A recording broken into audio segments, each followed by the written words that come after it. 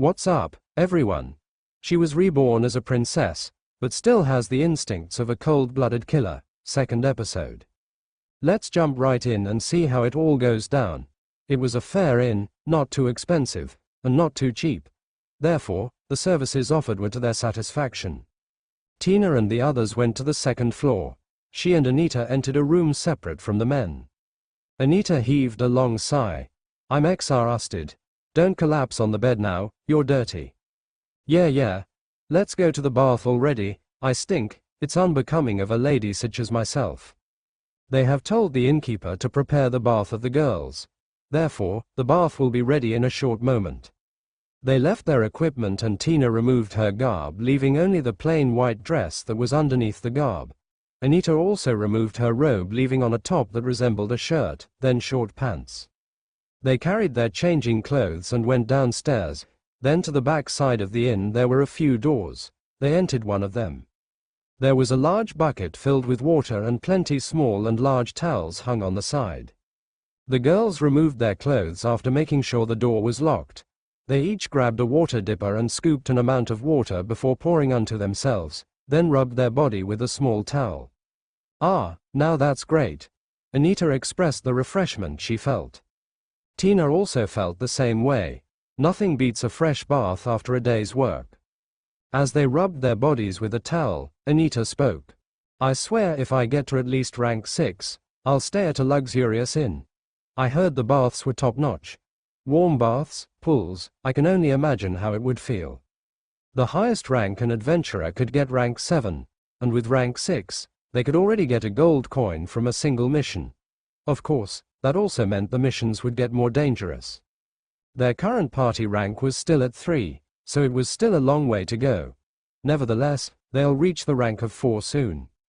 That would be great. I always wanted a relaxing bath time, Tina said with a smile.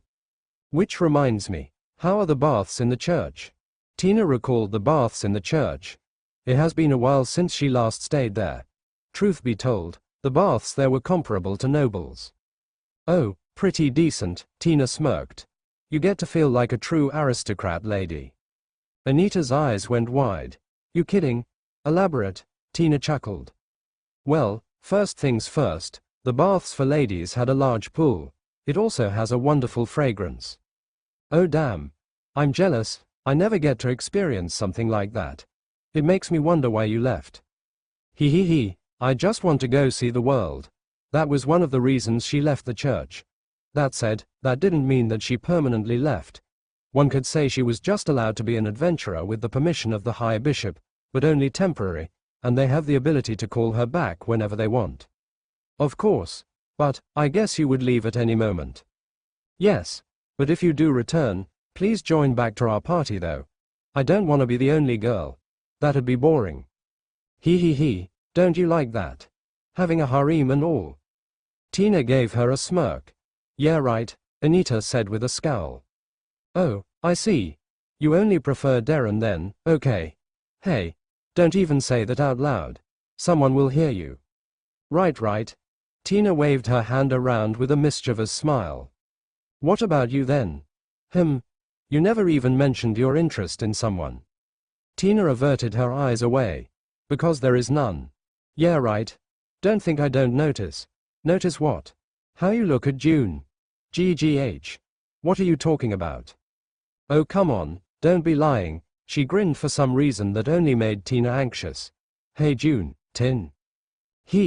Tina rushed forward and covered her mouth. She panicked there for a moment. For all she knew, June might be nearby, and if Anita shouts like this, he would definitely hear her. Anita's voice was muffled due to Tina's hand covering her mouth. All right, I'll stop teasing you. So, don't do anything unnecessary. Tina slowly retracted her hand. He. As you wish, dear priestess. Tina frowned at her friend. After bathing, they donned their clean clothes before going out and returning to their room. Anita collapsed on the bed. Tina stared out the window. It was getting dark. A short while later, they heard a knock on the door. Ladies, let's go eat. It was Darren. The two girls nodded at each other before going out and meeting Darren. They descended to the first floor where they would dine. The others might have already ordered on behalf of the rest, therefore, they only need to wait for the food to arrive. Hey, looking refreshed, I see. June greeted them with a wave as he sat on a chair by the table with Aruyu. Tina smiled fondly as he saw him all cleaned up and neat, his hair fixed and clothes proper. You ordered the usual? Anita asked. Of course. As for you, Tina, June said. I ordered vegetable salad for you. Tina froze when she was about to sit down. She frowned as she spoke, somewhat displeased. Again, I'm not really into vegetables, June, I eat meat too. Ha ha ha, I'm kidding. I ordered meat. A bunch of vegetables wouldn't cut it for you after a hard day's work. Hey, what are you trying to say? Nothing, June waved his hand around with a wry smile. He's saying you're a gluttonous eater, Aruyu chimed in. What? No, I'm not saying that. June, Tina said in a grim tone. He, Miss Priestess, don't look at me like I'm some piece of trash. And oh, nope, stop shining light on your hand, that's pretty threatening looking already. Should I ask the goddess to smite you and bring down divine retribution? I so prefer not to. I'm sorry. June bowed his head remorsefully. Before I forgive you of your transgressions, Tina said wisely, like a proper priestess. Then treat me tomorrow, there are plenty of street foods I want to try. Sure, they're not that expensive anyway so, as you thought of me as a gluttonous eater, I didn't mention how much I would have you buy for me. June's eyes went wide. Have mercy on me, O priestess. Now then, we shall await our dinner. Wait, were you serious? You're not serious, right? What do you think? Dude, she's serious. Prepare to use your savings. Darina and Aruyu whispered, although loudly so it couldn't be called a whisper at all, meaning they wanted the others to hear them. Ha ha ha. I'm so looking forward to this. Anita lightly smacked Tina's back. Tina tried her best to form a poker face. It was one of the training she went through in growing to be a priestess. One shouldn't easily show their emotions in public. Therefore, she often does this kind of thing whenever she doesn't want her friends to figure out her feelings. Then, the door opened with a creaking sound. Normally, not much would pay attention to the person who would enter. However, this one was pretty different. The people inside the inn couldn't help but gaze with surprise and puzzlement towards the one who entered. It was a woman around her early 20s. She had a light complexion, her long black hair straightly flowing down, her dark eyes peered around coldly as though she was disinterested about everything. She wore a white garb worn by priestesses, but differed from what Tina usually wore. Her clothes were fit and the curves of her body were unhidden, and had a different design to Tina's. The edges of her garb reached just below the knees, and tight black stockings can be seen as she wore high heels. She was overall a beautiful and mesmerizing woman. Her disinterested eyes peered around then stopped at a single girl. Tina immediately stood up, confusion evident in her eyes. What is she doing here? She never thought that this woman herself would come. The woman walked towards Tina. Return to the church. Her words were short and somewhat cold. But Tina was already used to this. Sister, it isn't all that long still. Tina, all those who belong to the main cathedral are being called. And I am personally ordered to bring you back. But, why are you hesitating? Do not forget your duties. Surely I am not required. There are many more. Tina, stop being stubborn. Then Darren stepped in. I don't know who you are, but, what's with the rush? Come on, you have to chill. The woman directed an annoyed glare towards Darren. This is none of your business, adventurer. Stay out of it. What do you mean it's none of our business? She's a member of our party, you know. June then rose from his seat and stepped forward. He's right. There's no need for you to drag her out now, and definitely not this way. The woman heaved an exasperated sigh. Tina knew what she was feeling. She was getting more annoyed. If she was being summoned along with the others, then something big must be going on. Her sister must be thinking the ignorance mustn't intervene with her task. She dreaded the thought of her sister getting angry at her friends. No, you guys. It's all right. Her friends' flabbergasted faces turned towards her. My sister, will you please give me a moment? I will meet you outside. That is fine, but don't spend too long. Her sister left the inn without a care for all the stares she received. Was that your sister? Anita asked. Something like that. Well, they weren't exactly blood sisters, but they were like sisters. Despite the woman's cold demeanor, Tina loved her dearly. Tina, does this mean you're leaving then? June asked, his eyes having a trace of reluctance. It appears so, but isn't this too sudden? Anita grasped and shook Tina's shoulders with agitation. Sadly, yes, it's too sudden. But nothing I can do about it, I'm being summoned. No. Anita clinged to her arm tightly. I'm not mentally ready yet. Darren pulled her away, but she kept on clinging anyway. There's nothing we can do about. Indeed, we can't fight for her or something like beating her sister. She will be taken back still. Not like we want to start a fight, especially with a lady, Aruyu added. Why did even fighting cross your mind? June said. It was pointless to think about fighting or dueling her sister. Not only would it be pointless, but they wouldn't be able to defeat her anyway even if they all combined. Well, then, I guess I won't be joining you for dinner today. How saddening it truly was. Excuse me, I'll get my things. I'll help you. Anita offered her help. Tina nodded in agreement. Inside their room as they packed Tina's things, Anita had an upset expression on her face. Tina also felt sad. Everything was so sudden, she wasn't prepared in the slightest. No, perhaps she had imagined this kind of scenario once. But it was saddening nonetheless. She would have preferred to be with them more and go against her sister. But that would be pointless. Her duty stands above spending time with her adventurer friends. You're coming back, right? Anita broke the silence. Tina faintly smiled as she answered. Of course. In fact, the problem might be solved only after a few days, so don't get too sad. Right, now I'm the lone girl in the party for a while. So you better come back quick. I don't want to be stuck with those stinky boys all alone. He. I'll return immediately once it's done. Of course, given if she gets permission again. Once that was all done, while carrying her bag on her back, they went down back the stairs. Well, you guys. This may be sudden, but goodbye for now. Tina said with a smile. The party said their goodbyes and Anita being emotional. After that, they saw her off outside. There, Tina's sister was standing by with her arms crossed. She gazed at the adventurers first one by one before stopping at Tina. Let's go. Tina nodded and followed beside her sister. She looked back a few times as her friends slowly disappeared from sight. So, how was your adventuring experience?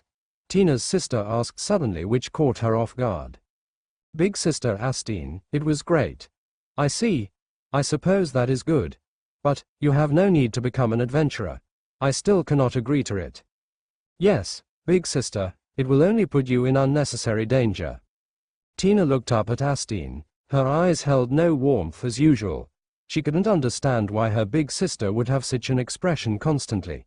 But her words were different from her demeanor. The opponents we face are not that big of a deal. Of course, but the higher your rank is, the stronger they will be. Yes, that aside, the issue now is more crucial. Why is it so sudden? I do not know, but the High Bishop suddenly ordered to summon everyone. That said, Astine leaned closer to Tina, then quietly said to her, the king did arrive recently to speak with the High Bishop. Tina was surprised. The king of Wisteria? Yes. I suspect he asked for our assistance. This must be a big deal then. Tina imagined this wouldn't end after a few days. She resisted the urge to sigh. They have arrived at the Serenity and Compassion Cathedral. There were 2 towers embedded by the corners at the front. It had white walls and several glass windows with frames made up of gold. On the walls were statues of both the Lord and Lady. The 3-story building was lit up on the outside not by flames, but rather by glowing stones. Numerous of them were embedded on the walls and in the hands of the statues. Tina noticed that the doors of the cathedral were closed, apparently inaccessible to the public at the moment. Priests in white robe guarded the flanks, however held no weapons whatsoever. But of course, Tina knew what was up with those guards. The church order members commonly have no need for physical weapons. Astine and Tina walked towards the door. The guards recognized them instantly and opened the door. Welcome back, Tina. One of the guards greeted her. She nodded her head at him. When she looked at what was inside, her eyes widened in surprise. This was a rare sight. No, she never saw such a sight before. Numerous priests and priestesses were inside the main chamber sitting on the chairs while others stood by the sides. As someone who was raised in the church, Tina was familiar with all of them. But she had never seen them all gathered in one location. Just how much of an emergency requires these many members of the order? Tina began to suspect this had something to do with the nation's security overall. Let's find the High Bishop. As they went through the room, Tina was still in awe of everyone gathered today. It especially caught her eyes, those who she knew were strong enough to challenge even a high-ranking knight from the palace. But of course, they were only few in number. That said, even the others were not to be underestimated. Mere foot soldiers wouldn't be able to defeat even a single one here. Even her own party members working together would have a hard time. They may be able to defeat that person, but it would certainly incur casualties or fatalities. Tina wasn't in match with their offensive prowess, but her support abilities were amongst the most reliable and powerful in the order. Then they arrived at the back of the front chamber. There she saw a few members of the church, but among them was a man. The man was in his mid-50s. His dark hair had contained a few white strands. He had a light brown skin and dark bluish eyes. He had a short beard, and he donned a white robe with golden hue at the seams with traces of petals of wisteria flower. High Bishop, Astine said as she bowed her head. Tina also followed suit. I have brought Tina. The High Bishop, Zenas Grail, smiled warmly as he looked at Tina. Welcome back home, dear Tina. Zenas walked forward and raised his hand, patting Tina on the head. Tina couldn't help but smile. Yes, I have returned. My apologies for suddenly calling you, but we need all the members we can get. It was not all they could get, but rather, from how Tina saw it, it seems the High Bishop precisely ordered for all to come. You have no need to apologize, High Bishop. I fully understand. I must fulfill my duties to the church, to the crown, and to the Lord and Lady. That is great. I'm glad you are completely all right. Hearing his words warmed Tina's heart. That said, it was often slightly unsettling when he was this kind. Normally, in private, when he feels strong emotions, he would have a sadistic smile on his face. Remembering that, her smile grew. Truth be told, she misses the church, and she couldn't help but feel nostalgic in the presence of the High Bishop. Now then, the High Bishop retracted his hand. We shall wait for a few minutes, then I'll begin the briefing. They waited for a few minutes. After that, Tina followed the High Bishop and his entourage towards the altar. Silence fell when they saw the High Bishop standing before them. I thank everyone for coming here today. May us be blessed by the Lord and Lady. May they bless us. Everyone said in chorus. Then, I shall tell you the reason as to why you are here. The High Bishop grinned widely. Enemies have infiltrated our great and holy city. Tina was surprised to hear such a thing. It was not the nation as she expected, but this city alone. His Majesty the King requested the aid of the order. The situation is urgent. He paused for a moment. These enemies of ours threaten the peace and safety of our domain. They threaten the royal family. We do not know what the enemies exactly are, but we will find and purge them. Tina felt a bit anxious. She had the feeling that this was bigger than she initially thought. How serious was the situation truly? Or could the question be, how serious was the High Bishop? Search those who had nefarious plans against the royal family. Especially. Tina was taken aback by the bishop's sudden loud voice. Find those who threaten the safety of the royal princess. Immediately, countless murmurs began to echo in the chamber. Confusion and surprise. Even Tina felt the same as the others. It was understandable that they would find those who threatened the crown, the king and queen. However, the princess, no one expected she would be singled out. The royal princess, not much was known about her, nor was her presence greatly felt. In fact, she wasn't even that memorable since most people never saw her, only high-ranking officials or those from the palace can. Tina herself never saw her. Why would someone even threaten that sheltered princess? She held no influence whatsoever. For Tina, she was the least important in the royal family. and for the church to go out there to assemble everyone just for her was simply absurd. The two princes were much more important than the princess. Silence. The bishop's word prompted everyone to immediately shut their mouths. I am serious. Find and hunt down those who especially meant harm towards the royal princess. His voice and gaze was unexpectedly stern.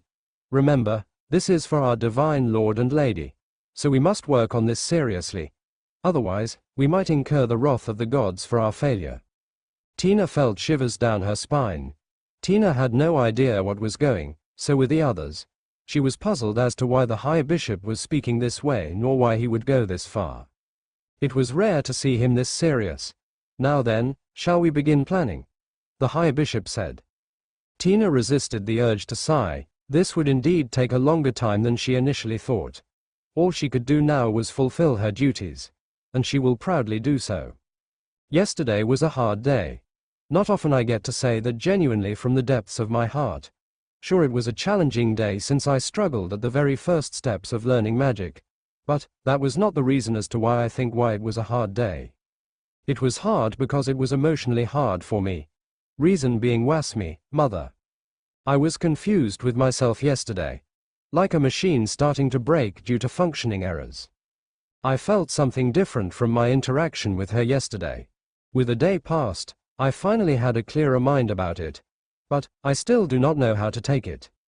I am starting to have an idea what this emotion I was feeling. This prohibited emotion.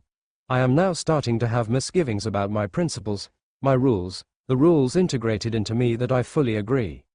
I am slowly crossing the line. It made me angry, irritated. But it also made me sad and tired. Whenever I reach that point, I'll just throw it out of my head. I prefer not to think about it.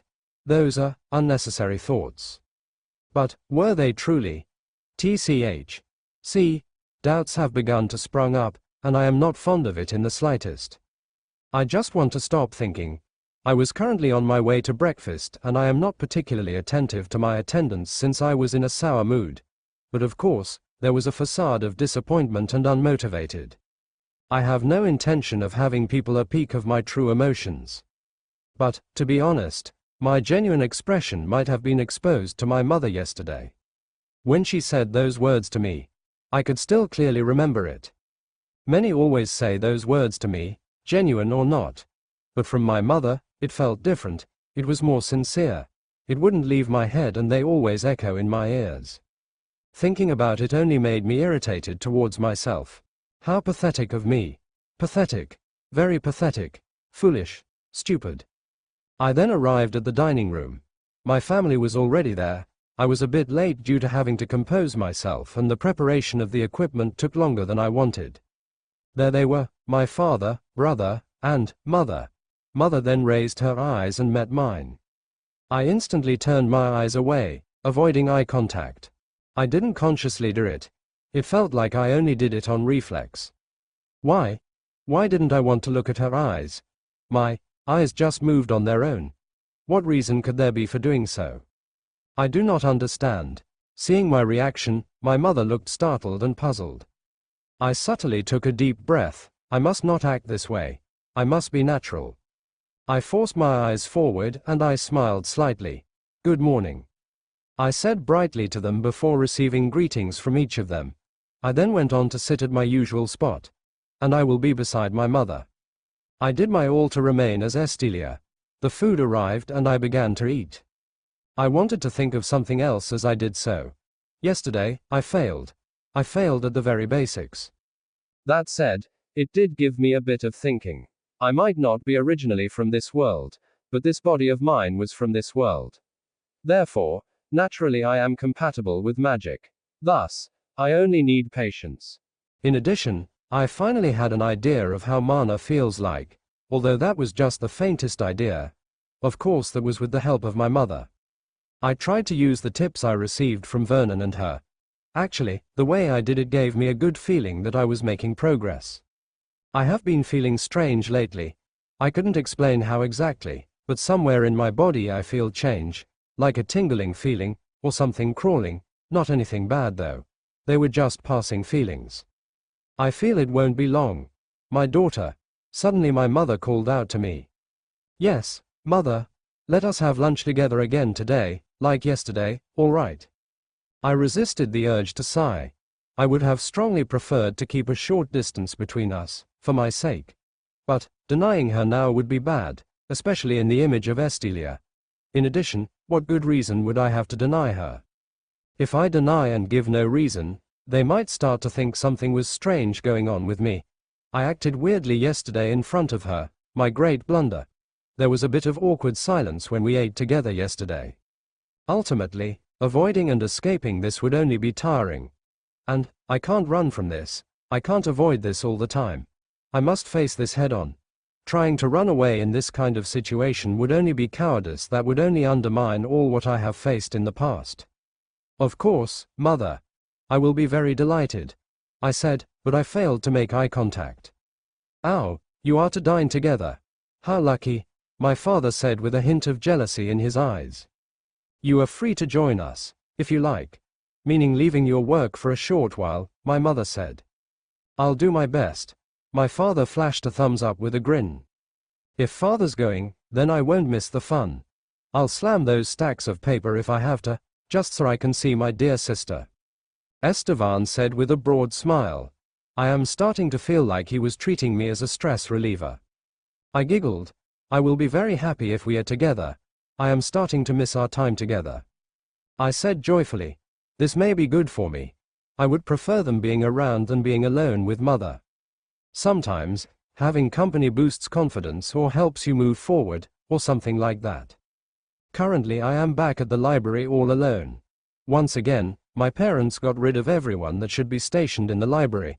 I felt thankful since I wouldn't want people always looking at me while I am training.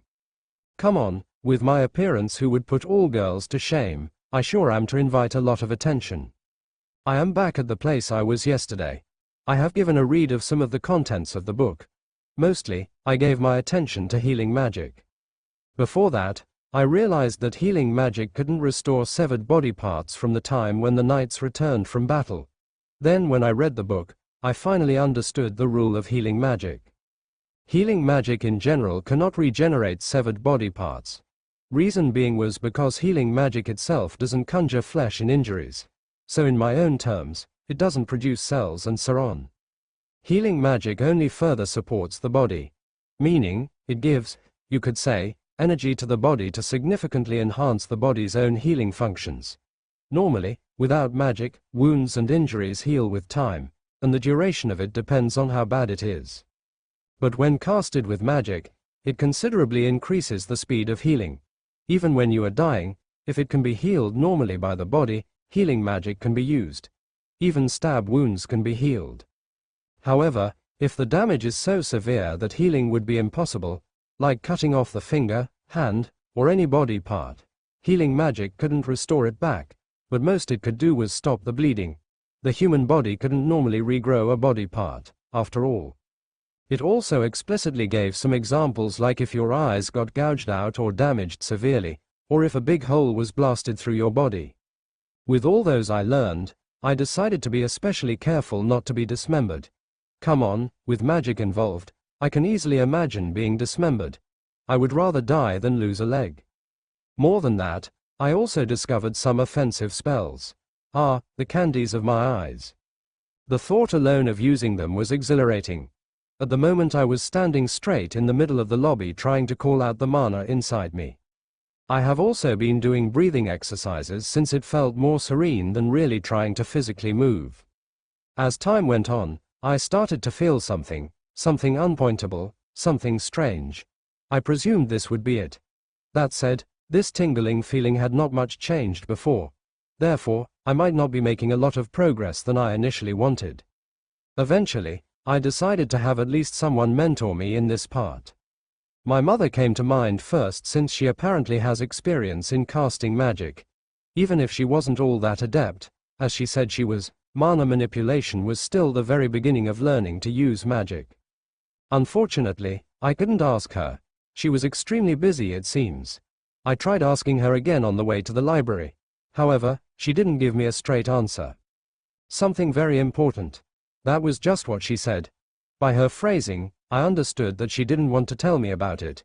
What could be something so important that I, her daughter, was not allowed to learn about?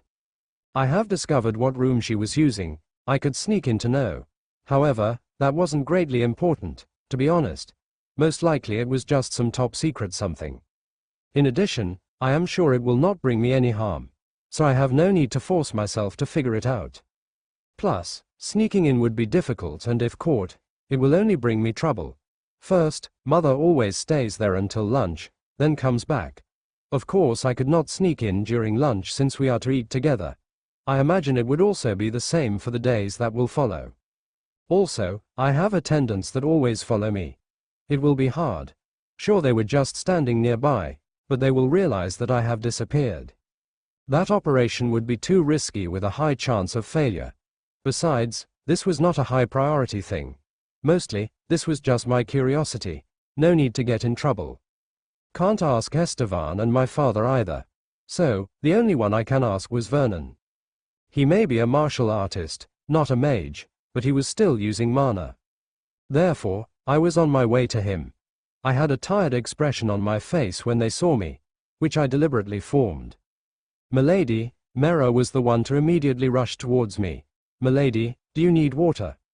She had been a bit normal compared to yesterday, but she was still a bit more behaved. She must still be trying to be careful of something. "No, I am fine. Things are just not working out as I imagined," I said to her with a faint smile. "I see. I never thought you would be having difficulties on mana manipulation." "Hell, I can't even manipulate it yet," she then continued. "I didn't get to experience such difficulties." Wait, what did she just say? "Mera, you know magic." "No, I didn't get the time to learn spells. But, as a daughter of a noble, my family made me learn to at least control my mana. Nobles are required to at least practice mana manipulation." I realized, nobles learn to manipulate mana, as they should be. Then why the hell was Estilia not doing anything? Was it because I was a high-ranking aristocrat compared to Mera's family, who was basically at the bottom? My family didn't even suggest such a thing. Ladies have no need to obtain magical power, but they could if they wanted. Therefore, ladies have no need to learn spells. However, it appears that nobles should learn mana control. However, if that was the case, then could noble ladies secretly cast spells? Just like mother. Then does Eleanor, my teacher in etiquettes, can cast spells? Lanivia also. Crap. But there was something I couldn't understand. My parents at first didn't want me to learn magic. If they wanted, they should have done so long before I asked them. So, why? Was it because they wanted to project the perfect image of a lady to me? Because I truly have no need to learn it. I'm sure they know that even noble ladies know the basics of magic. Shouldn't I, as a princess, should have learned even the bare minimum of it? Also, why were they too protective of me? I am beginning to feel it was just not my appearance at all. There could be some other reason, something I have no idea of. My thoughts then led me to the term that the stranger called me. Princess of Blood. Could they, but how would they know? Even my brother didn't know.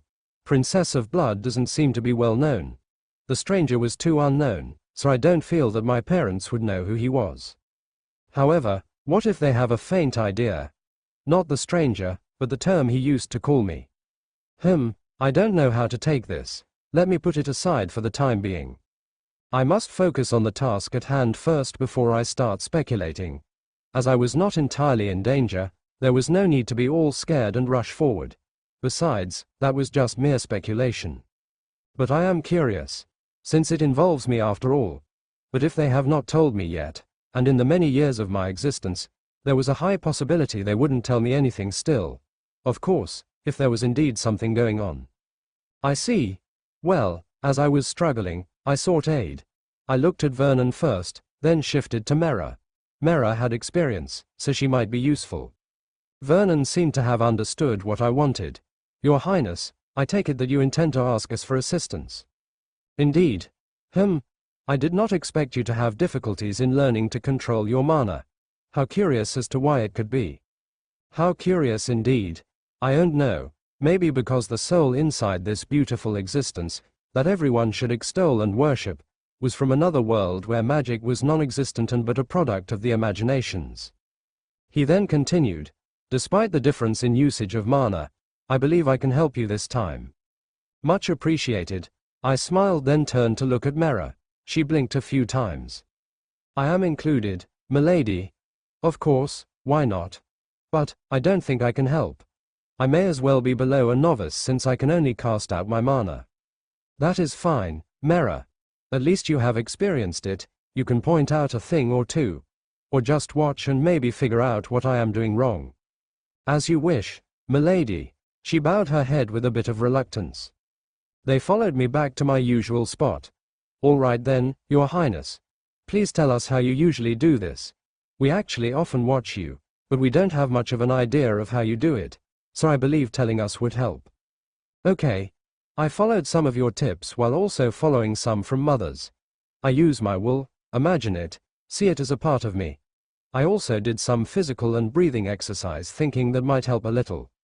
He nodded his head. A bit of exercise would indeed help. Have you been feeling strange lately? Yes, I am. Is that important? If it is not a bad feeling, then it is important. Is that so? Mera then added. My father told me that it is a sign that the mystic medium is working. It is adjusting or some sort. Aha, so I was really making some progress. And there was no pain whatsoever, so it must be normal. That said, if the feeling is so faint, then milady's progress is slower than normal. Indeed, your brothers easily managed to control mana after a day, and their control was already impressive enough. Incredible. My brothers are amazing, must be what should be expected from royals. What about you, Mera? I asked.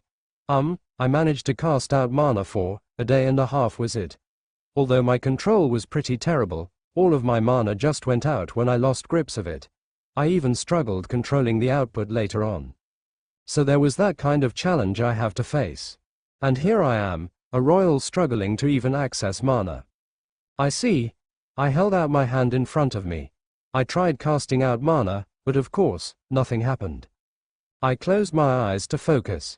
Then a couple of minutes passed, Vernon called out to me. Your Highness, my apologies for interrupting. I opened my eyes and looked at Vernon. Yes. I get the feeling that you are unable to recognize the feeling of mana. What do you mean? Your Highness, one is normally familiar with mana, and it is what helps us start. Are you not familiar with it? Is he starting to notice through observing me prior to this? You are royalty, much closer to the realm of magic, and yet, you struggle. Have you forgotten the deeper feeling of magic? I guess I should be honest. No point in lying or hiding. I averted my eyes away with a troubled expression. Actually, I was confused as to what the book was referring to as familiar. So that's it. But how would you forget it? It should be impossible. No, could it be because? He closed his fist and pressed it unto his mouth, his eyes wide as he looked at the floor. Sir Vernon, what are you thinking? Mera asked. Yeah, what could he be thinking? He seemed pretty disturbed. What could cause such a feeling to the old man? Your Highness, could this be perhaps because you fell from the stairs? Ha! I was confused about what brought that on. In contrast to my reaction, Mera gasped loudly as she covered her mouth. What? Vernon then asked. Princess, do you perhaps have gaps in your memories? He asked that, and I began to realize what he was thinking about why I was no longer familiar to the feeling of magic. Now then, how should I respond? If I say I have no gaps, then it would be even stranger that I was unfamiliar with magic. However, if I say I have gaps in my memories, I would have a safer route, and less stressing it would be since they would immediately understand the reason. Right, I'm going with the latter route.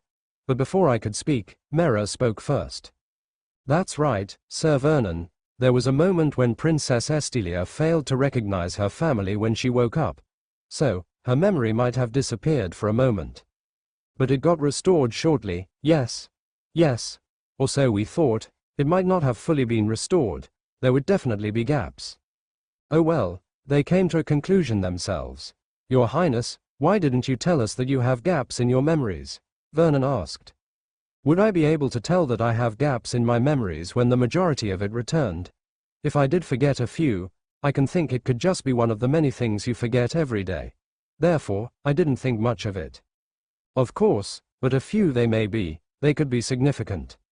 I formed a somewhat uneasy and disturbed expression.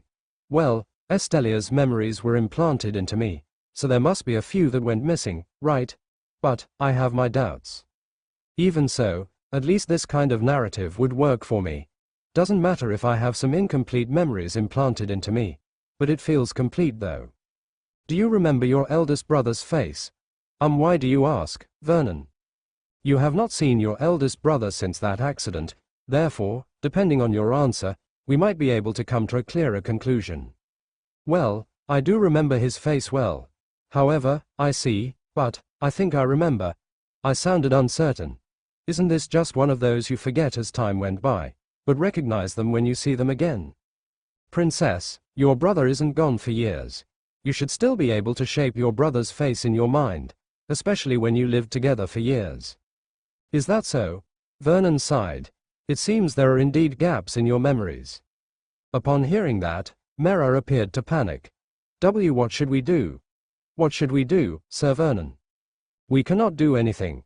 We just have to be thankful that the majority of Her Highness' memories are not lost. It is not that horrible, right? I timidly asked. I suppose, it is definitely better than having no memory at all. I should tell your parents about this later. I meekly nodded my head.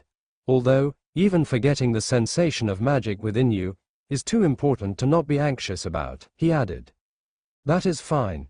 If that is the case, then I just have to familiarize it again. Mother actually showed me manhwa yesterday, but it was only for a short while. I suppose it is not enough for you to familiarize, you must understand and broaden your feeling of it, as how it should be. But Milady is still making progress despite it. That is amazing already, she said with a smile. Thank you, Mera. It seems she was trying to cheer me up. Indeed, but progress may perhaps be slower than normal. Therefore, I will help you. Please familiarize the manhwa I will emanate, Vernon said. I nodded my head as I waited for him to begin at any moment. I held my breath when I felt that harmful force once again. Vernon did nothing but stand there with his eyes looking normal as ever. He didn't even seem to focus intensely. This was surprising, he just emanated manhwa like it was nothing. I stood firmly from where I stood while Vernon was in front of me. Mera, on the other hand, seemingly unable to withstand the pressure, moved away. Well, normally this would have been a fearsome force, who wouldn't be afraid of something unperceivable that could potentially harm you. But, wasn't this too much? Sir Vernon, isn't this too much? Yeah, Vernon, I am a fragile princess, so chill. It is fine, this will bring no harm. You would just feel its presence, but it wouldn't kill you. Aha, but it could hurt someone, right? It also would not physically hurt someone. You just feel uncomfortable, that's all. But this could be too much for the princess. How sweet of Mera, showing concern towards me. However, this was fine. If this would be the most efficient way, then I'll take it. It's fine, Mera. This I can handle. I focused on the invisible force engulfing me and spreading to the surroundings. Only then did I notice this was not only a strange force that seems harmful at a glance, but there was more. I held out my hand and felt the force enveloping it. But when I closed my fingers, I couldn't hold anything. It avoided closed spaces. Almost resembled air. And there was this strange feeling. It was hard to explain. You know that feeling you feel every night as if you were being watched from somewhere. Or the chills you feel when you're anxious or scared. Or that feeling when your luck finally struck and hit the jackpot. It felt like those. Which was pretty abstract, but it was. It felt like a mixture of many things. Feelings, emotions. Magical. It didn't make sense, but magic was illogical. So I can now easily accept this. But this was a bizarre feeling indeed. I never felt something like this back in my old world that had no magic. Manhwa was not empty. It had contents. It has something. It was not defined by not only a pressuring force, but also something else. Then, as though a piece of me was completed, something whirled within me. That was strange. I did not expect that. It only lasted for a moment. I presume that was part of the process. I have been feeling slightly strange lately after all. However, now that I have assessed this mana, I finally felt like I now know the whole picture. This feeling inside me, I know it now, that familiar feeling. I couldn't help but smile brightly. Your Highness, you look happy. Oh Vernon, I think I remember it now. Yes, it felt that peace made me remember. But, weird, I was not supposed to remember it. I never experienced it before. I am getting weirded out by magic, fuck. But whatever. This must be because of the memories from Estelia. Maybe not all memories were indeed embedded. But it can't be, I truly remember, it felt complete. But maybe, just maybe, those memories or feelings that were pretty vague or abstract had difficulties injecting into my brain. The feeling of mana was one of those vague things after all. Interesting. You can stop. The presence of mana vanished in an instant. I'll try it. I focused. I tried to control the mana I was feeling. Using the tips I have learned, I tried moving it. However, it appears it was not that easy. I closed my eyes and increased my concentration. I held out my palm. I was intending to let out my mana out of my hand, the same way I experienced from my mother. I took in several calm breaths. My mana was still, you could say, ignoring me. But I do feel it. I pictured a container, then passageways, the one they refer to as the mystic medium. A circuitry. I imagined mana as some sort of electricity passing through wires and circuits towards their destination. Please mana dear, heed my call. Mana began to motion. Like an occurring ripple in a pond. It was small, yet a motion nonetheless. I imagined moving that energy through my system. Then I felt something like a mild current. I opened my eyes, and focused everything on the current. I smiled. I did it. Of course it can't be seen, but it was there. But I pursed my lips. This was anticlimactic. Reason? Well shit, the mana was so feeble that it felt like a barely kindling candle light. Damn it, what a disappointment. The guys back at the organization would be laughing at me if they saw this. I thought I would be having it, you know, like a big boom. I'm royalty for fuck's sake. So, what the fuck is this? Vernon moved one step forward as he peered at my hand. It's a start. Don't sound disappointed now. I sighed loudly. Not what I expected. Perhaps I didn't put more effort into it. Well, to be honest, it's harder than it looks. Maybe I have to do it even harder. I pushed the current of mana even further. I can feel it flow through my metaphorical veins. It was harder to push as I anticipated, that my face contorted a little. Only then, like a dam bursting out, a huge wave of mana emerged from my hand. I smiled, but that was only for a second because I froze in shock. I collapsed on my knees. Your Highness. Vernon tried to pull me up, but he was unable to. He was also unable to catch me as I collapsed for the reason that he was also shocked. And now, before he could pull me up, he was blown away into the air.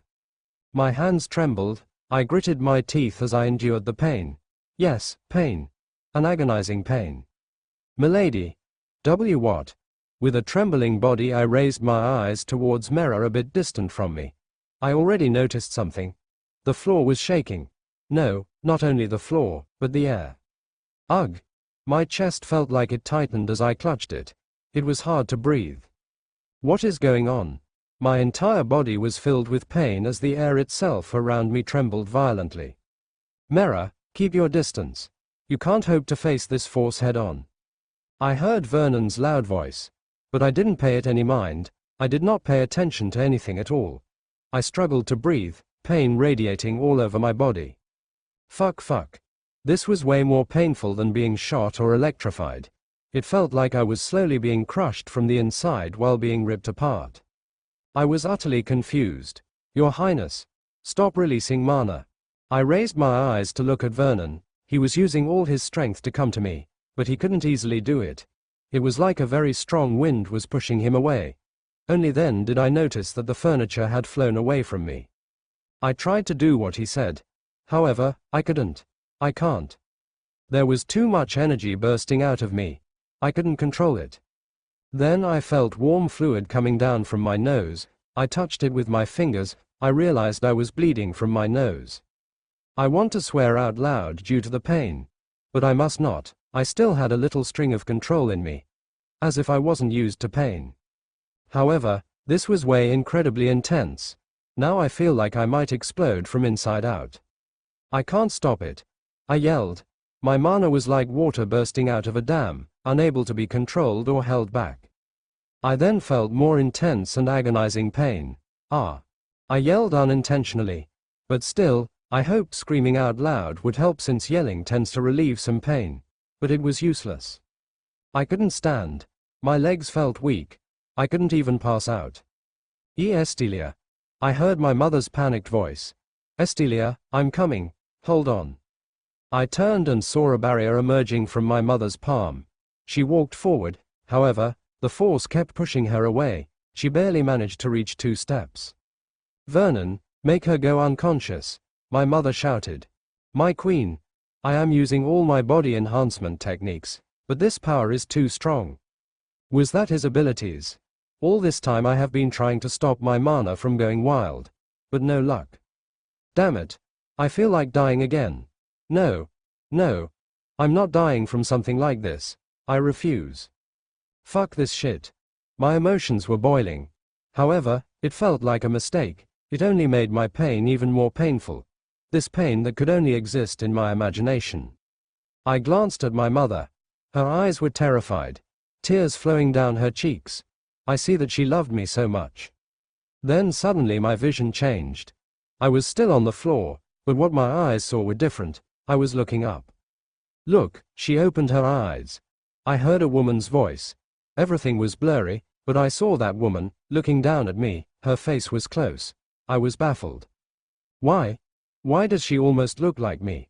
She had crimson eyes, the same color as blood. Her hair was white as platinum, and her skin was as white as snow. Who? That's amazing. Ha ha ha. I heard an excited man's voice, but I couldn't turn my eyes. I couldn't control my eyes. All I could see was the face of the woman as I looked up. She smiled fondly at me, her eyes so warm. It reminded me of my mother. What is going on? The scenery then vanished in a blink of an eye and returned to normal. I couldn't process what just happened. I then saw my mother still trying to come to me. What's going on? I heard my father's voice. Estelia. Estelle. While still kneeling on the ground, I turned my head towards my father and Estevan. Your Majesty, the palace is shaking. Please remain guarded, the princess. One of the knights guarding the inside of the palace that barged in saw me and realized I was the source. Everyone, put her to sleep. It's the only way to save her. Yes, sir. Estevan, father, and the knights charged forward. However, most of the knights could only cover the same as Vernon. But my father, Estevan, and a pair of knights still managed to walk further. My daughter, hang on. I'm coming. From the palm of my father, a burst of magic emerged clashing with my own. Suddenly pain erupted and intensified again. I clenched my fist. Sir, I just need to fall unconscious. How does that work? I have no idea. But I can't think of any way to fall unconscious but bash my head to the floor. But of course, no way I'll get knocked out in one bash. So no way I'm not doing that. But what if I die here? I don't want to. No way. I'm not gonna fucking die. I forced to move my legs forward towards my father. It was hard, like I was carrying a giant boulder on my back. But I can do this. Of course, as I moved, it would get even more difficult for my father. Use your armament magic to push forward, but be careful not to harm my daughter. My father said to the knights. The pair of knights pulled their swords from their sheaths. Their swords glowed as they swing forward. But of course even their swings were being pushed back. However, they were doing better than before. Meanwhile Estevan was doing the same as father. They better don't fucking hit me. Else I'll fucking kill you myself. Then, like before, my visions changed again. It was dark with only what seemed like lamps of flames to light the room. Not only the eyes were seeing stuff, but I knew there were also sheets on my back, and it was soft, a blanket covering me. I feel everything that I should feel. Only then I realized I was strangely small. Then, a dark figure was looking down at me. It was blurry so I couldn't tell who it was. But, when I saw something, my breath got stuck on my throat. Every muscle on my body tensed up. Above me was a blade, being held by the person. The end of the short blade was pointed at me. I was reminded of my death. I had an idea what was going to happen. Then, as I thought, the blade began to descend. No, not again. My survival instincts kicked in. My mana unleashed more of its power. I'm not dying again. Not like this. I have only existed in this life for a short time. No way in fucking hell was I going to let it go that easily. I was starting to live a good life. I am not going to let it end. I will survive. I will fight. I will not get the receiving end of a blade. However, the vision did not change. I felt the blade dig into my skin. Then pain followed. My vision changed in an instant. Now back to reality. I feel the wind coming in, going around my skin. I saw the windows had been shattered. That vision felt so real. I know I was there. I felt the warmth of the sheets. I felt the coldness of the air. I felt the pain of the blade. I realized I was now standing on my own with trembling legs. I peered around and saw my father, Estevan, and the knights that were supposed to be closer were now far away, lying on the ground trying to get up. My head started to hurt. I held my temples. I felt dizzy and drowsy. But I need to hold on. I remembered that I have daggers on me. It was stupid of me to forget them for a moment. If I fall unconscious, everything I have hidden will be revealed. Fuck. Damn you, mana. I put all of my willpower into stopping the mana. It was almost like pushing forward a heavy large boulder. However, I must do this. If I fail now, everything will fall apart. I gave my all to pull back the mana. The mana slowly came back within me and was gradually being compressed. But the pain and heaviness of my body was still there. I still feel like I was going to faint. In fact, it made things a bit worse. The mana is weakening. Estevan shouted. I held out my hand towards them, signaling that they should stop. I will take care of this. It was difficult to block off the flow of mana from coming out again while taking it back. But a couple of minutes later, the mana I was unleashing had disappeared from the air. That said, I felt more terrible compared to before. But I can still hold out for a while. I rubbed off the blood on my nose with the back of my hand. My daughter, I heard my father's voice. I then saw my family rushing towards me. I tried my best to stand firmly. I'm fine. Damn it, I can't faint. I can't, or else they'll discover my weapons. I want to return to my room. What? Sister, you need to be healed. My other family members agreed. However, I have no time for this. Then send the healer to my room. I said so as I immediately went on the move. My legs were a bit unstable, but I can manage. My family protested, but I have no time to listen. If I were to choose being thought of as acting weird or being discovered to have weapons, I would choose the former any time. Let me help you, dear sister, my brother said with concern as he held out his arms. I have no intention of accepting. If I relax now, I feel that I would lose my grip on my consciousness. And he must be intending to carry me. No way, not with weapons on my thighs. I'm fine, I said with a smile, though I was slouching slightly. Of course my mother, father and brother were appalled by my words. Estilia, stop it, my father said. I ignored him and rushed my steps. Shortly I arrived at my room. I instantly went to turn the doorknob. Give me some alone time for a while, I said to them before entering. I closed the door and locked it. My legs trembled, but I still reached for under the bed, where my secret stash was hidden. I pulled it out. I then unstrapped the belt on my thigh. Without a care for anything else, I put the belt with daggers inside the bag. Of course, I made sure to do things quietly. Estilia, they called to me from behind the door. I ignored them. The sweat from my forehead dropped to the floor. I was sweating like hell right now due to the heavy feeling of my body along with the pain. I then pushed the bag back under the bed. I sighed. I was frustrated. My actions today will cause some strange impressions. But what choice do I have? Fuck. Ugh. I groaned in pain. The mana I was holding was still threatening to come out. And I'm losing my consciousness. How do I explain my actions? Think. There was nothing I could think. My actions were too strange. Unless, should I do that? But it wouldn't make sense. But, I can't say it was for no reason at all that I decided to come here despite my condition. I need to have a reason. Damn it, no choice then. The heavier the reason, the more effective it gets. The world had started to blur. Even so, I walked towards the door. I opened it, and was greeted by all the eyes of my family. They were shocked and confused when they saw me. My hands trembled intensely, tears coming out of my eyes, lips shook as I tried to speak. It should be mentioned though that my tears felt sticky, but no time to think about it. Este, Mother was about to speak when I interrupted her. Mother, is it normal to see visions that felt real? What? I saw it. I felt it. I looked at every one of them, my eyes full of terror. It was painful. A blade coming down towards me. But I couldn't do anything. I collapsed on my knees as an expression of agony suddenly formed on my face. I released a small amount of mana gradually. I'm scared, that's why I didn't want to be touched. I didn't know what was going on, I might hurt you. I don't want to hurt you. Estelia. My father reached out for me, but was unable to grasp me. Some force was pushing his hand away.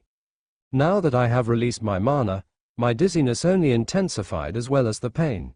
Therefore, my consciousness was waning. Father, it was best to let go of my consciousness, so I did. It was then there I fainted. I saw white walls. I saw children under 6 years old lining up beside me on both sides. This was familiar. Everything here was supposedly one vague memory, but I see it very clearly. An adult wearing white clothing that resembled a lab coat walked in front of us with a woman beside him. Both their eyes lacked any warmth as they looked at us one by one. I gazed up at them with curiosity, but their eyes merely went past me indifferently. Then, the scene before me changed. A man with the same clothing as before pressed a device to my wrist. Then I felt a stinging pain for only a moment before it turned into a residual pain as they covered it with cotton. They injected a tiny device into my small wrist. They were tracking devices. To keep monitoring us, to keep tracking us, and reduce the chance of escaping. We wouldn't be able to hide. But I had no idea at this time. They showed us our rooms, and I was joined by other children. Then came morning and we were brought into another room, chairs positioned all around with a white board at the front. They then taught us letters and numbers. Sometime during that, I heard a sound of someone being slapped. There I saw someone. It seems a child was hit by the instructor because of that child's failure in remembering what was just taught. I grew frightened. It prompted all of us to work harder. Then time passed. We have learned all letters and numbers and a few more. Another instructor was teaching us another subject. However, I couldn't understand it at all. In my ears, they were all gibberish. Therefore, I spaced out, bored as I looked at the corners of the room, for no significant reason. I didn't realize that the instructor noticed me.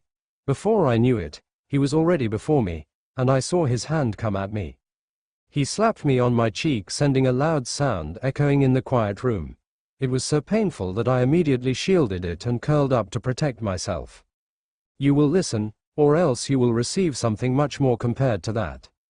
His voice was cold that it terrified me along with the pain I felt, tears coming out of my eyes. I'm sorry. Then, the scene changed once again. I was sweating, heavy breathing, physical training and exercise, teaching us basic hand-to-hand combat. However, this time around, we were to fight each other, me and my fellow children. It wasn't easy. Fists hit my face and body, feet kicking at me, and me trying to fight back. Every moment of it was painful. When we returned to our beds, I couldn't easily fall asleep. Bruises and wounds filled my body. Even the simple act of laying on my bed caused throbbing pain all over my body. I hated it. Every day, every night, for days, for months, I would always feel this pain during my sleep. I hated pain, but I couldn't escape from it. There was no chance. I would often cry quietly as I covered myself in my pillow. Why do I have to constantly feel pain? I always asked myself. But I must not be left behind, or else I would only feel more pain. That was why I must work harder. I must not falter, or the pain would only worsen. I don't want any more. Then, everything around me changed. Now, I was in a hallway, lined up with my fellows. I did not know why we were sent here. But one by one, someone would enter a room. All of us had no idea what could be inside. But I was scared. I was always scared of what surprises they would have for us. Nothing good always comes out with it, I know that very well. Mostly, pain awaits at the end of every surprise. The ones who entered didn't exit the same door, only making what was inside more of a mystery. There must be another path they were using. They must have decided that it would be best not to show us the result of what could be happening inside. The thought of it only made me tremble. But there was someone beside me, a friend that would comfort me. His smile was comforting as always, that it brought a bit of relief in me. Then, it was my turn. I looked up at the adult as he looked back at me. He then guided me inside. There I saw a single chair, straps on the armrests and by the back, as well as by the footrest. The chair was small, enough to fit everyone at my age. I became anxious just by looking at it. I felt a terrible ominous feeling from that chair's presence alone. Given with no choice, I sat down on that chair. They tied my arms, my legs, then my neck. I didn't like this at all. All my movements were restrained. I still have no idea what was going to happen. You have been through a fair amount of pain and exercise. Today, you will be put to the test. A man in front of me said. His voice lacked any sort of kindness nor pity for anyone. Remember, you must endure. What do you mean? I asked him with a trembling voice. He frowned. He must have not wanted to hear me speak. Ignoring my question, he gave the order. Begin. The next thing happened was me screaming. RHH. I couldn't hold myself from screaming. My throat immediately began to sore. My body was shaking. Something caused by this chair. Tears streamed down from my eyes as I received this inscrutable pain. This was more painful than anything I had ever experienced. Why? Why? Too much. My body shook and shook, squirmed and rattled. My limbs began to numb. Then, suddenly, the cause of my suffering stopped.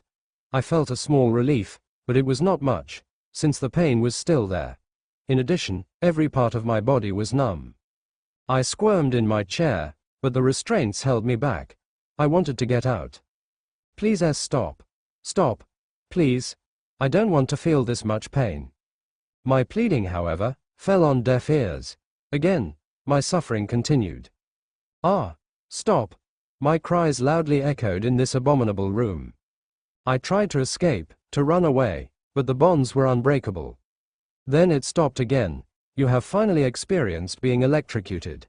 I was confused. I now understood what this was. Electricity. What powered the light and machines?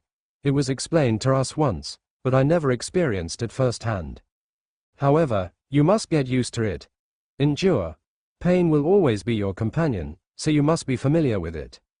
No, I don't want to. I wanted to cry that out. But I was terrified. I didn't want to make it worse. Resist and it will only make things worse. It will only intensify the pain. That was what I thought. Again, electric current flowed into me again. I feel like I would lose my mind. I wanted to run away. Anywhere, just away from here. When will this end? I had no idea how many times they electrified me. But, at that moment, there was only one thing I learned, that was to endure. I must endure. I have no other choice. I kept screaming, until I couldn't anymore. I remember this moment all too well. The first time I experienced the greatest pain I have felt. However, this did not happen only for one day, but also for many days to come. Then, my surroundings changed. In a big chamber, we were lined up again. However, in front of us there were 5 other children. A woman walked forward and faced us, wearing the same white coat as the others. You have done well, your performance was satisfactory, she said. The woman then faced the 5 standing in front. But you 5 have the lowest performance rate, meaning, you're below the minimum grade that is adamantly and mandatorily required. She smiled. Too bad. Under her coat, she pulled out something. I recognized it. A weapon, a pistol. You 5 are failures. And you know what will happen to failures, The woman faced us with a smile. Then, a loud bang erupted. I froze as I watched. A child among the 5 fell to the ground, a hole in head, red blood spreading to the floor. I trembled at the sight. Terror crawling into my heart. This is what will happen. As the remaining 4 stood in shock, 4 more roars came out of the weapon in the woman's hand. 4 more corpses fell to the floor. 4 children died, killed in front of me. All of us were frozen in shock. I wanted to look away, but we know, if we look away, it will only call the wrath of the woman who took the life of the 5 children upon us. Let this be an example to all of you. So do a good job, okay? Her voice sounded playful and warm, which only made her more terrifying. I didn't want to receive the same fate. Therefore, I must not disappoint. Then the scene changed again. My breathing was rapid. A knife in my hand. There was blood on my hands. Around me were numerous children, dead, lying on the floor. The scent of blood lingered in the air, as the red fluid formed puddles on the white floor. The many dead children had weapons along with them. This was a battle. All of us had to fight. Only one must survive. And I was the one to kill most of them. I had no choice. I didn't want to die. I must fight. That was what was ordered. And we must not disobey. And now, my last opponent was beneath me, my knife raised above him. However, I didn't kill him yet. I couldn't. How could I? Why did we have to be enemies here? What are you waiting for? His voice reached my ears, my hands holding the knife trembled. I couldn't. He was my closest friend. I don't want to kill him. Therefore, even though this was what I must do, I hesitated. Tears welled up in my eyes. This wouldn't do, you must do it. I can't, you've won this fight, so you must kill me. I shook my head vigorously as my eyes looked away. Hey, look at me. I couldn't. Look at me, he repeated it, his voice was warm as always. I looked at his eyes. There's no other way. Do this, for you to survive. I firmly held the knife, but I couldn't bring myself to bring it down. And no, I refused. Then, another voice chimed in, coming from the speakers installed in the room. Subject 218, finish it, now. It was talking to me, but... Hey, my friend called out to me. It's going to be all right. Live a good life for me, okay? I could only stare at him with my eyes full of tears. Drit. I didn't want this. But I cannot escape. If I don't do this, then it wouldn't end. I closed my eyes as I brought down my blade. I took my own friend's life. I couldn't bear to look at him. Perhaps I was still denying the fact that he was dead, no longer to be at my side. Comfort me when I am sad. Unable to see his warm smile again. I stood up, and headed to the door. Only then a man came inside. You have done well, 218. However, I must say, wipe those tears away. I followed his order and wiped my tears. You must not cry for such a thing. Humans are merely obstacles in your path. They are nothing more, nothing less. He cupped my chin and forced me to look at his indifferent eyes. People are of no importance. If they stand in your way, take them off your way, eliminate them if you must. If necessary, use them. People could only either be obstacles, or tools for you to use. Rid of emotions towards them. Emotional attachments are only a nuisance in achieving your goals. He paused before continuing. This is what you, all of you should always remember. Engrave it into your mind. Do you understand? Subject 218. I understand. I didn't want to remember this. I didn't want to see this. Why was I seeing this again? I don't want to be reminded of this then like a fleeting dream. Everything around me dissipated like smoke, then everything changed. However, there was an entirely different color in this world. It was brighter. In front of me was a large garden. Numerous flowers filled my sight. The sun radiated brightly in the beautiful blue sky. A view I couldn't see in that place.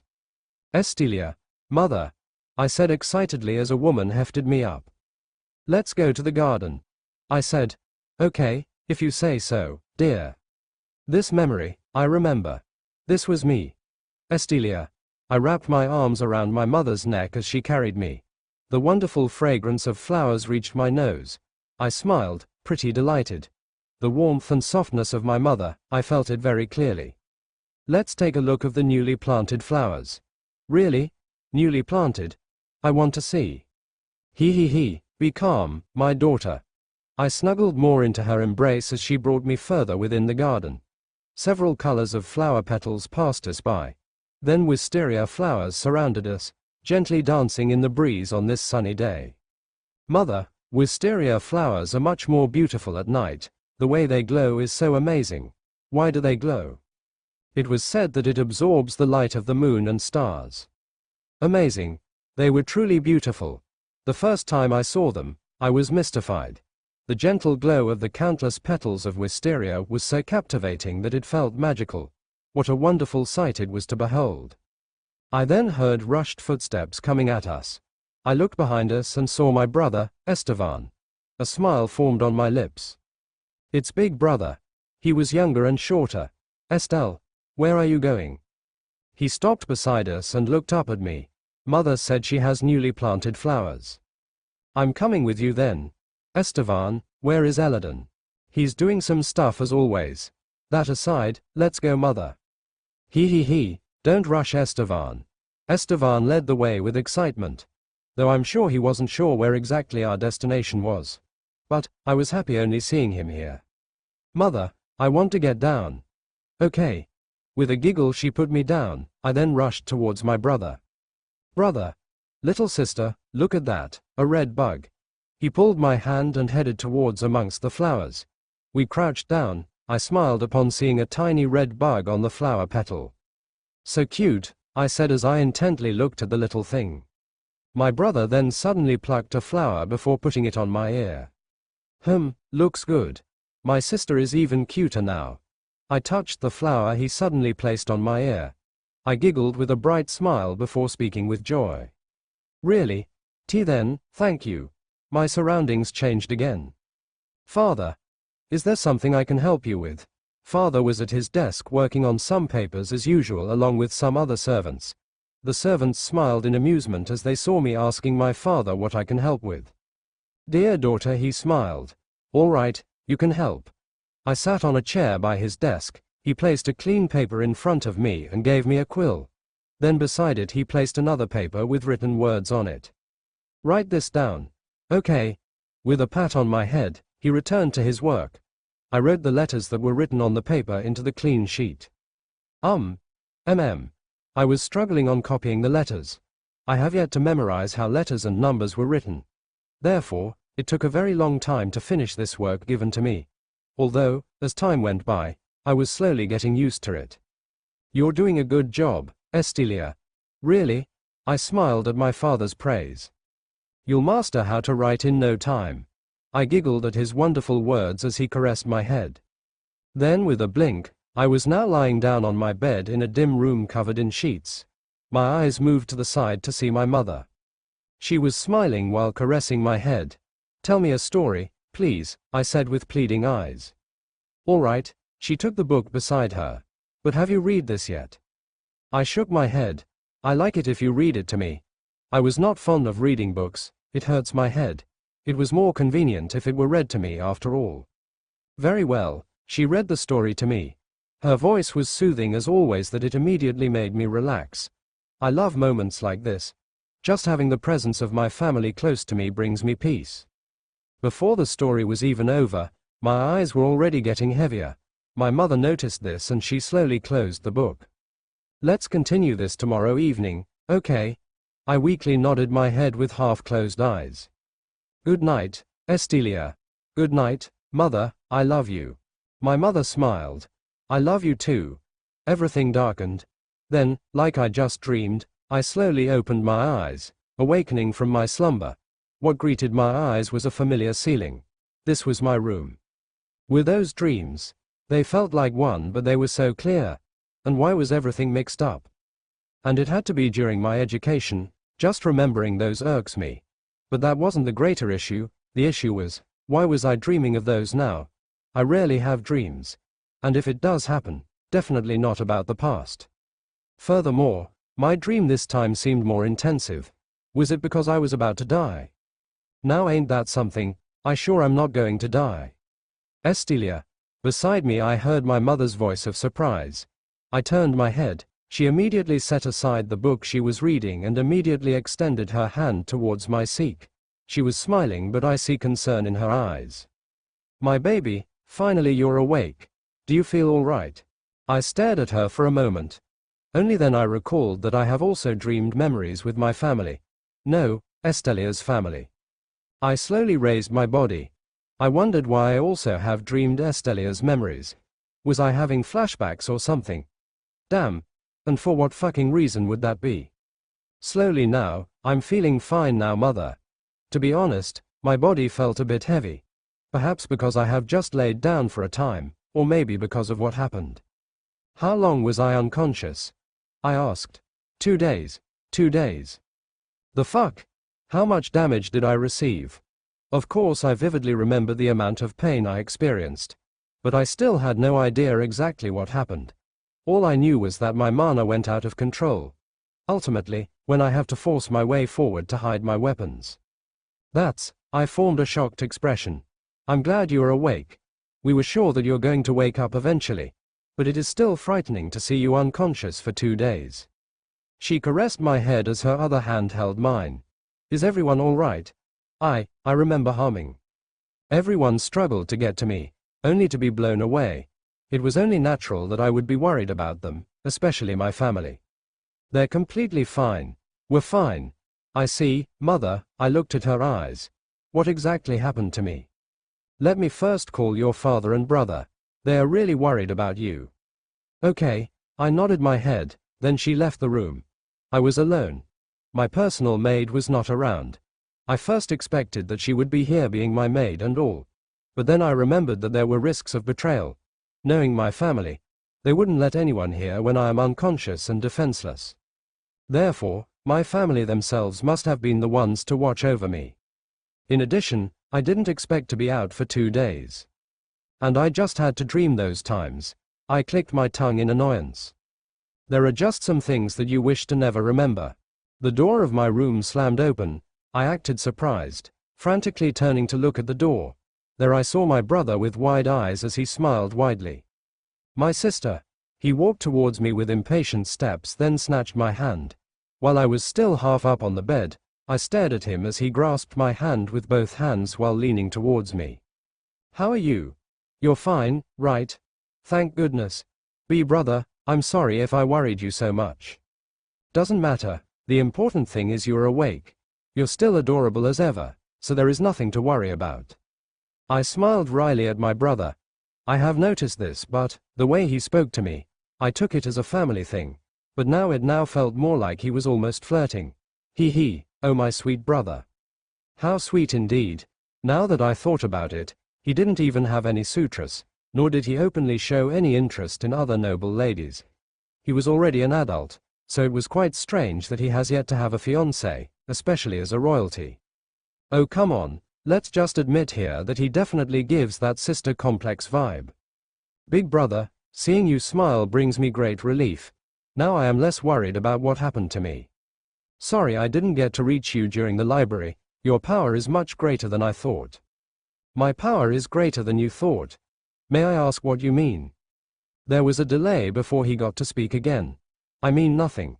Let's wait for father and the physician, okay? In his delay, it almost appeared like he was thinking of something. Debating? Or hesitation? I wondered what caused them.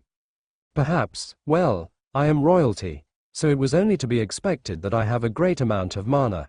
So perhaps they didn't expect that amount I could exert. However, why did he use the word power? But when you think about it, there wasn't much of a difference between mana and power. Mana is used to cast magic, and magic is power. Just then, footsteps came from the door. My father had an expression of relief the moment he laid eyes on me. I'm glad you're all right, dear daughter, he said as I gave him a gentle smile. My mother then sat on the bed. Another man came closer. It was the physician. May I check your condition for a moment, Your Highness? He asked me. I immediately nodded my head. He checked for the rise of temperature of my body by placing his palm on my forehead, like checking on someone with a fever. He then proceeded to ask me if I was feeling anything weird. Uncomfortable, pain, but I said there was nothing. My body was a bit heavy, that was all. He nodded. Everything seems fine. I'm sure you are wondering what happened. Why yes. Your mana went out of control. I could tell that was what happened. My mana that time was just kept going out that time, and it was sure hard to hold it in. maybe I made a mistake. However, it was not due to the reason of failing to control it. It was because you cannot control it. The amount was too great for you to control safely. But why? It must be your innate amount of mana. Like any other nobles that naturally have a great amount of mana. But, for yours, the moment there was a way out, your mana burst out. What? Like when you untie a balloon and all the air just blows out of it. It seems so. You must have a considerable amount of mana, begging to be released, so the moment when you allowed their exit, they all tried to go out. Did it have to be so painful? I said with a frightened expression. Normally, no. You are now familiar with the mystic medium, yes? Yes, I know of it. The mystic medium is the passageway of mana, you could say. However, with that amount of mana going out all at once, your medium is not at the size that could handle that much amount. Therefore, you can imagine the medium stretches as the vast amount of mana passes through it, hence the intense pain you felt. Do I have to go through that every time I control mana? I mean, come on, that would be annoying as fuck. I don't want to have to endure that pain every now and then. You are feeling no pain, so the medium has stabilized for now. However, it is still too early to be complacent and careless. I strongly suggest that you limit your release of mana to the utmost minimum. If you release more than necessary, you might go through that pain again. I see. Ah, how annoying. However, with time and practice, your medium will adapt in time. But please be careful, Your Highness. I will. This only made things more difficult for me. I imagine this will make my progress slower. However, I do remember the basic spells consume a low amount of mana. I am starting from the bottom anyway, so I guess this wasn't that bad. That said, not only will I work in learning to cast spells, but also do something so my mystic medium would adapt at a normal pace. I may have to exert a subtle amount of mana all the time. Training. I'm used to such a thing anyway, so I'm fine about it. Besides, this may improve my control in mana. In time perhaps I can control mana and be more precise, like easily putting a thread through a needle. But why do I even have such a great amount of mana that even made father and brother struggle? Am I actually special? Wow. Well, having a vast amount of mana wasn't so bad. I mean, I can be powerful. Who wouldn't want that? Hey, but of course I have to be limited by my mystic medium, so that sucks. I have to be careful so I won't die. If it happens again, is there a chance of me dying? Hey, just asking to make sure. Of course my question made my family flabbergasted, then instantly followed by scared looks. There is a chance, the physician said with reluctance. I resisted the urge to sigh. This really sucks. But again, I had to have patience. In time, surely this will bring me great merit, right? That said, I did hear you managed to reel back your mana, which was an amazing feat. So, everything might be better than we initially thought. But of course, we have to act carefully. I understand. The physician had left the room and it was now only me and my family. I slowly got out of the bed. Stephen held out his hand as though preparing to catch me in case I collapsed or something. I gave him a sweet smile. I can stand just fine, brother. Great. I sort of wanted to resume my training. Time is essential after all. That said, I imagine my family would have me rest for a while. Estelia, you should rest for the time being. Do not exert yourself, my mother said. Indeed, you can resume your mana control and magic training tomorrow. But, I suppose we need to be extra careful now that this happened. Ah, I think I can guess what he was already planning on doing. What should one do so the same thing wouldn't happen to me again? And what should be done so I wouldn't overdo it? Simple, have someone watch over me. I doubt that my family themselves will be the ones to oversee me. But I think I have an idea who he was about to choose. Yes, father, I said meekly to him while I combed my hair with my fingers. It was a bit tangled. No way I would let my so beautiful hair be like this. Let's have lunch together later, my mother said as she grasped my other hand. It seems it was currently around before noon. But, I suppose you need to tidy up beforehand. I'll call Mera. Thank you. She has been terribly worried ever since, so this should alleviate her worry. My mother said with a smile before making her way out of the room.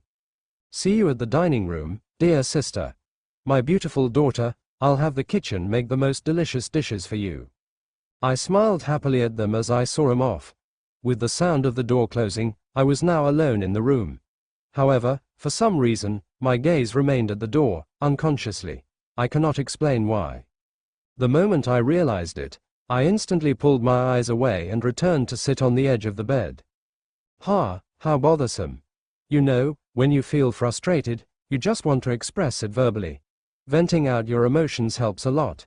If you must scream or shout, go ahead, it's good for your mental health, relieves you of negative emotions or some shit like that. But of course, at the moment, I have no need to shout, hey. Letting the frustrations out through my breath was enough. Now that I am at rest like this though, I'm not feeling like working. Unlike in my past life, I now have the freedom to choose if I were to do something that I want to do. But it felt like there was another reason why I feel like not doing anything. The moment I was about to sigh, knocks gently rang out from the door. It must be Mera. Come in. The door opened and entered the maid. Mera's eyes went wide the moment she laid eyes on me. I smiled at her, causing relief to come to her eyes. After closing the door, she walked towards me with a closed hand by her chest. "Milady, I'm glad you're all right. Mera, the other day, I must have hurt you. I'm sorry." She was surely hit by my mana, no doubt about it. She was nearby after all. I decided to apologize, as befitting the action of Estelia. Mera shook her head. "You have no need to apologize, milady. Nothing happened to me." "I see, we didn't get to see each other for a couple of days, huh?" "Yes, your family wouldn't allow me to take care of you. It seems they don't have much trust in me." "Is that so? I'm sure they're just being more careful. You know how they are." I suppose. There was a moment of silence between us. I was observing her, of course. Her eyes darted around but mostly landing on me. Embarrassment. Wasn't this how a lot of people tend to act when facing someone they like, admired, or something like that? I'm already amused that I held myself back from grinning. "Mera, is the bath ready?" She straightened her posture before speaking. "Yes, milady." "Splendid. I will have a short bath." "Understood." After that, we went to the bath. I only took a short time since I will be having lunch with my family shortly.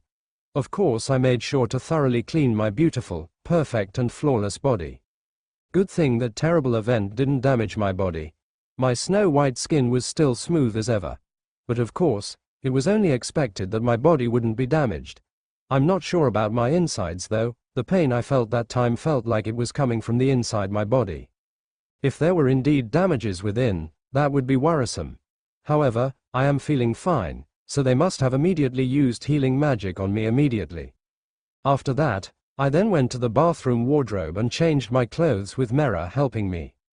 I then sat on the chair as Mera fixed my hair, returning my bearing oh so fair.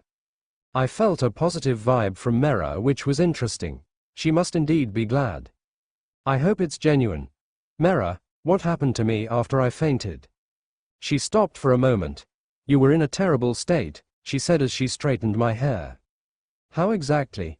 "The out-of-control mana completely vanished the moment you lost consciousness by your room.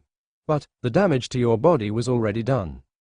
She paused, as though remembering it made her shudder. "Milady bled from the nose, then blood came out of your eyes, like tears." "Holy shit. Blood came out of my eyes. So that's why it was sticky." I'm at a loss for words. I didn't know what to do at first. If the mana was able to cause that much damage to milady, I can only imagine how much pain you must have felt. I never thought things would end up that way.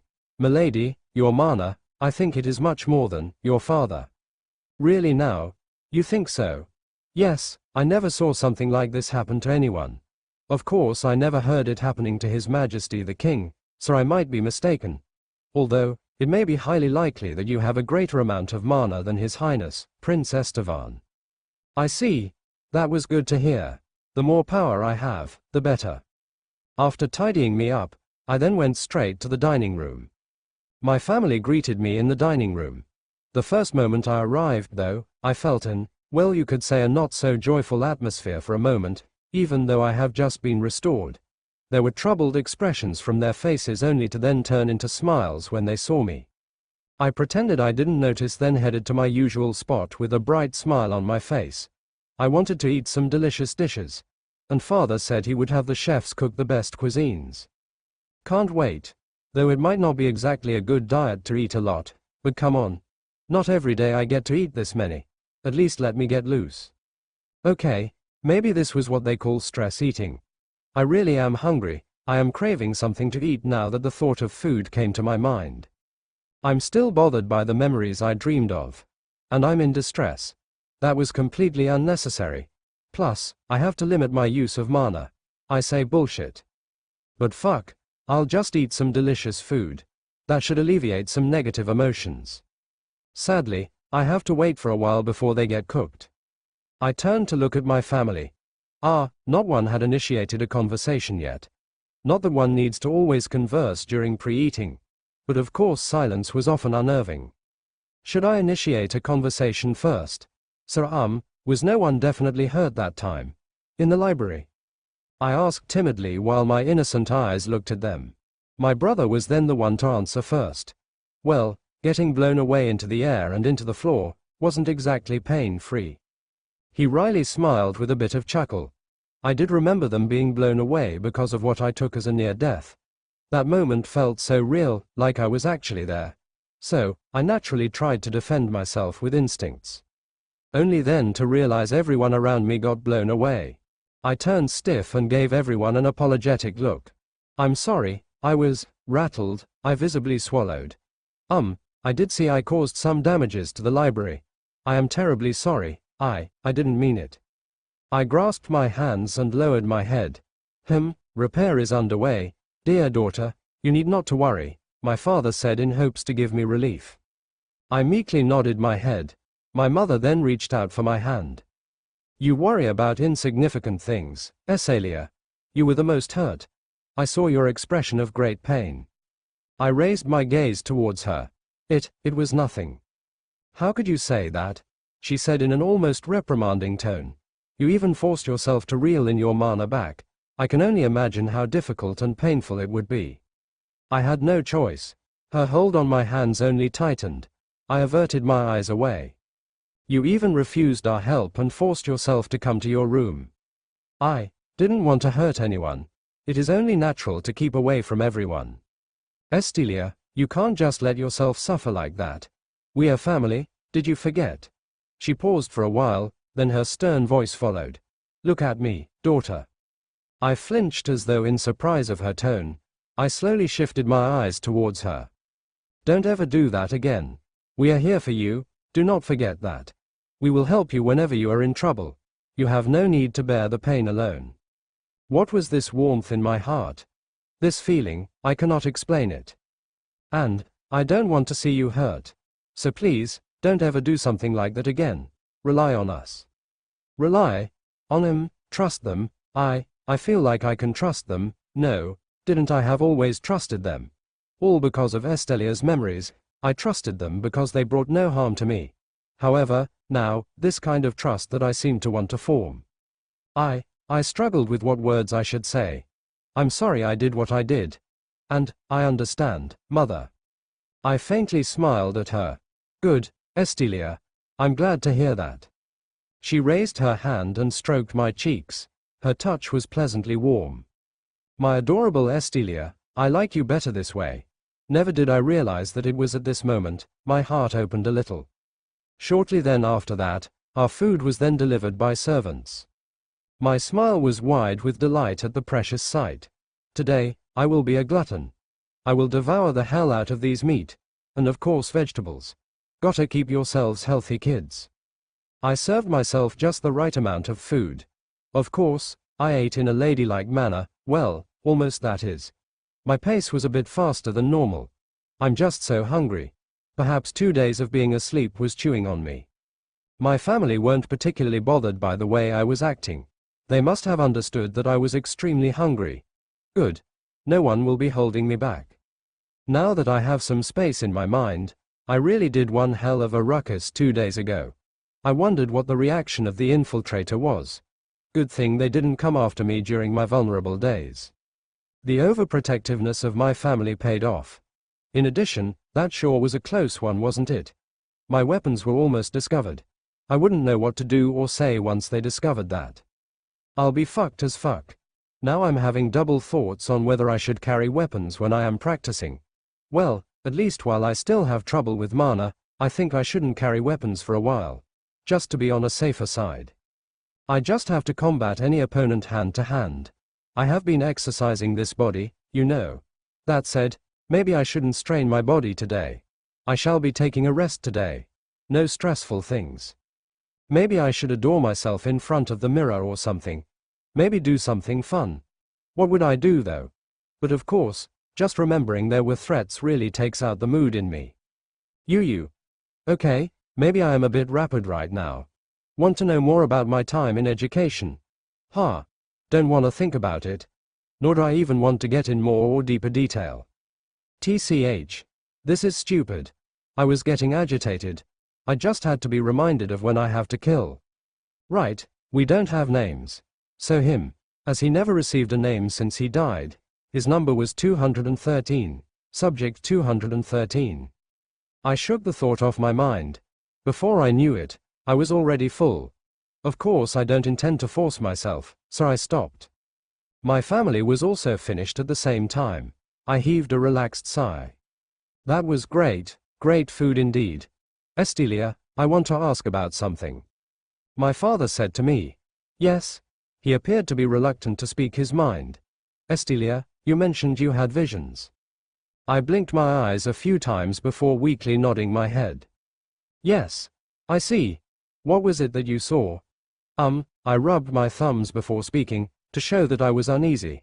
A blade, a dagger perhaps, descended upon me, striking me. What? It was my brother who exclaimed. My mother on the other hand was quietly in shock. Father meanwhile kept his composure. I couldn't do anything. It felt so real, like I was actually there. I ended it there, as my lips trembled slightly. I see. Was there something else? There was something else. There was no point in hiding it honestly. In addition, there was no downside in telling them. There was another, it came first actually. What is it? I saw a woman. She has the same features as me. White hair, white skin, and red eyes. For some reason, when they heard my description of the woman, they all went completely silent. They were frozen in place. Wait, do they know about it? I wanted to narrow my eyes with suspicion at him, but instead I asked them. What's wrong? Do you know what that was? Who was that woman? It was my father who immediately responded. Nothing, no problem. We were just surprised and confused why you would see visions. And why you would see that woman. Don't you think maybe that was perhaps how you would look in the future? There could be a chance I would look like that in the future. He then continued. Maybe you saw yourself to be like that in future. Or maybe it was a vision of the future, or perhaps a hallucination. There are many possibilities. Oh, really now, dear father? Father, didn't I mention, the visions felt real. The senses, smell, touch, I experienced them. Does vision do that? I do not know, but perhaps. In any case, a vision is a vision, no point in dwelling about it if it leads nowhere. He's not wrong. But, I suppose everyone has no idea. They all responded that they have no idea. Is that so? I see. Your Highness, I am glad to see you all and well. When I left the room, I was greeted by Vernon. The old man bowed deeply with a smile. I will be returning as your guard and servant. Vernon, I apologize for what happened that day. What could you be apologizing for? He appeared to be puzzled. For the troubles. If you refer to that time in the library, please think nothing of it. On the contrary, I see it as my failure. I failed to save you. I shook my head. I did not expect that I would unleash that much power. Being guilty of something that everyone knew impossible to achieve is the height of absurdity. It is understandable if one couldn't accomplish something because it is out of their capabilities. If that is the case, Your Highness, then you should have no need to apologize since what happened is beyond your control. It is understandable if one couldn't accomplish something because it is out of their capabilities. He. His words caused a genuine chuckle from me. It was amusing actually. In that case, everything is even. It appears so. He straightened his clothes with an amused smile himself. "What are your plans today, Your Highness?" I began walking as both Mera and Vernon followed. I'm not returning to my magic training for today. I plan to rest and go around for a while. Besides, this might be a good time to do some scouting. Or because I just want some fresh air. I think it's for the best, Vernon said. To be honest, I have qualms about continuing today. What if it happens again? I held out my hand. I wondered if I try now, would the same thing happen again? If it happens again though, maybe I can endure it. I don't have my weapons anyways, so I'm safe. That said, death was possible. I think I should let my body rest. Don't worry, Your Highness. I will be overseeing you closely. At a first sign of it, I apologize, but I will be instantly putting you unconscious. I have permission from your father. If it's for the best, then it's fine. Milady, I pray it doesn't come to that. Ira's words caused me to smile. Thank you. Where do you plan to go, Your Highness? The garden. It was peaceful there. The perfect place to get some fresh air. We then arrived at the garden. I took in a deep breath. The gentle wind crawling on my skin, the waves of waving colorful flowers dazzled in the beautiful garden landscape. The bright-colored wisteria rustled as leaves and petals fluttered and floated in the air. The cold and fresh air brought me ease. I beheld the eye-pleasing garden of countless flowers under the bright sun. I walked closer and the wonderful fragrance of the flowers came into my nose, carried by the air and breeze. I tread the paved pathway. This for some reason brought memories to my mind. I remembered what I saw in my dream. My mother and brother were here. I was a child. What a colorful memory. I headed towards where the time's destination was. Shortly then, I saw flowers in uniform. Pink petals. There were a lot of them. Compared to the memory, right now they were bigger and taller. Right now they almost reached my knees. Perhaps this was as high as they can get. I crouched down beside the flower bed. I inhaled the familiar smell. Yes, familiar. For some reason, Estelia's memories became clearer. Almost as if the entire thing had molded completely into me. I reached out and touched the petals. I felt the somewhat rough texture on my fingers. Because of the memories, it almost felt nostalgic. Of course, I know this wasn't my personal memory. I could tell because the emotions were not included. These memories were like images of videos embedded in my brain with a bit of magical mixture. I am still who I am. And I'm thankful that there were no other emotions who invaded my mind that weren't mine. Vernon, you were here before I was born, weren't you? I asked him as I watched the flowers dance in the wind. Yes. While I was young, it was pretty peaceful, wasn't it? It was indeed peaceful. Yes, very peaceful. No pain, no cries of despair, no loss, no grief, no darkness, no fear. And mine was the opposite of those. How do you think would I feel when I have both those in my head? I'm bitter. Angry. How incomparably better the other was compared to mine. Irritating. How could people have such lives and not me? A feeling, a question that has been plaguing me for a very, very long time. It's agonizing. I stood up. But, I have come here, wasn't this my second chance? A change of life. Freedom. I had those, now I will live that life. However, the thought of it only made me angrier. Everything was so peaceful, every memory of Estelia. But why now? Now that I'm here, those who threaten me began to emerge. Enemies are possibly nearby, within our ranks. And some may even possibly be just outside the gates. They threaten me. The thought of having a free, relaxing, carefree life was fading away. I turned towards the bench under the shade of wisteria and walked towards it. I sat down and leaned back. I took in a deep breath, then heaved a long, loud sigh. How tiring and irritating this may be, I must take up arms and face threats head on. I will erase anyone that dares to take my peace and wish away from me. Don't you just love it sometimes that you just do nothing but sit amidst the fresh gentle wind? Nothing to bother you at all. Incredible. Just watching everything around you, gazing up at the blue sky and white clouds. Really, I'm starting to like this. So peaceful. Was this what introverts felt? The ones that mostly just stay in their rooms. The peace and quiet. Damn. Yup, now I'm feeling rolling on the bed for now. Actually, I have been sitting on this bench in the garden for about an hour now. As for my servants that have been standing all the time, they're doing fine. They're used to it anyway. The thought of inviting them to sit with me did cross my mind, but I didn't in the end. I want to have space. I'm being mean. Dunno what you're talking about. I stood up from my seat before facing my servants who were behind me. What a good weather today, I said with a smile. Mera and Vernon glanced at each other for a moment, as though they were curious by my remark. Well, I was quietly sitting on the bench, then suddenly speaking about the weather. But it was truly a good weather today. Is something bothering you, milady? Mera asked. Nope. Let's take a walk. Better to walk after an hour of sitting down. Promote proper blood flow. Plus, it was a good chance to do some scouting. I was planning to do that anyway. Well, I just want to have a walk mostly. Followed by my servants, we left the garden. I don't particularly have a destination in mind, so I was just blindly walking around where my legs take me. Eventually I arrived around the front of the palace by going through the paths by the side of the palace building. Around these parts, there were knights guarding the pathway. They upgraded the security, it seems, sending knights to guard the perimeter. The knights stood attention when I passed by. Of course I gave them a proper greeting. As we went on, I began to see a few commoner soldiers going about. Then by a corner, I saw a few gathering. I narrowed my eyes as I looked at the center of that small crowd.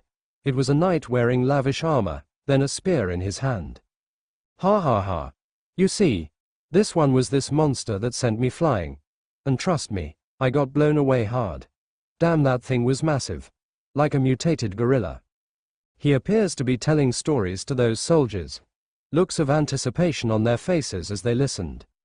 Really thought I was going to die at that moment when other monsters came charging.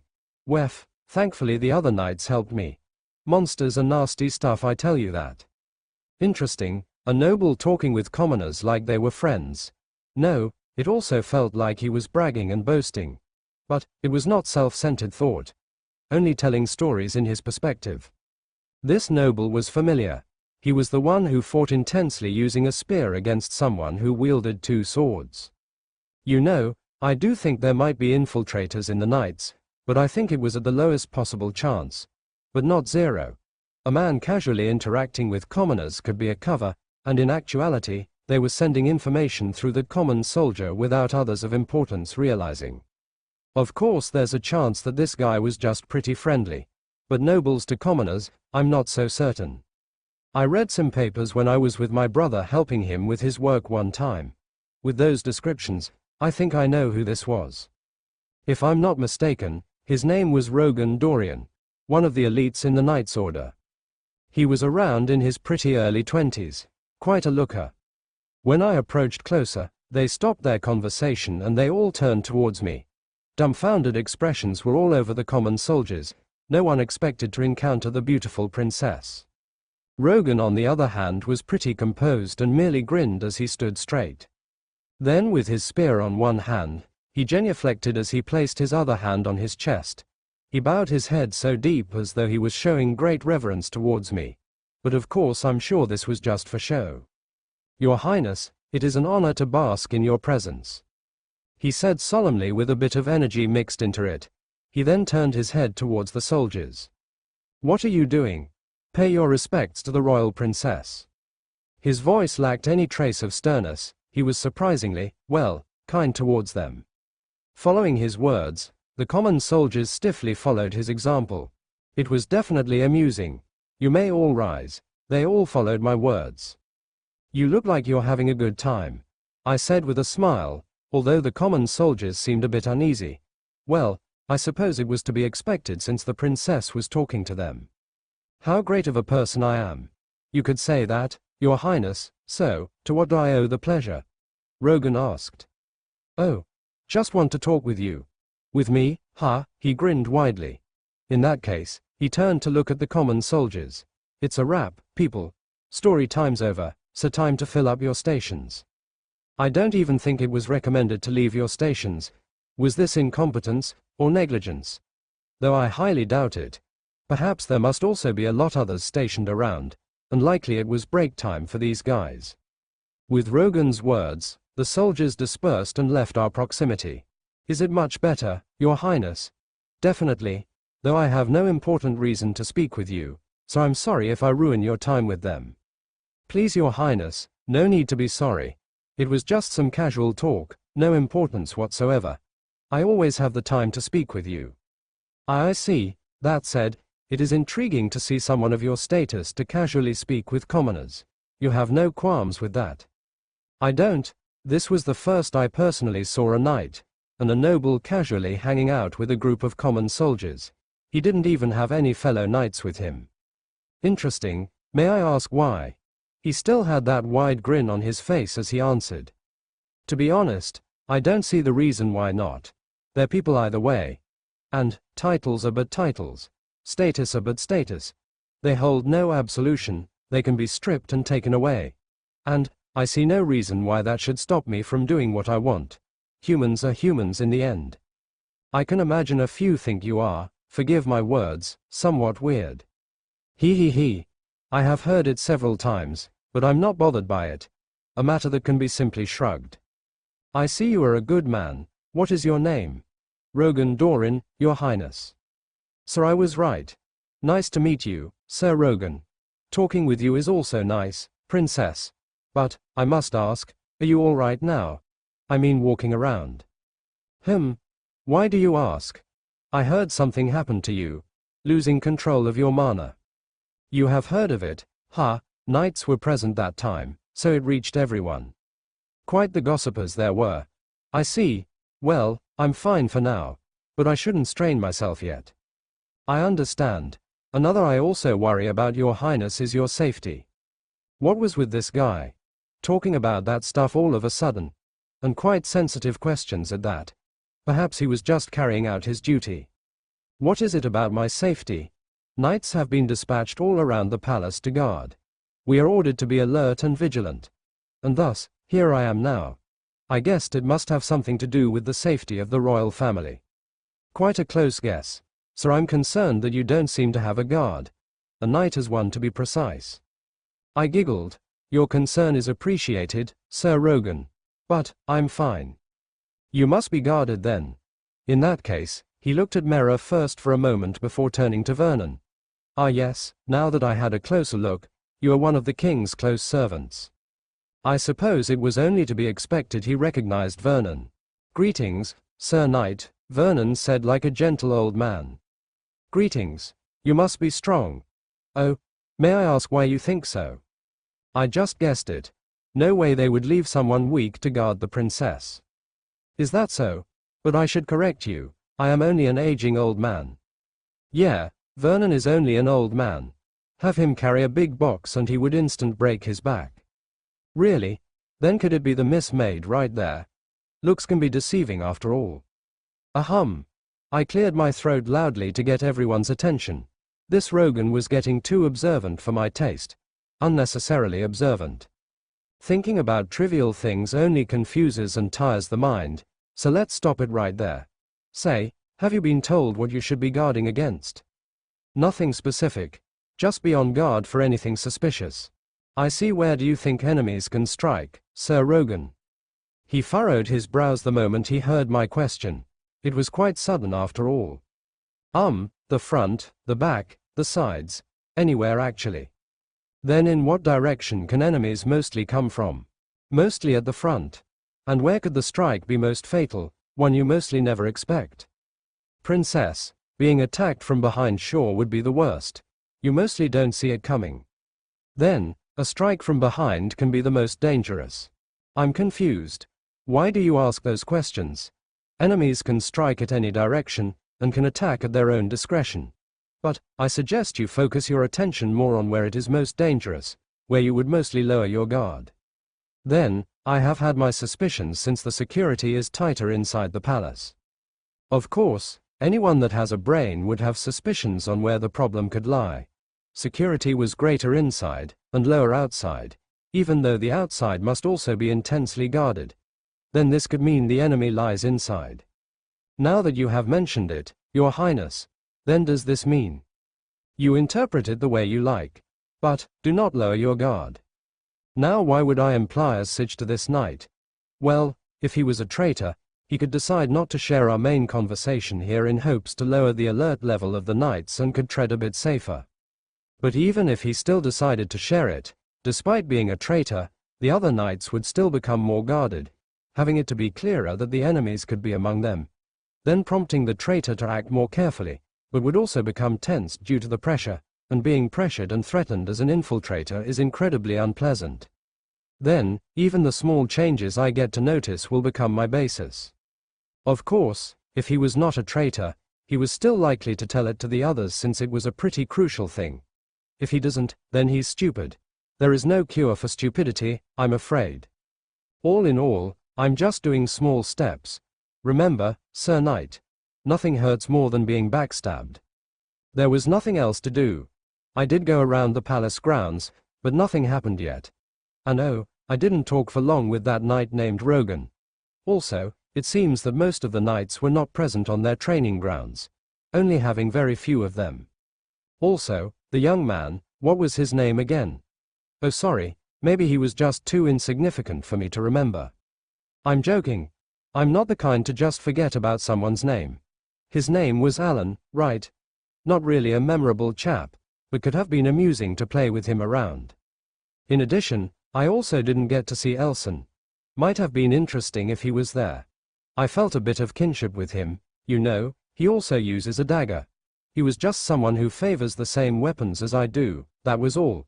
That said, I'm interested in how he applies his magic in his blades. Would have been great to learn how he does it.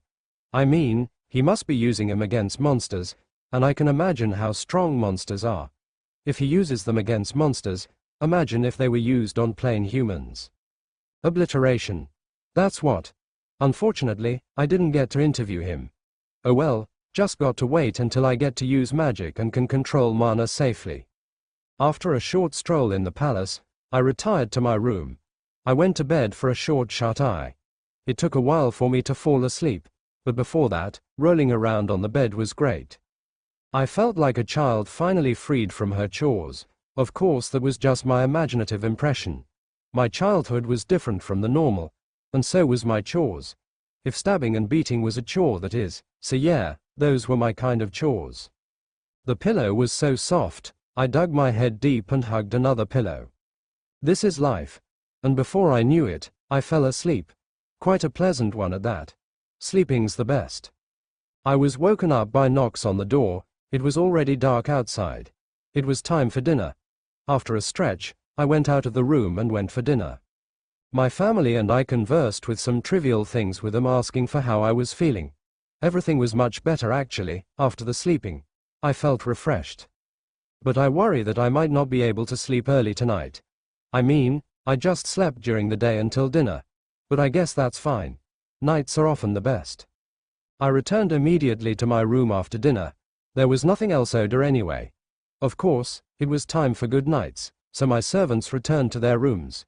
That said, there were knights now stationed on the hallways. Everything seemed so tight now. In my room, I reached out underneath the bed and took out the special dagger. "Ah, my beauty," I quietly said as I touched the blade. "Without my weapons, I feel naked. Should I bring my weapons tomorrow? Danger lingers around me, and having a weapon would be comforting. However, with the risks of controlling mana, bringing my weapons would only cause me more problems. I could pass out again, so that means no weapons for me. Ugh, fists and kicks it is then." I played around with the dagger, flipping it around, slashing the air and so on. It felt good. When can I stabby stab or slashy slash someone? Not yet. That's too bad. I traced the blade with my finger.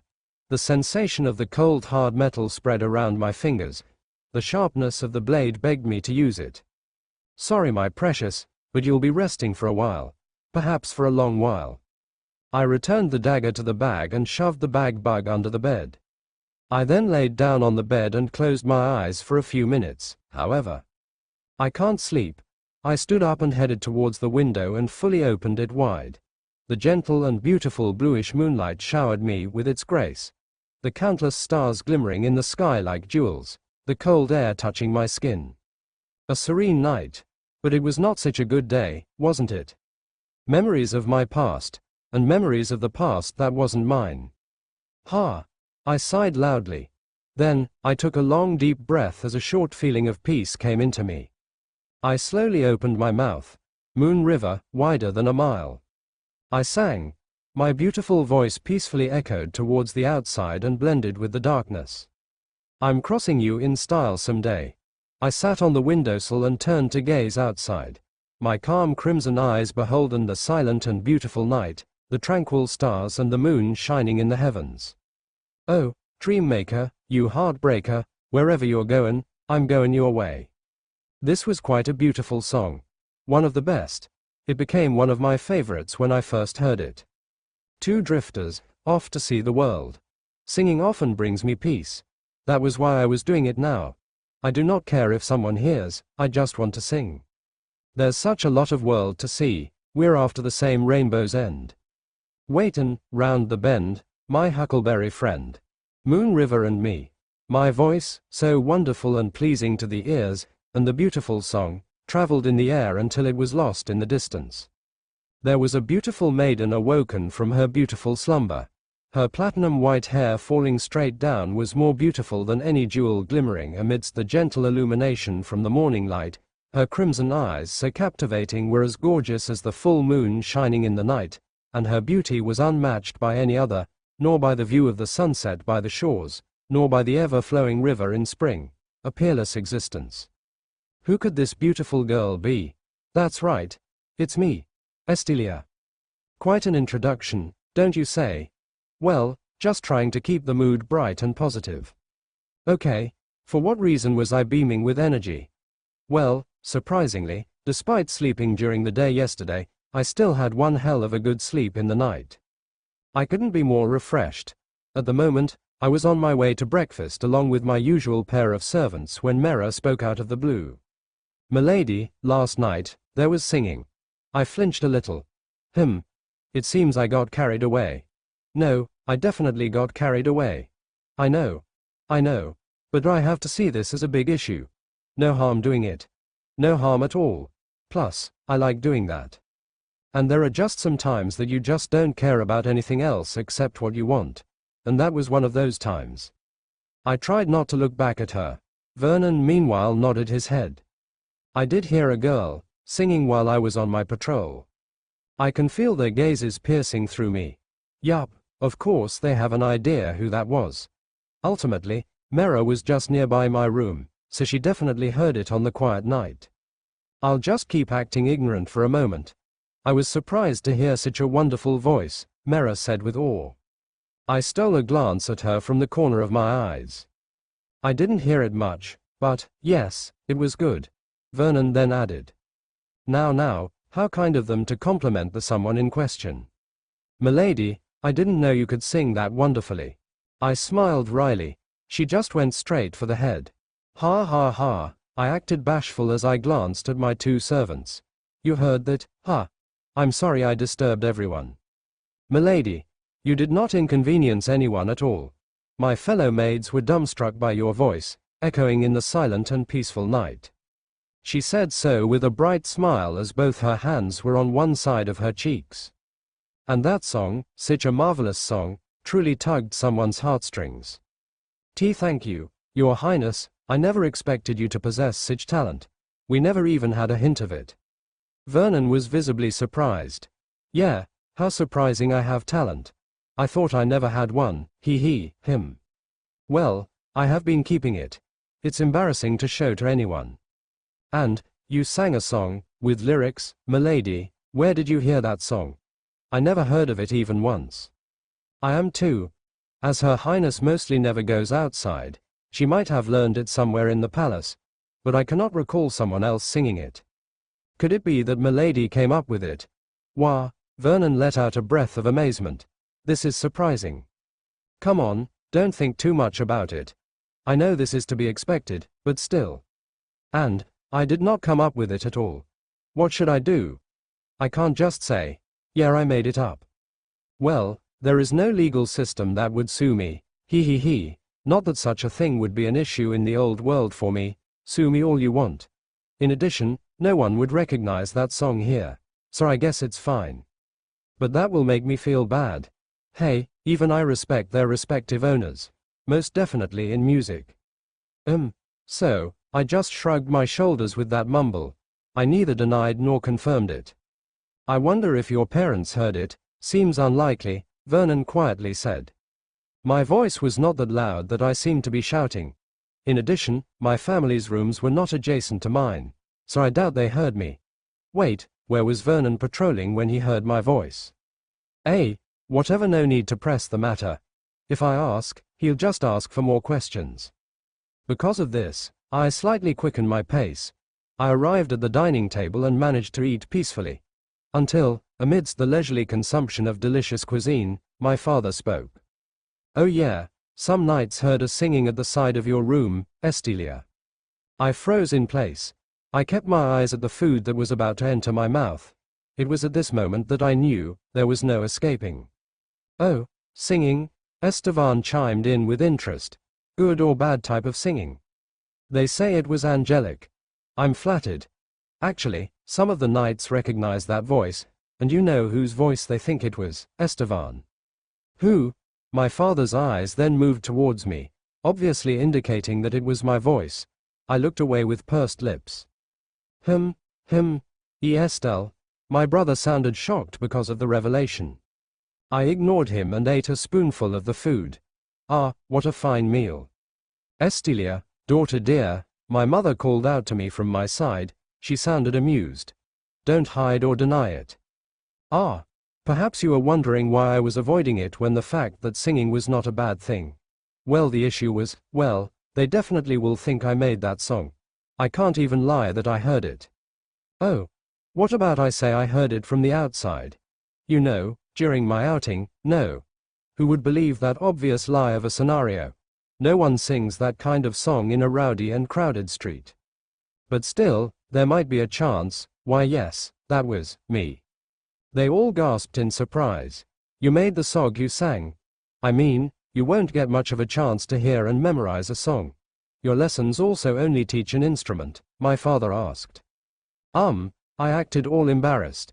What if I say I heard it from the outside? Impossible, my father flatly said. The knights said they never heard that song, so it's unlikely it's from the outside. And, there is no way you could memorize it while you went out. And, if it's from bards, one could hardly memorize a song and sing it fluently from such a short time of watching, mother said. And there were no bards at that time at all. I ran around searching for you, remember? If there were, they would be in that plaza since crowds gather there. My brother just had to add that.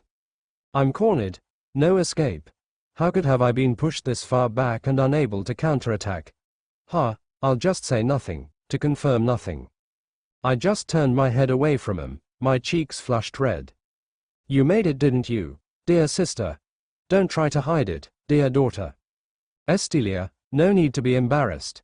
My cute baby actually hid a talent. Say nothing, confirm nothing. What a waste I couldn't get to hear it. Should I hang around your room every night, Estelle? Definitely not, brother, ha ha ha. And so my breakfast went by with a bunch of teasing from my family all the while. They even asked me to perform live during dinner. Of course I refused. Although, I don't mind performing. But let's calm 'em down for a while. No time to perform yet. Plus, I'm not comfortable singing in public without an instrument. For me, I just feel a song is incomplete without an instrument. And I have yet to learn much of that 12-stringed instrument in my room. Maybe next time. Yes, I told them next time. After that, I went to one of the large rooms used during my lectures. Well, the library was still in repair, so we couldn't practice there yet. Vernon was the one to bring the book, then placed it on the table in the center of the room. Your Highness, I will be closely watching you in your training to not repeat what happened a few days ago. That is a relief. But, would you be able to stop it in time? I mean, that time it instantly went out of control. It will be fine if I act in an instant. That is why I will be closely watching. With that said, I will also be able to help you just a little bit in your spellcasting now that you are able to control your mana, am I correct? I think I can. I'm just a bit wary though, so I never tried it yesterday. It will be fine. Just release it carefully and do it in a minimal amount. At the first sign of going out of control, Forgive me, but I will be knocking you unconscious, Your Highness. I have also received permission from the king. Ha, it must be hard to have to knock out a princess with your own hand. Hey, I know you'll manage. That is fine. Then, let's begin. I looked at the opened book and scanned the first spell. It was the palm shield. It was mentioned to be the easiest and least demanding. That was why beginners mostly learned this first. In addition, defending yourself was important. But of course, a beginner's palm shield spell would be weaker than those who were already experienced. One would need to provide the spell a decent amount of mana to enhance it. In addition, stabilization would also be needed. Meaning, you have to keep the mana stable in forming the spell. I just have to imagine, visualize it, shape the mana, in order to cast this spell. Judging by my mana that went out of control, I should have a great amount of mana. So I imagine if I gave it my all, my shield would be harder than what was normally casted. That said, I will need to be more careful. And, how regrettable this may be, I have to hold back. I still have that issue with my mystic medium. I have no weapons, so I will be safe when I pass out. But I don't want to experience that again. Feeling the pain was bearable. However, I would prefer not to feel that intense pain again. Ultimately, I don't want to risk my life over something like that. Your Highness, I suggest that you try and exert mana. See how well it would go. Vernon said as he stood beside me. Yeah, I was planning to do that. I need to know my limits. Not knowing would be the height of carelessness. Let's see. I held out my palm. I recalled the familiar feeling I felt that time when I first controlled my mana. I released a feeble amount and slowly let it flow out. A faint force of pressure emanated on my palm that no eyes can see. This is feeble. Do you think I can cast a spell with this? Just imagine the amount of mana in my palm was equivalent to one small cup of water, filled past halfway. Yes, that's small. I only did this amount since it felt more comfortable. Yes, you can, but can you try to increase it? I tried to increase the amount of mana. However, as I did so, I felt a small amount of pain, like being pricked by a thorn, but within me. Then, the first moment I felt a burst coming out, I closed the lid in an instant, prompting the mana in my hand to disappear entirely. Vernon noticed it and looked at me with concern. I smiled at him a little to tell that everything was fine.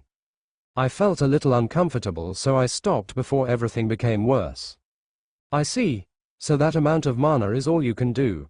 That's fine, in time, it will go for the better. I suppose. Then, I shall be overseeing you. But bear in mind that I won't be teaching you a lot of things since I am no mage. But I can help you in casting Palm Shield. Great. Having an instructor was much better than not having one. Maybe the reason my father chose Vernon not only because he was trustworthy and strong, but also so that he can guide me. Excellent. Please demonstrate it for me. With a nod, he held out his hand. Next moment, a half-circle transparent barrier appeared in thin air from his palm around the size of his torso. Interesting, there was something I noticed. Your barrier is of different color from the knight's. The knights have translucent barriers which lack a conspicuous color. I nodded. It was almost transparent, but I can still see a barrier since they were shining. But what Vernon formed was a conspicuous bronze barrier. The knights made their barriers transparent so they could easily see their enemy from the other side. Obstruction from view is inadvisable. Wait, so, you can freely choose what color you want. Vernon smiled as though he found my idiocy amusing. Princess, you shape the spell, don't you? It's given that it is up to you how you would shape them. I pouted. Well, I thought spells were of determined style, something like that. You know, like they have determined form. You could say a standard. An unchangeable uniform. Okay, maybe I haven't given much thought about the deeper rules of magic. Maybe because this kind of thing was just mostly cosmetics that I haven't given this part much thought. I just thought of the function, that's all. But no harm done, yes. All right, I understand. But if it is advisable to not obstruct your view, why is your barrier literally in the color of bronze? I sweetly smiled. He narrowed his eyes before grinning himself. I can increase the transparency, Your Highness. I only made it to have more color than usual so you could see and tell. Is that so? But that would still have a tint of color if your default is more transparent than that, still an obstruction. This warm and short cold battle was mine to triumph. Having a color is warmer. It's boring to have a plain color, he admitted. I smiled wider. So the way things look is important for you after all, Vernon. I like things that are pleasing to the eyes. I see. I thought Vernon was more on functionality rather than appearances, but I guess not. I glanced at the poor Mera, who has been out of the conversation since the beginning. She wryly smiled, so I greeted her back with a fond smile of my own. I understood the feeling of being left out from a conversation. Hang in there. Then, let's start the practice. I followed the instructions from the book. I extend my hand forward, released a bit of mana, expand it and slowly give it form. It was difficult to control it when it's outside my body compared to inside. I visualized and imagined the shape of the barrier, like weaving clothes, like slowly putting together pieces to its proper form akin to a puzzle. Now then, what color should I choose? A small translucent barrier slowly formed on my palm in the color of crimson. My concentration level was high just to make this, and I was struggling to keep its form. However, I grinned when I saw it on my palm. I did it. However, after I said that, the already small barrier broke apart like a piece of glass. Ah! Such sound escaped from my delicate lips. Good start, Your Highness. Why did it break? The distribution of mana was lower than it needed to maintain itself. Wouldn't that consume more mana than necessary when my goal is only to maintain it? If you distribute enough mana to the spell, it creates some sort of link to each other. Once the link is stable, only then can you minimize the mana required to maintain it. If it does, it is so minuscule that there is no trouble at all to your mana. In the end, mana was still required to maintain it, but at least it would be minimized to the point that you won't be able to tell. Stabilization seems to be one of the important things to learn in magic. I suppose that was also how it works in technology made by science, being stable. Like a computer, requiring a stable flow of electricity. Or a stable internet connection so you can easily connect with no problem. Come on, even I use the internet. I understand. I'll do it again. I did it again, and the red feeble barrier formed on my palm. But this time, I gave it a bit more mana than before.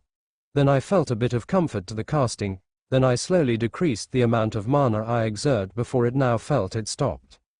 The barrier was slightly larger than the previous one, which was good. And feeling it closely, I can imagine that maintaining this barrier like this is like only letting go a tiny trickle of water. And I mean really tiny. After several seconds, I nodded in satisfaction that it did not break on its own. Splendid work, me. I giggled. Then Vernon extended his index finger and went towards my feeble barrier. He then tapped the point of his finger to my barrier. He didn't use much strength. It really looked like a casual tap. But my barrier shattered into pieces and also broke my heart. I gasped. Hey, don't destroy my hard work now, my precious shield. I pouted as I looked at Vernon. How mean, Vernon. He, it's weak. Please slowly increase the amount of mana you give to the spell, and it will certainly help the restoration and adaptation of your mystic medium. TCH. This old man, really, why did he have to ruin my precious shield? Fine. But don't do that again. No promises. HMPH. I then went on to practice again. As I did so, Vernon approached Mera. Mera, as you are the personal maid of Her Highness, I suggest you also begin practicing spells. Mera looked surprised. Me, but, as a maid, you ought to protect the princess from harm. How are you to protect her if you cannot even cast simple spells? At least please learn the simplest spells. I stopped my work and turned to Mera. That's perfect, Mera. Let's practice together. I approached her and grasped both her hands, a smile brightly radiating on my face. What? With, now? I nodded my head. Sure. No harm in it, right? I looked at Vernon. He nodded his head in agreement. See. Mera seemed to hesitate, but the next moment, she nodded her head. Okay. And sir, we practiced together like best friends. Hey, I have been observing her while we practiced. Seeing how pretty inexperienced she was, I was starting to be convinced that she might not be a traitor after all. However, the day for Mera's judgment was nigh. I only need to find the time. It was somewhat tiring, the training I mean. I have lost count how many times I tried and tried. Vernon was ruthless. He was the type of guy that would indifferently destroy your wildest dream in front of your eyes. Seriously, when I finally get to create a barrier, he would shatter it before my eyes. It's like killing your loved one in front of you, you know, or your child being abused in front of you. Though I don't know how that exactly feels, and I have no intention of knowing. Anyways, you get the idea. However, Vernon was not as bad as the instructors back in the old days, so this was fine. Of course, with every failure, you improve. And it should be said, my shield got stronger. Ha! Praise me, my dear subjects, for your princess has reached a greater height. But seriously, it got stronger. Vernon punched it and it didn't break. Nice, ha! A downside though, it was still at a pretty small size, so yeah. And, Vernon mentioned he didn't give his all in the punch. And he was talking about his raw strength. It was only this way because I have to hold back due to my mystic medium. This sucks. Progress was incredibly restrained. Mera had also surpassed me, tch.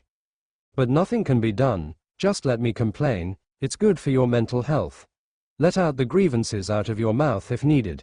But of course I can't complain out loud, and besides, I'm already used to it. Now it was almost late in the afternoon. I asked Vernon to end the training earlier than it should be. May I ask why? It appears he was thinking that I was already trying to escape from my studies. Oh, old man, that's not it at all. To the kitchen, I said with a smile. Vernon furrowed his brows. The kitchen? Why? If you are hungry, you can just request for food, although I doubt that since you had lunch earlier. Yes, I did have lunch, with my mother mind you. Perhaps Milady became hungry because of the training. Your Highness, please keep the amount of food you eat in mind. It was my turn to frown. You're both wrong, I waved my hand. I'm just going to make friends. Friends? In the kitchen, Vernon and Mera looked both confused, and about different things it seems. Is making friends bad? I asked with an expression of cluelessness. No. Mera was the one to speak first. Vernon on the other hand only stared at me as though he was pondering something. Then, Your Highness, I do not see the reason for doing this. You never did something of this nature in the past, and now, you intend to. I wonder, what changed? Tch, I know I am doing something that makes me slowly stray away from the true Estelia. However, sometimes, you just have to do what you have to do. And, I cannot drag this on. What changed, you say? Nothing, or perhaps, there is little, I said with a cheerful tone. However, often, even the most idle have to act. Why do I think I am acting now? Apparently I seem to have changed. Humans are forced to act when it is necessary. And why do you think I have to act? Because it is necessary. Exactly, it is necessary to act so I can have friends. It's lonely sometimes, I'll have you know. Vernon blinked his eyes, taken aback by my words. Sir Vernon, I think we should allow Milady to do what she wants. No harm in making friends, right? Good. Mera's supporting me. I suppose, but, why the kitchen though? There are none but commoners there, a royal princess befriending them. Commoners they may be, they are still humans, just like us, I said with a wise smile. They can laugh, speak, cry, smile, on the universal level, we are all the same. So, no reason not to befriend someone, especially if they are kind people. Ah yes, the naive princess. Your Highness, I'm in awe. Hey, what's with a broad grin and wide eyes, old man? You are truly a kind person. Yes, Vernon is of commoner origin, so. I give you my utmost respect. He bowed his head. However, please know that not all people are kind. Surely there's no one here that bad, or evil. Perhaps, but in the outside world, there are definitely people like that. I stared at him, as though unsure how to take in his words. All right, I understand. I take it you agree that we stop our magical training at this time. Yes. Excellent. And so with that, I headed towards the kitchen. I would have preferred not to have any guards, but I guess they wouldn't allow that. Guess I'll have some restraints in my actions then, been like that for a while anyway. To be honest, this is getting a bit tiring. I fear the day I might just have enough and let loose. Acting isn't easy. Well, a bit easy. What makes it hard is doing it constantly for a long time, and that's gonna be tiring as fuck. Even I have my limits. Whatever, just have to bear it with. That being said, it's close to impossible that I would break. Even I would gradually adjust, so maybe no worries there. We came down to the first floor and walked towards the kitchen. I was about to turn towards the corridor leading to the kitchen. As I always looked at where I was going, especially turning corners, I immediately saw my target. Ali Jalimus. However, before anything else, I stopped before I left the cover of the wall. It was not yet time for the cooks out, so it was interesting to see her leave the room then closing the door. But that was not the most interesting part. This part one have luck in play, I guess. She was looking towards the opposite direction of where I was. I was planning to observe this behavior of hers, then I saw something interesting. She was looking intently at the hallway, like she was surveying. Then while I was peeking from the wall, she turned towards my direction. I immediately backed away from peeking. I signaled my servants with my hand to stop them. Mill, SSSH. I placed a finger on my lips. There were no maids here it seems, they must have only finished in this area. So it was only us in the hallway.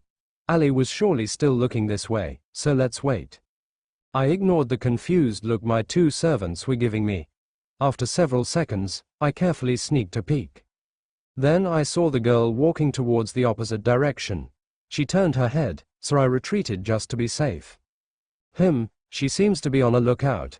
What could she be on guard for? I peeked again, and saw her turn to the right. I instantly began to follow. My strides were quiet and a bit quick. Your Highness, what could you be doing? Oh, nothing. And, please keep quiet. Silence your steps and lower your voice. At best, don't speak at all. They appeared to be utterly confused. Then we passed by the closed door of the kitchen. Milady, the kitchen, Mera quietly said to me. Not the destination anymore. What do you mean? SSSH. I stopped to take a peek into the hallway first. I saw her turn left. Then I followed.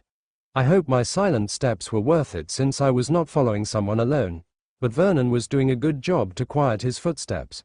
Mera on the other hand, I'll give her a not bad rating.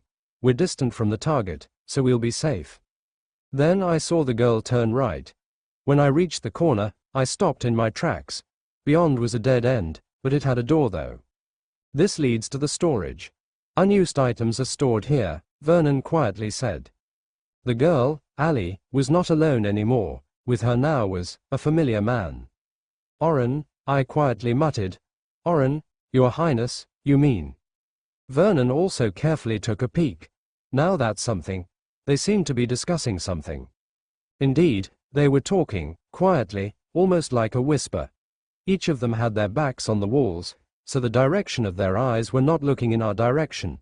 But this talk of theirs, if they are too quiet, perhaps unnecessarily so, then this talk must be a secret. They could have used the storage room, but it must be locked. And as this was basically a trash dump, you could say, not many came here, perhaps especially at this hour. Unfortunately, however, I couldn't hear them. Lip reading. It was dim here, and the distance with their barely moving lips due to them whispering. More than that, they were speaking at a normal speed of speech. It will be difficult. And, well, lip reading was not really accurate since lip movements tend to have similarities to other words spoken. But don't worry, I'm still doing my best. Don't underestimate me. What? What is going on? Mera whispered. Curiosity seemed to strike her and she also took a peek. Ah yes, 3 people sneaking glances from the side of a wall. What could they be doing here? Mera quietly asked. I picked up a few words, but nothing to be certain of. But given context, I think I caught the words princess, busy, moving forward, from Ali, Oren, then Ali again. They even mentioned me. I want to chuckle. This just raised the bar of the traitorous meter. Just then, Oren took a hold of both Ali's hands. I raised an eyebrow. I caught the word, all right, or maybe it was meant to be it's going to all right, then the word wait. Okay, suspicious words depending on the context, however, it should be said, they looked pretty intimate. See, could they be? Mera was apparently surprised herself. She covered her mouth as she gawked at him. Well, we as well, the gawking part. It appears so, Vernon said. Indeed, it gives that kind of impression, But it should be mentioned, looking intently at Ali's body language, she seemed anxious, apprehensive. I never imagined that they would be in this kind of relationship, Mera continued to muse. Indeed, setting aside the gap of ages, a cook and an assistant of a prince. What an interesting turn of event. What, do you think I would fall for such things like? Oh, they're just lovers hiding their relationship, or something like that. Not enough to prove that. I noted and analyzed their words that I read, just so you know. More importantly, before they do the act of leaving, we should leave ourselves. Let's go, I said while tugging and gently pulling on their collars. No slowing down. It would be bad if we were found out. We had immediately left the scene. Everything should be safe and sound now. Whether those two get very affectionate and intimate there, not for me to bother thinking about. Mera though seemed to be still quite bothered by it.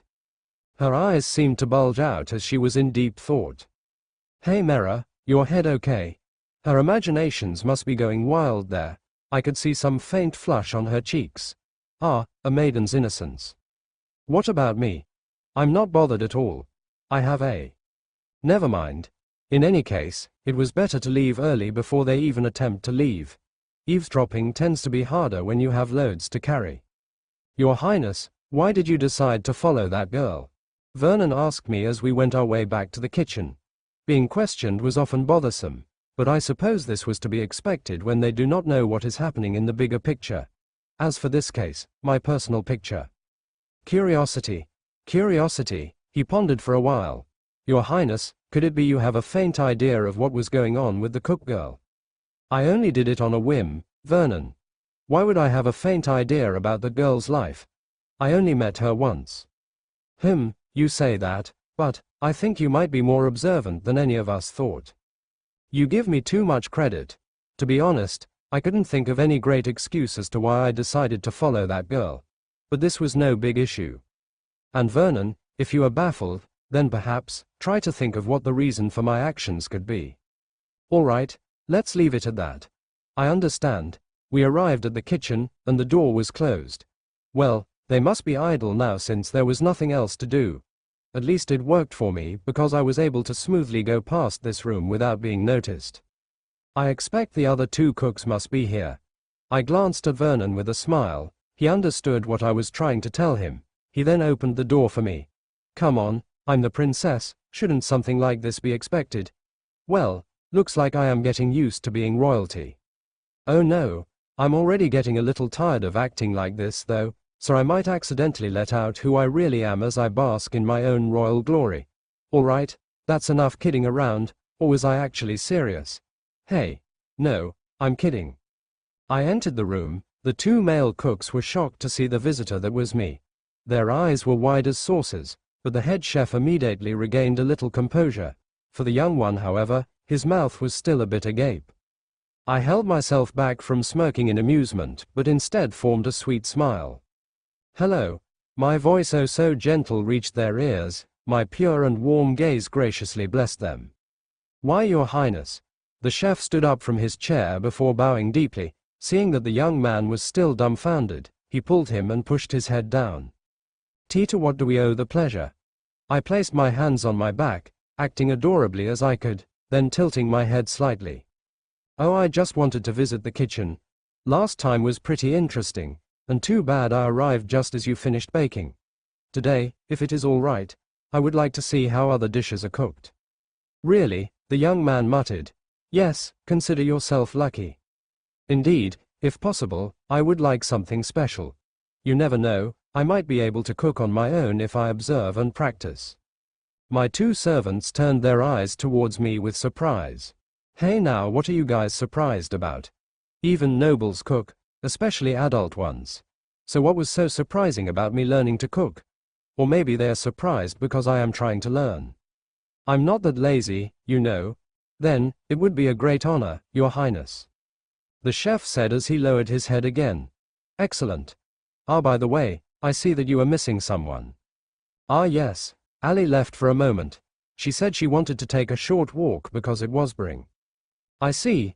I sort of wanted to talk to another girl as I went to watch the process. Mera became restless all of a sudden. She got fidgety a little as her eyes drifted around. What's up with her? I wanted to ask her directly, but this wasn't a good place for this. Although I think I have an idea why she was acting this way. I suppose Your Highness is more comfortable interacting with the same gender, but she should be returning shortly. The head chef, Seraros, said to me as he glanced with saltiness towards the young man beside him whose name was Tenel. Why? The young man looked disheartened. This guy held some hope, didn't he? Wow. Even though people tell themselves that there was no hope in achieving something, deep in their heart, they still cling to that faint light of hope. And when it is shattered before their eyes, it will hurt. This young man right here, sorry people, if there's someone you like, and you feel they won't like you back, give up. You'll be wasting your time. I guess I am in no position to give such advice, he. I also heard it from someone. Your crush won't ever like you back. Oh, I'm not trying to discourage you, I'm telling you a fact. Joking. I'm joking. Go ahead and give it a shot or something. If it is futile, well, shoot them in the head or something. I'm joking. Don't do that. Or am I? Let's move on. Then, what will we be cooking, Mr. Chef? Would you like chicken, Your Highness, beef or pork? Oh my, sir, I get to choose. Let's see, beef, chicken, or pork. Beef and pork are too fatty, you could say, and the cholesterol. I am leaning towards chicken after all. What do I truly want? Okay, I am thinking too deeply about this. Oh no, could this be? I'm getting gluttonous. I want to palm my face. My life of peace is getting into me. It's not that bad, peace was great. But I need to be careful to take care of my body and avoid ruining the balance of my movements. I am still a fighter at heart after all. Then I will take the chicken. Chicken, ha. Good timing, Your Highness. We actually just finished making a new recipe. And we would like feedback from someone like you. My face lit up. Truly. Then it will be my pleasure to help you with it.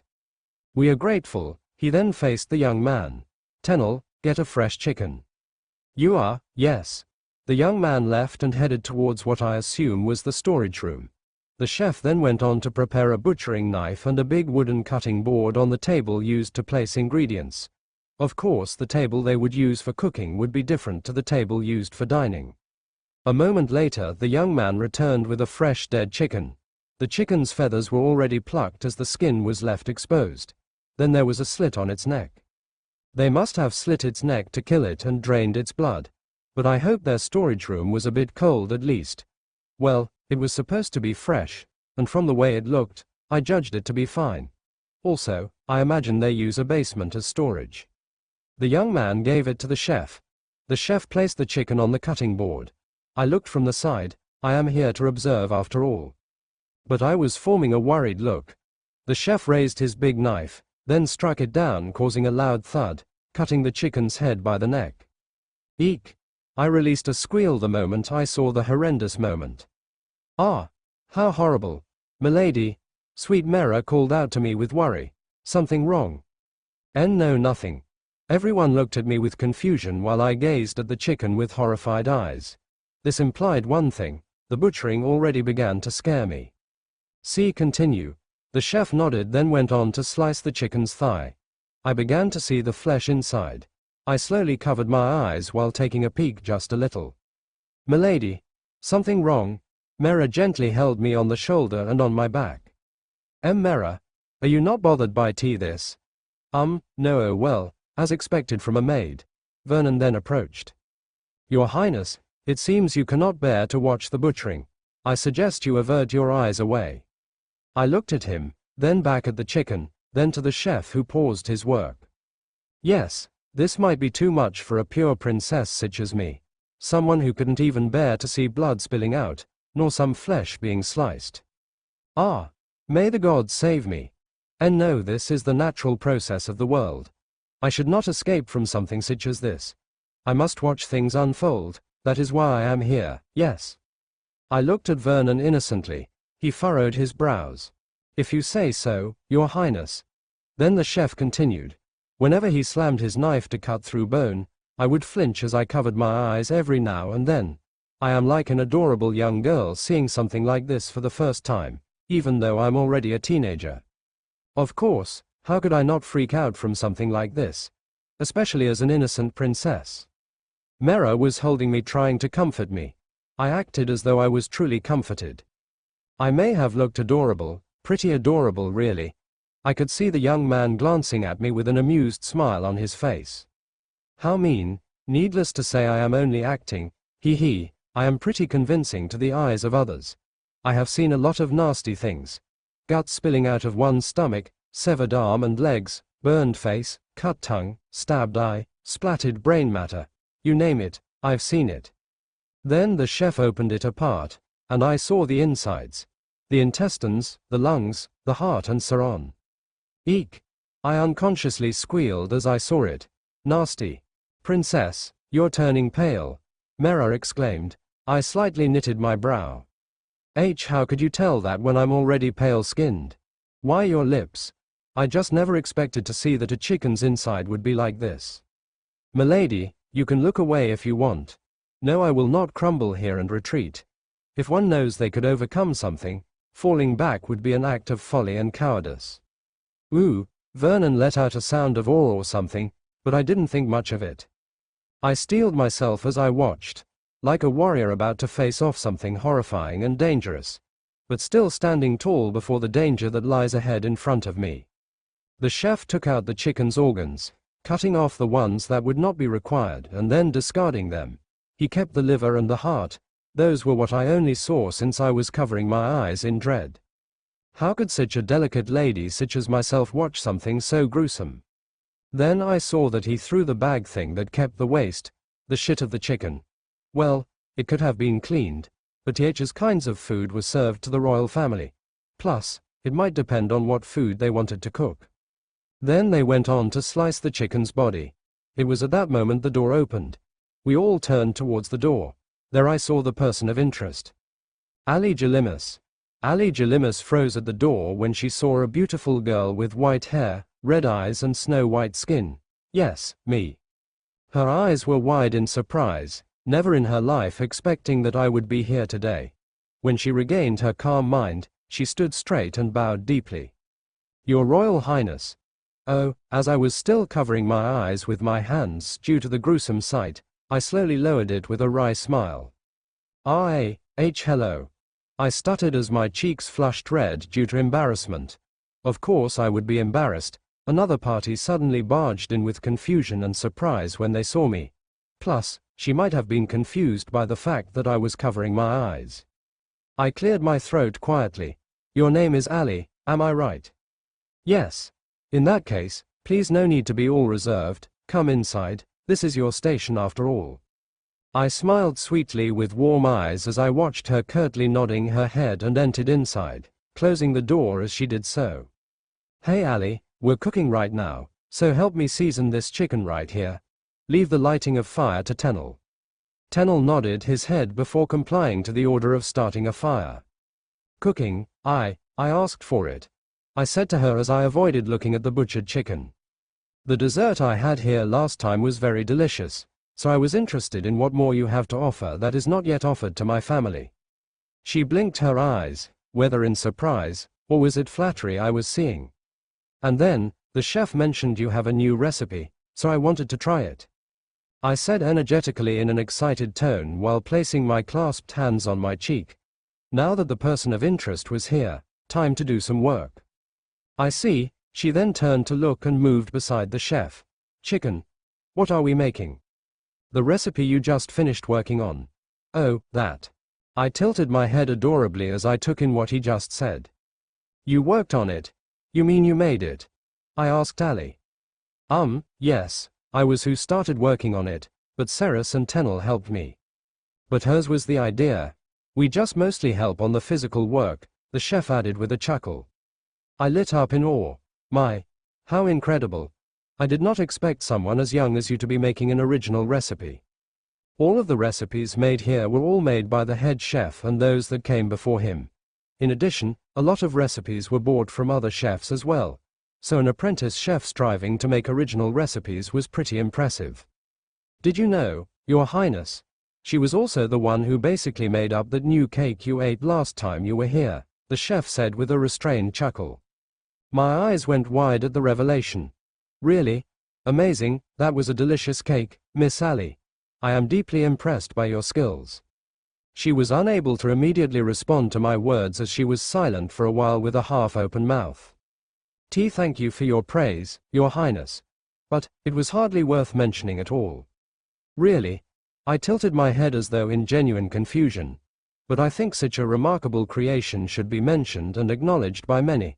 After all, it is a recognition of your hard work, don't you agree? Can't say I disagree. But it is a bit embarrassing to be coming from someone like yourself, Your Highness. Is that so? He, I chuckled. Then, just remember that I am impressed by your skills, Miss Ali. I see excellence in you. Thank you, Your Highness. She averted her eyes away as though embarrassed. I sort of took her as some sort of person that would remain composed even in tense situations. After all, that was how she was the first I met her when I first came to visit the kitchen. However, now, it seems being praised like this showed a side of her that I have not seen. Easily flattered. But was I really impressed by her? Well, I am. But not much that my words to her suggest. I have tasted more delicious food back in the old world after all. But compliments will be important here for getting on her good side. From there, I'll determine how I would do things moving forward. That said, I am just getting started. Let's be more friendly with this girl. Then, if you'll excuse me for a moment, Your Highness, I'll wash my hands then begin helping Ceres. Oh, go ahead. Don't mind me while you're working, okay? I'm just going to watch. It has been pretty interesting so far. With a nod, Ali left for a while. Vernon then went on to speak to me. But you are covering your eyes, Your Highness. I pouted as I glared adorably at him. I couldn't hold myself from doing so. But at least I'm taking a peek rather than nothing at all. If you say so, Your Highness. Vernon, at least praise me for my efforts. He smiled in amusement. You're doing well. I suppose that is progress.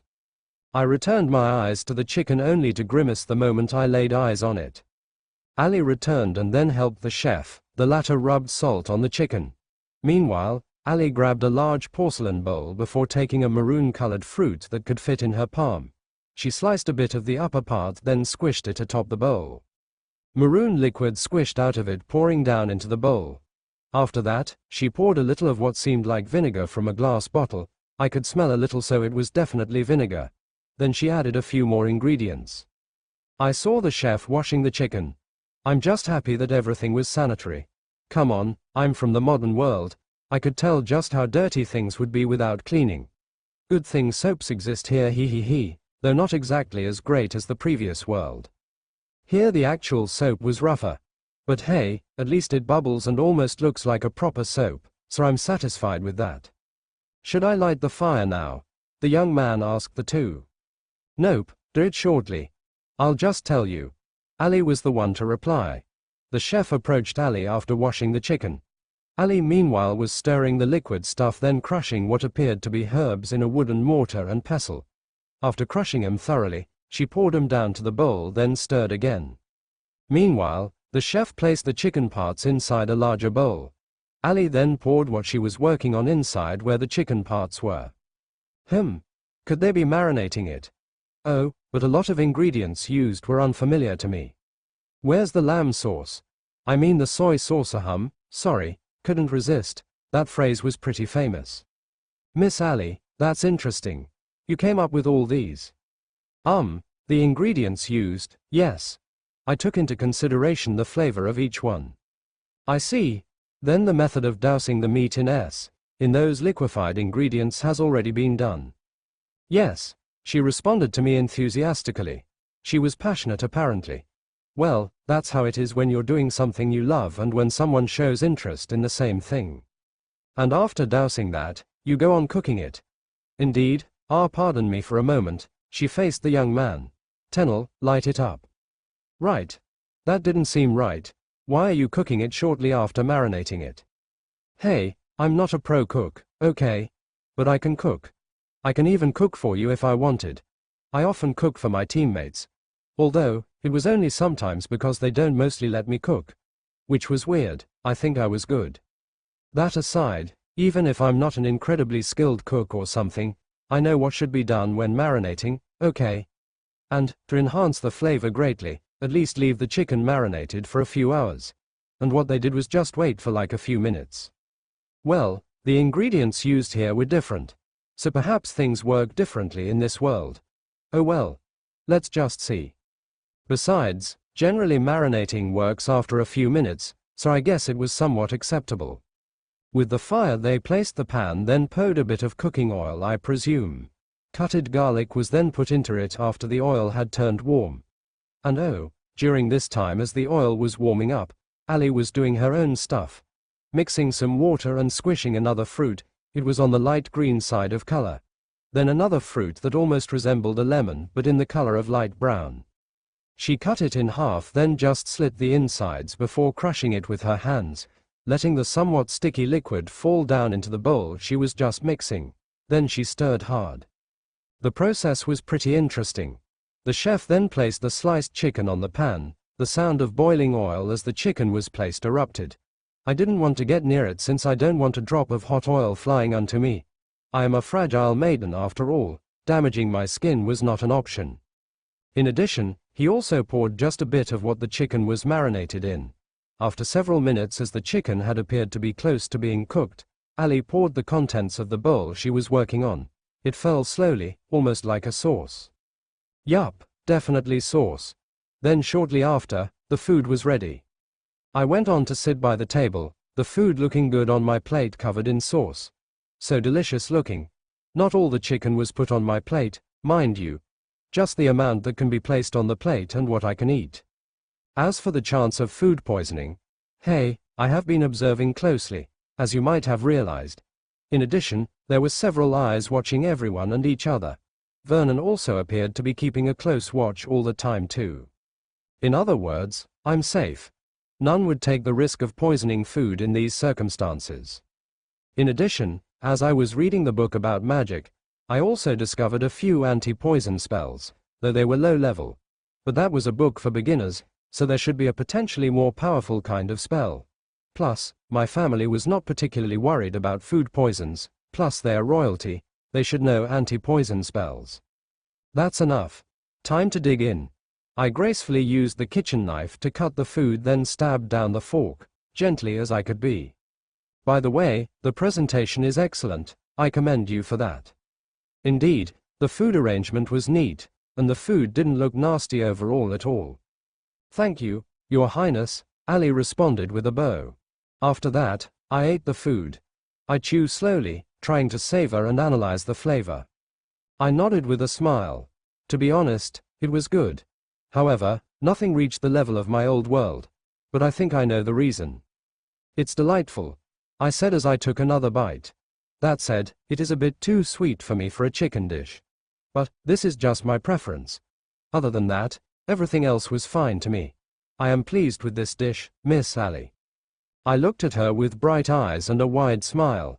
I absolutely looked to be genuinely pleased. I then ate again and continued after swallowing. My family will be most delighted once they taste this magnificent creation of yours. I suggest you cook this for them when given the chance. I'm sure they'll love it. Ali's eyes went wide as her mouth opened and closed. Then the corner of her lips curled up. I hope so. And, thank you for your kind words, Your Highness. I giggled. Praises should be given to those who deserve it. As this is your creation, the praise is mostly yours. Of course, others worked too, so a job well done to you both. I smiled at the other two.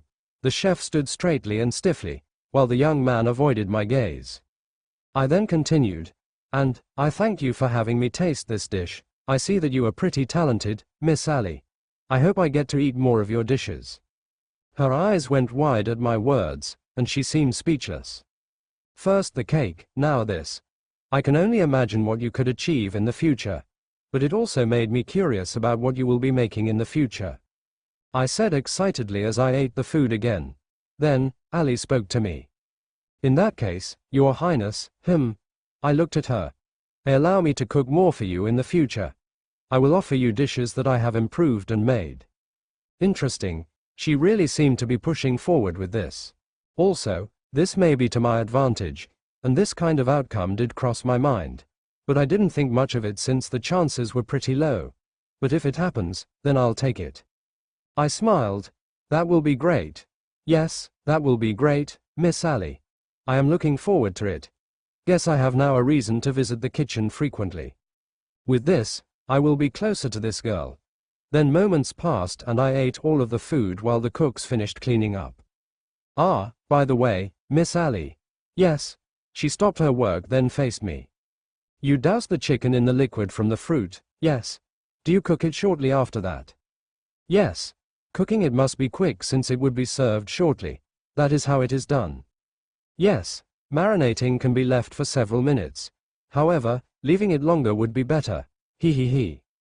I see. But dousing it gives flavor, right? Yes.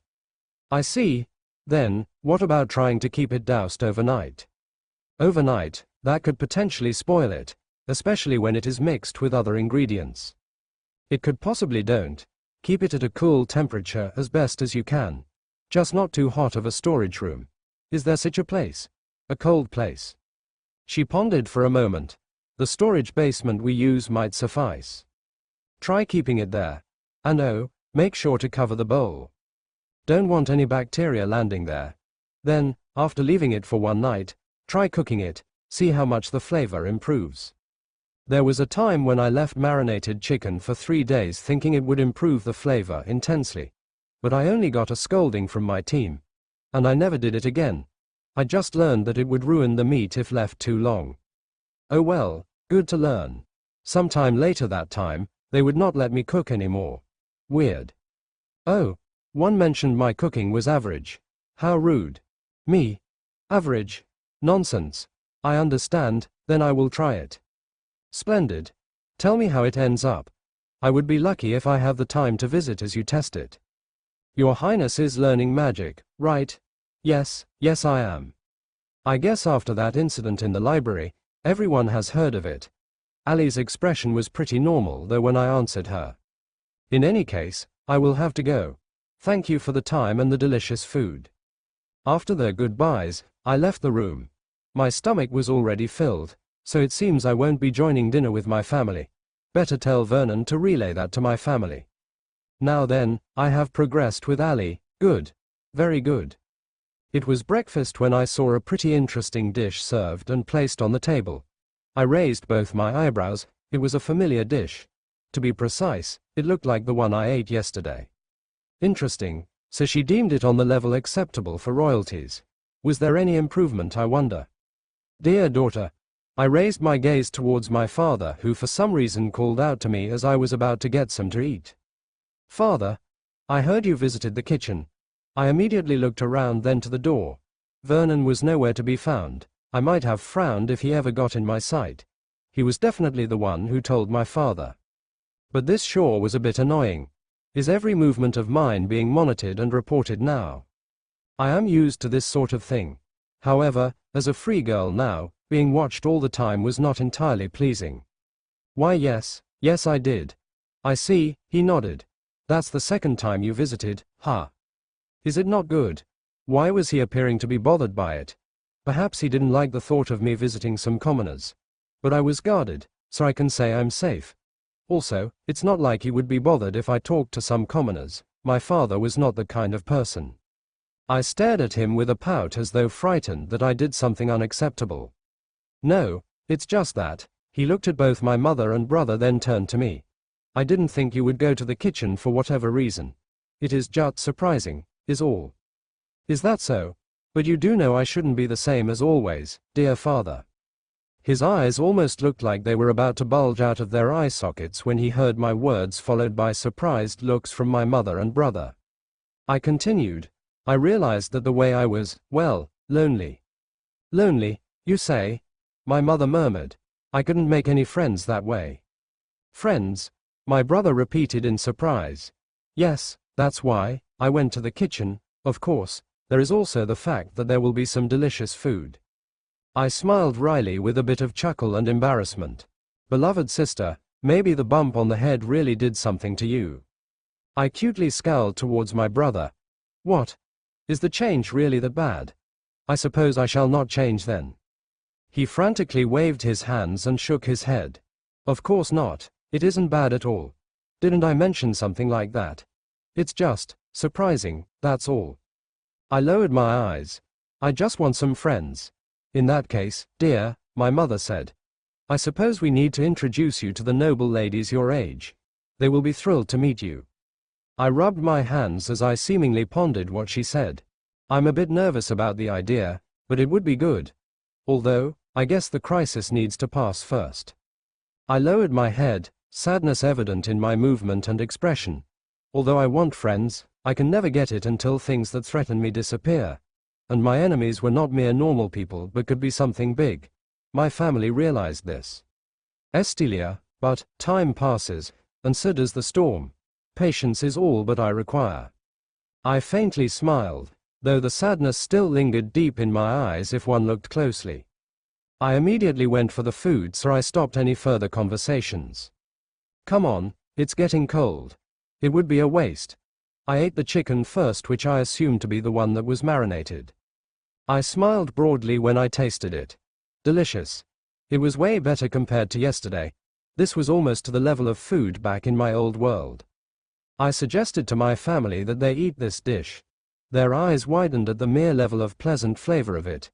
In addition to that, it was no longer too sweet unlike last time, so maybe that was what made it better. Because of this, my impression of the girl cook improved a bit.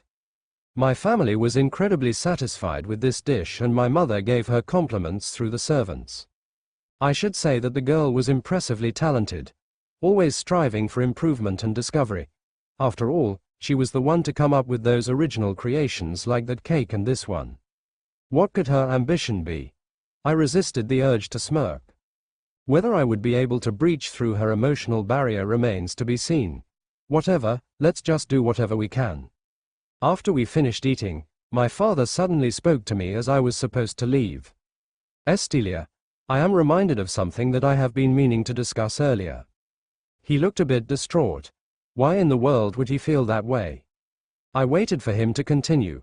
Vernon told me that you have gaps in your memories. My eyes went wide as though in surprise. So he was worried about that. Surprisingly, both mother and brother were both shocked by the revelation. It would appear they haven't heard of it yet. Therefore, Vernon must have only told father. Then father decided not to tell the others immediately since they would only get more distressed than they already were. I did sleep for a couple of days after all. And I imagine that was already too stressful for my mother. I don't know about my brother though, but I can imagine him getting all depressed when another problem piles up. Estelle, is that true? Panic was all over Estevan's face. I flinched in fear in his sudden outburst. I'm not sure, it doesn't feel that way. Then, could this mean the memories lost are not significant? But, how would you know if you lost something without realizing it? He was muttering around, trying to find the best answer. Sister, do you still remember that time we went to the garden when mother had newly planted flowers? Yes. I just went there the other day after all. So not a pretty good question to get an answer from. Let's see. My brother pondered with his hand on his chin. Ah yes. You remember that time when I first gave something I cooked for the first time that went well? I tilted my head.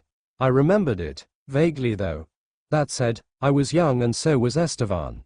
However, it was not at the age that someone would forget easily if it was such a significant memory.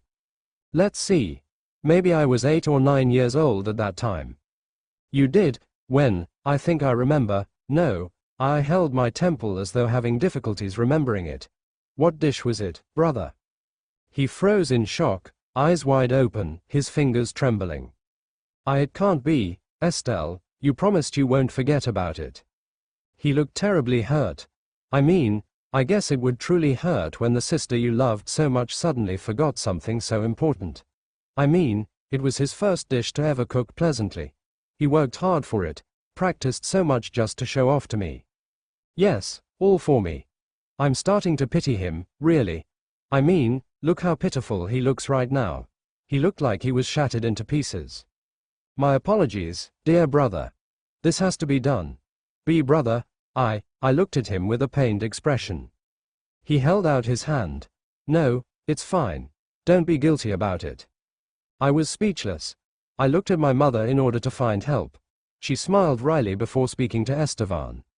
Estevan, she was very young back then, it's not that surprising she forgot about it.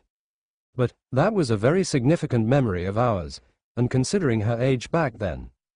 She may be able to recall it once she tastes your cooking again. Ah, that's it. Hey, how much food do I have to taste? I am already gonna be occupied with that fucking woman from the kitchen and taste her foods to get close to her. And now brother. Brother, no need, you're busy, so that can wait. But Estelle, brother please, focus on the much bigger issue. There was a moment of silence. But isn't your loss of memory a big issue? Compared to others, it is a small issue. Isn't the most important thing for now is that I am still who I am? She's right, Estevan, mother said. It's not like we lost Estilia. Yeah.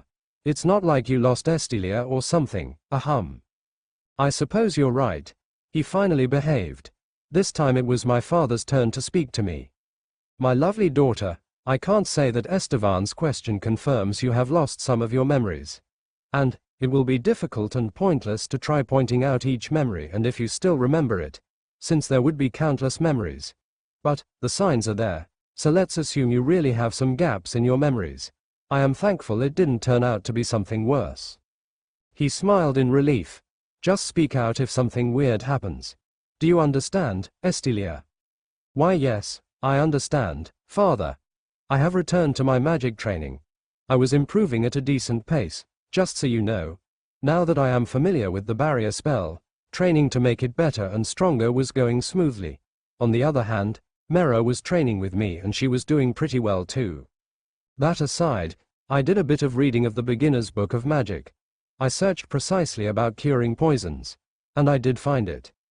There were indeed spells for it. Like healing spells, they also enhance the performance of the body.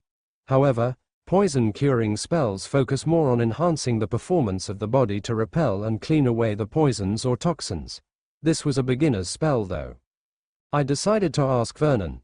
Vernon, are there any cure spells? I mean against poison. This one here is for beginners, are there any variants? Stronger ones, yes. What's the difference between those with this one here? Stronger curing spells also involve magic itself to help clean the poison, that is basically the difference. I say, compared to a beginner's spell that only enhances the body's system, a stronger spell also has the support of magic itself, other than relying on the body alone. Can my family cast such a strong spell? Yes, your father and Prince Estevan can cast powerful anti-poison spells. That's really a relief to know.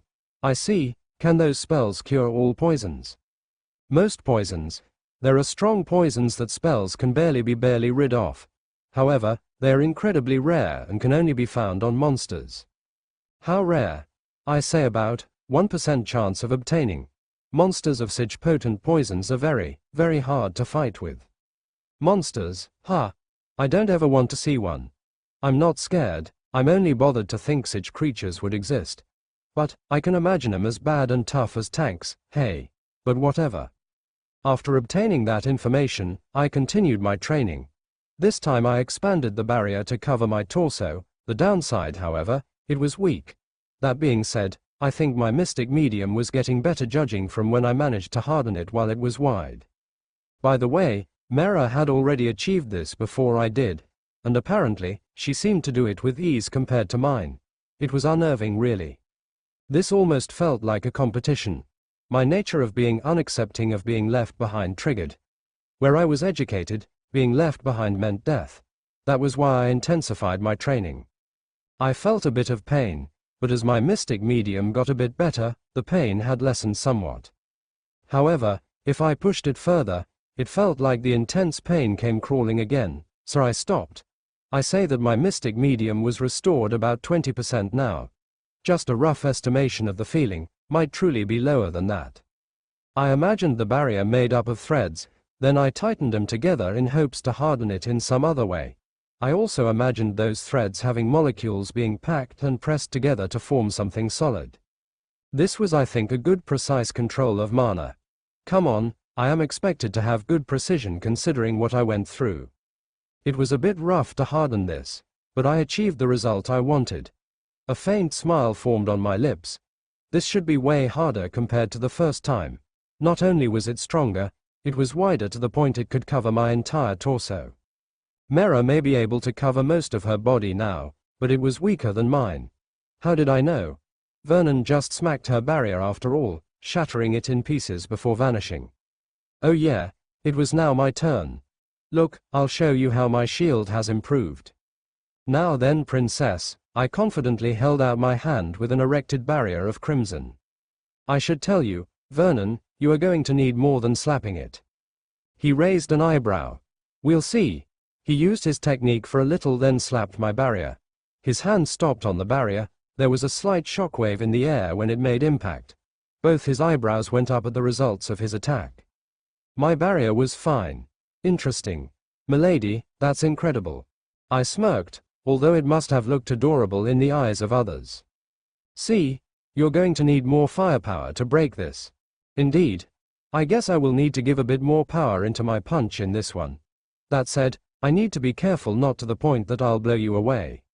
The barrier absorbs a lot of the impact. That was why being blown away wasn't easy. But too much, you will. Be ready, Your Highness. I steeled myself. I made my barrier a bit stronger. I felt a bit of pain within me due to my straining mystic medium. Then he struck the barrier with his fist. A force pushed my arm halfway. I saw the barrier as several cracks, big and small, formed all around it, but not to the point that it would shatter apart, although a little more slap from Vernon would definitely break it. Vernon's eyes widened. I'm impressed. I didn't expect you would reach this level already. It would seem that your mystic medium is the only one restraining you. And so it would seem.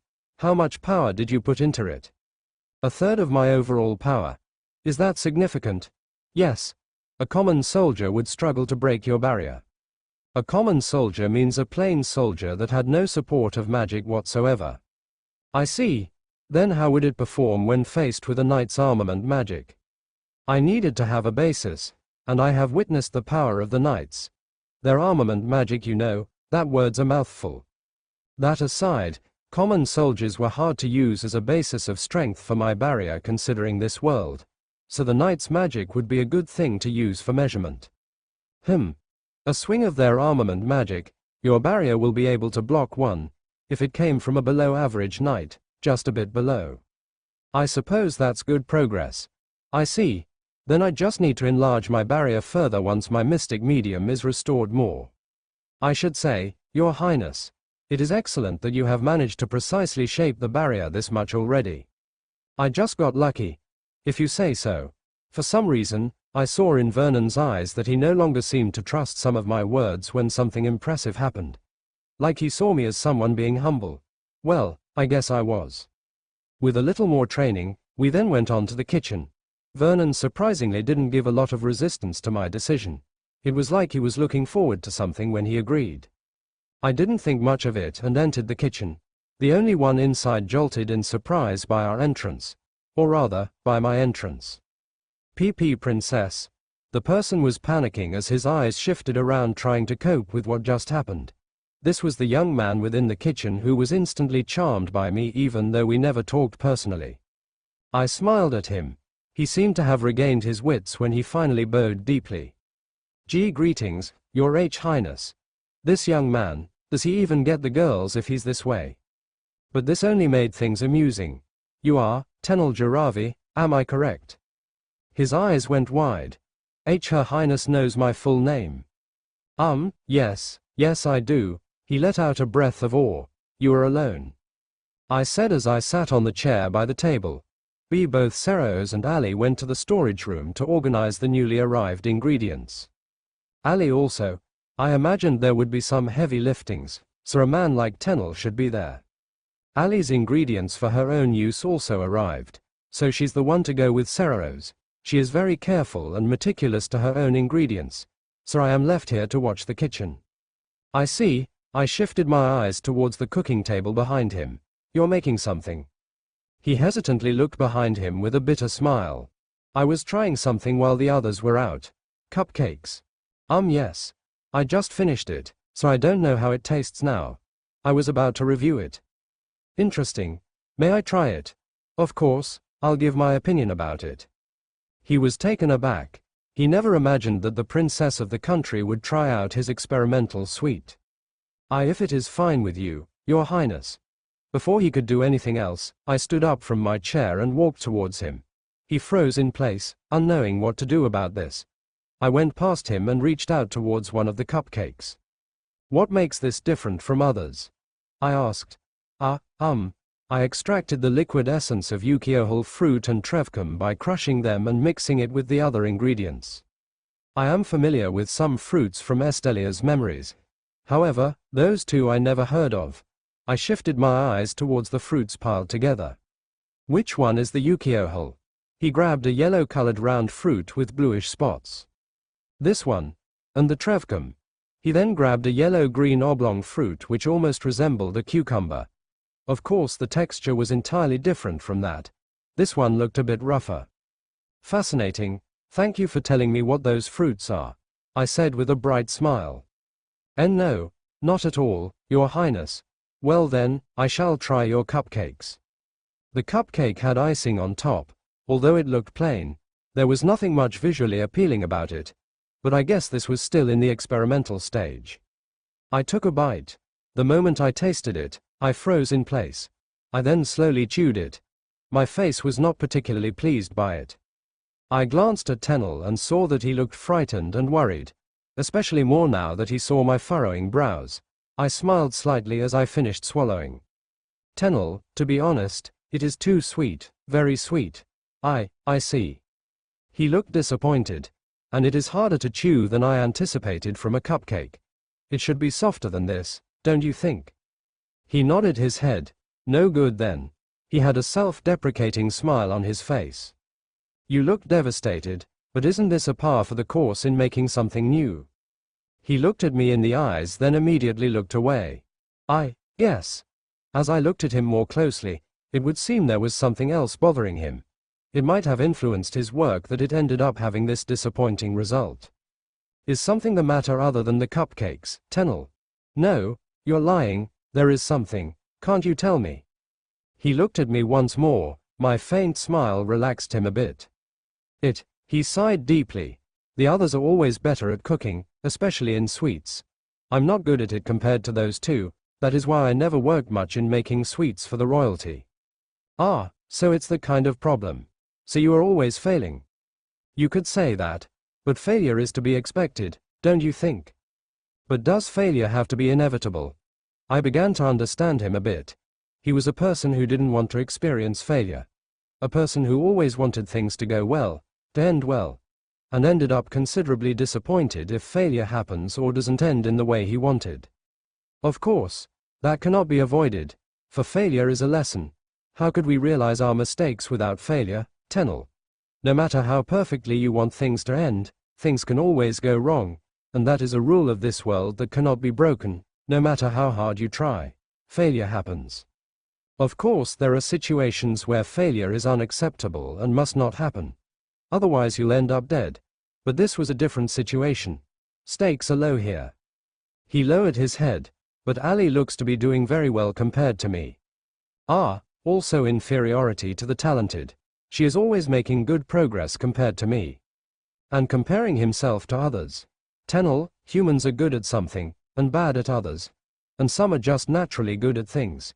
But of course, they are just not born with it, they hone it to improve. Ali likely went through difficulties like you are experiencing now. Your Highness, is that how it is? It doesn't feel that way. It feels like she's a natural at everything culinary related. Tenel, don't compare yourself to others. It will only make things difficult for you. I suggest thinking about what you should do to get to that level. Not what makes others better than you. Isn't it exhausting doing so? Yes, then, I held his shoulder. Don't think about others, think about yourself, think about how to overcome them.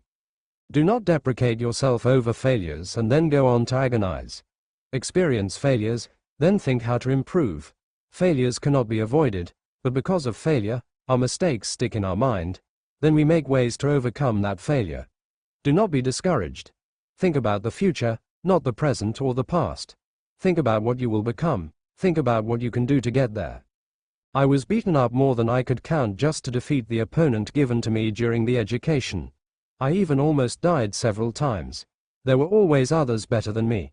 I see them triumph, and I even fall before them. However, I did not compare. I did not whimper and cry why they are better, skillful, and stronger than me. I only thought about what should be done. I thought about the future. A future where I will not be a loser. A future where I will live. Especially because I know there was hope. Thus, I worked hard. At that time, I knew I must not become stagnant, or I would get left behind where demise was certain. Thinking about why others are superior will only be tiresome. Think of only the way to crush and trample them beneath your feet. I did not grumble, agonize and cry because others can cast absurdly strong as hell magic in this world and did nothing, but I acted on how to gain the same power, and even how to overcome them. Because after all, it would be bad if I couldn't fight back. Do you understand, Tenel? I looked at his eyes intently with a non-existent smile on my face. He was thinking hard, trying to process everything that I just said. I was also curious about one thing: why does he suck at his own job? I mean, how? Why? Was this one of the greatest mysteries in human nature? Thinking hard about this is way above my pay grade, so never mind. It was then that footsteps sounded from the back of the room. It would seem those two have arrived. I then spoke to Tenel one last time. You may not understand now, but think about my words. Will you rise, or remain at the bottom? I turned with a smile towards the newly arrived two. Ceres was in shock, but not to the level like last time. He must already be getting used to my frequent visit. Ali, on the other hand, was more composed than him. They walked closer to me before bowing, followed by a greeting. Ali raised her head first. Your Highness, I expected you to come today. Oh, I guess I am that predictable now, I said with an embarrassed smile. I got to taste the chicken this morning, a splendid outcome, don't you think? Yes, Your Highness.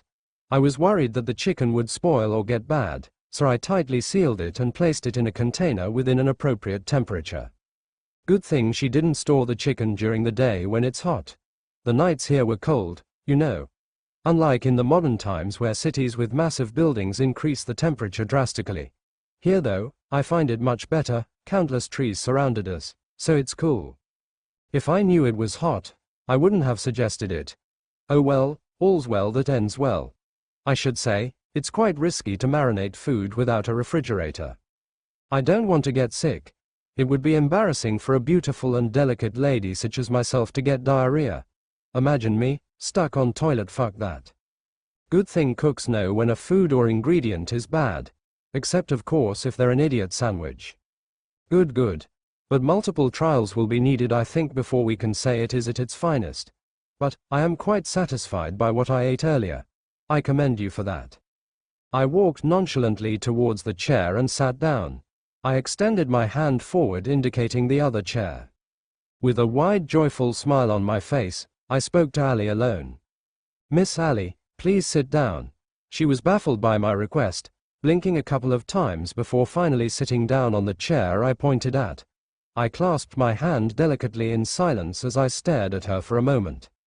Her eyes asked many questions, but I merely looked around the kitchen before finally speaking to her. You have been an apprentice for quite a time, am I right? I turned to look at her eyes with a bright expression. Yes, I suppose. I wonder, with your talent and skills in the culinary art, you still remained in that position.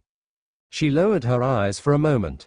Well, the castle already has a chef, and the master of the house needs to appoint you to a position as a chef to be officially recognized as one. I thought so. I grew silent for a moment before continuing. I am truly impressed. You strive for improvement and new creations.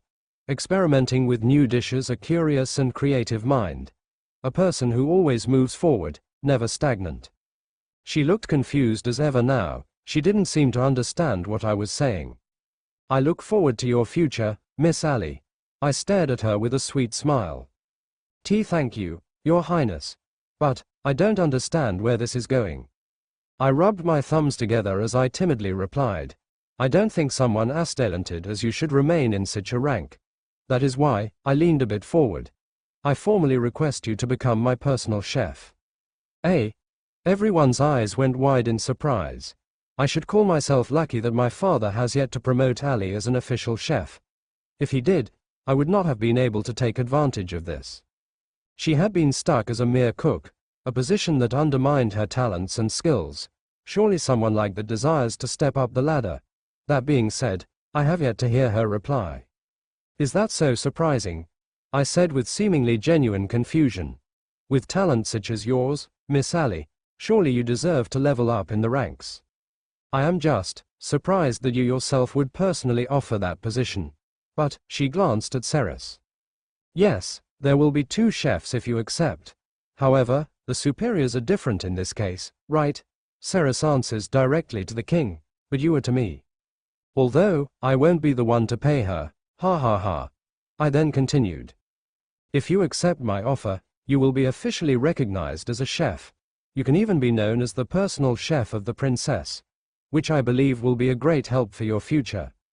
Why yes, I guess, not only that, as a chef, you can strive to create or improve dishes more freely. You can use any ingredients without limits, get the ingredients you require. Furthermore, the pay will be better of course. I chuckled as I said that. Well, as a chef yourself, you can be a boss and hire new cooks. Of course, permissions to do so will be required. She turned stiff as she seemed to ponder.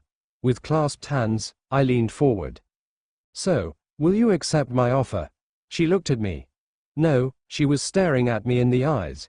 I do not know what she could be thinking about. I saw her lips trembling as though she was holding down her own smile. She seemed to hesitate. Ali looked around at everyone, then momentarily stopped at the other cook, Tenel. She faced forward with a deep breath as though she steeled herself for her answer. What could the reason be for her hesitation?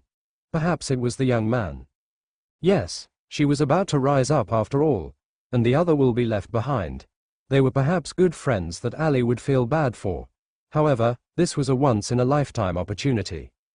Perhaps in a commoner sense, being appointed as a chef in a noble household would maybe not be that big of a deal.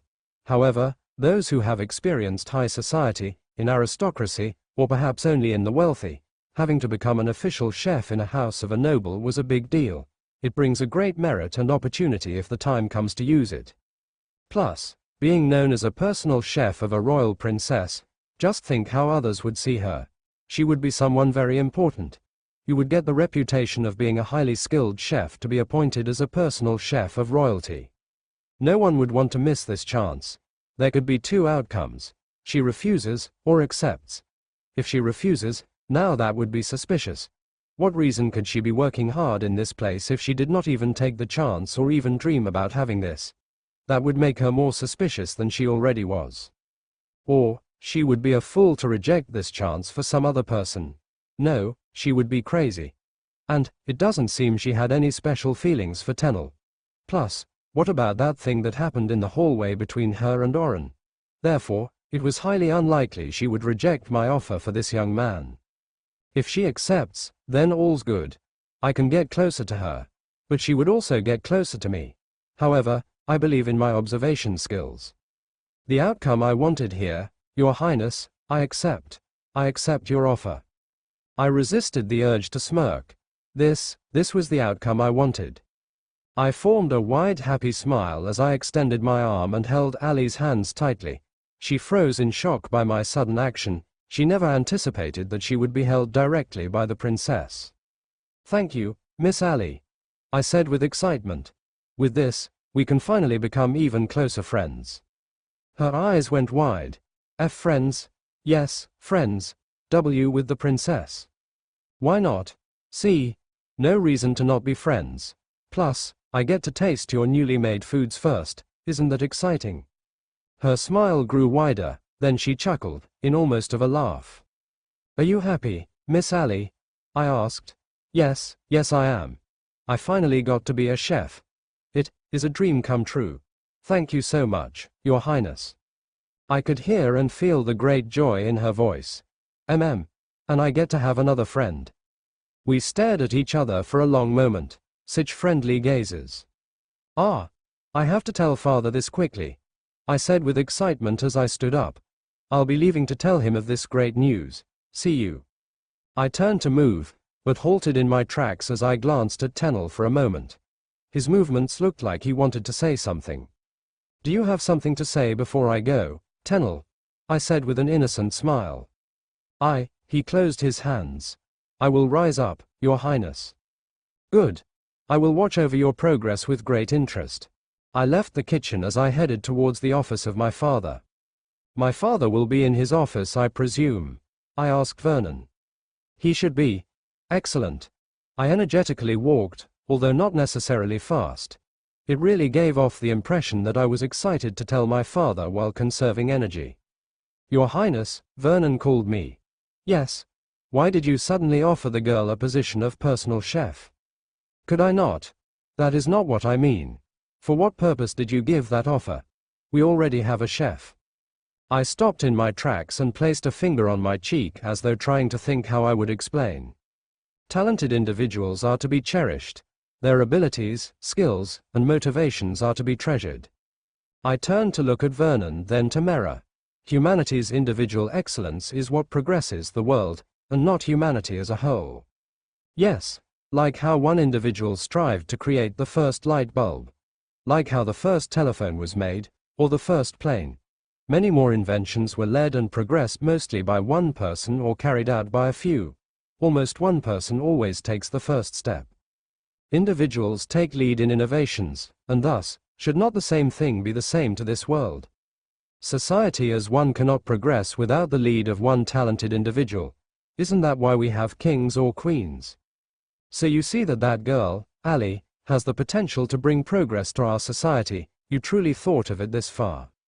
Well, of course, that was not the complete reason at all. Do I look like I would stress myself out for society? Don't be ridiculous. Talented individuals must be given what they deserve. And I can imagine, just how much they could contribute to the people and our future. Besides, the world of culinary arts, I think that is a good place to start. Let's say it is like our first baby steps. His eyes went wide. Your Highness, are you perhaps along with it, also finding talented direct subordinates? For some reason I felt a bit anxious by how he was looking right now. He appeared to be imagining something. Hey, stop it. Stop overthinking this. What could you be talking about, Vernon? I am only doing it for the reason I told you. I feel like regretting all I just said. You say that, but he stared at me for a long moment before taking a deep breath. Never mind, Your Highness. Okay, I was now back to my training. Before that, I told my father of my decision to invite Ali as my personal chef and that she accepted. As sudden as it was, he was shocked to hear I made a decision such as that. Still, in the end, he agreed to it, as I expected. There was no significant reason as to why he wouldn't. Potential betrayer. Likely had crossed my father's mind and considered all potential risks. However, that girl didn't really bear the impression of a traitor. In addition, everyone here was not worried much about poisons. In contrast, he likely accepted because I rarely make a big decision like this. He must be afraid that I would get disappointed at him and be upset because of him. Good thing everything ended up as I hoped. If my father denied it, I would have sulked and never talked to him ever again. Good thing it didn't end that way. Of course, this morning after breakfast, father talked personally with Ali to formally declare her new position. She was offered a kitchen of her own. Well, this building was a palace after all. There were plenty of kitchens left unused. However, Ali refused the offer, saying that she was happy where she was currently. Of course, when time passes, she would mandatorily need her own kitchen once she has her own cooks. But we have yet to reach that time yet, so she was left as she was for now. Back to the present, I have expanded my shield to have the same height as my body. That said, it was to be expected it would be weaker than it should be, but only a little compared yesterday. However, my control in mana had improved significantly. It was easier now to manipulate them. I practiced last night after all. About my mystic medium, it didn't feel much different. I still feel pain when I overdo it. It felt like it hadn't changed since yesterday. By the way, Vernon, how do you use your magic exactly? I asked Vernon in curiosity. I was interested in his techniques. I use my mana to enhance the performance of my body, strength and speed. What makes it different from the magic I'm learning and yours? Mages cast their mana towards the outside of their body. For me, I keep my mana within me and use it to enhance my body. So it's a different process of learning, then? Yes. Will you teach me a bit of your technique? I mean, come on, if it enhances strength and speed, it will be very useful to me. I can lift things easier without having to appear buff and stray away from my ideal body. And speed, oh, definitely gonna need speed. Vernon frowned at my question. My technique does not bring a good image for a lady like yourself, Your Highness. Just imagining the princess doing things with brute force just does not feel right. He must be imagining me punching things and other stuff with the use of my body. He then continued, besides, if you practice your spell casting, you will be stronger than me. A fighter like me can only fight in melee, but you can easily defeat me from a distance if you have the power, which you will surely have in the near future. I guess. However, my main weapon will be daggers. So, I will definitely need that kind of ability, even if I can only learn a bit of his technique and not match his power, that will be fine. I think I will only need additional strength for carrying new weapons such as swords and spears and some other beautiful weapons. I am deeply interested in trying out new weapons, but I'm not looking forward to buffing my body for those. I like my incredibly delicate ladylike physical form. Therefore, physical enhancement will be really needed. Plus, a speed boost would be nice when striding through the night. Even so, at least teach me a little bit of it. I have things in mind to use it for, plus, it would be good for defending myself. If you are worried that enemies would get near you, there are plenty of spells for that. Never mind that. Just consider teaching me a little. He heaved a deep sigh. I do not understand why you suddenly have an interest in such things. I giggled. Maybe if I learn that, I can finally carry a great sword with ease. I think it would be cool to try something like that. Or maybe, easily swinging 2 swords, but I guess long swords wouldn't be a great idea to dual wield. Okay, I just want to have fun, okay? Anyhow, you are doing well in casting the barrier, so I believe we can stop here and learn another spell tomorrow. I agree. It would be more efficient to learn another spell. I can practice more on the barrier as time goes by. Is that all right for you, Mera? I asked my maid. I think it is fine. All right then, if I remember correctly, the next spell is something called Firebolt. I opened the book and confirmed that the spell named Firebolt was indeed the next one. An offensive spell. I'm pretty much looking forward to this spell. Apparently, it uses the element of fire. I expect this one doesn't have that much of a cosmetic freedom compared to Palm Shield, reason being that the color of flames indicates its temperature. Well, as Vernon said, we form the spell so we can make it appear as we wish. However, something like a fire that has a designated color, I imagine changing its color only on appearance alone would be a bit difficult. But then again, functionality was the most important here. This is a nice spell, I said with a smile. Your Highness, if you are to start this lesson, we cannot use this room anymore. I suppose. I don't want to set my home afire. I smiled with a strained chuckle. Burning my home down would be a nightmare. I will need to find a suitable place. Please do, Vernon. All right, then let's proceed breaking your shields. Then we went on a shield breaking routine. This was good actually, since we get more strained due to the constant breaking and improving of our shields. Like how you would increase your stamina through jogging or exercising hard, pushing and straining yourself. That said, as time went on and many shield breakings, Mera needed to stop first. Reason was that her mana was almost depleted. Apparently, you get way more tired when you keep on using your mana and depleting it fast. Like being drained and losing your energy. However, I have yet to experience that. Shocking, isn't it? Okay, maybe not much because I had just bursted a vast amount of mana back in the library. I guess there's a good side in me after all.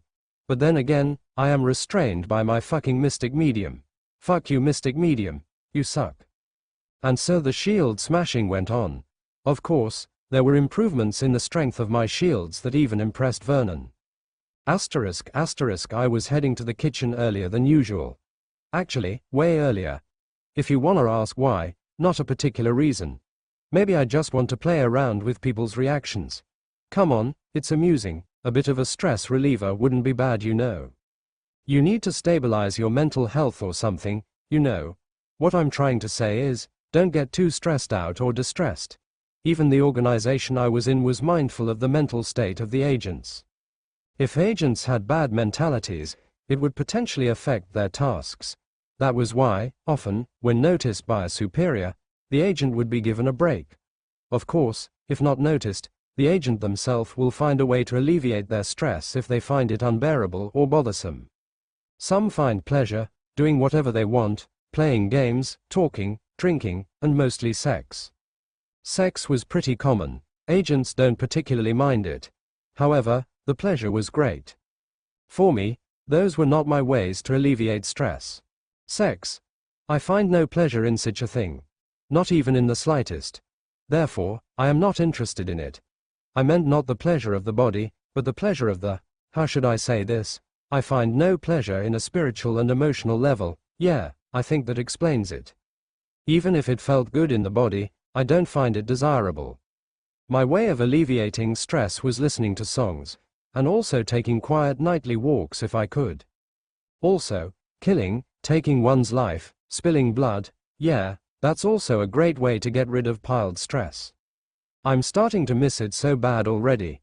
When we arrived at the kitchen, I instantly opened the door myself. With a bright smile, I entered the room. Hello everyone. They were all inside. They all greeted me with a bow. Disappointingly, they were more composed than before. Ah, how boring. Looks like I couldn't feast off their reactions anymore. I resisted the urge to sigh. I guess there goes my intention to stress relief. Wait, maybe there were other ways. I turned to look at Mera. Her eyes met mine with curiosity as to why I looked at her. I immediately turned and walked forward. It has been a while since the last time I got amusement from Mera. But, it was hard to play around with her with the intention of having fun when I'm wary of her. Looks like I have to focus on the job for the time being. It's my usual visit, so don't let me bother you. Keep on doing what you were doing. Ali and Tenel returned to their work. They were currently working on something together for some reason. As for the head chef, well, he was originally sitting down with his head on the table. But now he was sitting straight in my presence. Not much of an entertainment. I approached Ali and Tenel. What is my personal chef and Tenel doing? Well, Tenel smiled wryly as he seemed to be hesitating to answer due to embarrassment. Your Highness, I am currently teaching some things to Tenel. Oh, I see.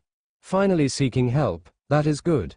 I smiled at Tenel. He blushed as he returned his eyes to the table. I still have no idea why he sucked in what was supposed to be his job. Hey, there are just some weird people out there. But it's good he's learning. That said, I was not lowering my guard to this guy. He may act all like this, incompetent, shy, and a boy in love. That didn't mean he was clear. The greatest spy is the one who acts perfectly as the character they choose to select. And that is frightening because that is the hardest to catch. There were many agents I know who were that way, very excellent people. If Tenel was a betrayer, then he was doing a splendid job. Everything about him was genuine. And a genuine person is what always makes me very, very cautious in situations like this. Call me paranoid if you want, but I tell you, I must not trust too quickly. And this Tenel guy, due to all his genuine actions, might have a higher chance of killing me without me even knowing it. An exaggeration. Not if there was a chance. By the way, Miss Ali, Your Highness, why did you refuse the offer of a kitchen of your own? As I said, Your Highness, I am currently fine where I am at. Yes, but, you do know you are a chef now. Isn't that some sort of a new beginning? A new beginning, she lowered her head as though in thought. I suppose, then why, truly? She looked at my eyes before lowering them again. Maybe everything just seemed unreal, it just felt sudden. Are you afraid of the sudden change? I asked. She paused as she was about to speak. I may be a bit scared. I see, but that is not the only reason. What is it? After all the long time I have been here, getting sent to another place would feel lonely. Lonely, I suppose, suddenly leaving your allies, or them leaving you. I suppose being alone was going to feel lonely, especially when you were used to their company. And having the company of your trusted friends is fun. I understand, Miss Ali. By the way, can I call you Ali? Of course, Your Highness. You do not even need to add the word miss in the first place. I smiled. All right, Ali, can I watch you too? And then we hung out as I watched them cook. I acted having fun all the while. Asterisk, it was currently dinner, and I was with my family as usual. Most of the dishes tonight were cooked by my dear personal chef. I should compliment her cuisines were exquisite. By the way, Estelia, is progress going well with your magic training? My father asked me as I elegantly ate my food. Everything is going well, father, I said with a smile. Although, my progress is greatly impeded by my damaged mystic medium. I suppose that is to be expected. But, you are truly not in any kind of pain during training, yes? I innocently smiled at him.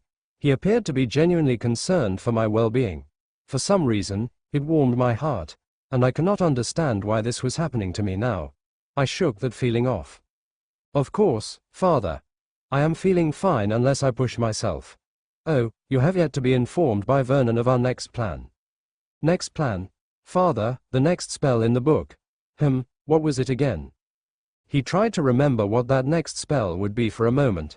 I guess it was to be expected he wouldn't recall it from the top of his head since he must have read that book a very long time ago. Was it the lightning one? The lightning was pretty interesting, but I was following the process. The fire one, dear father. Oh, that one. Well, as my daughter, I'm sure it will be pretty easy for you. I flashed him an embarrassed smile. I'll do my best, but I think I'm getting the hang of it, so I should learn it faster than before. Show me some impressive progress, dear daughter. He pumped his fist in the air as he looked at me with a wide grin. He was motivating me.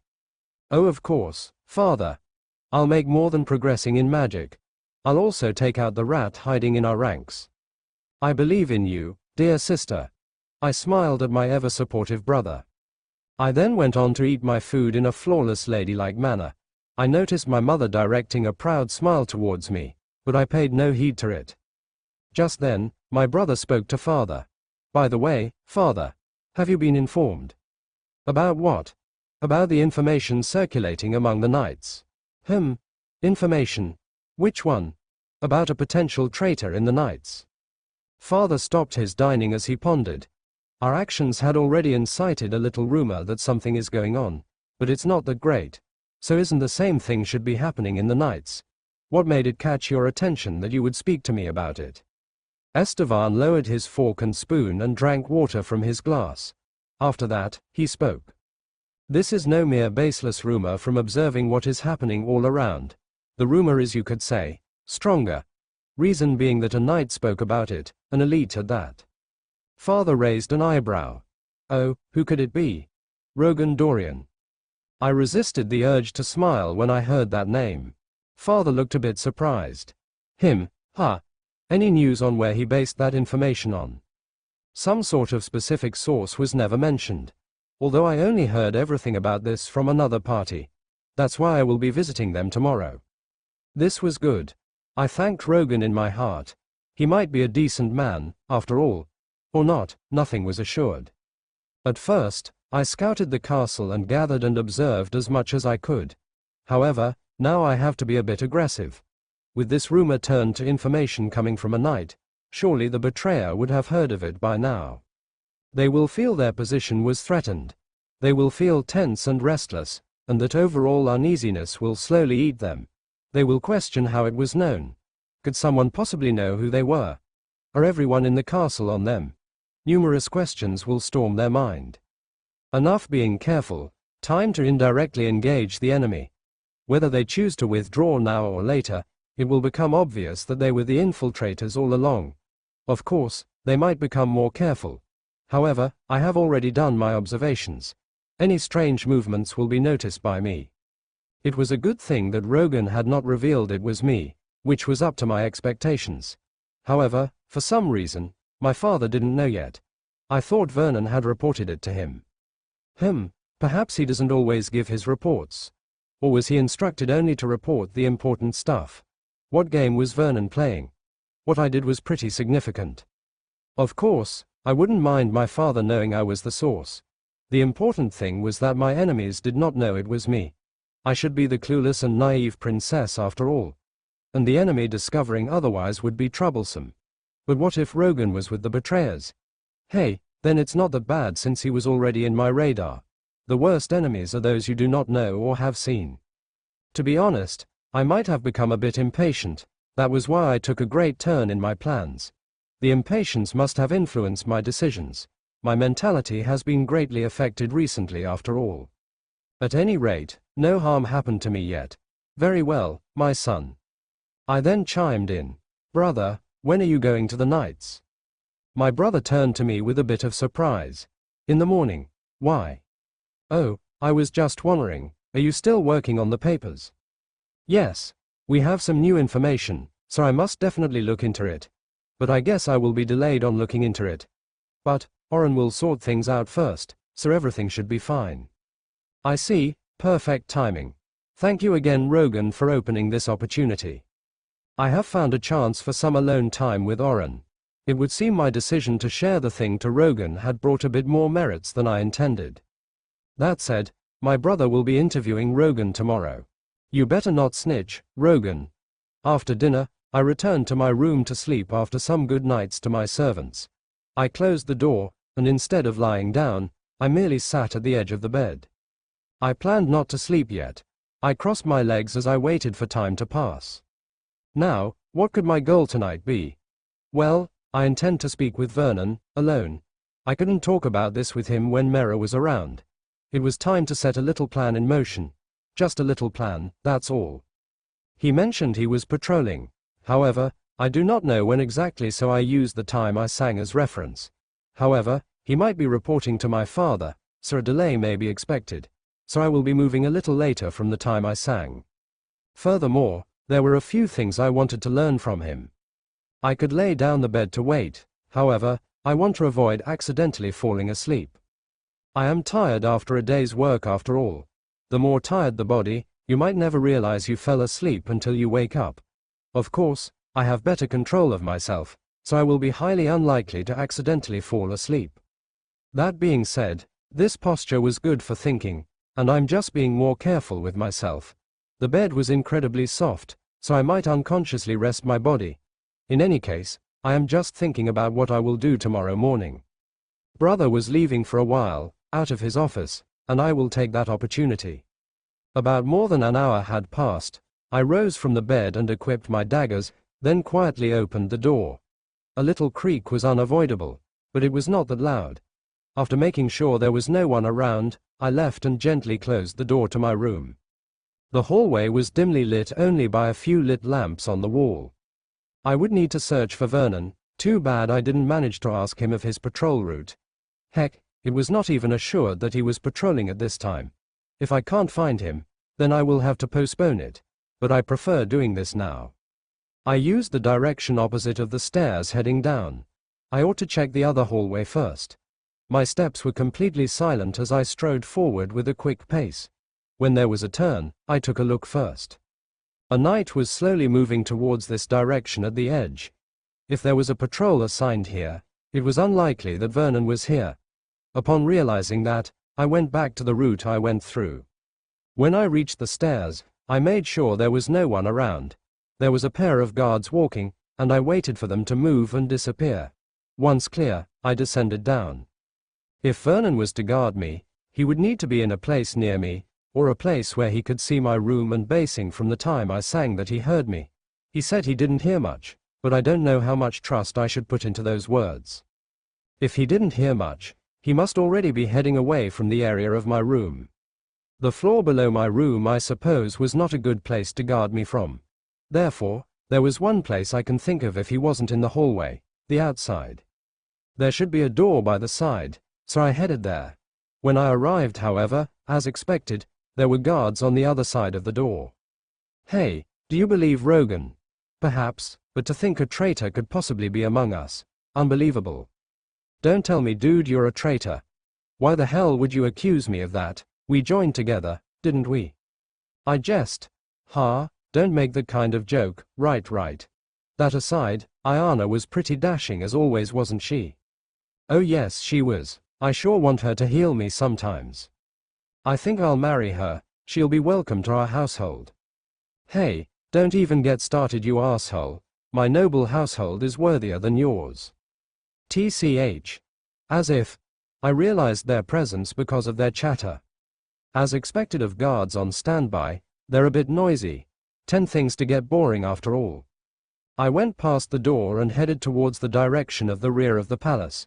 I passed by windows that can be opened from within, curtains partially covering them. As I went further from those pairs of guards, I began searching for a good window. Then I stopped. There were a couple of windows which were covered in shadow and darkness because there was no light to light the path on the other side. The moon was not much of a help too. Trees in this part and the palace building covered its illuminations. I made sure there was no one coming, then unlocked the window. I gently opened it and went over the window, then quietly closed it. As long as it was unlocked, I can enter through here again. I then headed towards the rear of the palace. I would know if someone was coming through lamps or any light source. In this darkness, a source of light would be essential after all. One can't just walk around without one. A few moments later, I saw a faint light lighting the ground. It may be a knight coming towards me. So I quietly went over to the side of the path where there were bushes, plants, small trees and darkness. I crouched down and waited for the person to show themselves. I also held my breath to remain completely stealthy. Then the patrol turned from the other side of the wall and revealed himself. I smiled. It was the person I was looking for. I really had to go all through this trouble, huh? Vernon and Mera were always together, and I cannot afford to give any apparent hint that Vernon and I talked. I didn't even want to risk Mera seeing me asking Vernon to stay behind. There was not much opportunity to drive Mera away either. We were all together during magic training.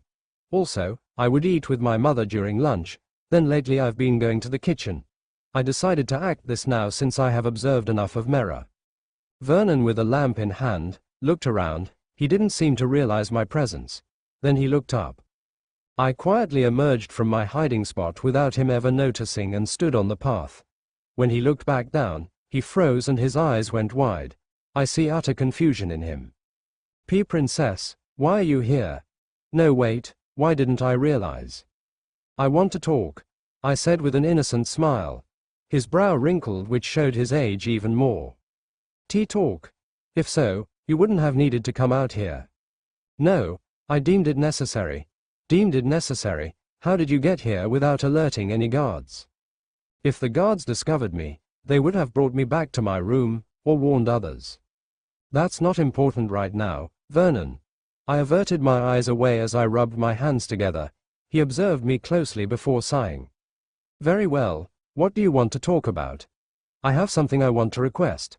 But before that, I have something to ask. I looked him in the eyes. You report to my father about my actions, yes? There was a moment of silence before he answered, yes.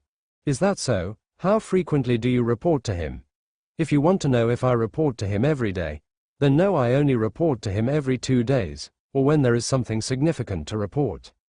And may I ask how you determine something as significant? First your health, of course. Then when there is some significant improvement to your magic training. Aside from those, well, for example your decision to have Mera learn with you, which was not my intention when I suggested she learn spells. I smiled wryly. He then continued. Then your actions of frequently visiting the kitchen. That is the most noteworthy, and thus I reported what you did while being there. So, you report to father any significant magic-related occurrence. Then my decisions that you deem out of the norm. He hesitated for a moment before nodding his head. Yes, Your Highness. I apologize if I displease you. He bowed his head. And no, I understand that you have to do those kinds of things. I shook my hands frantically. I am grateful for your understanding. But, I do want to ask you to not tell father of our meeting tonight, and its contents.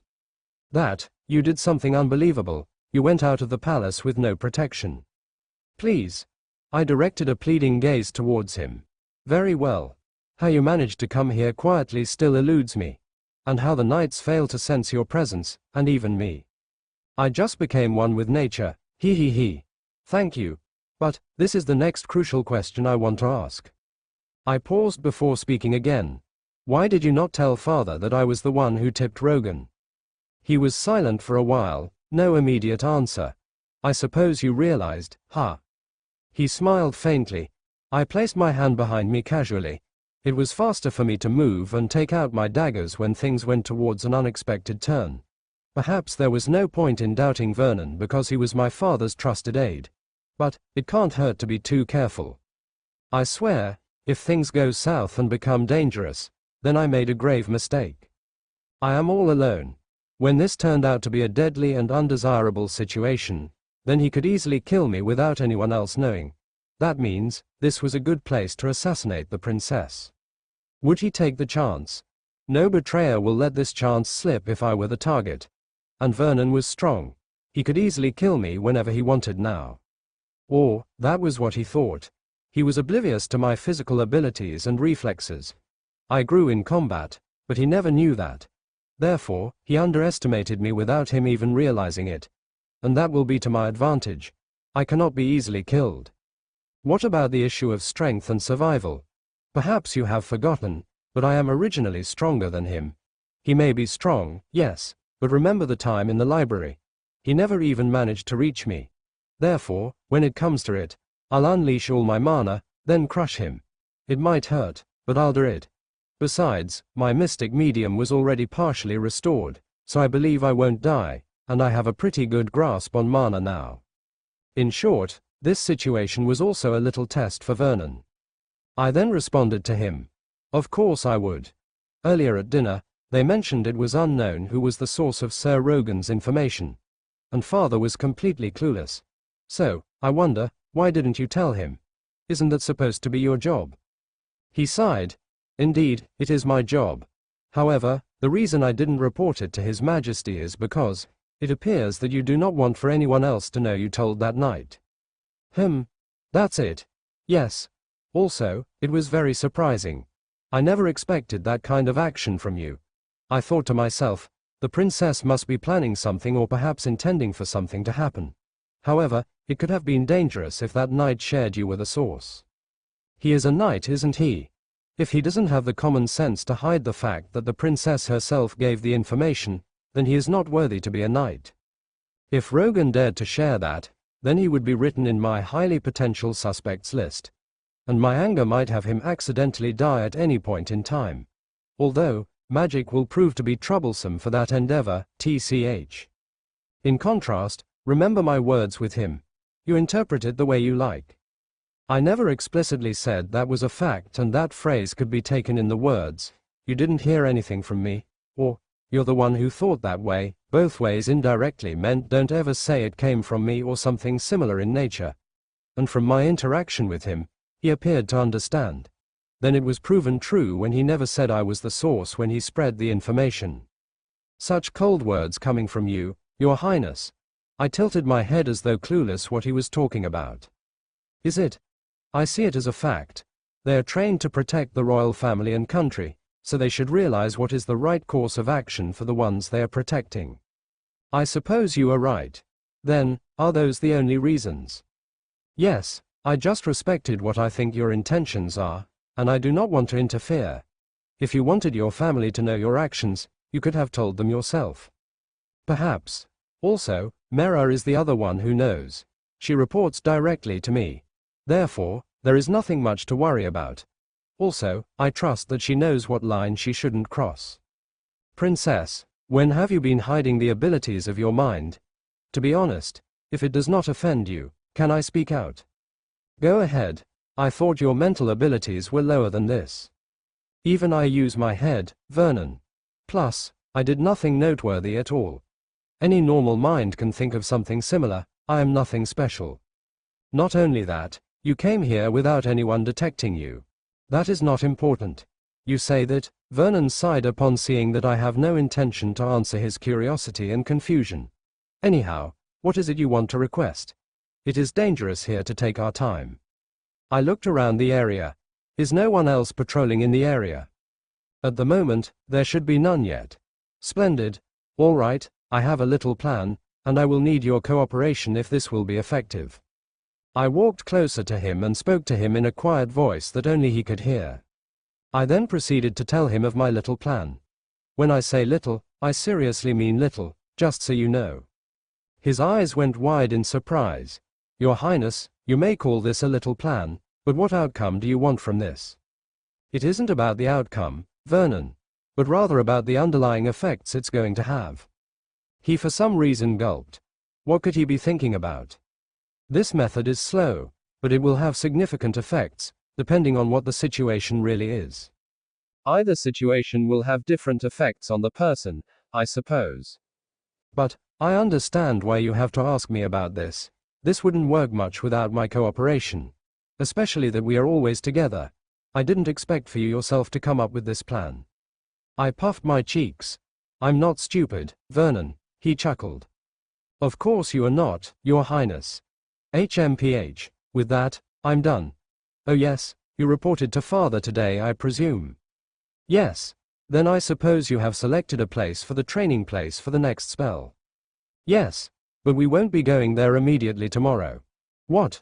I will be relying on you on another matter. What could you be talking about, Your Highness? You'll realize it tomorrow. Now then, I will be going. The plan will commence tomorrow, okay? I started to turn away. Wait, Your Highness. You're going back alone? Yes, I stopped in my tracks and turned my head to face him. You do not need to escort me back. Besides, it will be even stranger for me to be discovered when I'm with you when they haven't even realized I went past the guards. It would be safer if I am discovered alone, like a girl just sneaking out at night. But how you got here quietly is still something to be confused about. Fine. I went through the window, okay. I see, but that's... It's getting late. I need to return. I'm tired. Good night, Vernon. It was morning and I stretched my legs as the light of the early sun came through the window. My return to my room last night was flawless. If I had been discovered, it would have dropped a bolt on my plans. Not a wrench, since I would just be seen as a teenage girl sneaking out at night. Okay, I could have undermined it considering how my parents treat me. But it shouldn't impede much in my intentions, so it remains a mere bolt. But I suppose a mere bolt can destroy the entire machinery. All right. Let's stop it with the metaphors. There was a knock on the door and I instantly knew who that was. It was the usual routine, meaning Mera had arrived to come and get me. I'm sure Vernon has arrived as well. Leaving with no choice, I would have to believe in Vernon on how he would do this. I expect a lot of things from his age. I then allowed her to enter. Mera arrived at the princess room early in the morning when Vernon also arrived. She was about to bow her head to greet, however, she froze for a moment when she saw him looking at her. A mere look would have been no problem, except this time, his gaze towards her was different. His was a scrutinizing gaze, and its subject was Mera. The maid was confused by this sudden occurrence, however, she thought it was just her misinterpretation about the situation. Moving on from her mistaken thoughts, she proceeded to bow her head. Good morning, Sir Vernon. Good morning. His voice was lower than usual, lacking the trace of warmth he usually had when speaking to her. Is he in a bad mood? Maybe something happened. She couldn't bring herself to ask if he was already this way early in the morning. He will likely return to normal later on. Mera proceeded to knock on the door to the princess room. See, come in. Hearing that, Mera gently opened the door. And there she was, the beautiful princess, her platinum hair glimmering in the sunlight. However, her crimson eyes seemed to waver when they looked upon Mera. The maid herself noticed this. The princess had her closed hand by her chest, giving the impression that she was nervous. Mera was puzzled as to why this could be. All she could think was that the princess had a bad dream. Mera knew that the princess was soft and fragile, and she could imagine that she would be terrified by a little nightmare. Thinking about that side of the princess made her heart warm, and it was a bit comical. But of course, she had no intention of telling that to anyone. Milady, I have prepared the bath. The princess was silent for a second before she responded. Why yes, I'll be going. The princess timidly walked towards her. That said, she was more timid than she usually was every time she acts this way. This time, her meekness appeared to be more intense. She stopped for a moment, then took a deep breath. Mera wondered, what could frighten her this much? When the princess had gotten closer to her, she turned stiff. It was a bit alarming for Mera. She gazed at the princess' eyes. The princess closed her eyes and took a deep breath again. After exhaling on, then she became a bit calmer. Your Highness, are you all right? Vernon had noticed the princess' plight and asked her outright. Ah, why yes, I'm okay. Princess Estilia turned her head to look at Mera. Mera, let's go. Mera faintly smiled as she led the princess to the bath. She saw the princess grasping both her own hands, often indicating that she was feeling tense. It was hard to figure out what could be bothering the princess so much that even on the way to the bath she would be acting like this. They arrived at the bath. Vernon stood by the wall beside the door outside the chamber. The princess glanced at him with anxiety in her eyes, but as though gathering the courage she took a deep breath and entered the bath along with Mera. Needless to say, the maid only grew more confused about the situation. Then, as usual, Mera assisted the princess in removing her clothes. However, the moment she touched her, the princess flinched upon contact along with a tiny squeak. "Milady, is something wrong?"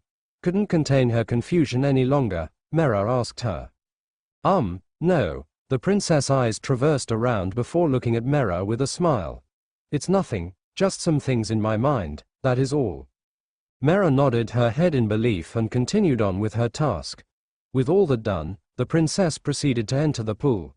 She often glanced at Mera, but the latter merely smiled and the princess returned it. As Mera awaited, she became uneasy about everything that was going on. First it was Vernon, now it was the princess whom she serves. It was like there was something that she didn't know about happening. What could it be? Mera stared at the princess. The princess gracefully scooped water with her hand and poured them onto her head. The water gently flowed down, drenching her hair and passed through her bare and white shoulders before returning to the pool. She, the beautiful princess that could captivate just about anyone by her presence alone, was there peacefully bathing, unguarded, unprotected, and vulnerable. Mera took in a sharp breath as she watched the sight. Her heart slowly began to race. The princess relaxed her back on the side of the pool and lowered her head. Her eyes began to close and started to relax. Such a flawless existence. But now for a moment, for some reason, the princess began to feel distant again. Mera didn't want that. She wanted to get closer to her.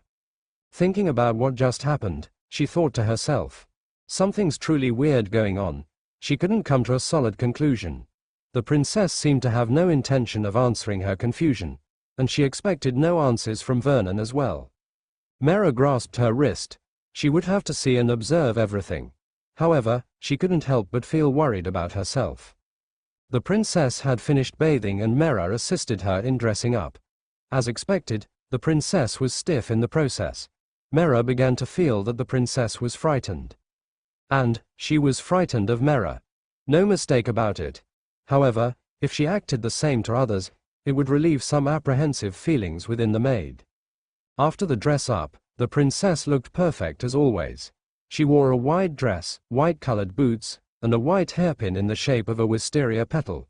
She was very pretty. Like a white flower in a peaceful spring, blossoming beautifully and brightly amongst the gentle breeze and the warm light of the sun. Mera herself chose this set of clothes. Fortunately, her lady appeared satisfied since she received no complaints. However, perhaps it could be because the princess seemed uneasy. But the princess's sweet smile towards her lifted off some of the heavy feeling, although only a little. After the bath, they went on to the dining room as the princess dined with her family. Therefore, Mera was stuck with Vernon as always. However, the atmosphere didn't completely feel welcoming. Vernon would sometimes glance at her, as though his eyes were on guard. Mera wanted to ask what could be wrong, but Vernon was not exactly the type she saw as easily approachable now. Not that she would easily approach him in any other situation. She just saw Vernon was a bit frightening to interact with. Well, the same as other fellow servants that were superior to her. She was not confident enough to speak lightly with them despite her being the princess's personal maid. In fact, as a personal maid, She should be about below Vernon's level, considering that Vernon was the king's direct servant. But that also meant that other servants that were higher than her before being appointed as a personal maid were now in match with Mera in terms of rank, but she couldn't help but still see them as superiors. No, perhaps she just wanted to treat them with respect and utmost politeness as seniors. She had to give a good impression to everyone after all. She didn't want to look bad. As she hesitated to speak with Vernon now, she couldn't bring herself to ask anything. The royal family had finished eating and they saw the prince leave.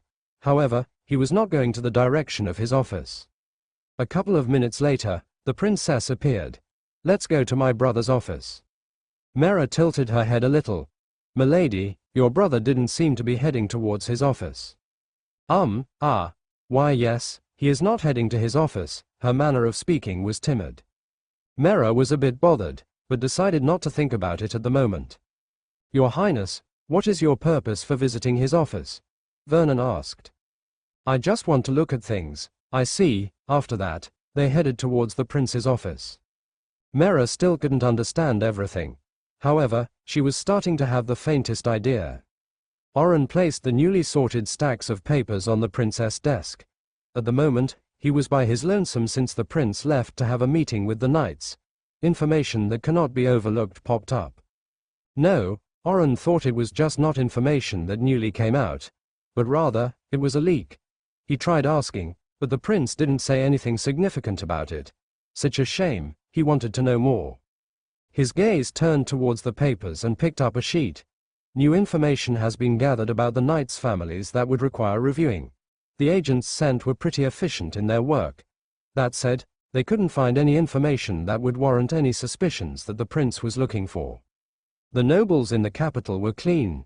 However, beyond it, in the outskirts or any remote territories, or ones outside the capital, there were some things that called for a raised eyebrow. Although, they were not a matter of national threat. Information of nobles owning slaves. Slaves were not allowed in this kingdom, therefore, nobles owning some were to be noted, especially if the slaves were being abused. Furthermore, there were a few mistreatments of the people in their territories. Then some tension with other noble households. The knights in the order didn't seem to be directly involved in those, however, investigations will be required. A traitor, he thought back to the information heard that originated from the knight's order. As he was about to sit down on a couch, there was a knock on the door. He furrowed his brows, wondering who that could be. "May I come in?" The moment he heard the innocent sweet voice from the other side of the door, his brow wrinkled. He needn't think a lot to figure out who it was. There was only one person with that voice and manner of speaking. It was the one and only princess. He left the paper on the couch and straightened his clothes. With a sigh, he walked towards the door and opened it gently. He forced a smile upon seeing a beautiful girl with long platinum hair, snow-white skin, and crimson eyes, while the beautiful girl smiled purely as she faced him. "Hello, may I enter?" she asked. Does she not know that her brother left for the knights? He resisted the urge to sigh. "Your Highness, I regret to inform you, but your brother is not here." "I know that." She does know. Then what would be her purpose here? Oren glanced at her two attendants. First to the maid who had a somewhat disturbed expression, but he didn't think much of it. Then his gaze shifted towards the old man named Vernon. His gaze stayed on him for a moment before returning to the princess. "In that case, you are free to enter, Your Highness. However, I am curious as to what the reason for this visit is." "My brother has a lot of paper to look into, yes. I want to help him even for just a little. I think I'll write down some important notes." "I see. Then please, enter." He tried to keep a neutral expression. He recalled that the princess has magic training. Magic? He wondered why she didn't go and train.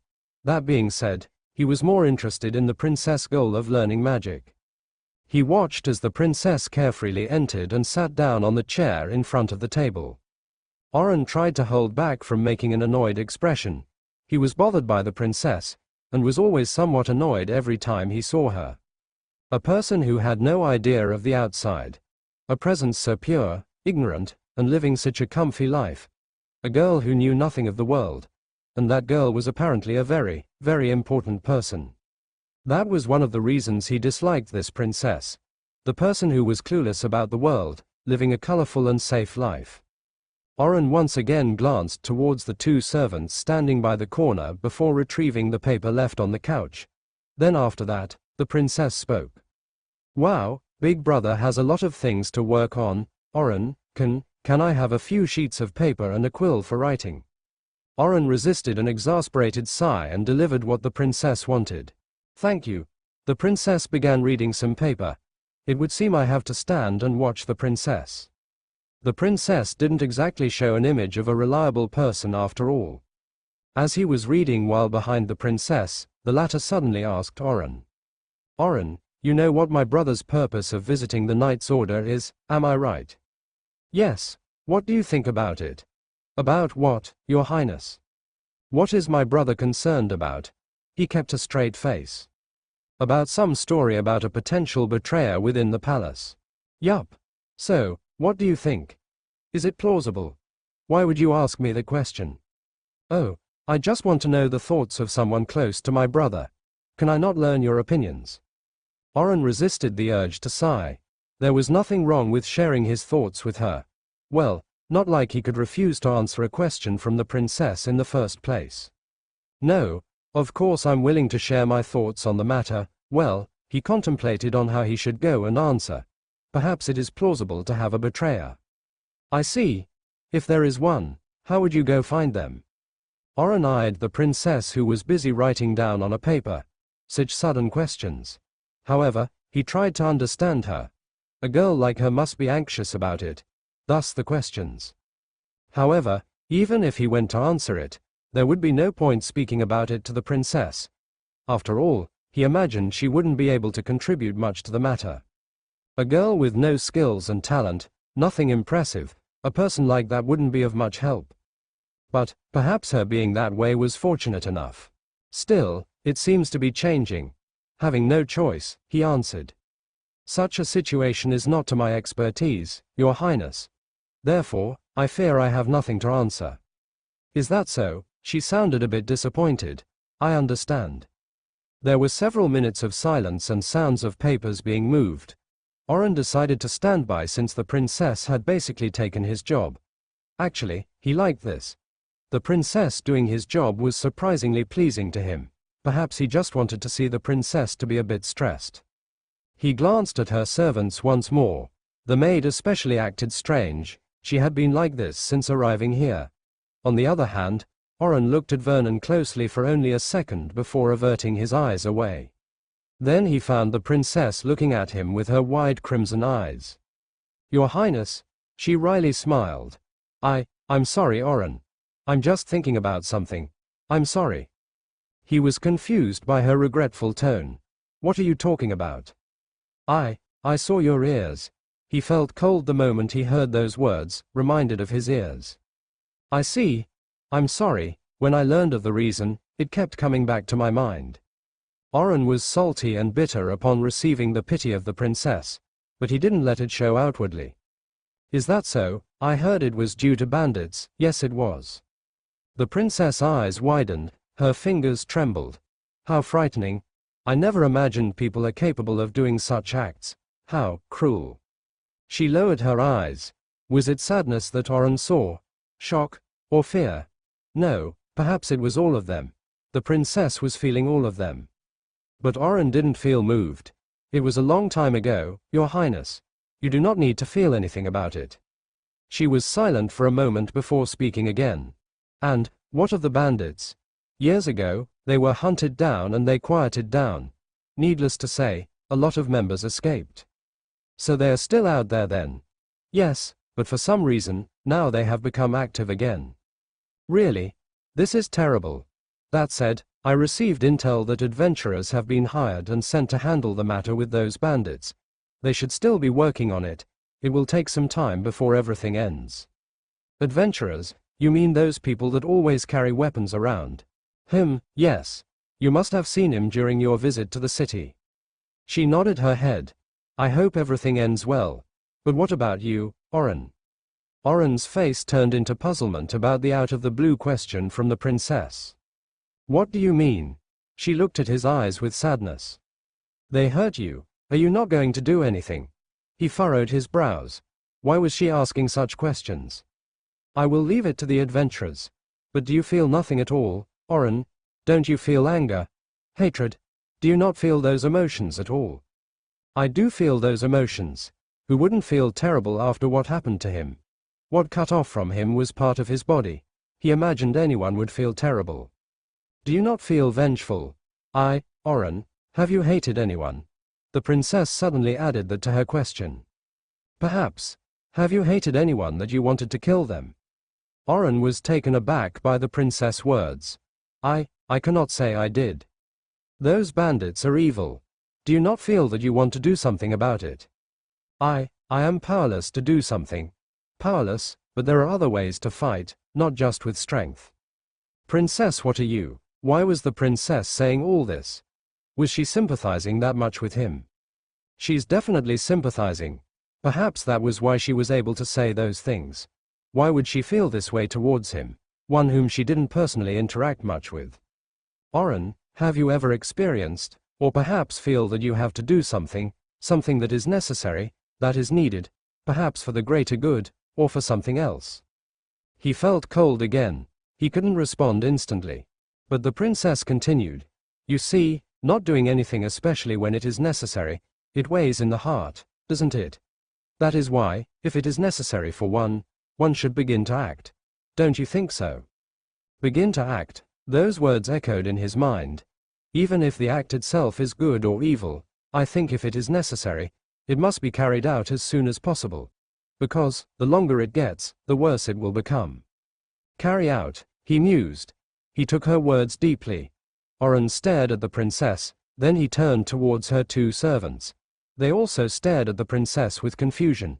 Not one expected to hear such words from her. Then the princess continued. If those bandits are still walking and running freely, there will be more victims in the future. Things might become even worse than you imagined.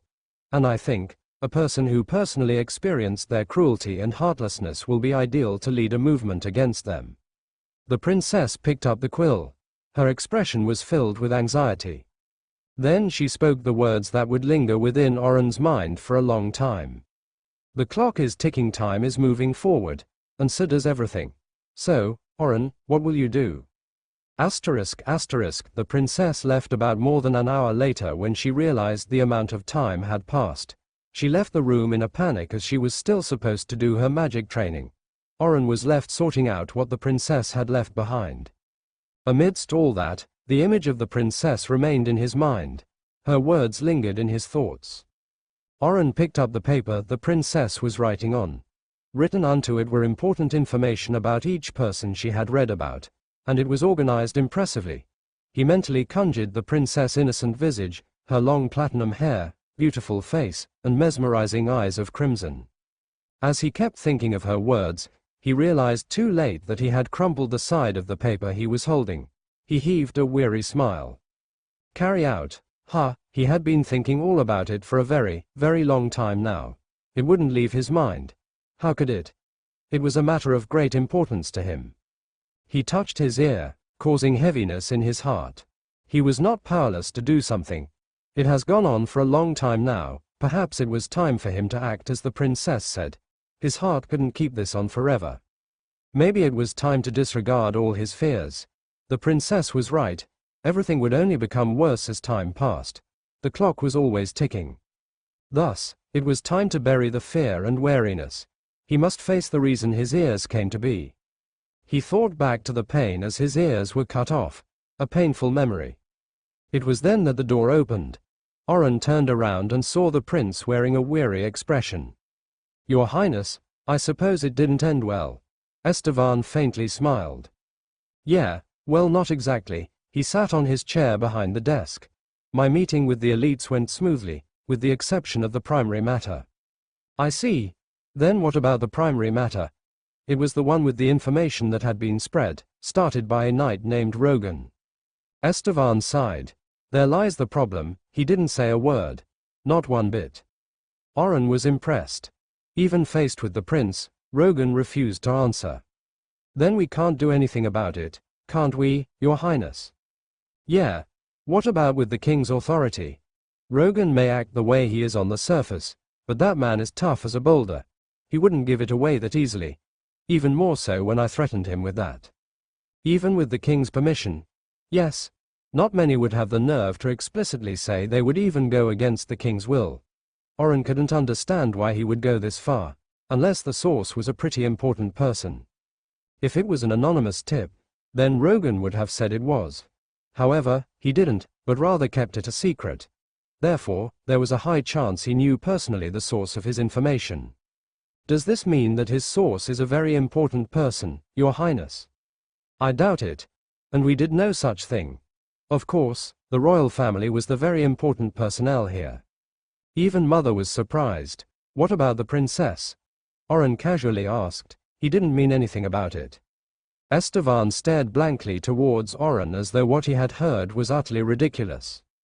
Oren, do you really think she could do that? Yes, my mistake. I cannot imagine the princess doing such a thing. Yes, all in all, she was just doing her own business. Yes, it is impossible. No way the princess could think of doing this. Oren thought. He saw the princess as someone incapable of such a significant action. He had known of the princess' nature since he had been seeing and watching her for a long time now. After all, anyone would get familiar how the princess was after several years of working in the palace. Thus, he never believed that the princess would have the nerve to cause a disruption of this scale and importance. Yeah, and in no way would Estelle do something like this without telling us. Plus, she was clueless when she first heard about the issue.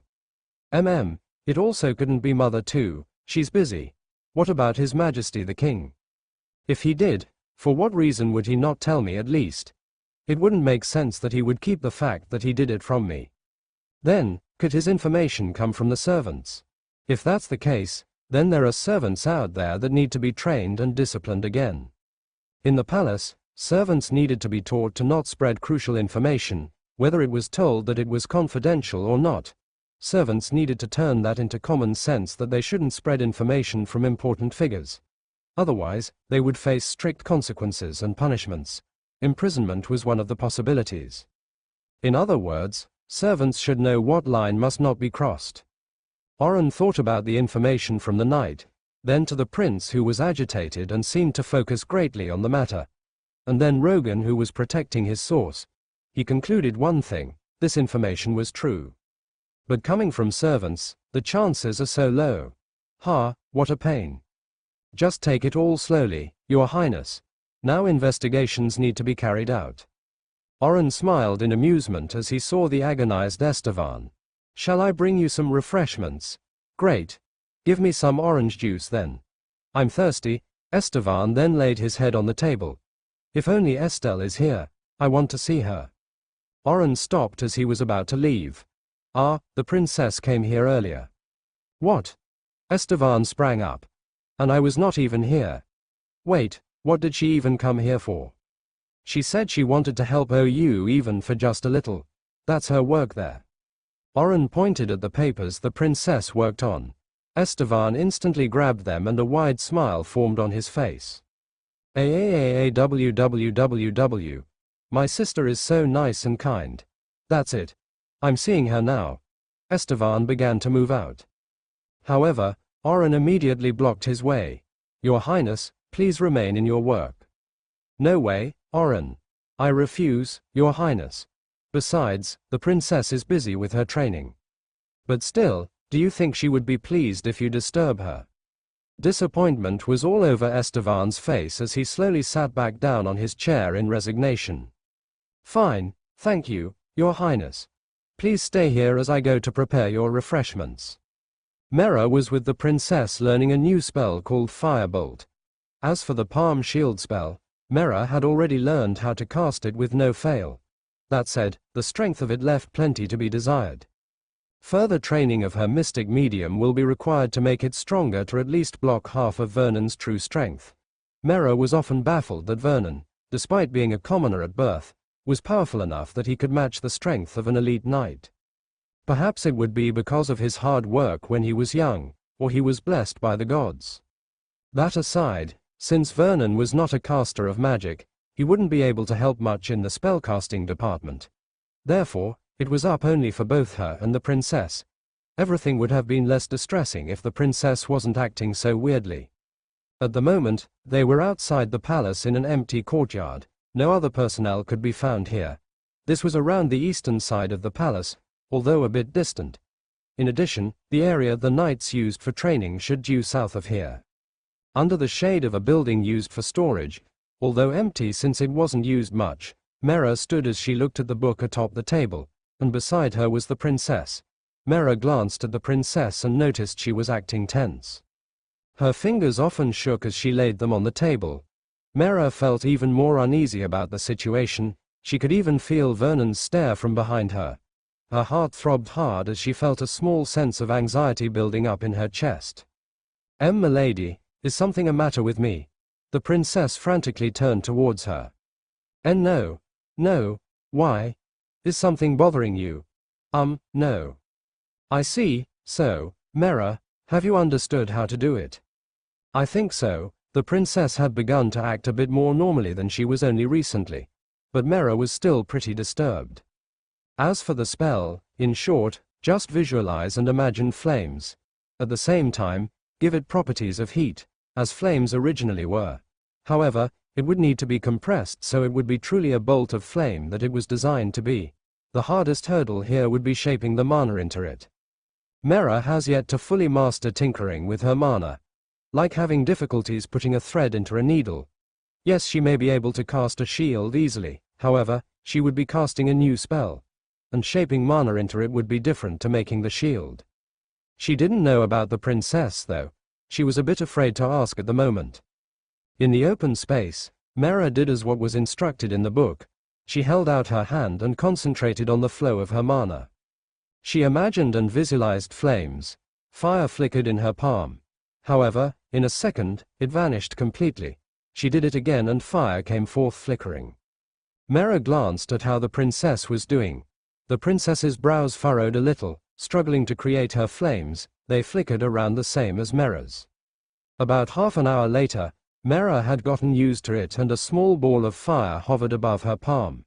However, the best this could do was set afire a bonfire, or cause mild burns on a person. She forced forward her mana, and the flames grew larger, inviting a smile to play on her lips. After that, she took a glance at the princess. Her eyes froze at the princess's palm where a ball of fire hovered just above it. What caused her surprise, however, was that the flames were in a perfect ball shape. The fingers of the princess motioned slightly, and the ball rotated around, as though the fingers were carving and controlling the full motion of the flames. However, the ball didn't seem to be compressed yet. Despite all that, Mera was impressed. The princess was able to give a clean form of the flame. Mera was sure that the princess had such precise control of her mana. That being said, she wasn't sure how much level of preciseness there was yet. "Firebolt, it's not shot in a swinging throw, so," the princess murmured. Indeed, the bolt was not thrown like how you would throw something from the shoulder forward. If one does that, one would need to focus more than on launching the bolt, but also timing it with your throw. In other words, it was faster and easier to launch the bolt yourself, like how a firebolt should normally be used. The princess held out her hand forward. The ball of fire turned slightly smaller. Then, it shot forward as though propelled by an invisible force. However, a few steps of distance, it puffed away into smoke. "Ha! It's not as easy as I thought." The princess turned around towards Mera. Mera. How is your progress?" "I am still trying to give it a form." "I see." The princess cast down her eyes towards her palm, and flames came forth. "Magic really is wonderful. One can easily cast fire. You wouldn't need to struggle in lighting a fire with this." The princess seemed to halt all motion as she observed the flames in her hand. "I've been wondering for a while, Vernon." She called Vernon. Upon her beckon, the old man approached her.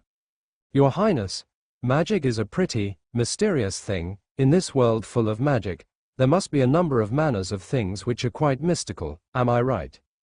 "Of course. What sort of interesting things are out there? Creatures, places, what sort of things are there that resemble something mystical and mysterious?" The princess gazed up at the sky.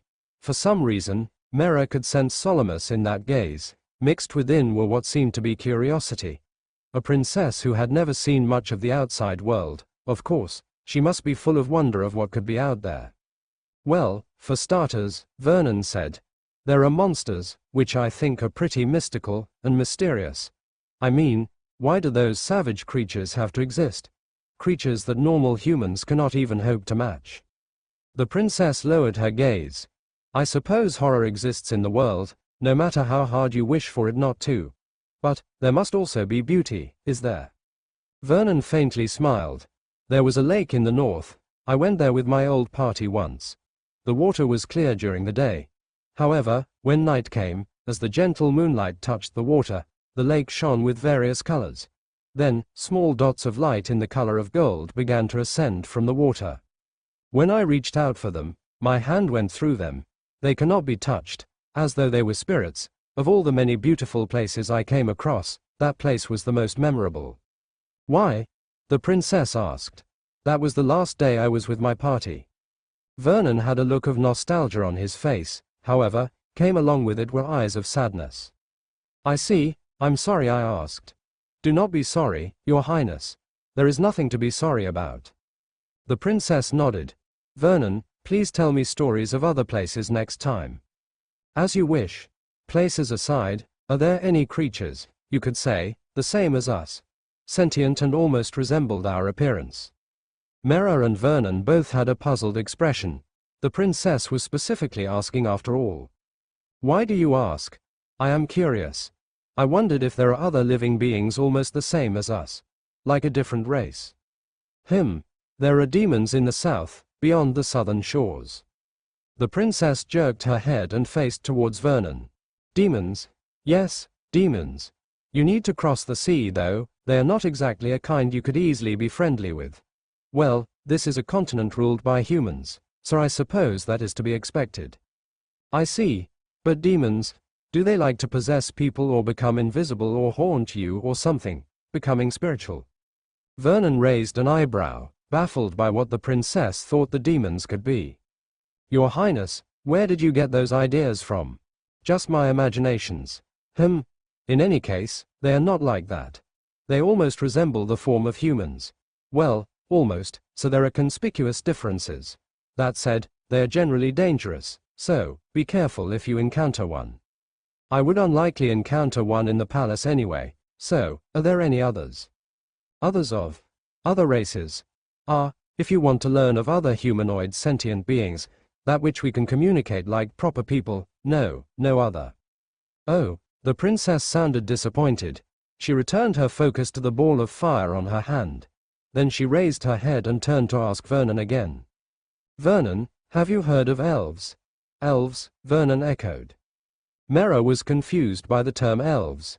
She didn't know what that was. Vernon also seemed to be in deep thought. Elves, I have heard of it, but barely anyone mentions that word. So, what are they? They are only mentioned in non-popular myths. Mera had realized why she never knew of the term. They were myths that were barely mentioned. Mera was not exactly a person that strives for information such as this, therefore it was expected she wouldn't know about it. Wait, myths? The princess looked puzzled. Yes, not much is known about them. Well, as myths there are, they likely never existed. So no one has discovered elves. And there is a chance that they never existed in the first place but merely works of fiction. Yes, but princess, where did you hear that word? The princess moved back her elbow, then instantly moved it forward vigorously.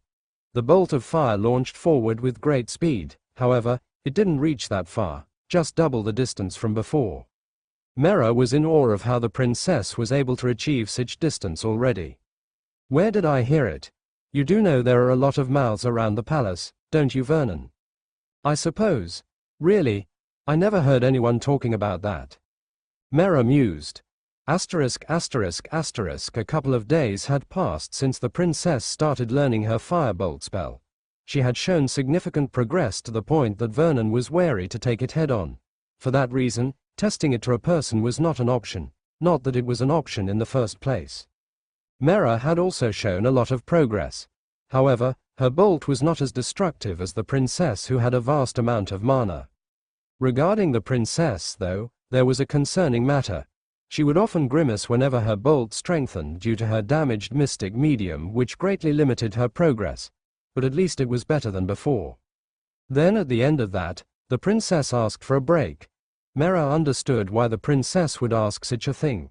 The princess must have been exhausted.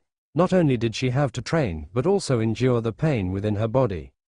The princess definitely needed rest. Also, needless to say, Mera still received a cold treatment from Vernon, while the princess was still quite frightened, only a bit though, since the princess had slowly warmed back up. Mera was a bit relieved about it, but she still had no idea at first why they were acting this way, and that only made her also more anxious as days went by. At the moment, the princess was on her way back to her room earlier than usual along with Mera and Vernon. Mera snuck a glance towards Vernon as they walked side by side behind the princess. She then returned her gaze forward as she resisted the urge to sigh. After all the days that had passed, Mera had come to a conclusion. The princess and Vernon were definitely cautious of her for an ominous reason. It was as though they were suspecting her. But could it be simple suspicions? Mera had a feeling that they already had a basis for their actions. With this realization, Mera hardened herself. When they arrived at the third floor by the stairs, they found a man that Mera and the others recognized. He was walking from the far side of the hallway and was heading towards them. Mera was puzzled as to what this man was doing walking around in this part. If he came from the prince's office, he wouldn't need to go through here just to go down. Surprised for the same reason, the princess stopped in her tracks as she gazed towards the man. Mera and Vernon followed when their superior began to walk forward and approached the man. Oren, the princess called his name. Your Highness. Oren bowed deeply with a neutral expression. It's rare for you to walk around here. What brought you here? The princess gazed innocently at Oren with a blatant trace of cluelessness. I am reviewing the security within the palace hallways. For what reason? The princess asked. You knew of the information of a traitor within the palace, yes? If that is true, then it is essential to make improvements or check for errors of security within the confines of the palace. Does Big Brother know about this? There was a second of delay before a response finally came. No, I was intending to check everything out first and formulate a plan before informing the prince. I hoped that it would at least relieve him of some things to think about. Mera understood and agreed with Oren's intentions. Seeing how much paperwork the prince was working on, this way it would lessen the things that bugs his mind. Mera would have done the same for her superior. And you left him, alone with his work? The princess asked. Mera turned her gaze towards her. If Oren didn't inform the prince of his intention, then how was he able to leave behind the one he was supposed to assist? If he suddenly left the prince, he was a failure of a servant.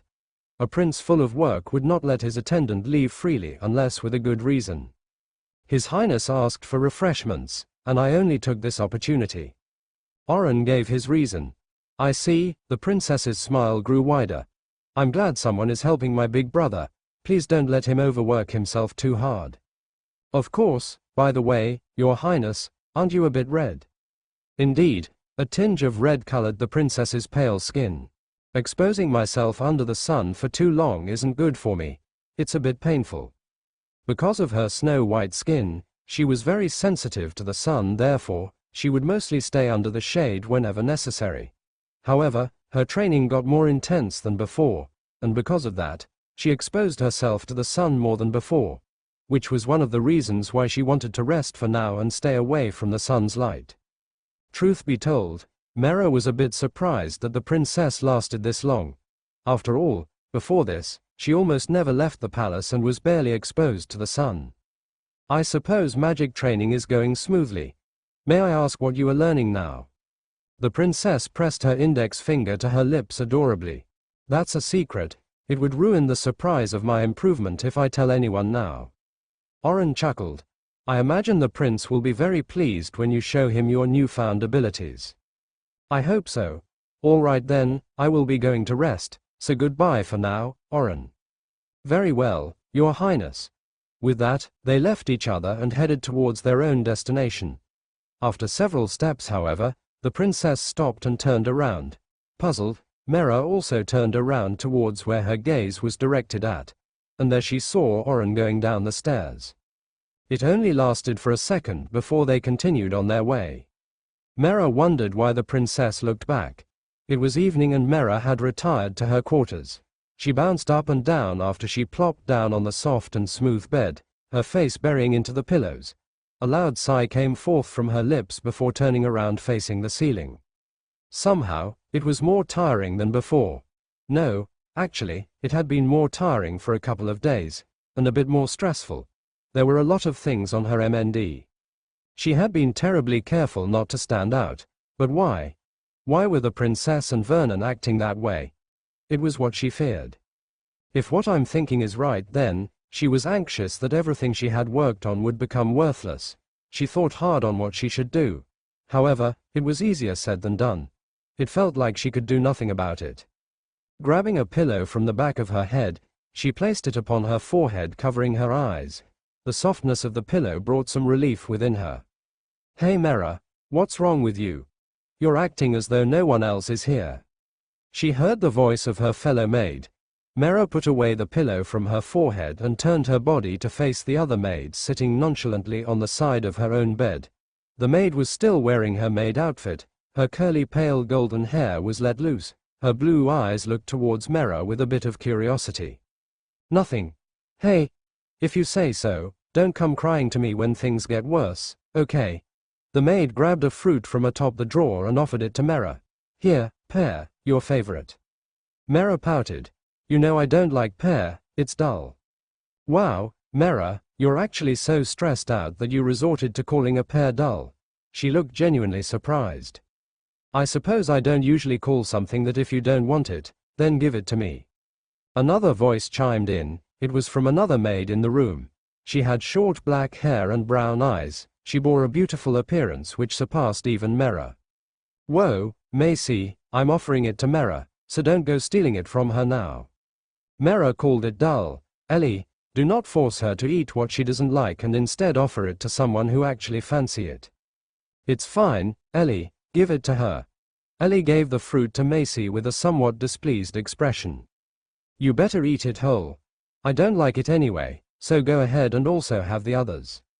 Very well. I'll have the others tomorrow, Macy said as she took a bite from the fruit in her hand. And for goodness sake, Ellie, you are a noble, please speak as a noble should. Ellie lacked that elegant manner of speaking as should nobles have, and that was what bothered her. Eat my ass, Macy. Coo. Macy choked the moment she heard such a vulgar phrase. Ellie. Yeah. No need to suck on traditions when we're alone in private, so relax. Even so, if you keep doing this, you might become more versed to this than the proper way of speaking. I'm fine, Macy. Macy directed an annoyed glare towards Ellie. Mera sensed the air was getting intense, so she decided to change the subject. Where are the others? They went to the baths first, Ellie said. You didn't come with them. We waited for you, Macy replied as she took another bite at her fruit. I see. Thanks, it gets crowded anyway, so it's good to wait, no rush. Ellie lied down on the bed as she faced Mera. You still sound so uninspired. What's bothering you? I said it's nothing. Can you not share your trouble with us? Macy said as she sat down at the edge of Mera's bed. Mera debated whether she should tell them, but immediately decided not to. Her guess was too big of an issue to tell others. However, it could also be wrong. Even so, telling her friends how the princess and Vernon were treating her, she was not too keen on the idea. Nothing good would come out of it, but would only make it worse for her. It is not that big of a problem. Is it a love problem? Ellie asked that out of the blue, which incited a surprised reaction from Mera. Her question was just too far from the truth that it almost sounded absurd. No, it's not. Oh, doesn't sound like it. Ellie's lips lifted into a teasing grin. Mera? Love? Really? Who?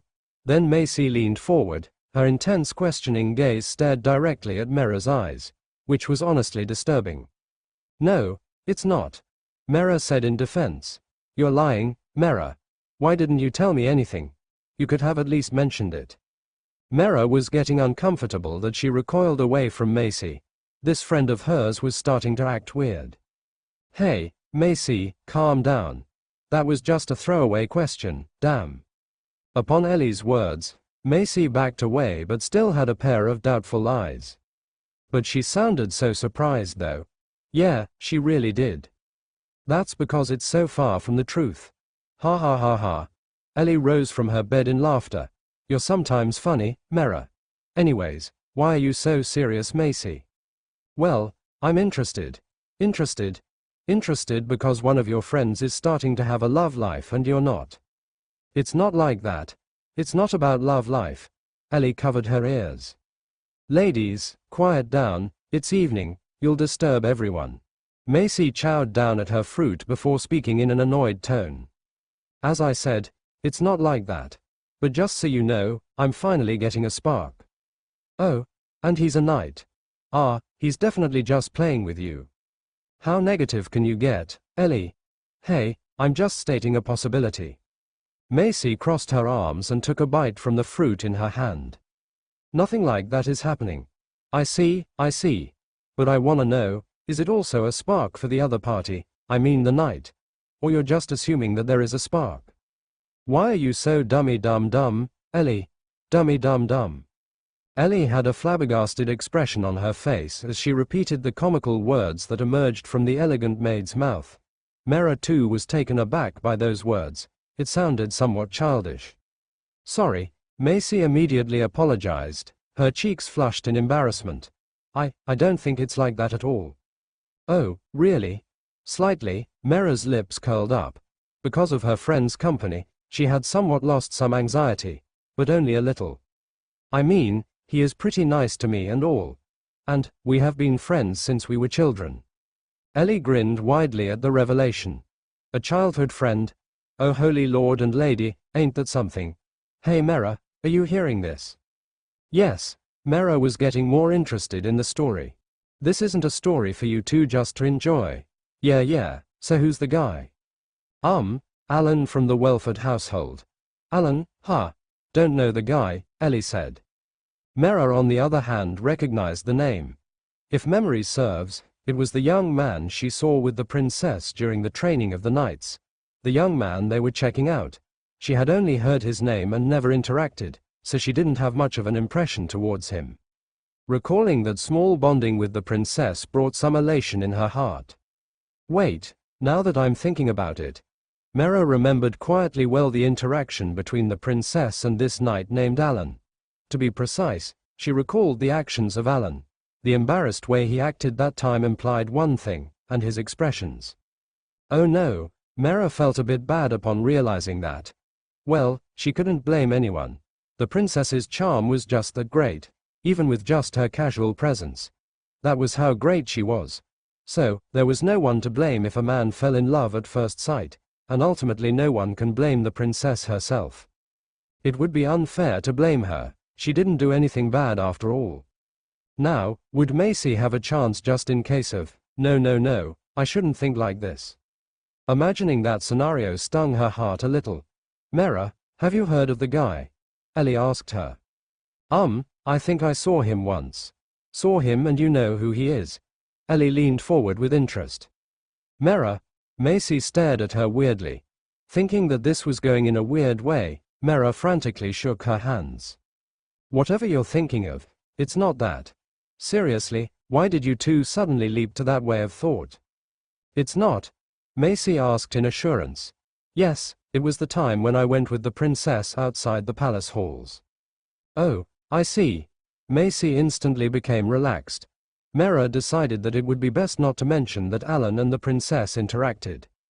Still, is Macy not aware of the effects the princess brings to young men by her presence alone? Now that she thought about it, Macy was envier assigned to assist the princess, nor was Ellie. These two were assigned to clean most of the time, and not to assist royalty. Therefore, they didn't know the princess that much.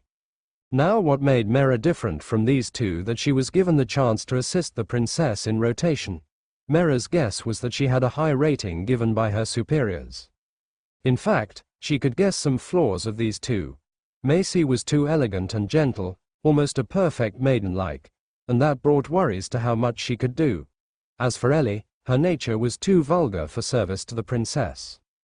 It was then that the door opened and a few maids who were now wearing nightgowns entered.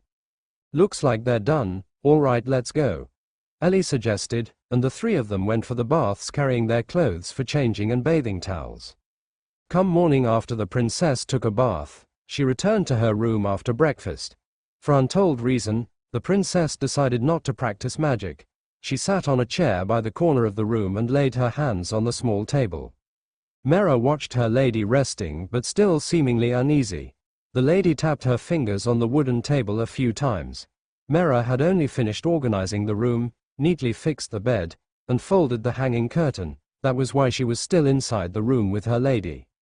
Seeing that everything was done, she intended to leave. "I am done here, milady, please excuse em. Wait, yes." The princess took a deep breath before responding, placing a hand on her chest as she did so. Mera I. She looked away then returned. "I have an order." Mera slightly tilted her head in puzzlement. The princess had absolutely no need to let her know that.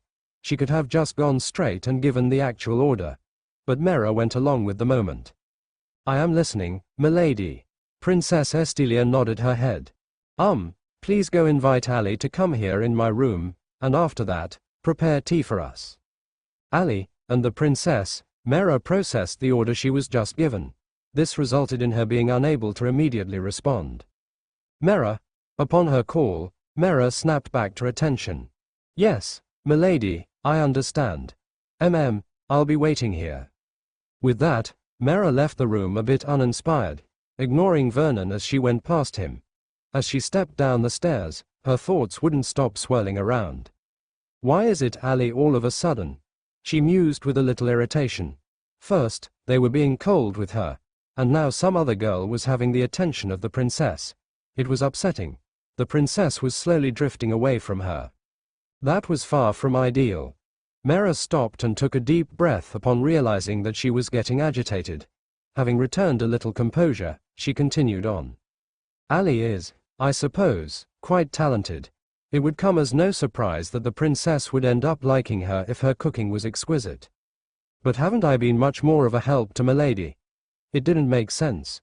Was it because Ali was a new subordinate that the princess was paying more attention to her, and Mera was only being neglected because she had been a personal attendant for a while now? No, this is likely. The reason why they were acting weird towards Mera definitely had something to do with it. But I didn't do anything. Before she knew it, she had arrived at the kitchen. With a neutral expression to hide her displeasure, she knocked and opened the door. Inside were the three people assigned in the kitchen, and Mera focused her sight towards the girl named Ali. "Miss Ali, Her Highness the Princess calls for you." Ali sprang up. "Yes, but for what reason?" Mera would not have preferred for her to ask any question and only did as ordered. But she didn't realize that she was only being bitter because she was irritated. But as she was, she didn't show any emotion and only went on to the business. "It would seem she is inviting you for tea in her room." Ali was speechless in surprise.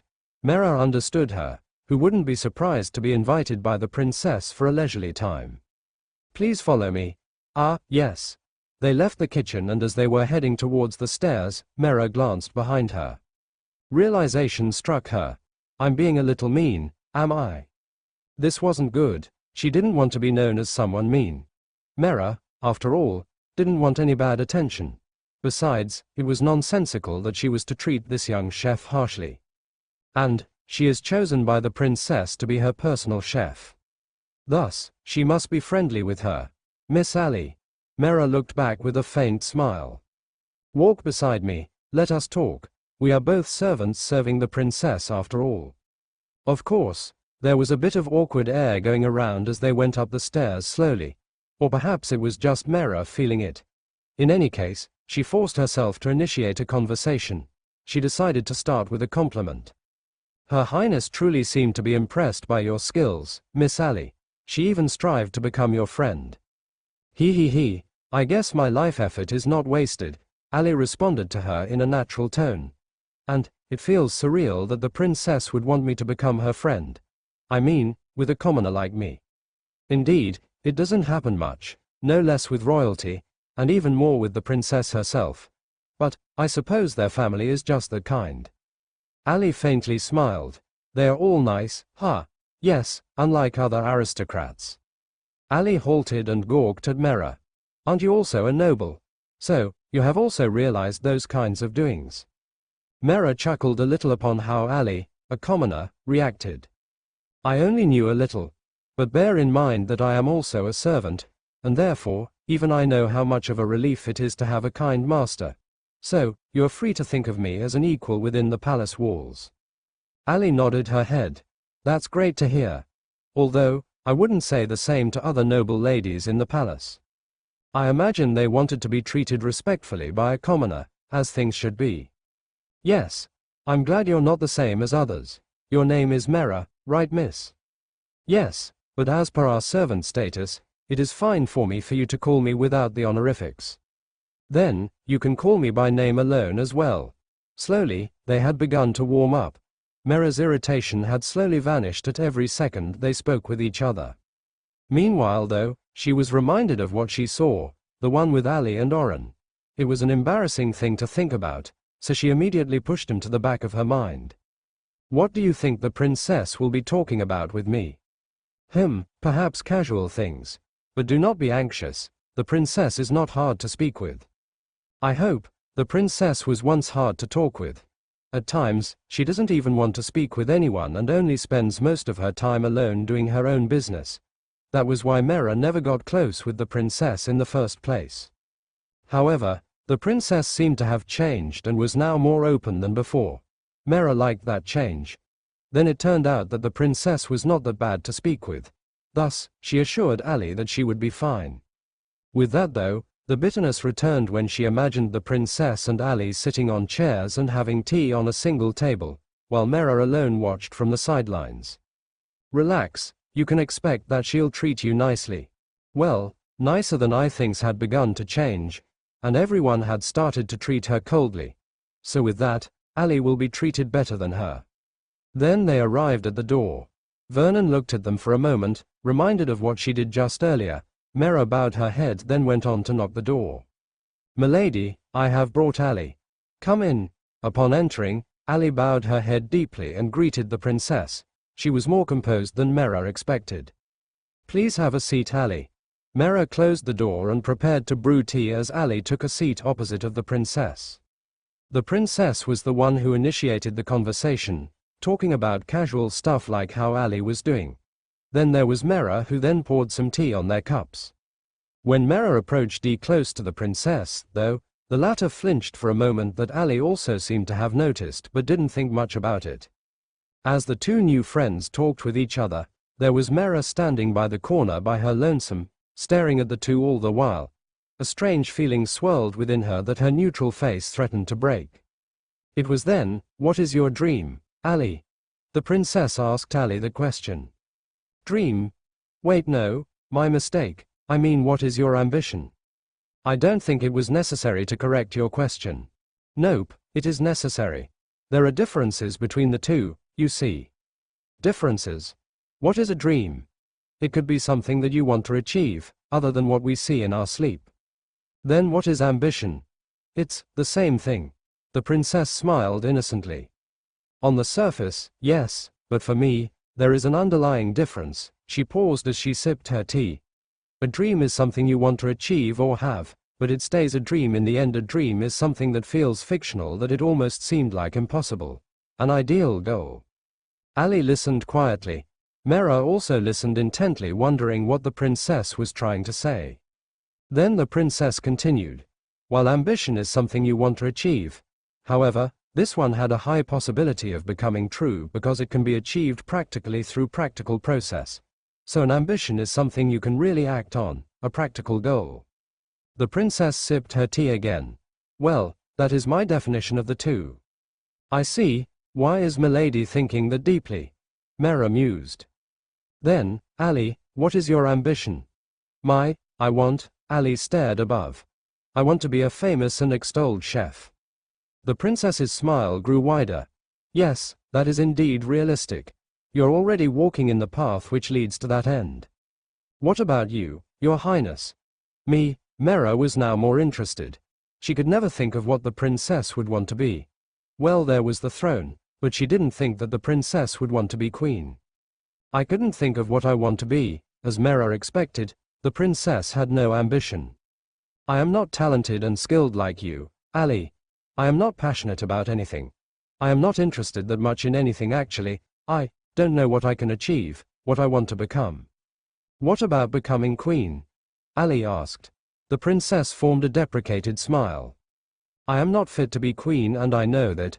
The princess held a firm grasp of her own hand. But I do have a dream. May I ask what that could be? A quiet and peaceful life with my family. I want us to be together without having to worry about anything. I dream that things won't change. I want us to live together as we always have. I don't understand, is that not achievable? No, I fear it is not. We have the crown to worry about. Politics, the kingdom. Then each one of my family, specifically my brothers, will have their own goals in mind, and their own lives to live. I know that I cannot have them by my side as always and expect things to be the same. Everything always changes, sooner or later. Mera felt sadness from her voice. Then there are other unforeseen things that might happen. We are the royal family after all. The princess smiled sadly. She was forcing herself to smile. That aside, she raised her eyes. What is your dream, Ali? Ali lowered her head. She didn't respond immediately as she pondered deeply. Several seconds passed, and she finally opened her mouth. Maybe it's not that much different from yours. I want to be with my friends. I want to live safely with them. Friends, not family. I no longer have my family. No, perhaps not exactly. My friends were like my family. I see, but why is it a dream? They have their own goals in mind, and because of that, I feel I can never achieve that. Then she looked at the princess. They may be able to achieve and accomplish what they want, but they will move on to another. I imagine it will end, but it begins anew, leaving no place for my dream. I see, the way you say it, they must not be here, no. You guys must be close. Ali smiled fondly. They took care of me when I was lost, after the monsters killed my family, and I am grateful for it. Monsters? Mera had never seen one before, not even from her family's domain. Soldiers or knights would be instantly dispatched at the sight of one, so even when she was still staying there, she never saw one from her family's manor. However, she did hear how terrifying and dangerous a lot of them were, especially from that forest. They must be wonderful people. Yes, they are wonderful and remarkable. The princess smiled. I'm curious about them. They must be outside of the palace, yes. What sort of things do people do outside? Well, a lot. Ah, you never go out that often, I remembered. Less than often, I suppose. So, I'm curious, what kind of people are they? Their jobs, what they do. Tell me about them. I want to learn about the outside, even for just a little. The princess looked excited, her eyes beaming with curiosity. Ah, he. Ali was also taken aback. I can't tell much about them since it has been a long time since I saw them. But they are pretty reliable and strong. I always let them carry the heavy stuff in the past. Fascinating, but I imagine they can't be stronger than the knights. I can't say, but I imagine there are strong people out there that can match with the knights. I see. What I can only think are monsters matching with the knights. Well, monsters are very terrifying. Have you seen one? Why, yes. Ah, no, I have realized. Sorry, never mind. I don't want to touch that topic if it's hard for you. Then the princess went on to ask about casual things like any dishes that Ali was planning.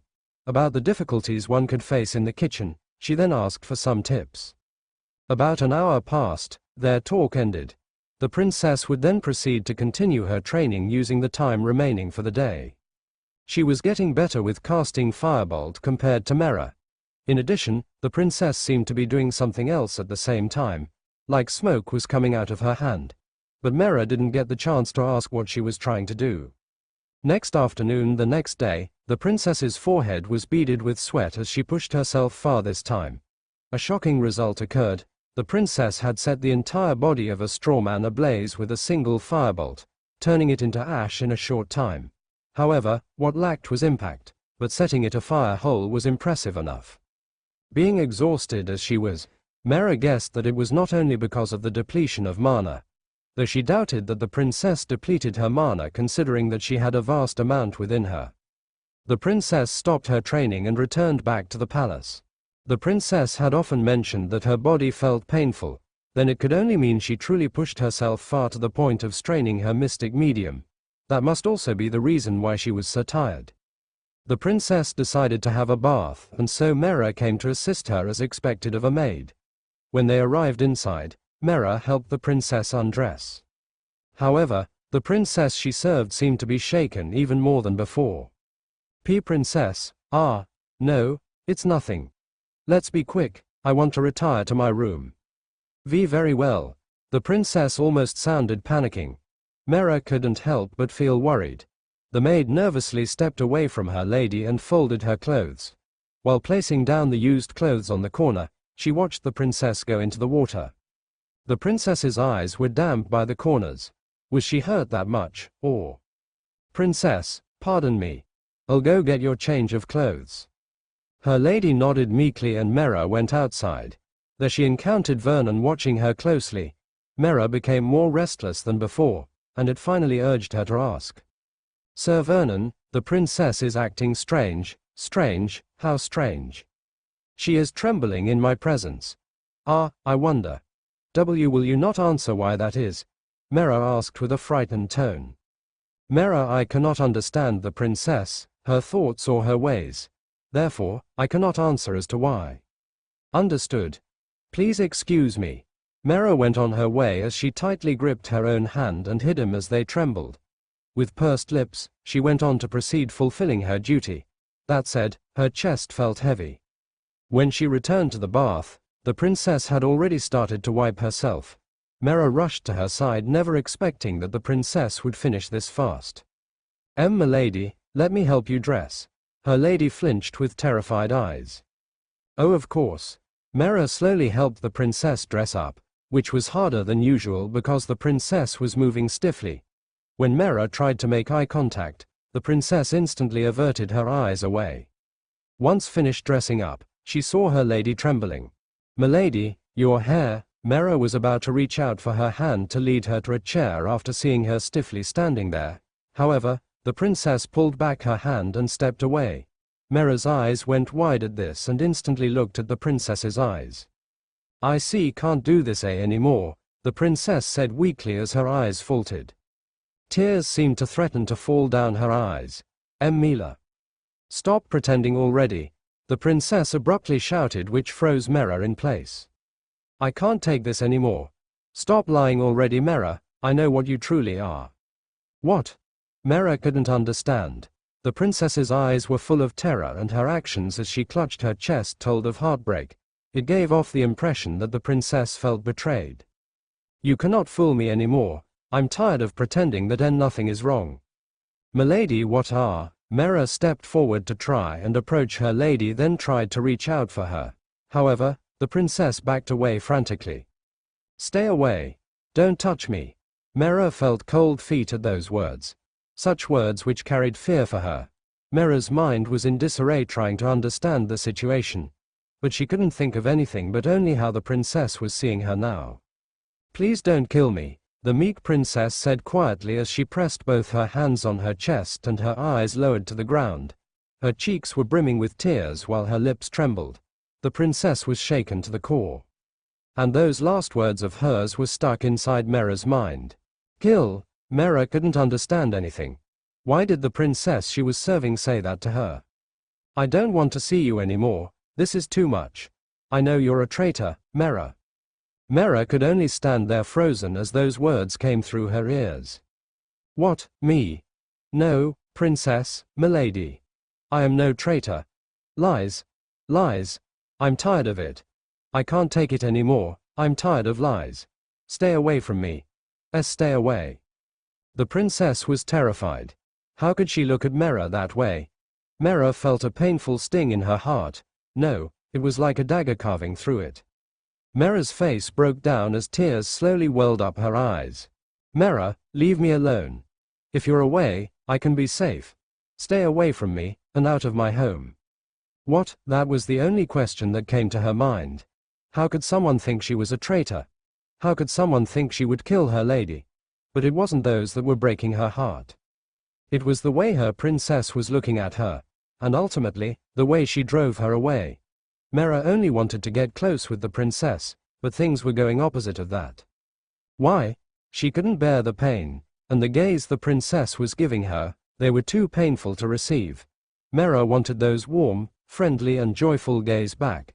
She wanted to receive them once more, not these eyes she was receiving now. But why was it that, in Mera's eyes, amidst the terror, the princess seemed to disdain her as she drove her away? Mera didn't want to be feared nor hated. Mostly hated, that was the thing she didn't want most to receive from the princess. Milady, I swear. I'm not a traitor. Mera tried to defend herself, to tell the princess she so admired the truth. All kinds of emotions stormed within her heart, but all worked for a single goal: to tell the princess what she wanted to say. However, her words fell on deaf ears as the princess called out for help. Vernon. In that instant, the door opened and a gust of wind went by Mera. She froze, and the next moment, Vernon was now between her and her mistress, like a tall and sturdy wall blocking her way to the goal she wanted to reach. Mera. Vernon glared daggers towards Mera. They were powerful gaze that seemed to push her away. Mera trembled in fear. Sir, there's a mistake. The princess had failed to endure. The princess hid behind Vernon. Endure? She couldn't understand, she couldn't think clearly anymore. She just wanted to speak with the princess. Her heart throbbed wildly as she looked towards the princess, cowering in fear of her. This carved painfully into her heart like several blades. Mera, there is no mistake. We know. You don't have to hide anymore. If you try to harm the princess, you will have to get through me. You have no more chances. What? No, you will be expelled from this palace, or be executed on the spot. Mera felt colder at those threatening words. She couldn't bring herself to speak anymore. Everything was too overwhelming for her to cope. Or choose to follow the wishes of Her Highness. She glanced at the princess, who was trembling behind Vernon, who wasn't even looking at her. Why? She stepped back with shaking and faltering legs. Her chest tightened in apprehension, confusion, and breaking heart. Mera's tears fell down onto the floor. She shook her head, sending her hair waving in the air, and began to run, following the wishes of her lady. She ran away from the room, away from her lady. The sobbing maid rubbed her tears with her wrists, but they never stopped and kept flowing out of her eyes. She ran heading towards her quarters, for she did not know where else she would go. That was the only place she could think of. It felt like the world was crashing all around her. Meanwhile, two maids were casually walking down the hall, one nonchalantly while the other reservedly. Sparkly clean. Nice job as always. Indeed, but sure is tiring. They were the two maids Ellie and Macy. It was then that they noticed Mera running down the hall. Is that Mera? Ellie asked. Running in the halls is Mera. Macy tried to call for her. However, she did not seem to hear and only kept running. Upon closer look, they realized that something was wrong. Whoa, is she crying? Let's go check her up, right? They chased after Mera in a rush until they saw her enter the maids' quarters. Upon arrival, Ellie opened the door with no hesitation, and there she saw Mera kneeling down on the floor by the foot of her bed frame. The two maids could hear her sobbing as she hid her face in her arms. Hey, Mera. What's wrong? Ellie asked gently as she approached. Mera, speak to us. Mera slowly raised her head and looked up at him. Her eyes were sore red and wet with tears. She hesitated to speak, but in the end, no longer able to bear it, she uttered the reason for her tears. They say I'm a traitor. Her tears only intensified as she forced those words out. The princess hates me. Traitor, Macy echoed as her eyes went wide looking at Mera. Traitor? That's ridiculous. Bullshit. But if royalty said it, what if? Macy was frightened. She seemed like she believed it, or she just didn't want to get involved. As I said, it's ridicule, lose. For some reason, Ellie's words trailed off. She stared quietly at Mera as though in deep thought.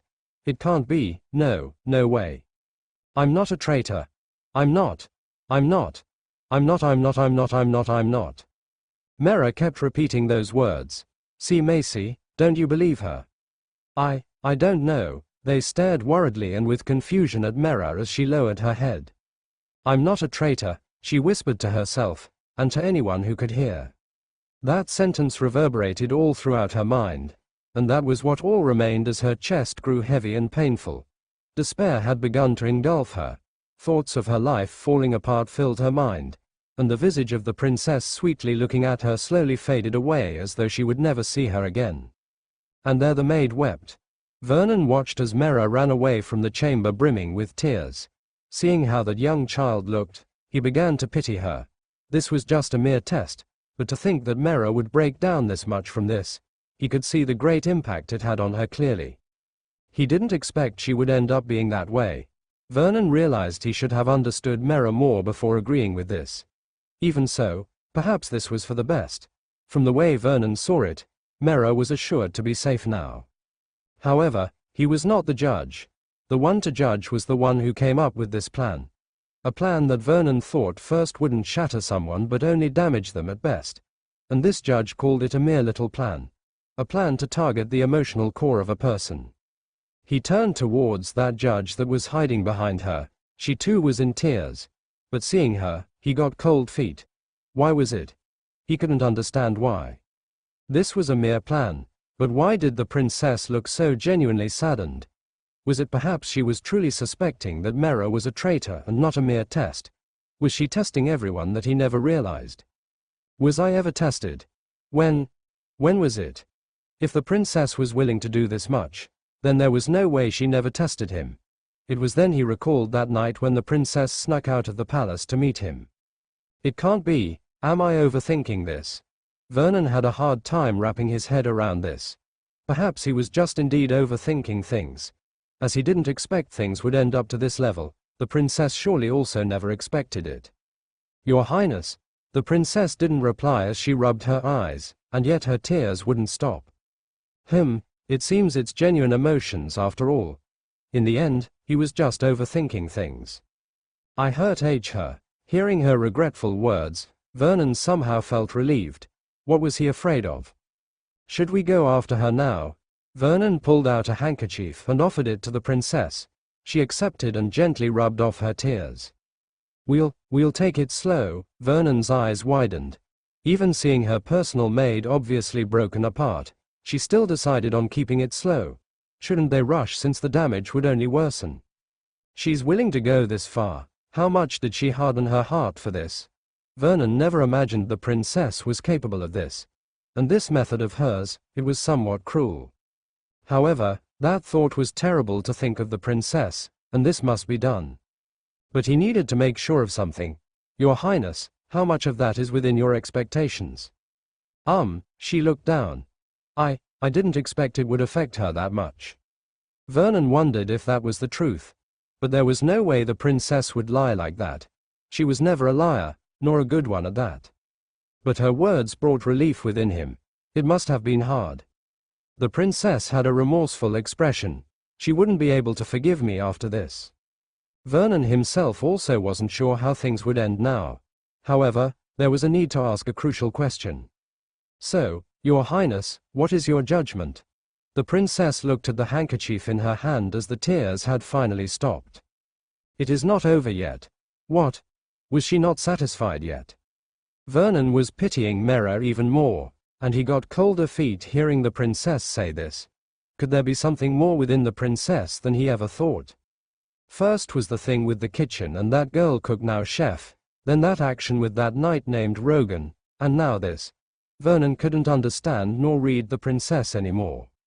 How long do we have to wait? It won't be long before news spreads in the palace.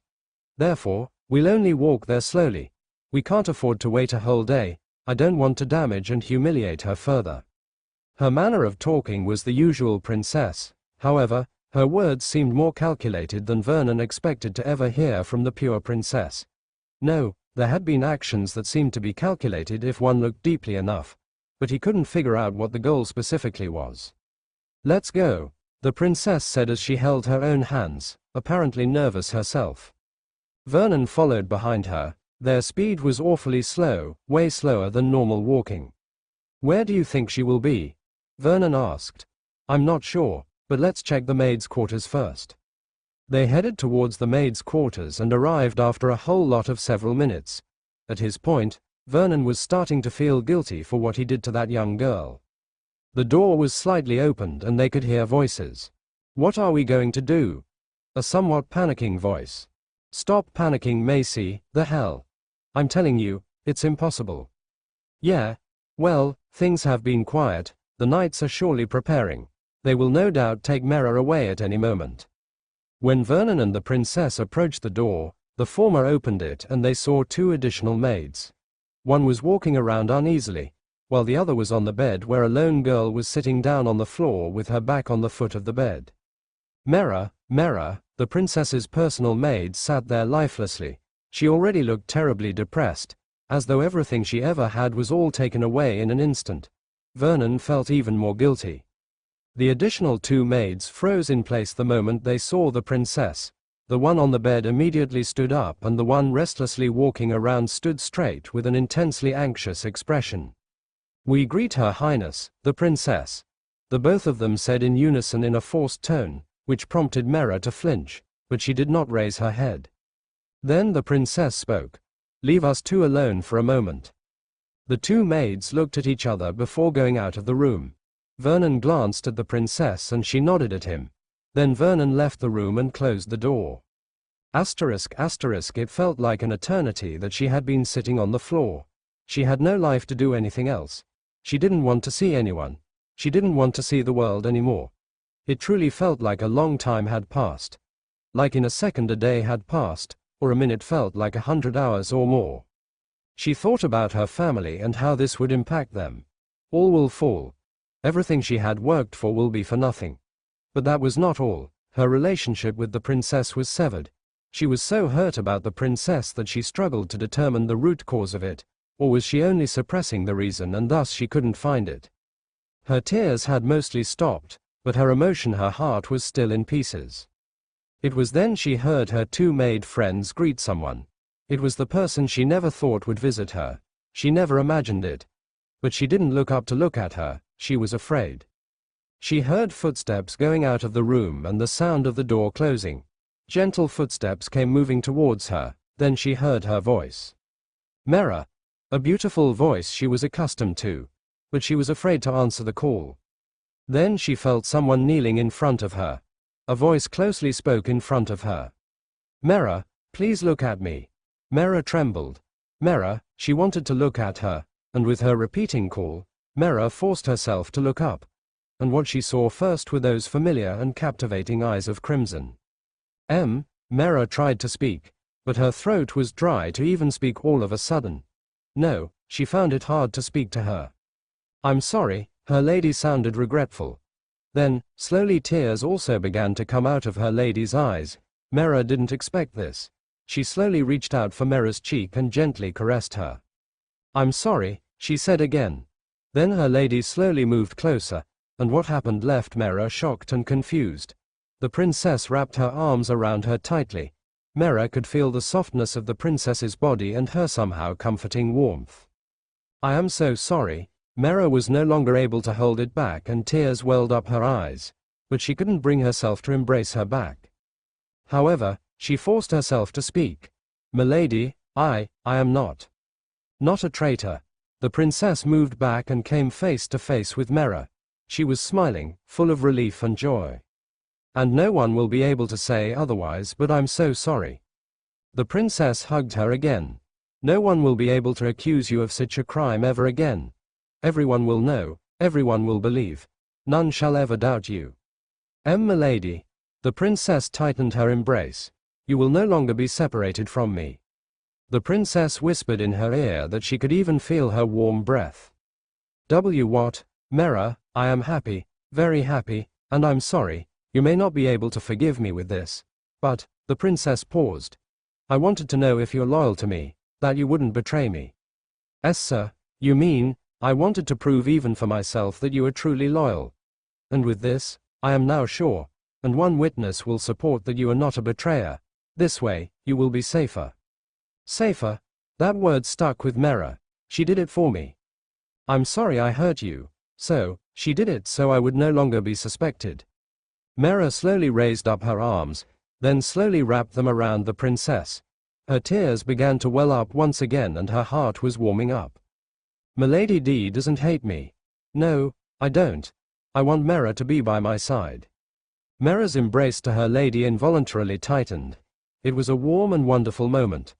Like a storm had finally passed by and the first light of the sun had finally graced her world once again. Now no one will be able to take you away from me. Those words resonated within Mera. The princess was afraid for my sake, and Mera was glad, so glad that what the princess said that she wanted Mera to stay away was not genuine. In fact, she wanted Mera to stay with her, by her side. The princess moved back, her eyes brimming with tears gazed at Mera's. The maid's heart raced. Mera. Estilia softly touched her cheek then asked. Will you stay by my side? Offer me your utmost devotion, and your heart. Then Mera spoke with resolve and certainty. Yes, I offer you everything that I am, my loyalty, my heart, and my soul. Mera can be blinded by admiration. At first that was merely an initial theoretical observation, nothing final, however, now I have arrived at that solid conclusion. I have lowered the possibility of Mera being an infiltrator to around 20%. There were not many signs that supported the possibility of her being an infiltrator. In addition, her emotions towards me also supported the possibility that she was clean. However, I could not be satisfied by such a thing, especially considering that she's always near me. Therefore, I decided to do a little test. One that cannot let Mera get the idea that it was planned.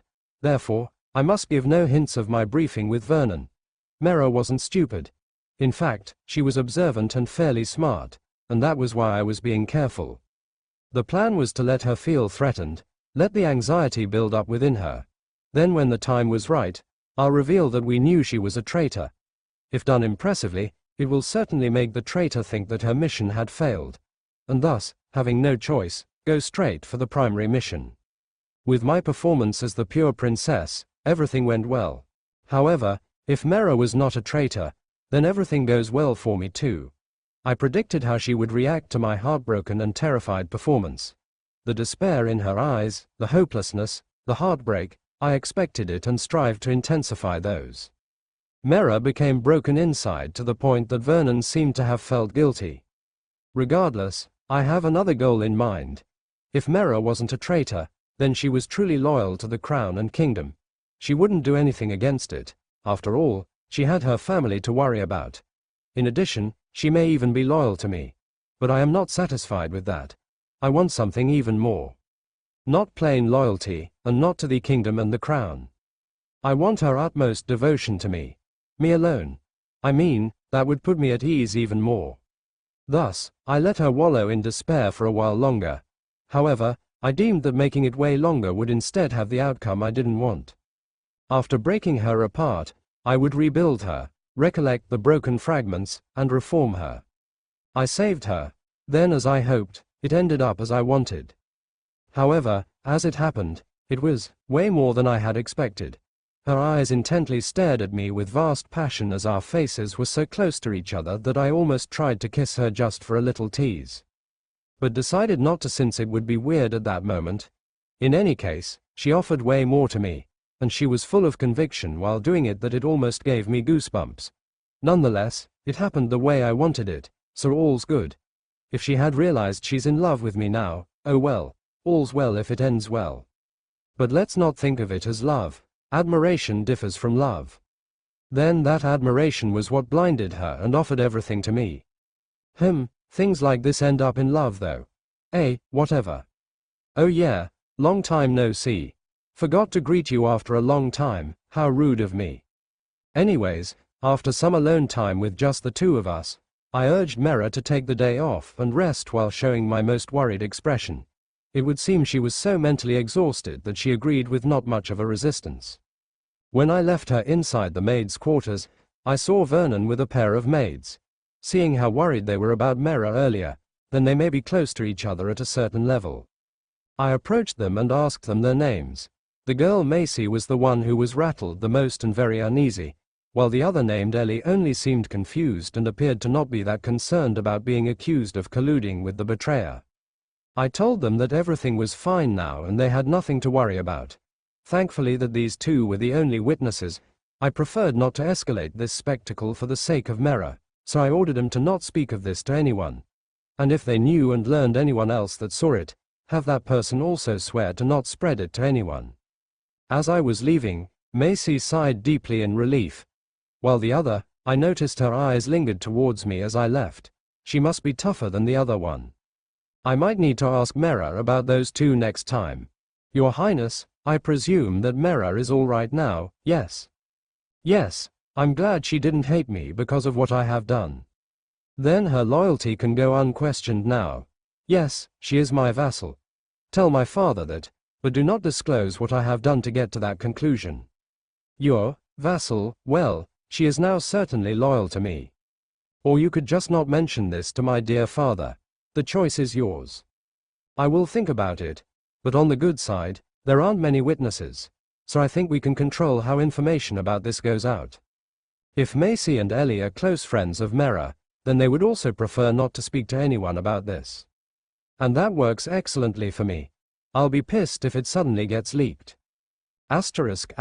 Next morning, the moment I first saw Mera, she had a bright smile on her face. In her eyes glinted a new light as she looked at me. Are you all right now, Mera? I asked innocently with great worry. Yes, milady. I am completely fine now to serve you. I nodded my head happily with a sweet smile at her bright words. When we got out as we were heading for the bath, Vernon confronted Mera the moment he arrived, then bowed his head. Mera, I apologize for what happened yesterday. My maid was particularly surprised, unexpecting that Vernon would outright apologize. With a dumbstruck face, Mera shook her hands.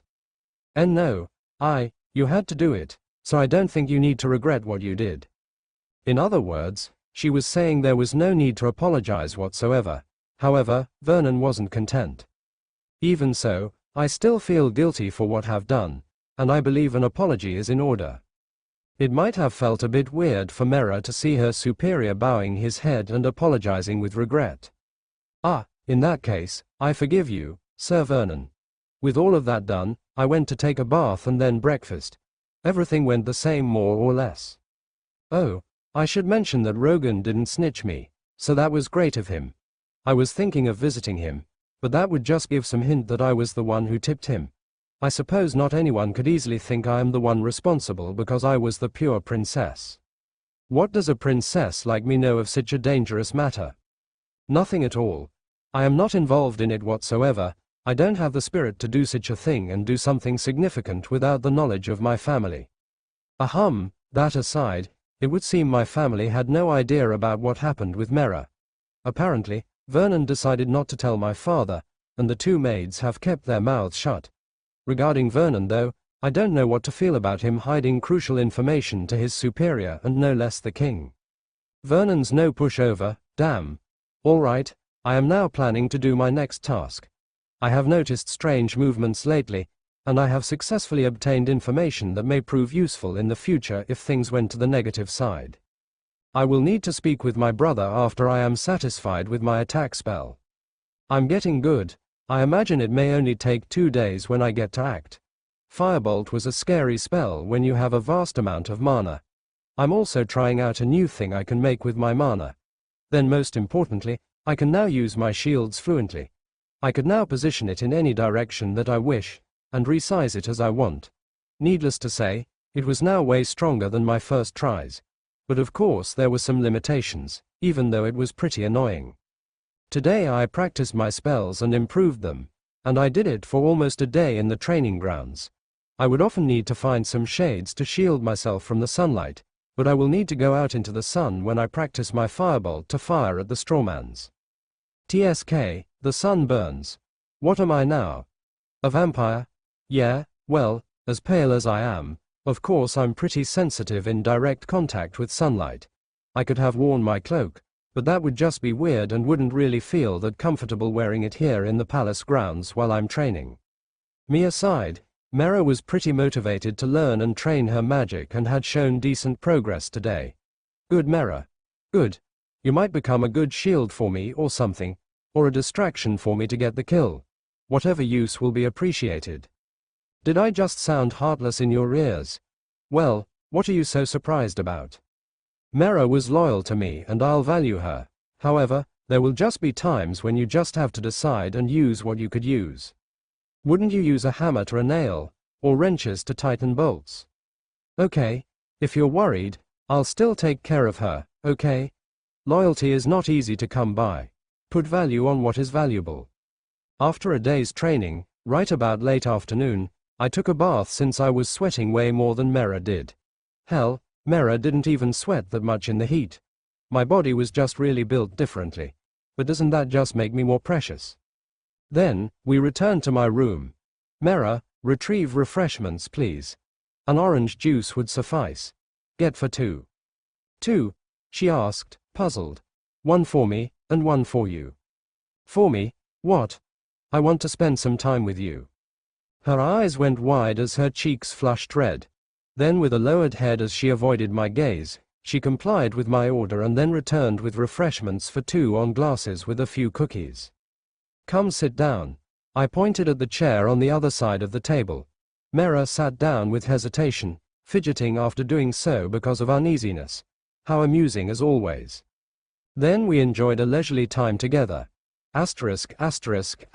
Nighttime, the windows closed and curtains loose, covering the view of the outside. I sat at the side of the bed as my palm held out before me. A crimson flat hexagon floated above it, then I made it move around my arm. Impressively, I did it so casually, not even breaking a sweat. This was the same palm shield spell, I only changed it to my choosing. Listen, the palm shield was not a fixed shape, therefore, I am free to shape this barrier as I liked. I can make it a circle, a box, oblong, or any shape. I can even make it in the shape of a chopstick. I spread out my fingers and let the small crimson hexagon go between my fingers. I then tried to change its shape akin to a knife, and it did. However, I discovered there was a downside to this. I couldn't easily cut something. This spell's purpose was to repel, not attack. Therefore, I could try stabbing someone with it. However, a lot more effort will be required. If that's the case, then using a real blade would be way better. The crimson construct vanished as I wished it to be. Then I folded all my fingers except for the index one. I controlled my mana carefully, then a tiny ball of flame appeared atop the tip of my finger. When I was done with it, I dispelled the spell. Then as I was about to try my experimental spell, I had a strange feeling. Thus I instantly turned to look at the window. With focused eyes I glared at the window. I sensed something. It was like someone was watching me. Not letting it pass, I rushed to my window and swept away the curtains and looked through the glass. However, there was nothing. That being said, I doubt I was mistaken. Whatever could that feeling be, it could be real for all I know. Someone must have indeed tried to watch me. I moved my face closer to the glass window, then observed every detail that I could see. But I saw nothing. I raised my head upward, then sighed deeply. Seriously, this feeling better not disturb my beautiful slumber. I hate being interrupted from my sleep. Sleeping after all was a great thing. I mean, who would hate sleeping? Sleeping is the best there is. I returned the curtains to how they were and sat back down on the bed. I had changed my mind on trying out the last spell I was about to try out. It works well anyway. I'm just going to shift to an important practice for now. Just returning an old skill. I have been doing it recently away from anyone's eyes. Ahem. I cleared my throat and pressed my fingers on my throat gently. Ah. I deepened my voice and changed some things, but it hurts my throat.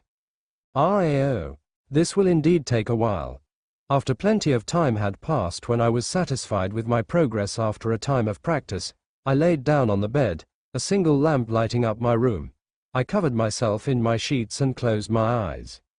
In the end, I wasn't disturbed in my sleep. The strawman was burned asunder after my fire spell hit it, sending small gusts of wind upon impact, sending dusts in the air. This spell can blast off a normal human being a few meters away as they burn. This was all I could manage.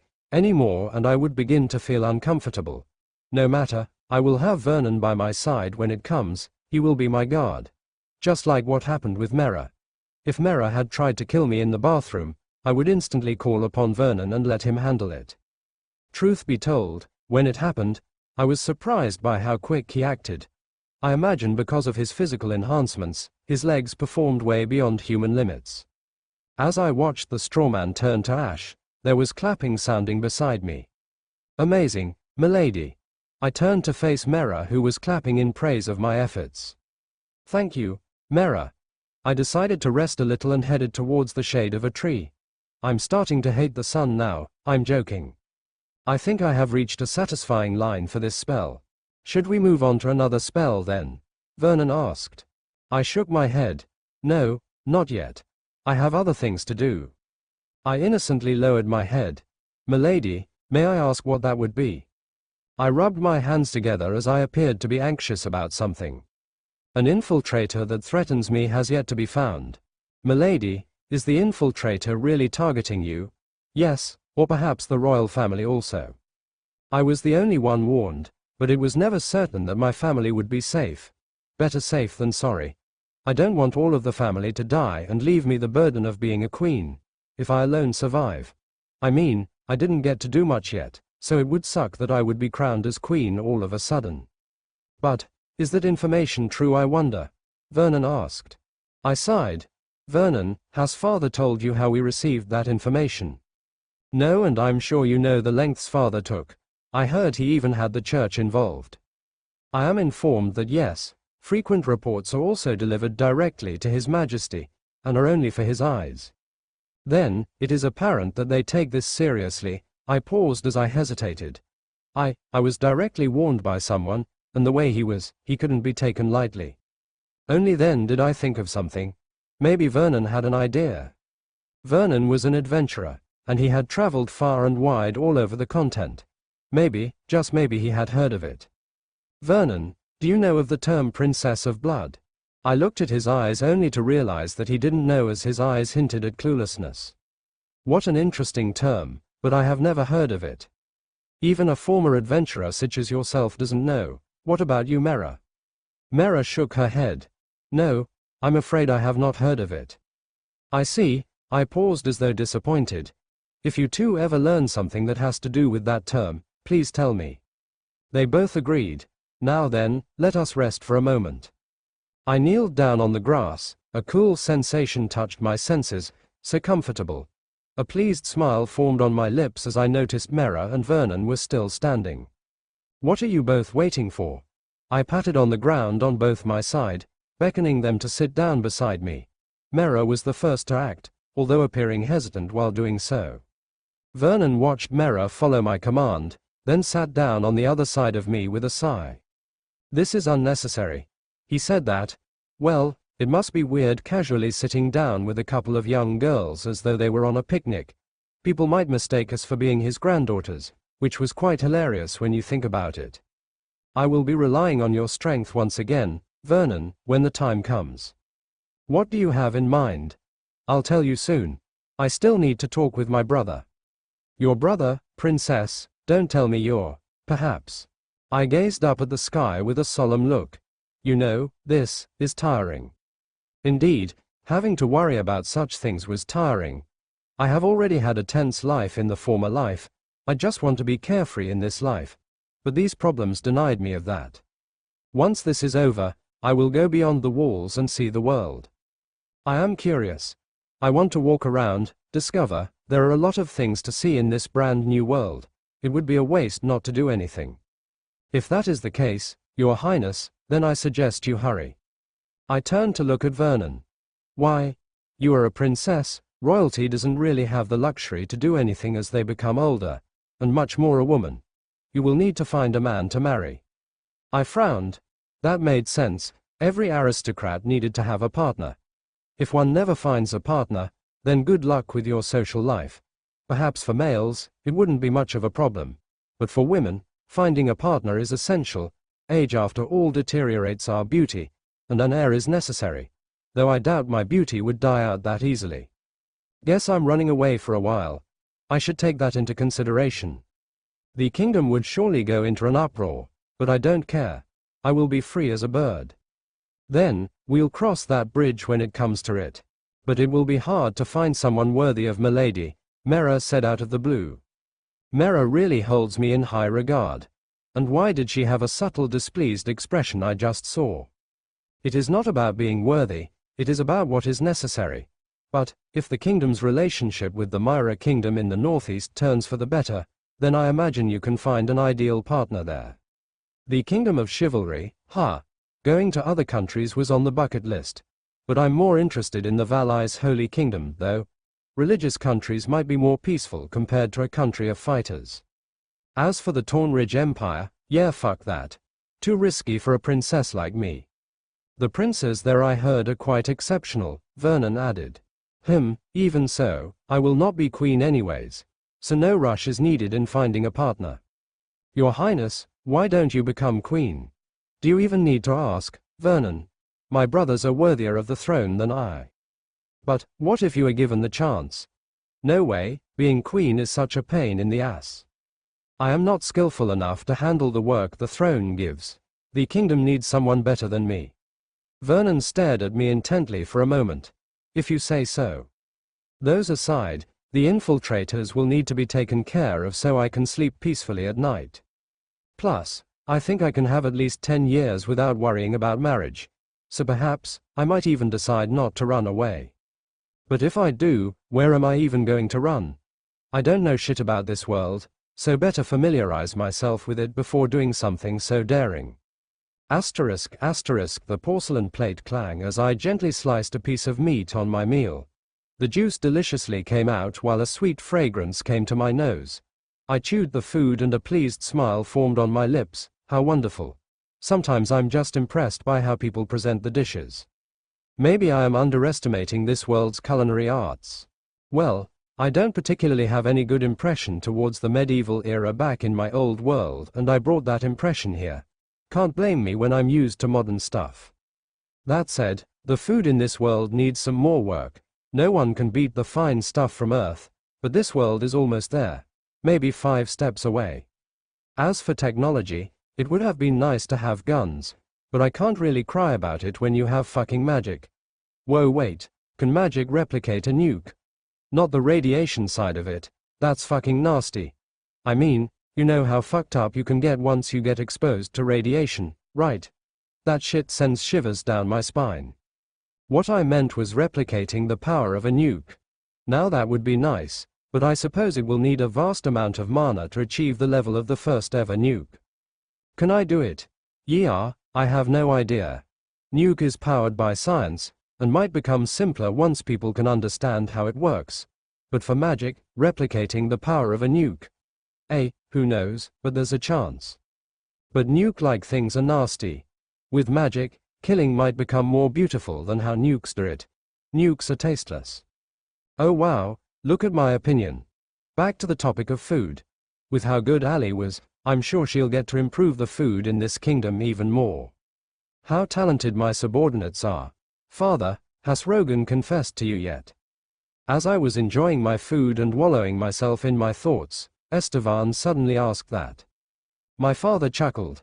Ha, that one's tough, I tell you that, he wouldn't even tell me. Holy shit. Father interrogated Rogan. Vernon, why didn't you tell me? That was dangerous. If I'm exposed, will I get punished? Don't want that. Rogan, that rascal, even after all interrogation of his higher-ups, then by the king, I can't believe he still wouldn't talk, Estevan said. Well, he said he will not say anything for the sake of the person. Who that person is, I don't know. Ow, how sweet of Rogan. You have my adoration. But I should say, Rogan is one tough nut to crack. Still, as rumors had already begun circulating, what he did was not that great of a problem. No need to force him. But father, you could have forced him if you want to.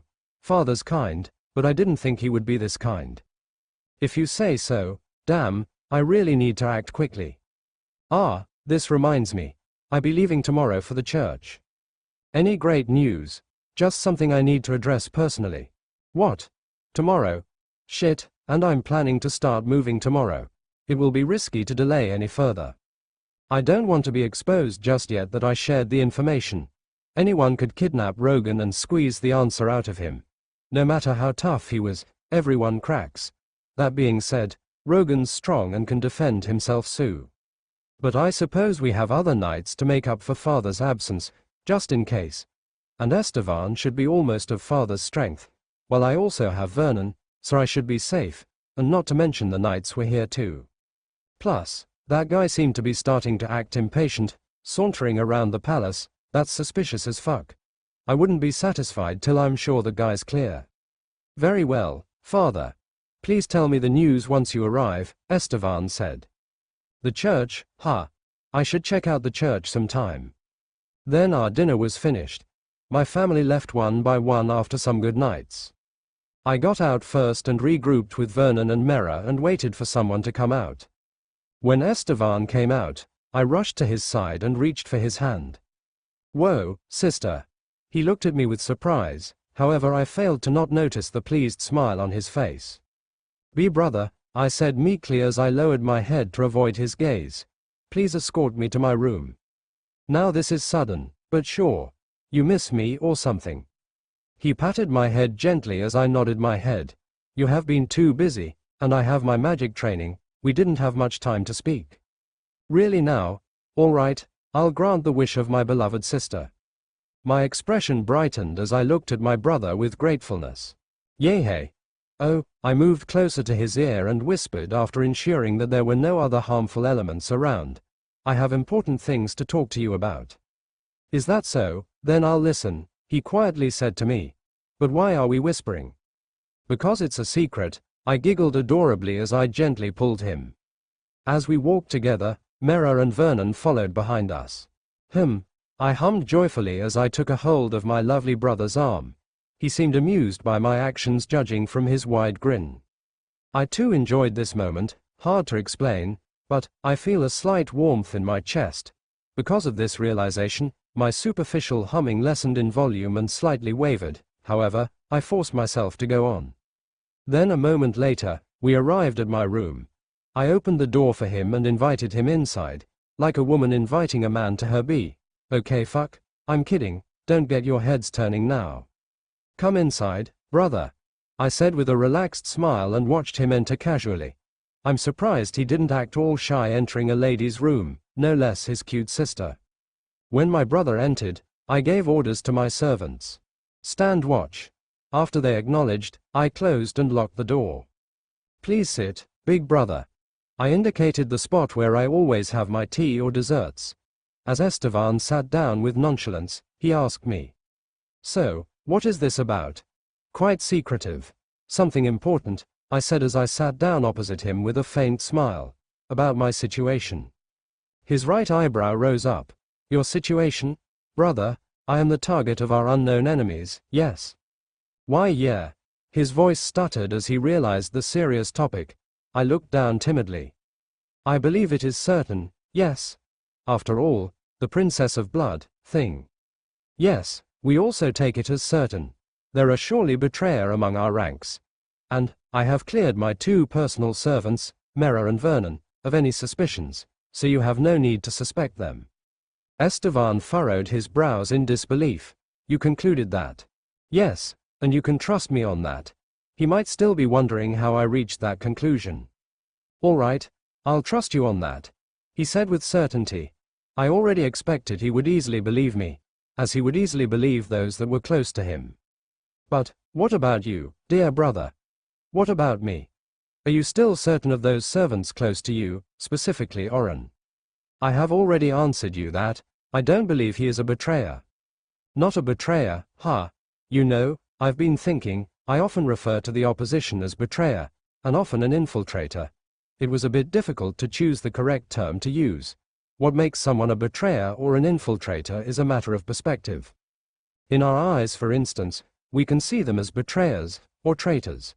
But for the enemies, they were never on your side to begin with, so the word traitor is less fitting, and the word infiltrator was more proper. If an ally suddenly changed sides, then he can be called a traitor. But if our enemy was an enemy in the first place, then he can be called an infiltrator. In a subjective thought, maybe both traitor and infiltrator can be used. In the end, though, they are enemies to be exterminated. Is that so? Have you noticed anything weird or strange about him lately? He thought. No, there was nothing strange. I see, but he has been going around the palace lately, and I mean like patrolling around the palace. I have often seen glimpses of him walking around, and the moment I truly encountered him was when I was going back to my room. The impression he gave to me was that he was snooping around. Has he mentioned that to you? No, he has not. My brother was getting uneasy. Surely this is nothing to worry about, dear sister. He did say he was figuring out how to enhance our security. My brother chuckled. See? Nothing to worry about. You look like you only learned of this now. Yeah, I only learned of this now. Now that is strange. It has been a few days since I spoke to him. Perhaps he has yet to suggest anything. Well, Oren did somewhat mention he would only tell the prince when there was something to be improved upon. Even so, perhaps, but not even mentioning it to you ever, is quite a failure on his part. However, let's see it from another perspective, dear brother. See it with the eyes of the opposition. He pondered as he lowered his eyes. To know the holes of our security and prepare for it, he said. Yes, but this is ridiculous, Estelle. Oh, he used my name. He never used my name in this meeting until now. He must be getting restless and agitated. He has been working for the crown, for me, for several years now. Was that a few years after my birth? Yes, and that's a long time ago. He has been devoted ever since. Suspecting him is just. I understand you, dear brother, so, I have a suggestion. If he is indeed not an infiltrator, then you have nothing to worry about. Brother, I will need your cooperation in this. He looked away with a clenched fist. Dear brother, will you help me? Of course, after a moment of delay, he finally responded. Thank you, but I have a question before anything else. I paused as he returned to look me in the eyes. With a tender gaze, I asked him in a low voice. Even if your dearest friend is the enemy, will you save me? Will you not hesitate to rid me of those who threaten me, no matter who they are? He pursed his lips as though he was hurt that he was being asked such an obvious question. Of course I would. I'll save you from anyone, and I won't hesitate. He said that, however, I couldn't put a lot of trust in those words. People, after all, tend to do otherwise of what they say. Oren was first to arrive as usual in Prince Estevan's office. There were documents that he had placed on the table and arranged, from people to remember and others to be reconsidered later. However, as expected, most of the results of their efforts ended up in suspicious activities by nobles and not much about within the palace. He was a bit more stressed now, to be honest, but he was not one to complain, as this would be expected in this kind of job. Not to mention he was serving a prince. Truth be told, his work should have always been like this, but he got it too easy. Reason was that Prince Estevan was more into knighthood, so there was not much to assist him with within his job. Oren was even often stuck cleaning since the prince was constantly with the knights. He imagined if he was the assistant of the eldest prince, he might always have had a hard time. The image of the stressed-out assistant of the eldest prince came to his mind. It was a bit hilarious, honestly. But Oren could only watch him with empathy. As diplomatically focused that prince was, it was easy to imagine how much that fellow assistant of his has to work with. Perhaps he was lucky to have this job, in the end. In contrast, his patrol within the palace was always in his mind and only added to his workload. It was only then that the door opened and came inside the prince that he served. Good morning, Your Highness, Oren greeted him with a bow. Hey, these had already been organized, I believe. Of course, Your Highness. I'm sure you will have no problem following the paperwork at all. I doubt that, he faintly chuckled. In any case, I'm afraid I won't stay here long. To be precise, I won't stay the entire morning. May I ask why? It has been a while since I've been with the knights. I need to check on them thoroughly every once in a while. Oren heaved a long sigh. Somehow, he felt some ulterior motive in what the prince was planning to do. He had somewhat anticipated something like this would happen. Your Highness, please don't escape from your task, which consists of papers. The prince scoffed as he sat down on his chair. I'm not trying to escape. I'm being serious. Oren sighed again in resignation. Whatever you say then, Your Highness. The prince then went on to review the papers. Better show this to father when he comes back. He'll decide what to do with these stubborn nobles. Oren then remembered something after what he heard from the prince. Which reminds me, the king is departing the palace today. Yeah. What sort of problem would require the personal time of His Majesty? He said he's going to the church. I see, the church, huh? Oren heard they have been quite active lately. Maybe they have caught on to something. Something that involves the entire kingdom and something that requires the attention of the king. Whatever it may be, it must be no means small. Then more than half an hour passed, and the prince stood up from his chair with a sigh. Now then, I have to go. Take care of the office while I'm gone. The prince must be quite happy to have been free from paperwork, evident from the slight smile on his face. That said, the way he said those words lacked the energy Oren expected from Estevan, especially that he was returning to the Knights for a while. But it may be just his imagination. Understood, Your Highness. When the prince had left, Oren let out a heavy sigh and sat down on the couch and leaned back. There was nothing else to take care of here, and there was nothing left to do with the papers. The room was also already clean. Therefore, he only sat down, but there were some things in his mind. He thought about what he wanted to do, but it was harder to carry out as he expected. There were just some obstacles that obstructed his goals and his piling anxiety. That anxiety of his, anyone could understand if they empathize with him. He rapped his finger on the couch, pondering on how he should proceed. His heart couldn't keep waiting anymore, and touching his ears only made him more restless. The pain as they were cut off was still clear in his memories. How could he forget? As he fell into his thoughts, about half an hour had passed and there was a knock on the door. For some reason, he already had an idea who that could be. There was no one else he could think from the top of his head that would come here and would knock that gentle. Excuse me, brother. And as he had guessed, it was indeed the princess. However, it would seem that she didn't know that his brother was leaving for the Knights. Oren proceeded to open the door. Ah, Oren, she took a peek past Oren in search of her brother. Big brother is not here. She asked with a hint of disappointment in her voice as she looked at Oren with her wide red eyes. I'm afraid not. Oren looked behind the princess and saw the old man named Vernon, who was supposed to be one of the king's attendants. Then strangely, the maid was nowhere to be seen. I see, in this case, I'll help my brother then, may I? Oren had no reason to deny her. Of course, Your Highness. As the princess entered, you don't have to enter, Vernon, I'll be fine here with Oren. Besides, there is nothing else for you to do here. Vernon looked at the princess, then to Oren, then with a hesitant nod, he agreed. As you wish, Your Highness. Oren was surprised by the princess's decision. She would normally let her servants inside. Granted, they have nothing else to do but stand around. In addition to that, the princess seemed to have become comfortable with Oren, and thus her decision. As the door closed, Oren decided to ask a question. Your maid is not around, Your Highness. No, she asked to have a day off to rest. Well, she had been training with me and adding to that her duties as a maid. I'm sure it must have worn her out. She said so as she sat down on the chair in front of the desk. I see. By the way, where did brother go? He never said anything to me. He wanted to visit the Knight's Order. I see, the princess looked sad. You have just missed him. A shame, but I suppose brother is busy, so it is to be expected that I wouldn't see him much anymore. The princess went on to scan the papers on the table.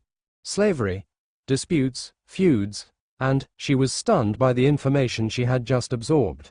Disbelief was painted all over her eyes. Nobles are capable of these? She asked in a shaky tone. Yes, that is how the world truly is beyond the palace. What are the punishments? Well, the family members proven to be involved will be stripped of their noble rank and be imprisoned or just penalized. It will depend on the amount of evil deeds they have done. Who will judge them? Mostly the Ministry of Internal Affairs would handle it, and sometimes the king himself depending on the situation. But in the end, the king will sign the final decision. I see. Has father seen these? Not yet. Oren looked at the door then returned to the princess. He watched as the princess immersed herself in the paperwork writing down on a sheet of paper. She was clueless and defenseless. A few minutes passed by and Oren looked at the door once again. It would appear that no one else was coming in. He placed his right hand behind him and curled his fingers as he looked at the princess. A faint wind gathered up in his palm as he slowly stepped forward, gradually closing in on the princess. The princess had no worries whatsoever as a smile played on her lips as she read the documents. Then the princess was now within his arm's reach. Oren's heart raced as he proceeded to take out his hand forward. But that was when the princess lowered the paper as a question emerged from her lips. A question no one in this world would expect to be asked here. Oren, are you an elf? What? Oren's face contorted into utter surprise, and the princess turned to look at him with a sweet smile. Oren had watched the princess for several years now after a few years of her birth. He knew very well what the prophecy foretold, and it cannot be left alone unobserved considering its contents. Thus, someone had to go into the human kingdom and closely watch the girl with white hair and crimson eyes. However, they couldn't risk being seen by the humans, especially that they were different. In addition, there were not many species in the mystic race that could infiltrate the palace where the princess resides. For the exception of elves whose ears are what only made them blatantly different from humans. However, they couldn't simply walk in with their long and pointy ears. If they wanted someone to watch the princess closely, someone had to get inside. But no one was willing to cut off their ears that were part of their very being. What made him an elf? With the exception of Oren, who was so anxious about the prophecy that he wanted to closely watch the opposition. And thus, Oren made a hard decision and cut off the pointiness of both his ears. He could still clearly feel the pain as a main characteristic of his species was removed from his body. Then as a choice, to remember what he truly was, he kept his true name as he infiltrated the palace. It took a lot of effort to climb up the ladder until he became the second prince's assistant. He had interacted with a lot of humans and even made friends with them. However, he felt nothing for them. Humans after all were insignificant, they were weaklings in general, inferior life forms. Unblessed by the gods. All his focus was pointed only towards one girl. At first she was but a toddler, a harmless being. No one could think that she would be the cause of his race's annihilation. There had always been the option to kill her while she was but a child. However, they all decided to leave her be. Her death, after all, was also predetermined by prophecy, by fate. It was best to leave her be and await her death. Then she grew older and her beauty also became greater. But her utter innocence remained, which only annoyed Oren more. How could a dangerous girl be so innocent? For some time he began to doubt that what the prophecy foretold would even happen, but he didn't falter. Now that he thought about it, she was starting to resemble someone from the story about the goddess of blood, or otherwise known as the river of life. However, she was also known by another name that would tell her rank amongst the gods. It was the ruling deity of blood. That being said, she was not a god looked fondly by the mystic race for certain reasons. Then came the day foretold in the prophecy that would be her death. Fate was also assisted by the elf ambassador, Liren, with her fate-altering power at a cost of her own, and so it was completely certain that the princess would die. With fate pressing into her, the princess fell down the stairs, a deadly fall it was supposed to be. However, bafflingly, shockingly, and unbelievably, the princess survived. Impossible. Utterly impossible. The prophecies were absolute, as was proven by those before. No one can escape them. Then how? Why? Why did the princess survive? Oren couldn't accept it. It was completely unexpected. True, the prophecy did somewhat sound inconsistent. However, everything that is told happens. And death was irreversible. The prophecy told of her death first before about the mystic race. Therefore, she should have died. Resurrection was utterly impossible in this world. But in the end, she still survived. Thus, they became wary. They wanted to assassinate her directly. However, something changed the prophecy. That must absolutely not be underestimated. They, even Oren, could think of one that could possibly change the prophecy. That was a god. Only a god could change something like this. In other words, the princess was under the protection of a god, or perhaps gods. It was impossible to be the deity of blood. If not the lady, then could it be the Lord? No, that was also impossible. Then who could do it? Which god? They were all clueless. They knew all the gods with power to the prophecy, but they were all on the sides of the mystic race. In addition, they were among the highest in the hierarchy of gods, and no other lower gods would dare go against them. But Oren and the others couldn't arrive at an answer. Therefore, they decided to watch for a while, and be very careful. A being in the level of a god was to be incredibly wary of. Then Oren became uneasy when the princess decided to learn magic. It was surprising that she decided to learn magic when she didn't show any interest in anything except being alone. Then everything became tense when information about a traitor spread throughout the palace. Oren was restless and uneasy about it. It was like a fog gathering around him and slowly approaching to choke him. He didn't know how that information started, but he felt threatened. So threatened. Time seemed to be running low. However, he decided to calm down. They wouldn't easily pinpoint it was Oren. There was nothing that could lead to him being exposed as an infiltrator. So he calmed down. However, a growing anxiety was still within him. Then came the time the princess spoke to him, and her words stuck to him. He forced himself to shove aside his fears, and push away the anxiety. Time was running out. It would only get worse. Now that the princess was learning magic, he must carry out his duty. Everything else doesn't matter. The most important thing was to kill the princess. Even if a being may strike him down after doing so, it doesn't matter. So he scouted the palace, searching for weak spots and thinking of how he should kill the princess. But it wasn't easy. She was strictly protected. He thought about coming into her room from the outside at night. However, the annoying cursed children were all around her during the night when their dark fog couldn't easily be seen. It was impossible to kill her that way. The cursed children were too much for him to handle alone. And from within the palace, it was too difficult with all the guards.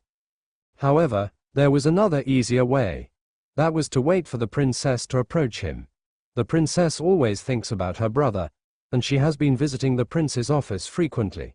But he had to be wary of Vernon. In contrast, there would be another chance outside the office, but it was rare. Then the opportunity came. The princess came to the prince's office with Vernon alone. When she was inside by her lonesome, he only needed to wait until she lowered her guard. But Oren didn't need to be careful of that. The princess was clueless and naive. She was not a direct threat to him. It would be easy to kill her once unguarded. And so, he took the chance. With the power of the wind gathering in his hand, he prepared to strike. But before he could, the princess asked a question that he never expected. "Oren, are you an elf?" Oren froze with a surprised expression. What? Why did she suddenly ask that? Elves were merely myths in the world of humans, and it was not commonly talked about. So, what was baffling of all, why did the princess specifically ask that to him?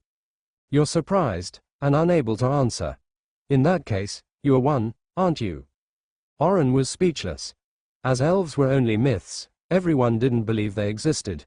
And the way the princess sounded certain, it was as though she believed they existed, and certain the Oren was one.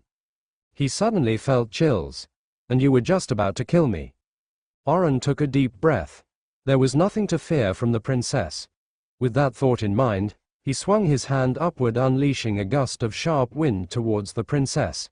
This will be a quick death. Even the princess wouldn't even be able to react to an attack this fast and sudden. And so, the attack hit the princess. However, there was no blood that splattered in the air.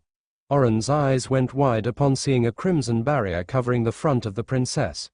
Oren was familiar with this spell. However, the princess, she didn't even have her hand raised. There could theoretically be a way to not cast the shield without holding out one's palm. However, they would need to have exceptional control of mana. But it's impossible that she would be able to do it in such a short time. Even knights will find it difficult, then no less should a useless princess. The princess winced as she held out her shield, then she shouted, "Vernon!" At that instant, the door blasted open. However, as powerful and skillful Oren was, he was able to control the wind as some sort of small barrier in front of him and raise his arms to protect his face where Vernon was aiming at. With that, he was sent flying towards the wall, prompting Oren to groan in pain. Vernon immediately went between the princess and Oren. "Wind? Magic? Oren, you never even mentioned you could do such a thing. And trying to strike the princess. You are a betrayer then." As Oren returned standing on the floor, he gathered the wind around him. "You are nothing, Vernon. Stand aside and you will live." Orn sternly said towards him with a fierce glare. You say that, but I just sent you flying. Indeed, however, in the end, Orn was not hurt from Vernon's attack.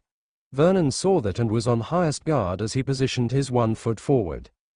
Orn was also on guard, yes, however, he knew Vernon stood no chance against him. He moved his gaze towards the princess behind Vernon. Her eyes were wide with fear. It was unexpected that the princess was able to guard herself against his attack, but it won't happen again. This time, he'll give his all in a strike to kill her. What he only needed to do was take Vernon away from the princess. As Orn was about to strike again, he heard footsteps and immediately raised his hand while covered in sharp winds. A sword then collided with his wind. He glared towards the newcomer. Orn, what the hell? It was the prince he served. Oh prince, so you never went to the knights? The prince was apparently confused as he stared intently towards Orn. Why? Since when?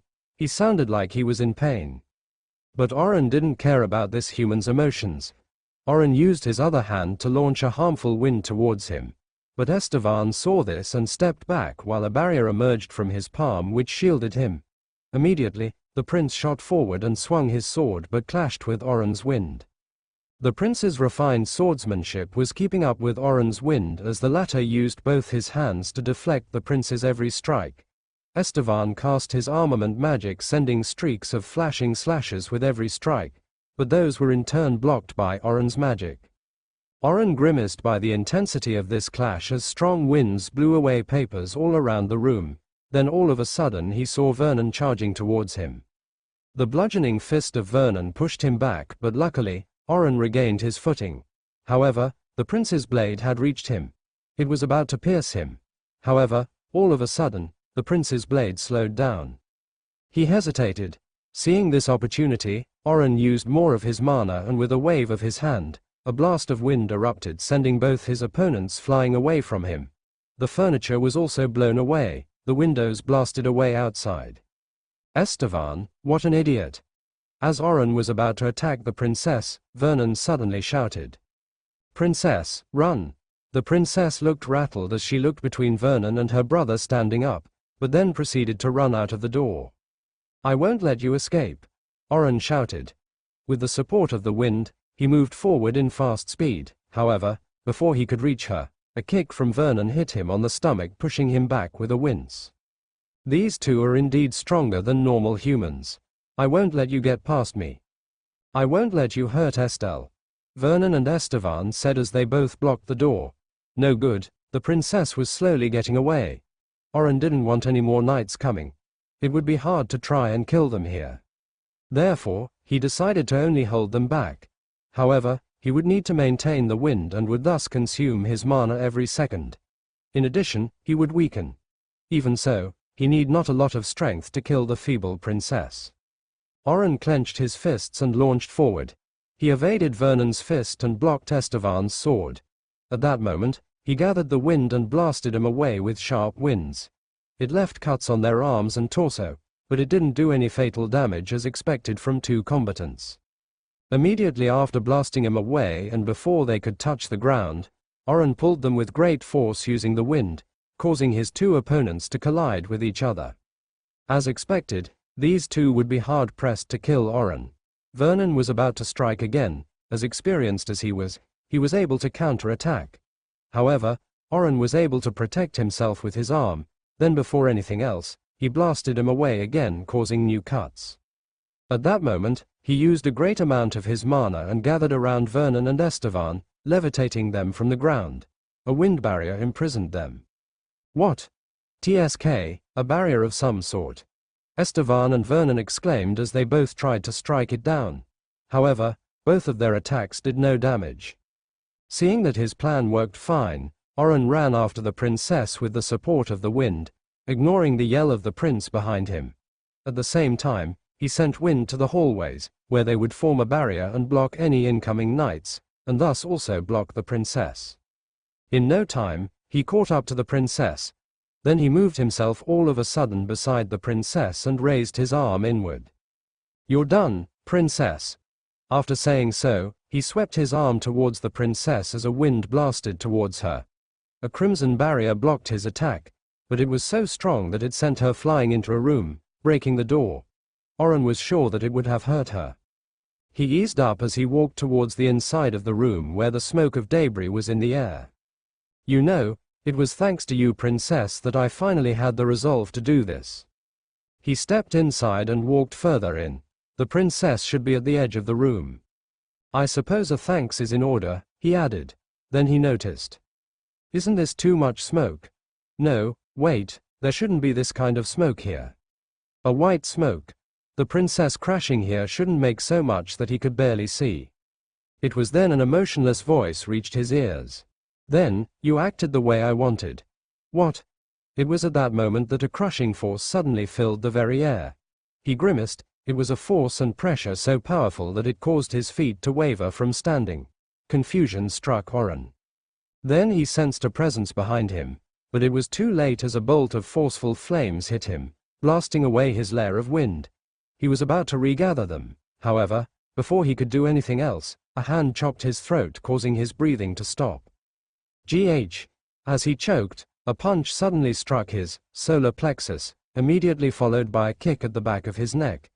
After all the pain that was inflicted upon him while a crushing force was hitting him, he was left sprawled to the floor. As he was about to stand up, an incredibly strong kick hit his lower chin that almost felt like it almost broke his jaw, causing him to lie down and look up at the ceiling. Oren was in a state of shock that his brain was trying to catch up to what was happening. They were quick and successive attacks. Plus, an attack he didn't see and feel until it was too late.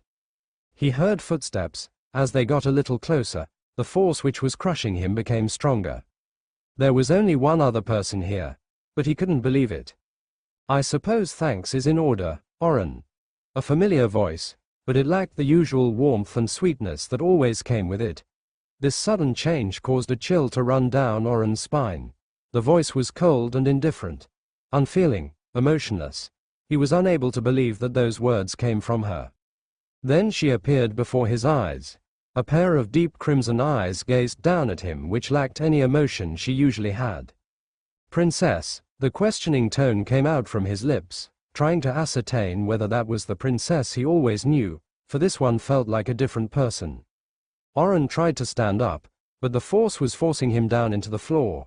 He was familiar with this and already knew where this rampaging mana was coming from. However, this was supposed to blow everything away, not crush them and force them on the floor. Therefore, there was only one answer from this. The princess was controlling her rampaging mana. Everything's wrong. Definitely, everything that he knew about everything seemed to have been thrown away into the trash. Everything didn't make sense. He glared towards the anomaly, but that anomaly gazed back with its chill-inducing eyes. Oren, why are you targeting me? That almost monotonous voice was a stranger to Oren. The princess was keeping his distance from him. If she was a bit closer, Oren could have grabbed her. However, it seems the princess knew that and kept herself away from his reach. She walked around with gentle steps around him, and nonsensical of all, she was calm. She was unbelievably calm, contrasting what's supposed to be her true nature. I have no need to answer you. Is that so? The smoke thickened again. Now Oren saw it. The smoke was coming from the princess. Oren tried to get up again and held out his hand.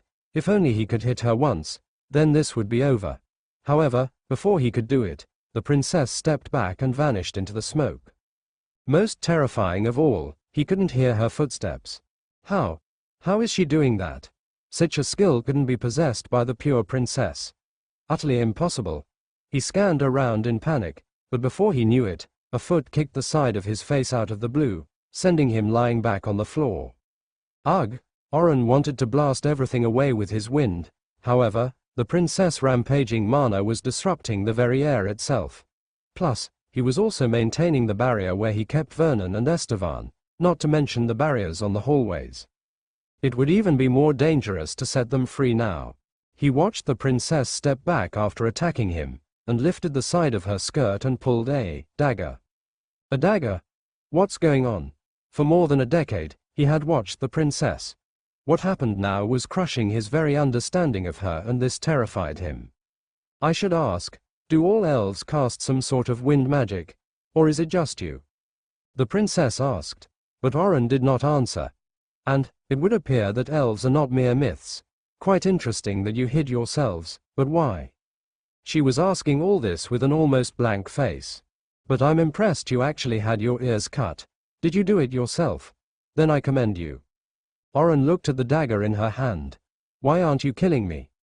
She had the current advantage. She wouldn't even need to beat him up and just go ahead and try for the kill. He tried to think what could the princess be planning.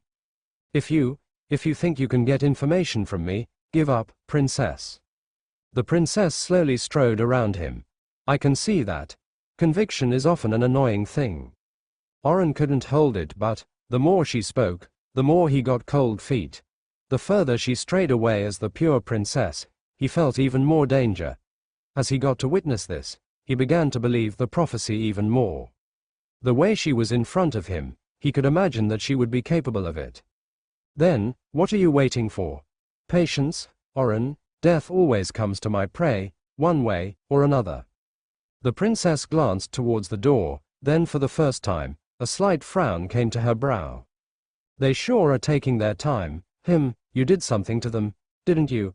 I doubt you managed to kill them given the amount of time that had passed. So, did you restrain them in some way? Oren was in disbelief for a moment. The princess was able to guess what he did.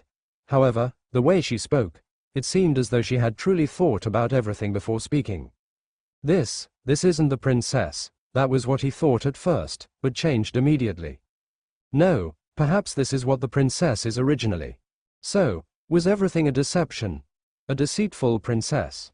Oren gritted his teeth. He had fallen for her trap. Then, the princess continued. If only brother didn't hesitate, we wouldn't have been here. A faint trace of annoyance was in her voice. It then dawned on Oren, the princess was waiting. He couldn't understand why, but the princess had no intention of killing him, at least not yet. Then, there was the fact that the princess was letting her mana go wild while controlling it to pin him down. However, it would seem that the princess was not in full control, evident from the shaking of the entire room. Not all mana was aimed at him. It was at the next moment he noticed her wince for a little. The princess was in pain. Of course she would be. It must be painful, princess. Unleashing your mana while controlling it, it won't be long before you lose control. You think so? But I'm surprised you are able to endure it. Indeed, this was not the fragile princess he had always known. However, even if she would be able to endure it, she couldn't keep it up for long. Not to mention this vast amount of mana she had. A human vessel containing the power of a god. Because of that she wouldn't be able to keep unleashing the power she had as the one who was the daughter of the goddess of blood. And, she won't be able to take out her entire power as a young goddess. A body born of human flesh cannot cast the full power of the divine. He should count himself lucky that this was the case. In that moment, he felt the air change. No, the movement of the princess's mana changed. He felt the pressure pushing him down weakened and was instead pushing him away from the princess. The princess's control over her rampaging mana was waning. The princess's eyes gradually turned sore red because of the pain and mana damaging her body. Oren waited, then the next moment, he was propelled away and hit the wall. He made a decision. It was time to disable the wind barrier containing his two troublesome enemies as well as on the hallways. Vernon will be able to catch up faster than Estevan. Therefore, Oren needs to kill the princess before that happens. The moment the link he had with the wind barriers was severed, he gathered a vast amount of wind and clashed with the princess's mana and caused the smoke surrounding them to dissipate. The princess's face turned stern the moment she saw what Oren was doing. His wind, after all, was matching with her mana. The princess immediately fired a bolt of flames towards him, but Oren blasted it away, then instantly followed it with another blast of wind towards the princess. A crimson barrier blocked his wind but sent his target flying back, but the princess then moved the barrier to her back and the one in front vanished to protect herself from the impact. It would seem that the princess wasn't able to cover her entire body yet. If she did, it would weaken her barrier greatly. Seeing that opening, Oren sent a slash of wind towards her. The disturbance of the mana in the air weakened his attack, but Oren poured a lot of mana into it, and if it hit, it could fatally damage the princess. However, Against his expectations, the princess reacted with no delay and fired her spell of firebolt, scattering and destroying his attack. The firebolt spell wasn't supposed to be too strong. However, pouring a considerable amount of mana into it, it can become stronger. The princess with a vast amount of mana, it was possible for her to strengthen the spell than normal. That being said, that was not the most annoying. What was annoying was how fast she could react to his successive attacks. The princess was not the normal princess. As Oren sent another attack, the princess had already swiftly moved from her spot, and the wind destroyed the wall it collided with. "As I thought, you were holding back for some reason," she said. The princess fired a firebolt, and Oren sent his wind.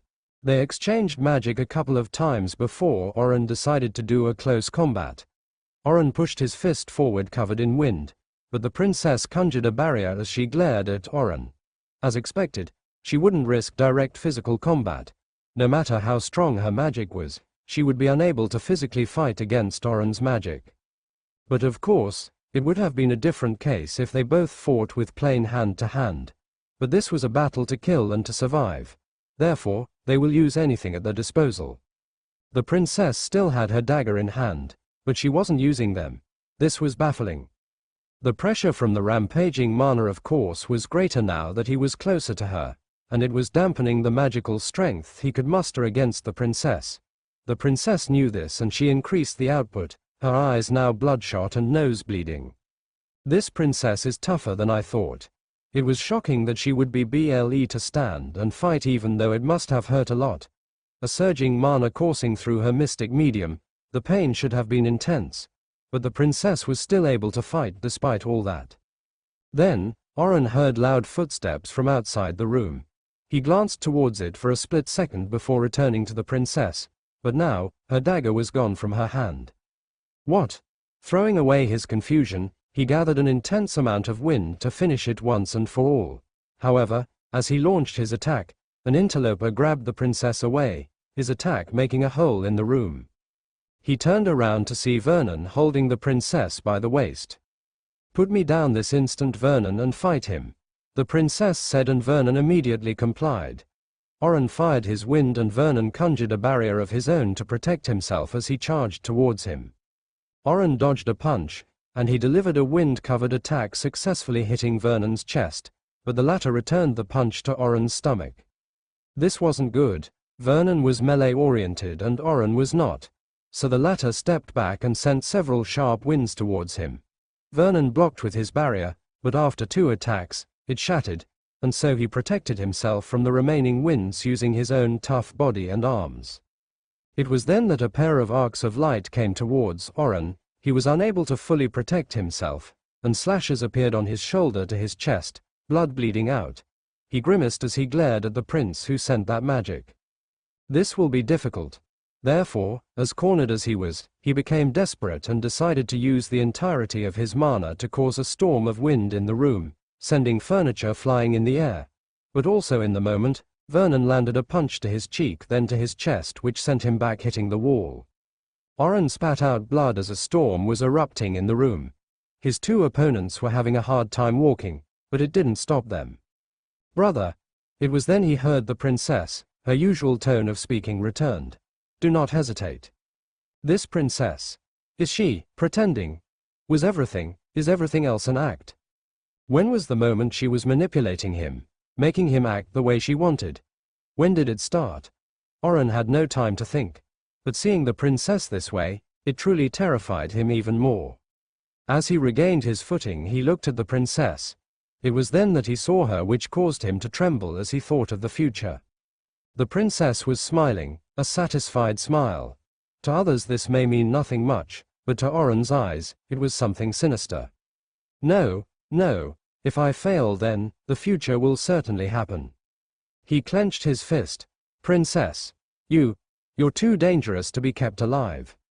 Overwhelmed by emotion, he gathered what remained of his wind and power, but it was too late to do anything else when Vernon punched him on the side of his body. In 0 distance, he blasted Vernon away, but after that, his extended hand was severed after a flash of a blade cut through it. Oren's eyes went wide as he watched his hand fall mid-air. It was then followed by a slash to his chest. He turned to look the prince in the eyes. Then he felt a blade pierce through his heart as he saw the sorrow in the prince's eyes. Oren, you tried to kill my sister. I won't forgive you for that. Oren's knees weakened. Estevan, Oren chuckled. You have no need to forgive me, but take care of yourself. Oren didn't know why he said those words. But it must have been because of a habit. He had been working here for a very long time indeed. The prince pulled back his sword from Oren's chest. As he slowly fell on both his knees, his consciousness waning, blood spilling on the floor, he raised head to see the princess once more. Her smile gone, and what remained was her frightened expression, her wide crimson eyes looking at him. Which one was the true princess? That question popped in his mind. Then, as he collapsed, his senses felt the cold hard floor and his very own warm blood. A single thought came to his mind as he breathed his last. My people, that was a close call. Though I was not particularly scared since I got everything under control. But Oren sure was a troublesome bastard. On the other hand, I was actually surprised that elves were legit real here, like, mind blown. That aside, I was glad that the infiltrator acted the way I wanted. He must have gotten impatient, or maybe there were other factors at play. What I didn't foresee though was his ability to manipulate the wind. He was strong, I'll give him that. But thankfully, in the first encounter, he was struggling to fight off Estevan and Vernon. Even so, everything didn't go well later on. It was because my dear beloved brother hesitated. If he didn't, he might have cut down Oren to at least slow him down. Of course, as I was not particularly useful in the battle, I ran away from the scene as what a sensible person would do. I mean, why would I stay in a place where my life was in danger? I don't know what fools would remain in the middle of a crossfire. But tragically, Oren caught up to me. I guessed that he might have done something to restrain my two guards. Of course, I wouldn't let any of his attacks touch me. They all looked like they could splatter me. How dangerous. As worried as I was, I decided not to cover my entire body with my barrier and focus on where I should protect myself since my shield would weaken the wider it gets. I couldn't risk weakening it seeing how strong Oren was. In contrast, good thing the barrier absorbs plenty of shocks from the impact of each attack. Without that, I would have been blown away many times. I unleashed my mana to try and slow him down while hurting him. Believe me, it was hard as hell to control the rampaging mana, and the pain was excruciating. I tried to interrogate him a little bit, but as expected I got nothing. It was hard to keep a powerful person like Oren restrained and take him in as a prisoner without him always having to go after me, so I decided it would be best to just kill him if it was hard to tie him up. There was one problem I was worried about. I must not be the one to kill him. Killing him with my daggers would only indicate that he was killed by a blade, and not in the hand of anyone else but could only be me who he was with him. Now that would just blow my cover, wouldn't it? What? I could just burn him to death. Yeah, that would need me firing at him a few more times, and that would prompt him to go wild since he would be dying anyway. And a cornered and desperate rat is a troublesome opponent. The best option would have been to cut him deep in the throat or stab in the heart, but that was out of the question if I didn't want to expose myself. More than that though, and importantly, after burning him to death, well, who would be named as the one who killed him? Me. Estilia. Think about it, a pure princess has blood on her hands. Now that would just mess up everything for me. I don't want that kind of record on me. It's hard to admit, but reputation is very essential in my current life. So, I waited for Estevan and Vernon, but it took them some time and Oren decided to give his all to killing me. Thankfully I held out until Vernon arrived first. Then, eventually, Estevan pierced a blade through the infiltrator, or a betrayer in my brother's eyes. What a waste, he could have been a source of information to pump from. However, it would be nigh impossible. If someone had infiltrated something for years, it would be utterly hard to make them spit out intel essential to them. Also, I saw conviction in Oren's eyes. With those into consideration, and the danger he possessed, killing him was the best in my opinion. I got a rule, you see, if they're hard to imprison, just kill them, you'll be free from a burden and you'll be safer. Can you imagine? Chaining a powerful lion, but this time with magic, and its escape was a possibility. If it escapes, you'll likely die by its fangs while you are asleep. Yeah, I'm not taking the risk this time. It's hard to make a lion talk with human language anyway. I wanted to kill him myself. I was hungry for blood. I craved the feeling of metal digging into skin as blood gradually spilling out, and watched as the signs of life vanish from his eyes. I desired to take life, I miss it. But sadly, I need to hold myself back. What a tragic fate. Still, I'm plenty satisfied that he died. I watched him fall to the ground as my false expression greeted him in his final moments. I savored the view as an enemy lost his life. With that done, my brother turned towards me and dropped his sword. Estelle, he desperately approached me, his eyes full of worry. Be brother, my voice trembled as I called to him. He struggled to come over to me though. Estelle, you can stop your mana now. I slowly retracted my mana until the air calmed down completely. Brother. I rushed towards him and dug myself into his chest, tears welling up my eyes as I grasped his shirt with trembling hands. Brother. He tried to kill me. He wrapped his arms around me as I wept in his embrace. His soft and warm body somehow made me feel comfortable. I'm sorry, my sister, he said as held me closely. I defended myself with all my might. I was so scared. I pressed myself more, the fabric on his chest began to drench in my tears. SSSHH, it's all right now, it's my fault, I shouldn't have hesitated. Yes, Oren wouldn't have been able to catch up to me if he only managed to strike him. But, nothing we can do to change that now, so I forgive him. But I'll still have him make up for it eventually. Why? Why did Oren even betray us? I asked. I don't know. I moved my body back and looked Estevan in the eyes. Don't leave my side, please, at least just for a while. My eyes brimming with tears pleadingly looked at his eyes. He could clearly see the trauma I have experienced. He stroked my cheek. All right, I'll be with you. Thank you. It was then that I felt a warm sensation down my nose. Estelle, you're bleeding. My nose must be bleeding again from unleashing my entire mana all of a sudden. Damn, it felt weird when my nose was bleeding in the clash earlier. And your eyes are redder than they should be. Well, even though I was crying, it must be redder than that which calls for distress. Actually, everything has been blurry for a while, and the world seemed to twist a bit. Yeah, I felt dizzy. But I shouldn't collapse. I have weapons on me after all. I also can't let them get the impression that I'm not doing so well. I'm feeling completely fine now, brother. Just a little pain, and the bleeding is the side effect from bursting out my mana. But I will be fine. Still, let's get you to a healer, okay? I meekly nodded my head. Meanwhile, he took out a handkerchief and wiped the blood off my nose. Then, I'll prefer to be taken to my room first, I said. Okay. It was then heavy footsteps with sounds of metal faintly resounded and coming towards us. It was the knights. Better late than never, I guess. Vernon, I'll let you handle things here. Understood. Vernon then turned to face me.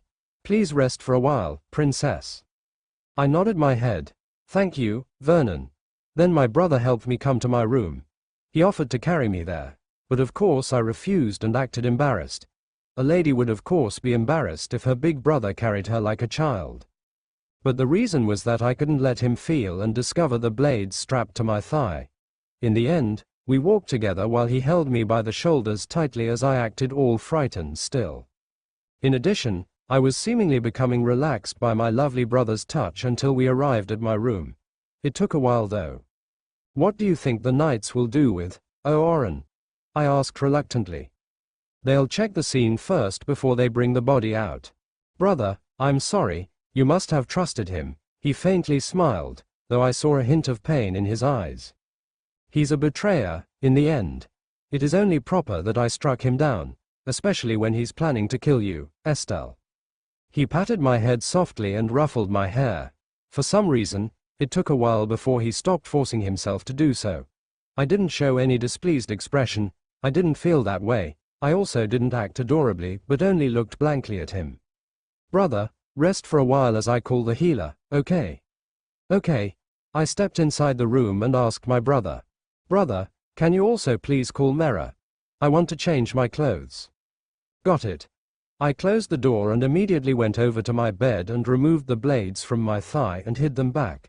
Now that it was over, it was safe to remove my weapons. I could have kept them for a while, but with my current condition, it would be too risky. I might suddenly fall unconscious. Plus, I will also be checked by everyone and changing clothes. So safer to clean myself of dangerous sharp things that should not be with a delicate princess such as me. A while later, Mera arrived and I allowed her entry into my room. Her greatly worried eyes greeted me the moment we made eye contact. Sitting on the bed, because I was feeling dizzy, I greeted her almost casually. Hello, Mera. She stared at my current state and saw that I was smeared by dust, and my dress was dirty.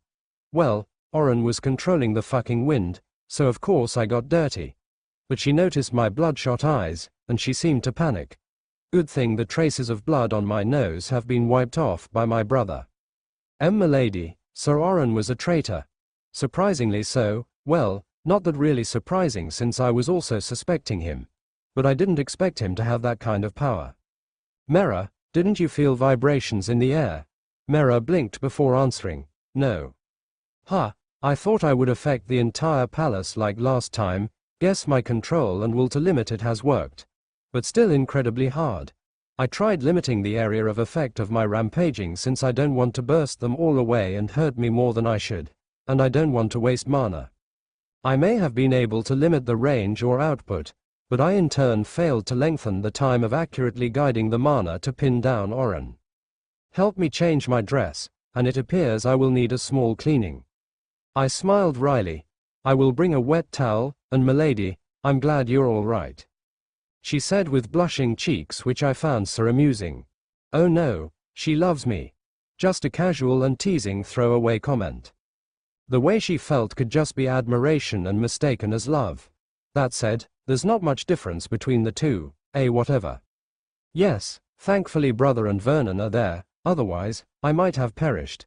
Quite a close one, actually. I giggled with shaking lips, then my hands trembled as though terrified to think back about it. But there's nothing to worry anymore, Mera, it's all okay now. With that said, Mera went out and brought back a clean wet towel and rubbed only the dirt parts of my skin. After that I changed my clothes. I had the process go a bit quickly since I was planning to do something. I may be feeling a bit dizzy, but nothing I couldn't handle.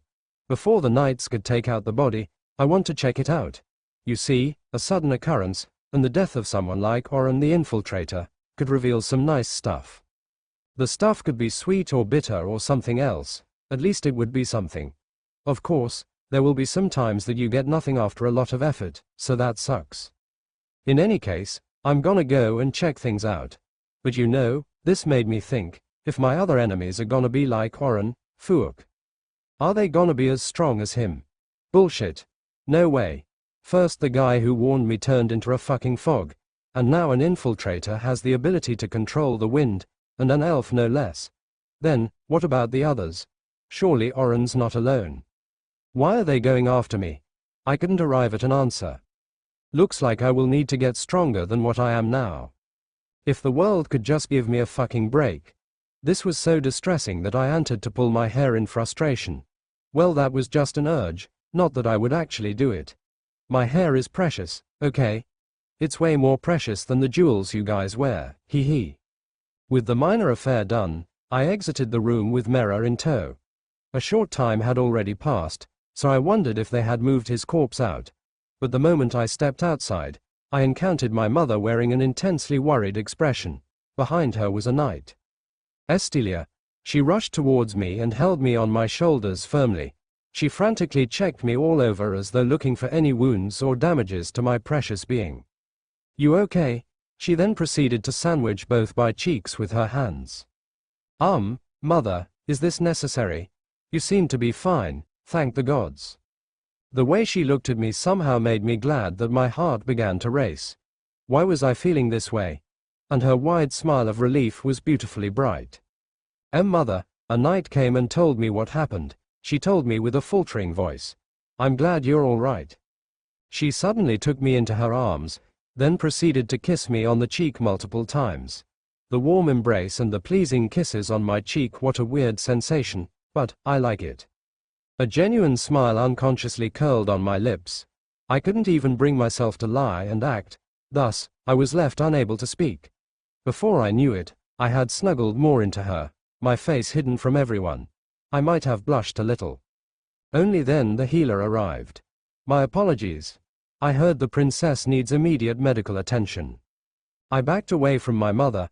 A strange sense of longing rose from within me, but I pushed it away. I didn't know what had gotten into me. For me to feel that way, it was a blunder to immerse myself in such a luxury when there were pressing matters at hand. Estelia, let the physician check on you and rest. I shook my head. Not yet, I'm still fine. I want to check on, I paused for a moment as though frightened to speak the name, on Oren. Estevan's assistant and the traitor, yes, I turned and looked at the knight. Are they already taking out Oren's body?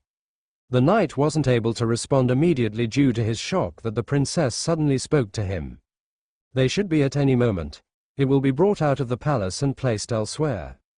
Of course, they wouldn't let a corpse stay inside the palace where royalties stay. Then, mother, please excuse me, I'll come with you. No reason to refuse. We headed towards the stairs together.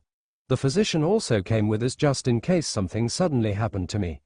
As we went down the stairs, there were already several knights standing guard around while some were quickly patrolling the hallways. Word must have already spread that the traitor has been discovered. Only then that a group of knights came down the stairs carrying a stretcher with a body laid upon it. I can't believe that Oren would, the mother muttered from beside me. I also turned to look at how Mera reacted. It would appear that she wasn't all that disturbed. Well, they were never close it seems. However, why did it seem like she was glaring at the corpse? Oh well, when the group of knights carrying the corpse reached the ground floor, only then someone frantically ran forward. It was a familiar girl. Wait. The girl stopped the knights and looked at the corpse. Upon recognizing it, she covered her mouth. Tears began to well up her eyes, stepping back and shaking her head as though she couldn't believe that this was real. Her despairing expression remained gazed at the dead Oren. As if she couldn't bear it anymore, she fell to her knees, her tears never failing to stream out of her eyes. And no, she muttered in denial. Ah yes people, this might be the stuff that I was talking about. The one that was to be revealed. Ali's sorrow for the sudden death of Oren. She looked confused about everything. Vernon, who was following the group, gazed down on Ali with pity. He after all also had an idea of what potential relationship she had with Oren. We three saw them after all. Estevan meanwhile was puzzled about it. Only then that Vernon whispered to his ear that he nodded. Keep going, Estevan ordered, and the knights continued on. Oh dear, my mother murmured as she watched my personal chef wallow in sorrow. Mother, please excuse me. I walked towards Ali and Mera followed behind me. I glanced at her for a moment and she had a somewhat sympathetic eyes, which made me wonder if they ever spoke with each other in a friendly manner. Ali, I softly called out to her. She looked up with wide eyes as she beheld me. Why, your highness, her hand was trembling as she muttered. Ali, Oren was a traitor. She was silent for a while. A traitor? No, no. And he needed to be struck down, I said. No, why? It can't be. I saw despair in her eyes before she lowered her head. It was then Mera chimed in. Ali, I'm sorry. Ali didn't respond. Oh, how the maiden's heart was shattered into pieces, not by heartbreak, but of grief. The broken maiden clenched her hand on her skirt, tears falling, then she gazed up at me. Princess, what did he do? She asked. I paused, fear in my eyes. He tried to kill me. I see, she lowered her head again. It's hard to talk to people in grief. Good grief, I'll just leave her to it for a while. She will need some space. I turned to her two companions from the kitchen. As her friends, can you please tend to her? The both of them responded in affirmative with no hesitation. With that, they carefully took Ali away. It was then at that moment that Estevan returned to me and mother. My son, mother held out her hand and stroked Estevan's cheek. Mother, it's still a bit hard to accept that he was a traitor. He had been helping me for years, and to think that. Estevan's pained expression was shown before mother with no reluctance. It was different from it was just the two of us. Estevan, I was the one to take his life, but I have no regrets. Better be. After that, the entire palace was on high alert the entire day, and they immediately went to check Oren's lodgings. A messenger had also been immediately sent to the church where my father was supposed to be. When he arrives, I will need to share to my family what I have discovered about Oren's identity. The day after Oren's death, I decided to check on my personal chef. I mean, come on, she's my subordinate. It's only natural for a princess like me to look how a grieving subordinate was doing. I am not that heartless. What? Have I ever been heartless? Can't remember when I was one. Think of this as an act of compassion for the broken and grieving. I shall be taking care of my dear subordinate, only for a short while though. What? Do you think people would want you to stay with them the whole day considering that way they were feeling? Some may find that annoying, you know.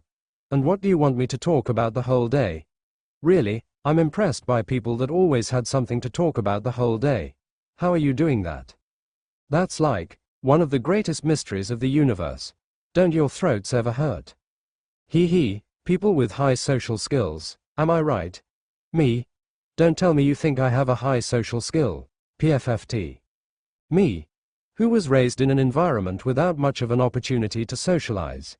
If you think I have high social skills, better redo your evaluation of me.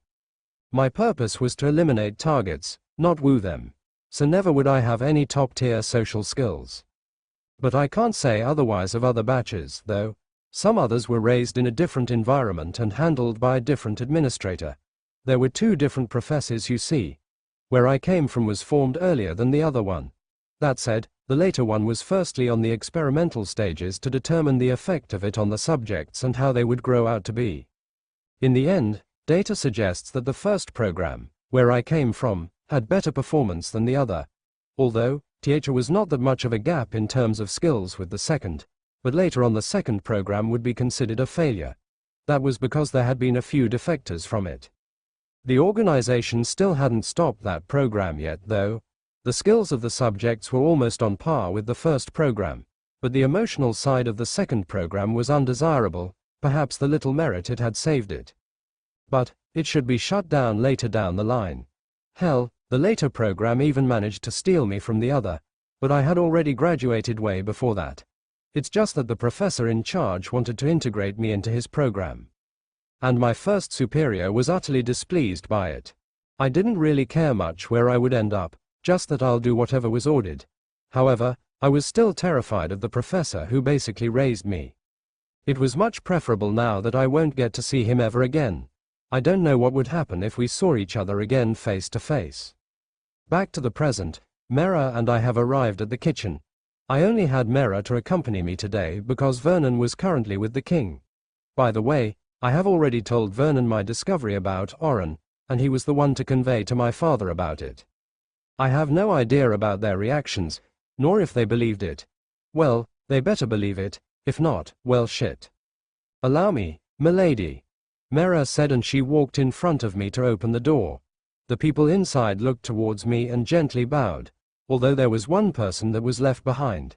The girl, Ali, weakly bowed her head as I entered. Ali, she looked terrible. She had eye bags under her eyes, as though she didn't sleep much and cried most of the night. Her hair was a little unkempt. Her eyes were almost devoid of light. Everyone, please take a seat and relax, I said. As they sat down, I walked towards Ali and sat in front of her. She flinched when I reached out for her hand and held them gently.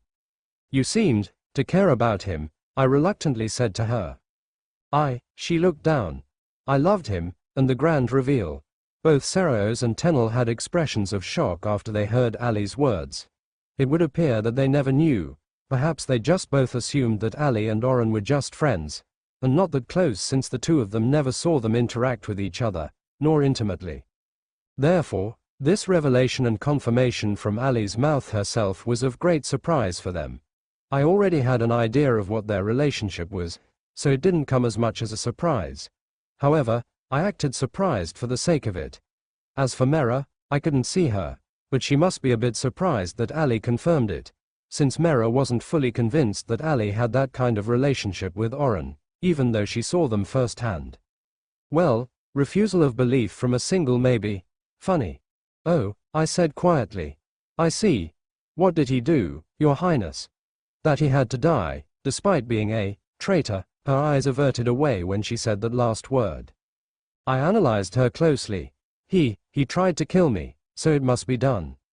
I confirmed it to her once again. She lowered her eyes. I see. I never thought he would do something like that. They wouldn't even let me see him. She clenched her fists with a pained expression. Ali, I put my hand on her cheek and forced her to look at me as I gave her a worried gaze. Given your relationship with him, you will also be investigated, but do not falter. Why yes, Your Highness. I faintly smiled. Take care, okay? She nodded her head.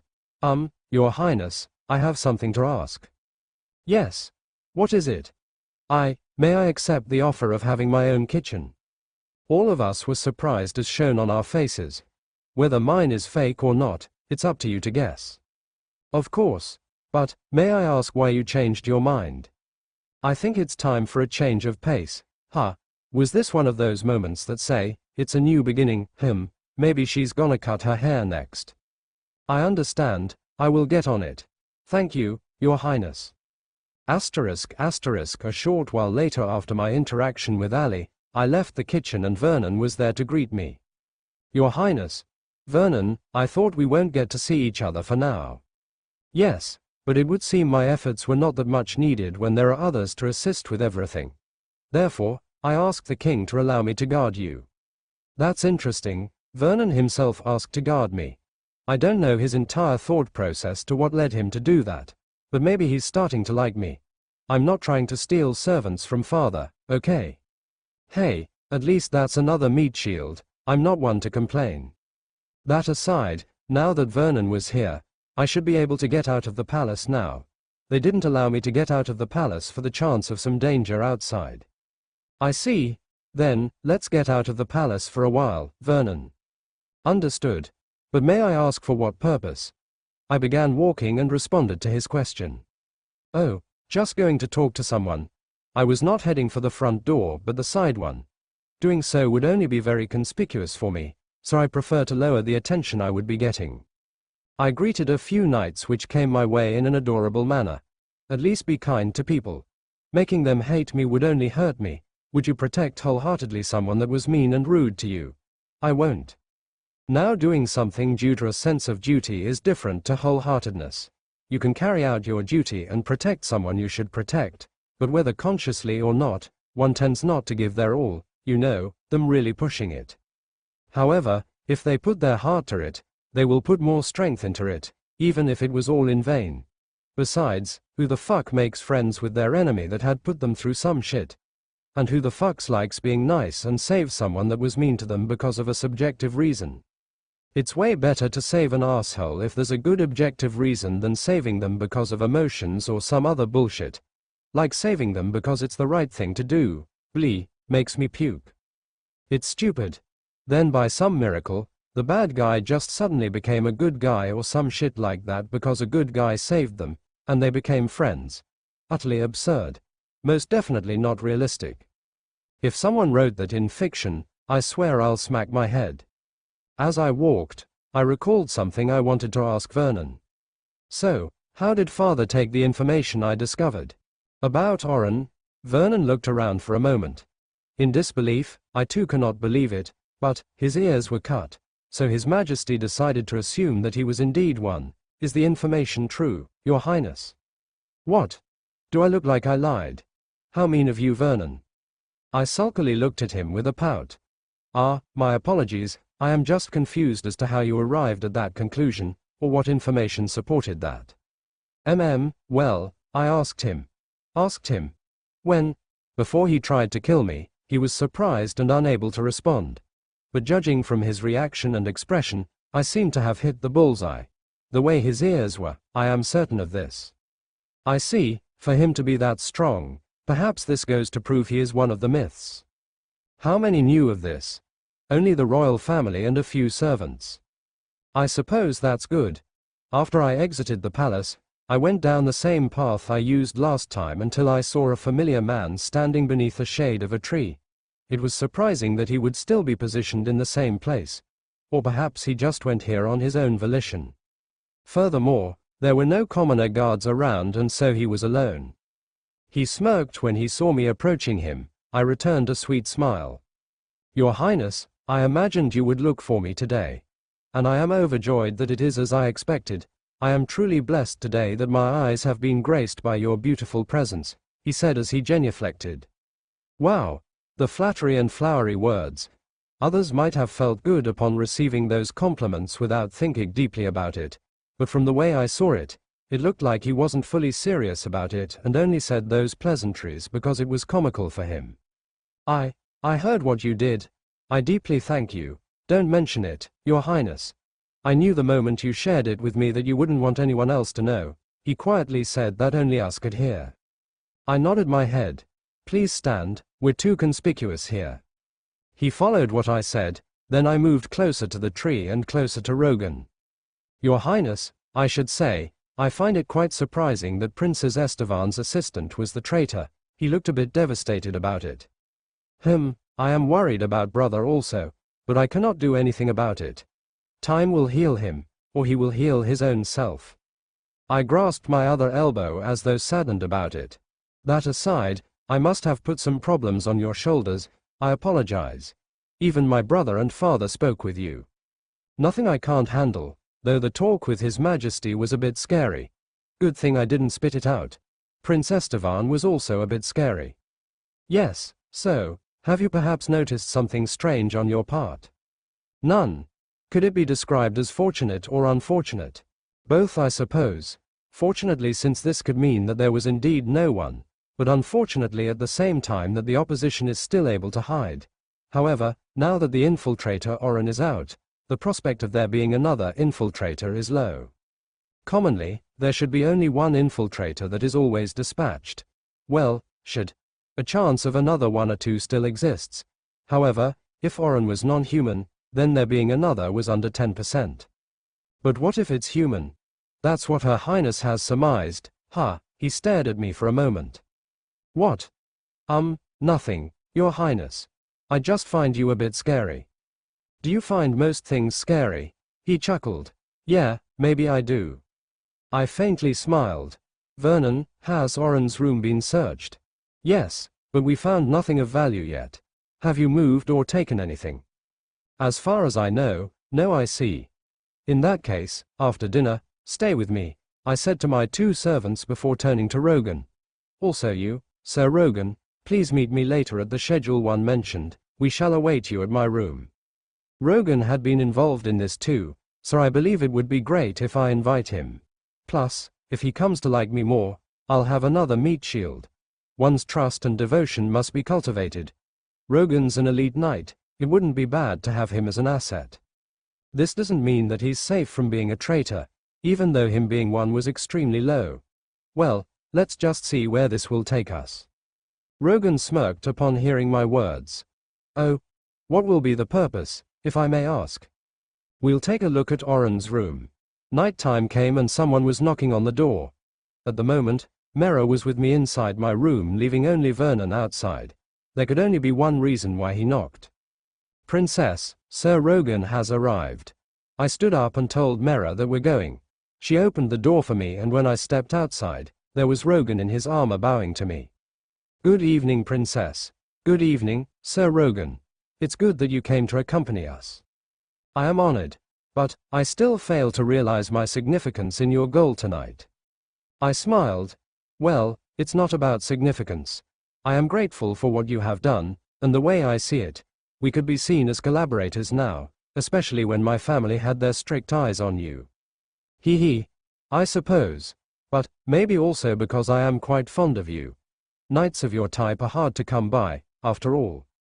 You flatter me, Your Highness. Can't wait to tell Alan about this. What's this about Sir Alan? Oh, you still remember him? I raised a puzzled eyebrow. Why would I forget him? I see. I just think that it would be amusing if I told Alan that you like me. Like, how one takes that word would depend. It could mean you just like the person as a person, and the other like is that there was some romance involved. it was apparent that Rogan knew which I meant when I said I was fond of him. However, he seemed to be intending to make Alan think otherwise, perhaps to tease him. Well, let's play along. Amusing? I don't see how and why that would be amusing. And, why would Sir Alan care about that? Rogan smiled wryly. Have you not realized, Your Highness? I shook my head. I see. Well, let's just say he's an interesting fellow. I think me and Rogan could get along well. Is that so? In any case, time is essential, let's go. They followed me as I began walking down the corridor towards the stairs. Oren's room was on the second floor and on the opposite side of the palace where my room was. As we strode, Rogan asked a question. Your Highness, why did you decide to check the traitor's lodging at night? Why? Isn't that obvious? I asked blankly as though the answer was naturally obvious. Strange events, suspicious activities mostly happen at night. Such acts are safer to do at night. Indeed. Furthermore, if Oren was to do something suspicious in his room, he wouldn't be able to do it during the day since he would be working.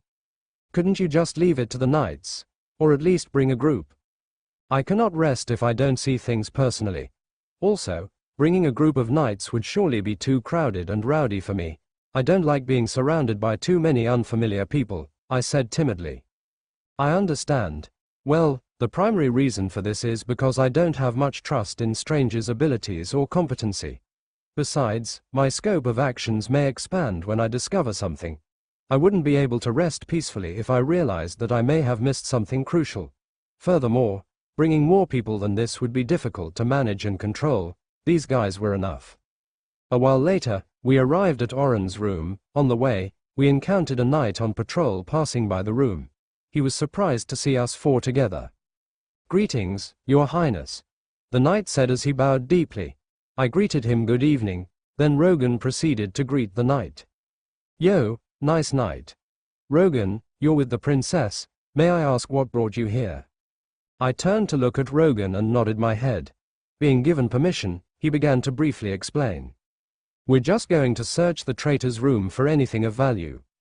I see, all right, then, keep up the good work, we'll be going inside. Vernon opened the door as the knight went on with his job while wearing a curious expression. We stepped inside after closing the door. It was a large room, as what rooms were in the palace.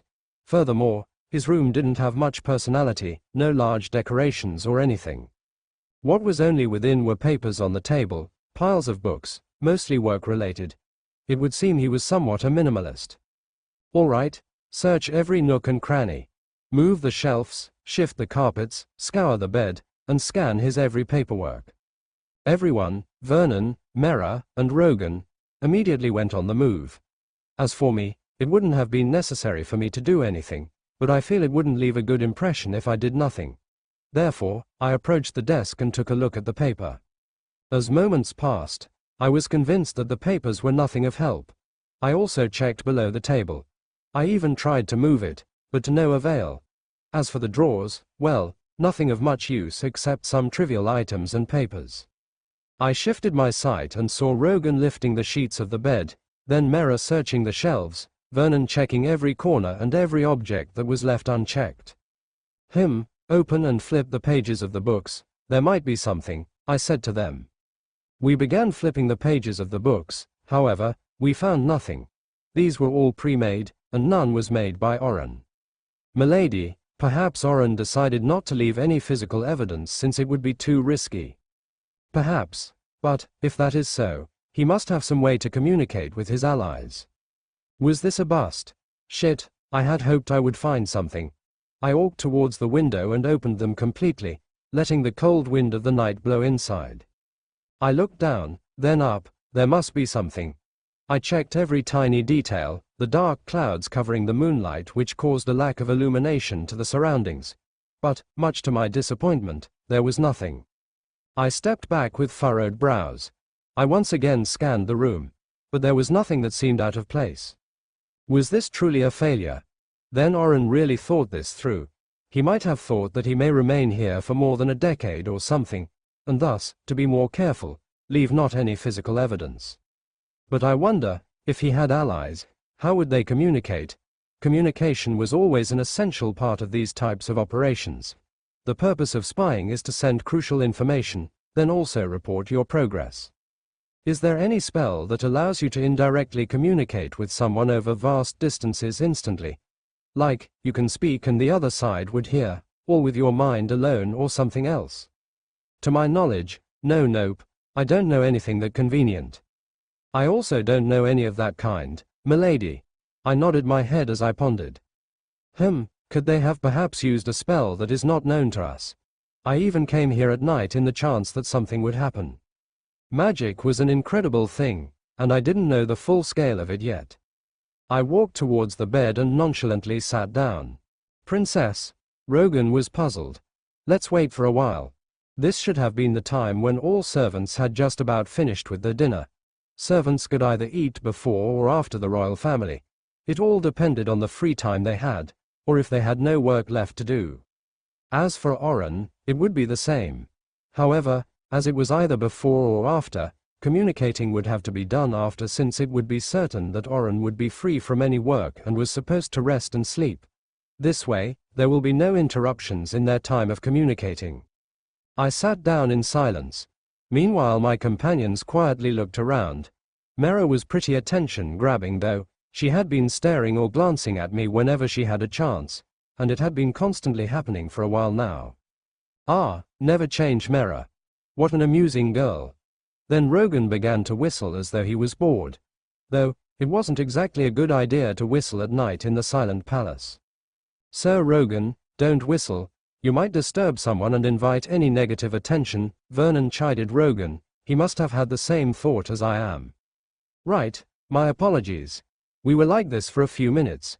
Perhaps we really wouldn't be able to find anything here. Could the opposition have realized that Oren was already dead? Then, what means could they have used? I slowly stood up and then there was a small sound like flapping from the window. I turned my head and there was a completely black feathered bird that landed on the window sill. It was a small bird, with a straight beak like any other common bird, though its tail was spread out like a fan. Birds are essentially the same in this world. I haven't yet seen birds this close personally, so it was a tiny bit intriguing. I took a step, intending to leave since there was nothing to be found here anymore. But I instantly stopped, then shifted my eyes to look at the bird. Everyone, don't move a muscle and stay quiet. Everyone immediately froze stiffly after I quietly said those words. Now then, there was an issue with the bird. First, it's nighttime. Even birds sleep. Of course, there might be some nocturnal birds. However, the bird stayed in the window frame. And most of all, it was not that fidgety. I have always seen birds move a lot. This bird here was not moving its feet. It was moving its head though. However, they were slower than what I had imagined birds normally would be. I wanted to judge more from its eyes. However, it was hard to tell any movement since it was all black. Ultimately, it didn't seem alarmed that there were a group of people here. Stay there, I said to them in a whisper. With gentle and quiet steps, I slowly approached the bird on the frame. I calmed my breathing to be on a safer side. I didn't want to scare it. However, strangely, when I got closer, it didn't seem to react. Normally, birds should have flown away already. When it looked like it was within my arm's reach, I slowly raised my arm. Snatching this thing in an instant would be essential to avoid its escape. Then, when I was ready, I swiftly grasped the bird and held it firmly to prevent it from escaping. However, I didn't hear a chirp. Now that I was holding it, it was somewhat soft, but the feather was a bit rough to the touch. I quickly closed the opened window just to be safe. Everyone, this bird is strange. I turned towards the three. They all looked at it with interest. And, somehow, it is a bit hard and colder than I expected. Could it be? Vernon muttered. Yeah, I think I'm starting to have an idea, Rogan added. You know about this? A puppet courier maybe. Made in an image of a bird, but it is mostly made of wood and covered with materials akin to feathers. It's like a doll. Vernon was the one to explain. But to have one of these, it's almost unbelievable. They must really be a bunch of big times, Rogan said. Whoa, I thought they knew nothing of a convenient method of communication. Was this a state secret or something? Maybe because I asked something that uses the mind and instantly sends messages. What do you mean? A puppet courier is a rare thing and incredibly hard to make. It's not commonly known since royals mostly use these, or others in the highest of positions. The existence of this is not shared in public since this brings more advantage when most people don't know about it. In other words, a confidential object and method of communication, Vernon said. I see. If the opposition knew of such a contraption, they would likely resort to killing every bird in sight. The magic to create these is also at a high level and I don't even know who can make one. Rogan was in awe as he observed the puppet in my hand. Your Highness, this is what your father used to communicate with your eldest brother that is currently at the Myra Kingdom. Enlightenment dawned on my face when Vernon said that to me. Estelia had no prior knowledge of this since she had no involvement in any politics or inner workings in the kingdom. The magic guidebook has not even mentioned this. Will it escape if I set it down on the desk? Seeing that it didn't move from the window frame, then it means it has reached its destination, so it's all right. After Vernon said so, I walked towards the desk and carefully set it down. And indeed, it didn't move. So, how do we use it? There must be a message, yes. Tap its head 2 times. I tapped the bird's head 2 times, then it opened its mouth followed by a voice I have never heard before. Don't be stubborn, you don't have to do it now, it's too risky, but, it would seem I can't stop you from here. Just be careful. If you do carry it out, please succeed and make sure to kill the princess. Although I prefer that you don't do it yet. Answer back if you change your mind. We'll be waiting. It sounded like a voice from a male. Now that's interesting, a voicemail. Quite a loud message, however. Oren must have some way to ensure others wouldn't hear it. He controls the wind, so that could mean he must be using his abilities to block the sound from coming out of the room, just in case someone's eavesdropping. Also, there was the spell that I encountered outside that blocked out other sounds. They could have used paper, but perhaps that leaves physical evidence. And so they didn't. They could have just made a cipher, but it would seem they liked this method more. Plus, you could easily recognize the voice if they knew the person, and lower the chance of information manipulation. But I think a paper message is better if you have a cipher to use. But if that's cracked, then, well. It could easily be used to send false information if you knew the cipher. What? What is this? Mera frantically asked with a trembling voice after hearing the voice message. Hey, isn't this very, very serious? They're seriously going for you, princess. No shit, it's been very serious from the start. This seemed to be larger than I imagined. Everyone was nervous. Indeed, this was pretty troublesome. However, I was already pondering on what to do from here. This device can be used to communicate. And there were 2 options, leave this be, or respond. The most merits will be the latter. It's better to try than nothing. I need to at least set a trap. I took a deep breath. What do I do to respond back? The 3 of them repeatedly blinked at my question. Your Highness, you have no need to respond. Indeed, it would likely make them more aggressive. It's dangerous, milady. Rogan, Vernon, and Mera responded with no hesitation as they all realized what I was trying to do. You have no need to worry. I will not be the one to respond. Then, one of us will. Rogan asked. I shook my head. None of you will respond. There was only one person that should respond. It's Oren, he will be the one to respond. They were all stunned by the absurd words that came out of my mouth. But he's dead, Rogan muttered. Princess, what are you intending to do? It's impossible. I have been training my body, trying to at least return most of my capabilities from my old life. But, I have also been practicing some old tricks that didn't require much physical exertion. Though I have been doing it slowly since it was bothersome if I hurt a part of my body. Now what was I trying to relearn? Well, my throat was hurt a few times. Good thing I was familiar with how to do it, only needed for this body to adjust. I cleared my throat, then recalled Oren's voice. Now then, a little warm up. Let's see if I still really got it. Greetings, not good. I cleared my throat again and pressed a few fingers on my throat gently. Let me see. Yes, I just needed a bit of adjustment, it was hard for this throat, but I think I'm going there. How are you 3? You think I'm dead after you killed me? I grinned as I faced the three of them while speaking in a completely different voice. Mera in particular froze in shock and covered her mouth. What nightmare, is it his ghost? Mera was muttering some nonsense. Princess, how are you doing that? This is nigh absurd. Vernon also looked shaken. Whoa, that's impressive. Yeah, I think that's his voice. Rogan was a bit unsure, perhaps he never interacted much with Oren or heard him. Yes, I was speaking in Oren's voice. My two servants were completely shaken. Perhaps because it was Oren's voice, or maybe also because of this hidden talent, though it was creepy to hear the voice of a dead man. So, what do you think?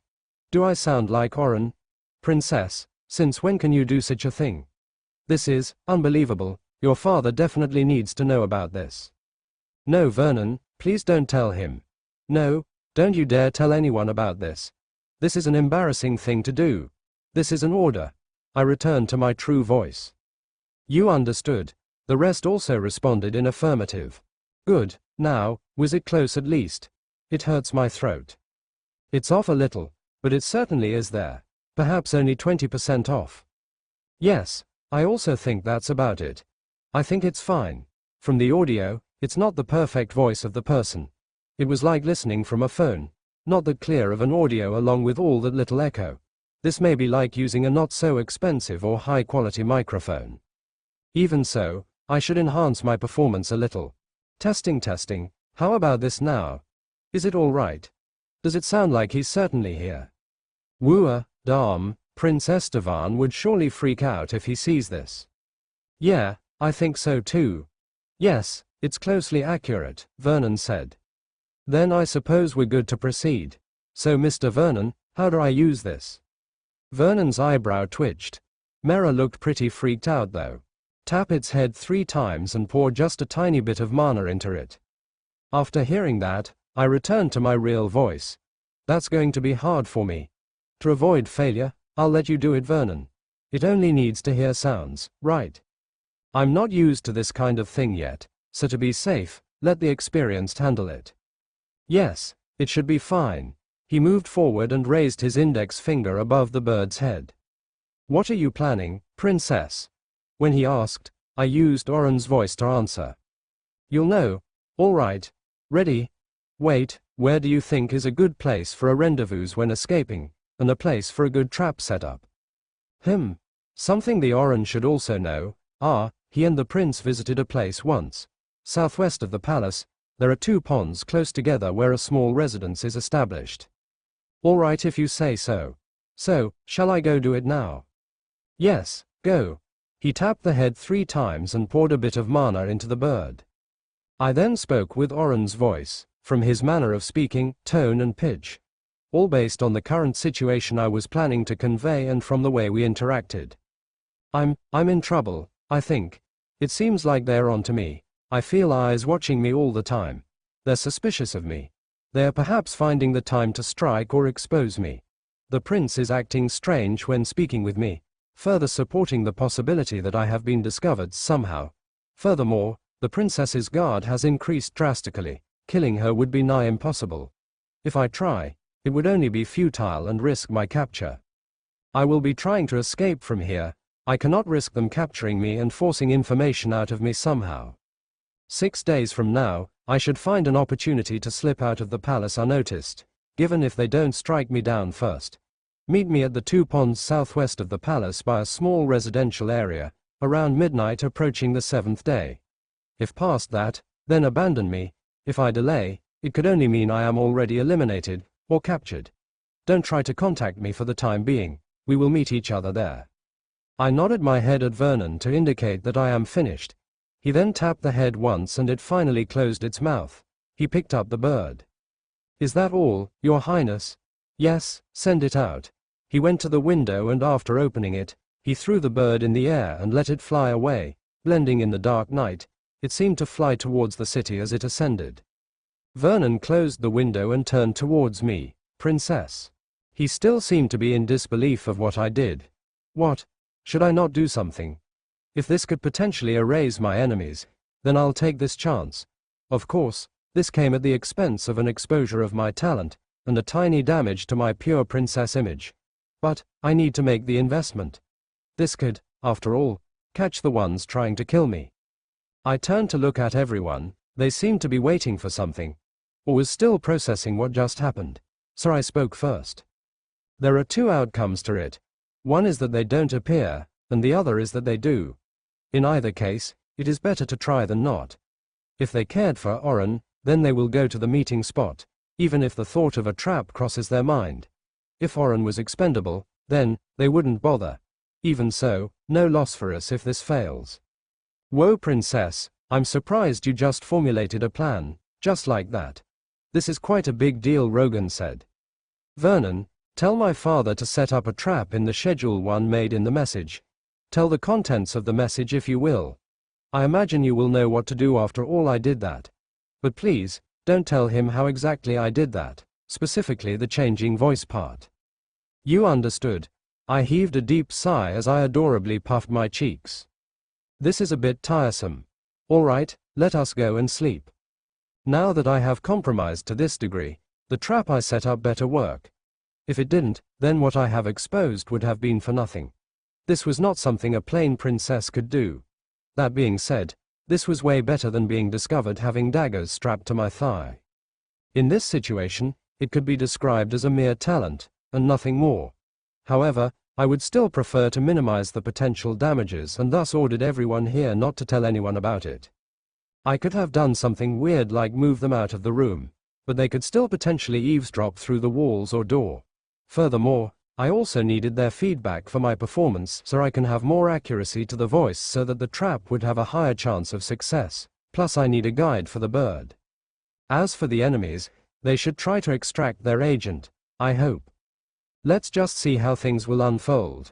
I slept the whole night in peace. I even hummed in joy whenever I thought about last night.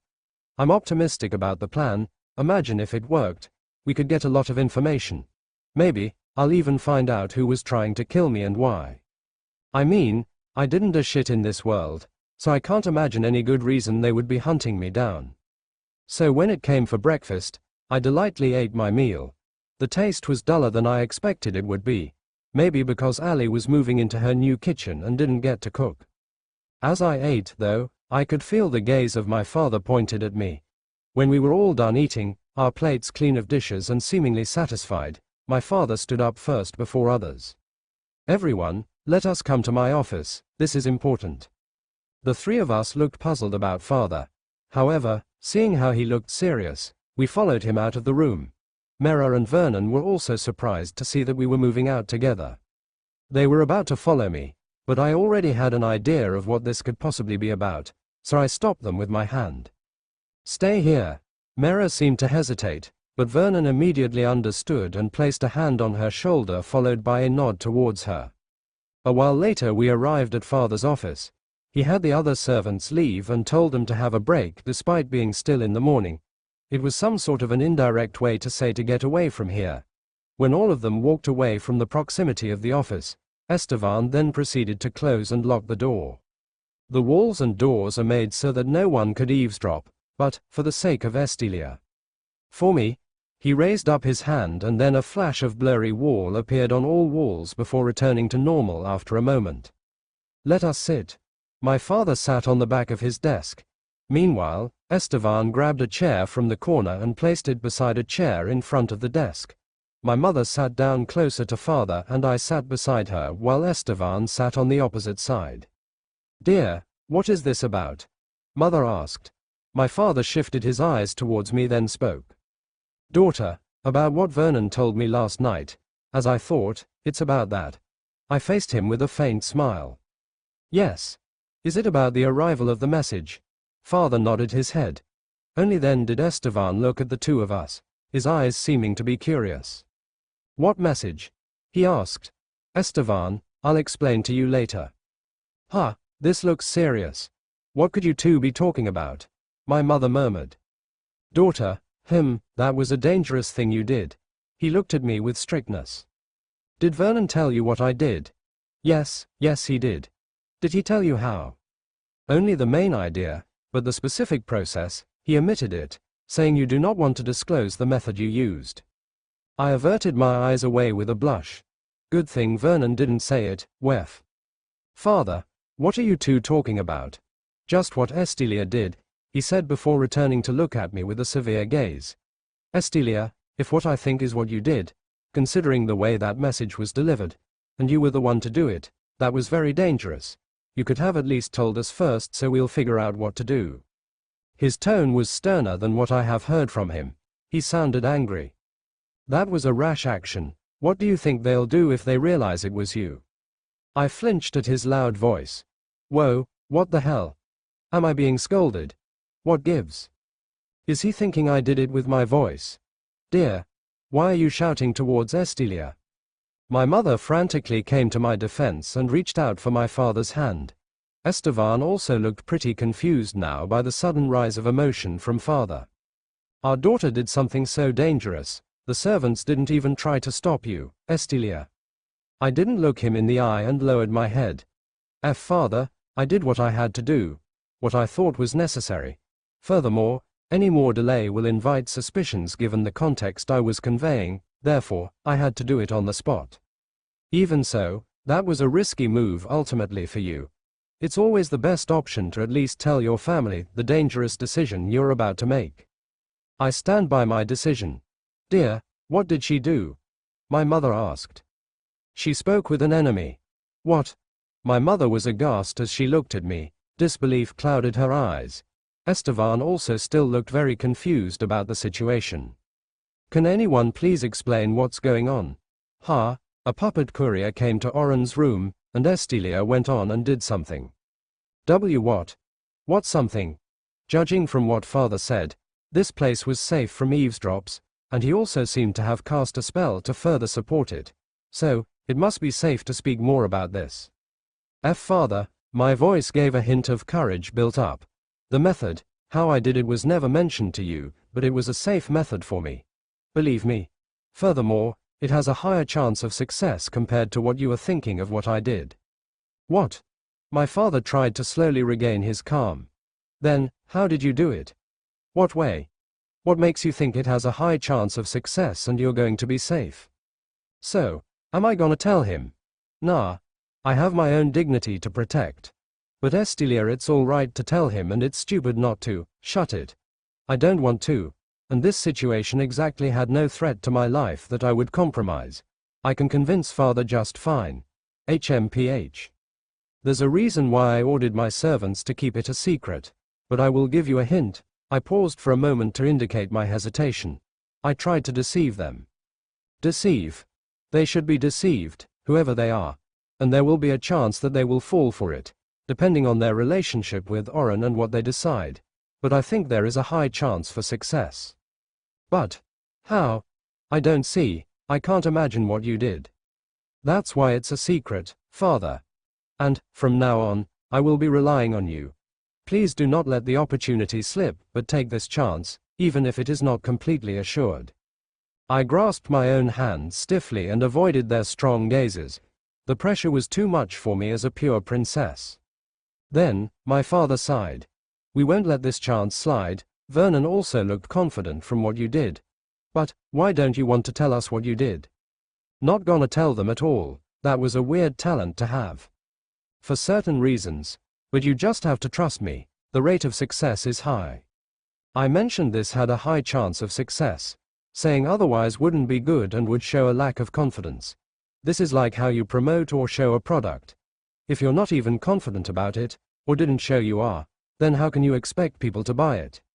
Even if you know your product sucks, just show some confidence, and it will urge people to buy from you. It's like that. Of course, selling was different from actual fighting and trapping, since on the latter you need to think on both sides and what could potentially happen, so there's a chance that something might happen that you never expected. But saying it has a high rate of success would be pretty convincing. Saying that I am certain this will happen without any conclusive materials would just be idealistic. And for this case, I know nothing of the enemy, so I cannot say it will happen 100%, just that it has a high chance. So there's also a difference between that and selling a product, but you get the idea.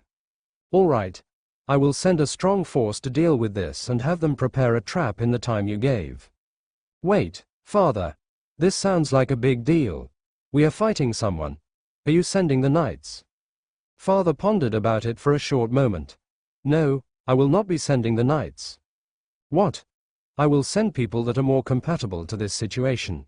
They have been the ones I ordered to handle this. What else are there to? Yeah, what else? Not the knights. So what could father be talking about? Wait, where else had he been visiting? And the ones he ordered to handle it? I could only think of one place that he had put his attention to. The church? I quietly asked. Yes, the church. Wait, the church. Estevan, you know there are other sides of the church, yes? I trust that they will be able to handle this. But Estevan must have thought of leading the operation with his knights if father was assembling a force.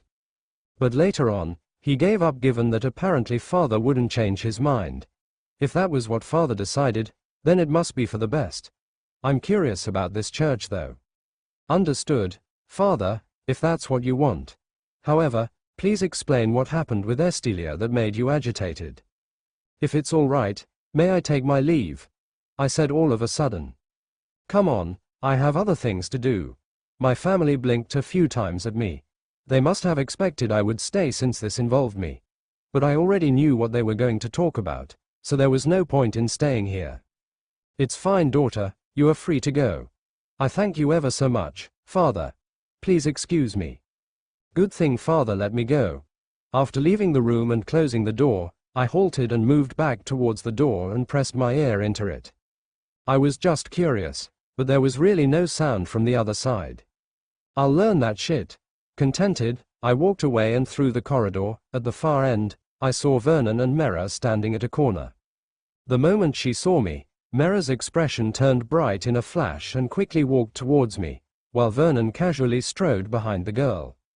I gave them a smile. Father was displeased. I said to them when they arrived close to me.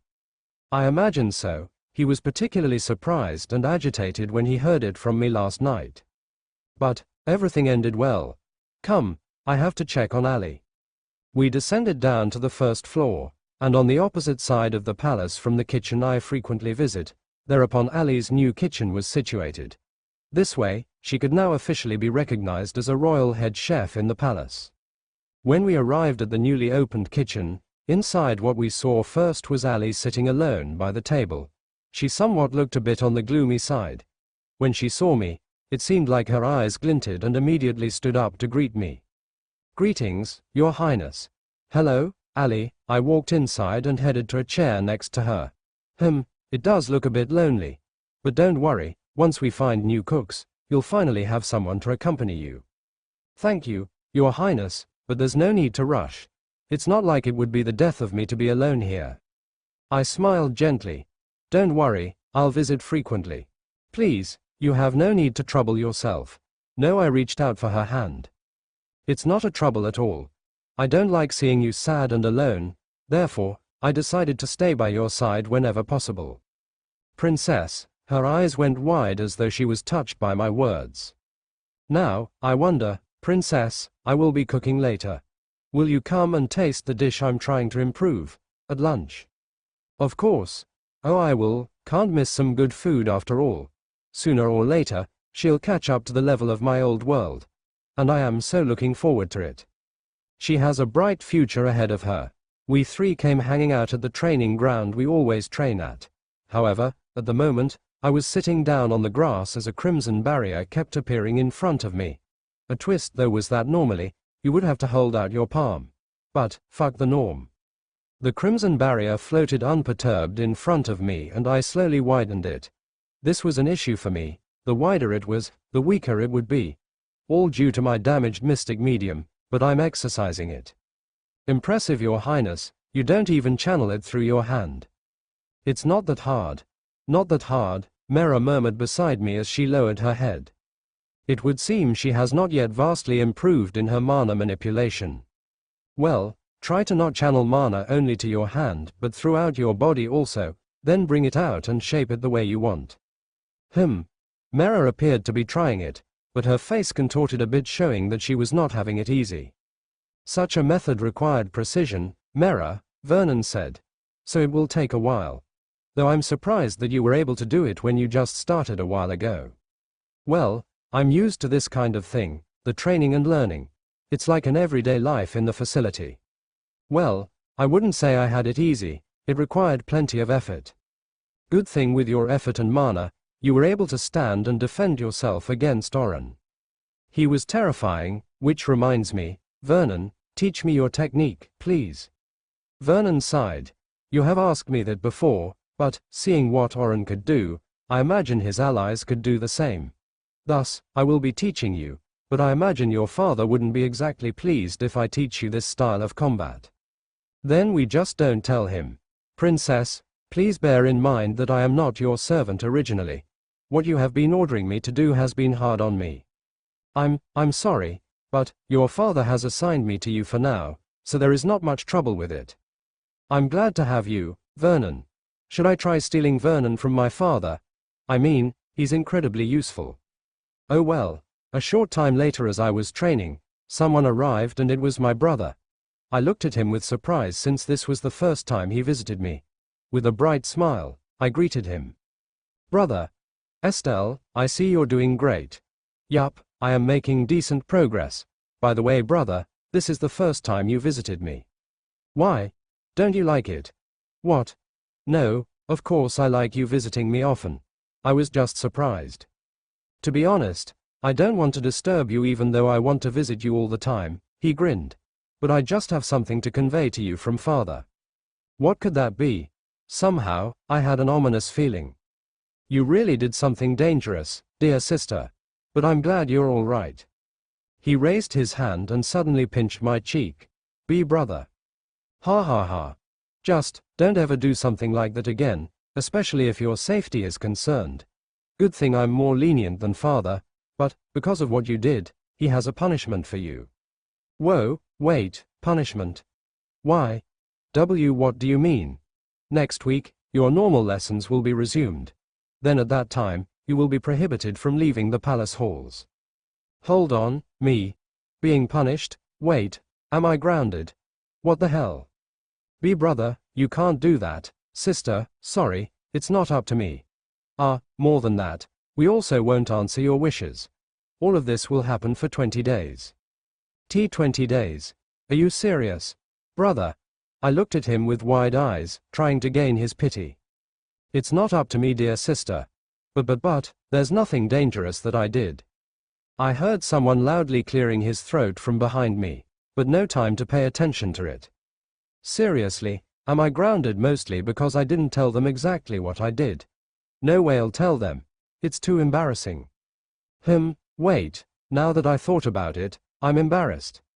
Even so, dear sister, it calls for a rebuke. He stared at me curiously upon seeing me spacing out. Estelle. I didn't respond. I was thinking. Why am I embarrassed? No, it's. I care about what and how they see me. This is strange. This goes to a personal level. This is ridiculous. I care about how they see me and thus I was embarrassed. This never happened before. Somehow, imagining my mother, father, and brother look at me weirdly, it triggers my embarrassment. This almost felt like this is weird. I shook it off, it's too confusing to think about. Guess I'll just be true to my feelings for now, too tiresome to keep thinking. I understand, brother. You do. That's a leap. If that's what father decided, there's nothing I can do about it. Yeah, true. All right then, I'll just cheer you on. I puffed my cheeks and averted my face. You didn't even try defending me. You were in the wrong, sister. There's nothing I can do. But there's nothing wrong about it. It was a way to catch the enemy. Ugh, whatever. Fine, I'll endure. Good. All right then, I won't disturb you any further. So see you later. I'm going to go check up on the knights. Okay, don't look all sad now. Yes, who wouldn't be sad about this? Ugh, being grounded sucks already. Then time went by and spent by improving the current spells I could cast, and then noon came. I agreed that I would visit Ali for lunch, so I'm going. My family might wonder why I went there instead and thus wouldn't be able to join them at today's lunch, but let's leave it at that. Should I act like I was sulking a little and so I avoided them for today? Father was just angry with me earlier and they even grounded me, so it would be a good thing to do to play around for a while. That way they will give more attention to me. Wait, why am I seeking attention? No, that's weird. Forget that. I'll leave them alone for a while, let them think whatever they think is going on with me. Besides, I have a priority for the day. I had to tend to my chef who was still feeling sorrowful. One ought to take care of their subordinates after all. Don't say that you doubt my intentions. What? Perhaps you're thinking that I'm doing this so she'll get devoted to me and me alone or something weird like that. You're wrong, I'm just doing this casually, you know. Not all of my movements were calculated, okay? Sometimes you just gotta swing it. Okay, no, that's. Regardless, this is just a pretty casual thing, like going on a leisurely walk, watching insects pass you by and perhaps play around with some. Then perhaps take one in your home, but punish it when it bites. Yeah, something like that. I just want to eat some food, okay? And today was definitely a good time to spend with Ali. Would be great to learn more about her relationship with Oren. Perhaps he mentioned something to her. But regarding me would be pretty unlikely. So in the end this was just information gathering. Nope. Of course not. I told you, a pretty casual walk. When we were closing in at the kitchen, I nonchalantly spoke with my 2 servants. Don't come inside with me. Why? Vernon asked. You do know how Ali is right now. She probably doesn't want a lot of people around her yet. Sometimes, you just need a single friend in times of grief, don't you think? I suppose. That being said, Vernon, just in case, watch out for my voice, you're supposed to guard me after all. A bemused expression came to his face. It was then that we arrived at the kitchen. She should have finished cooking now, so the food must already be ready. I entered and closed the door, leaving my 2 servants outside. Ali was there sitting on a chair, her elbows on the table, hands raised and clasping together, quite tightly. When she saw me, she immediately stood up and bowed. You came, Your Highness, she said with a relieved smile. Of course I wouldn't miss it. I am grateful, please have a seat. I already had it prepared. There was a plate on top of the table covered by a steel bowl. She picked up the cover and smoke came rising out into the air. The dish was so pleasant to look at, vegetables and plenty of meat. Quite colorful. It looks delicious. I sat down with visible excitement. Damn, it really looks good. She put aside the steel cover and stood there facing me, holding both her hands in front of her. Please, tell me what you think, Your Highness. Of course.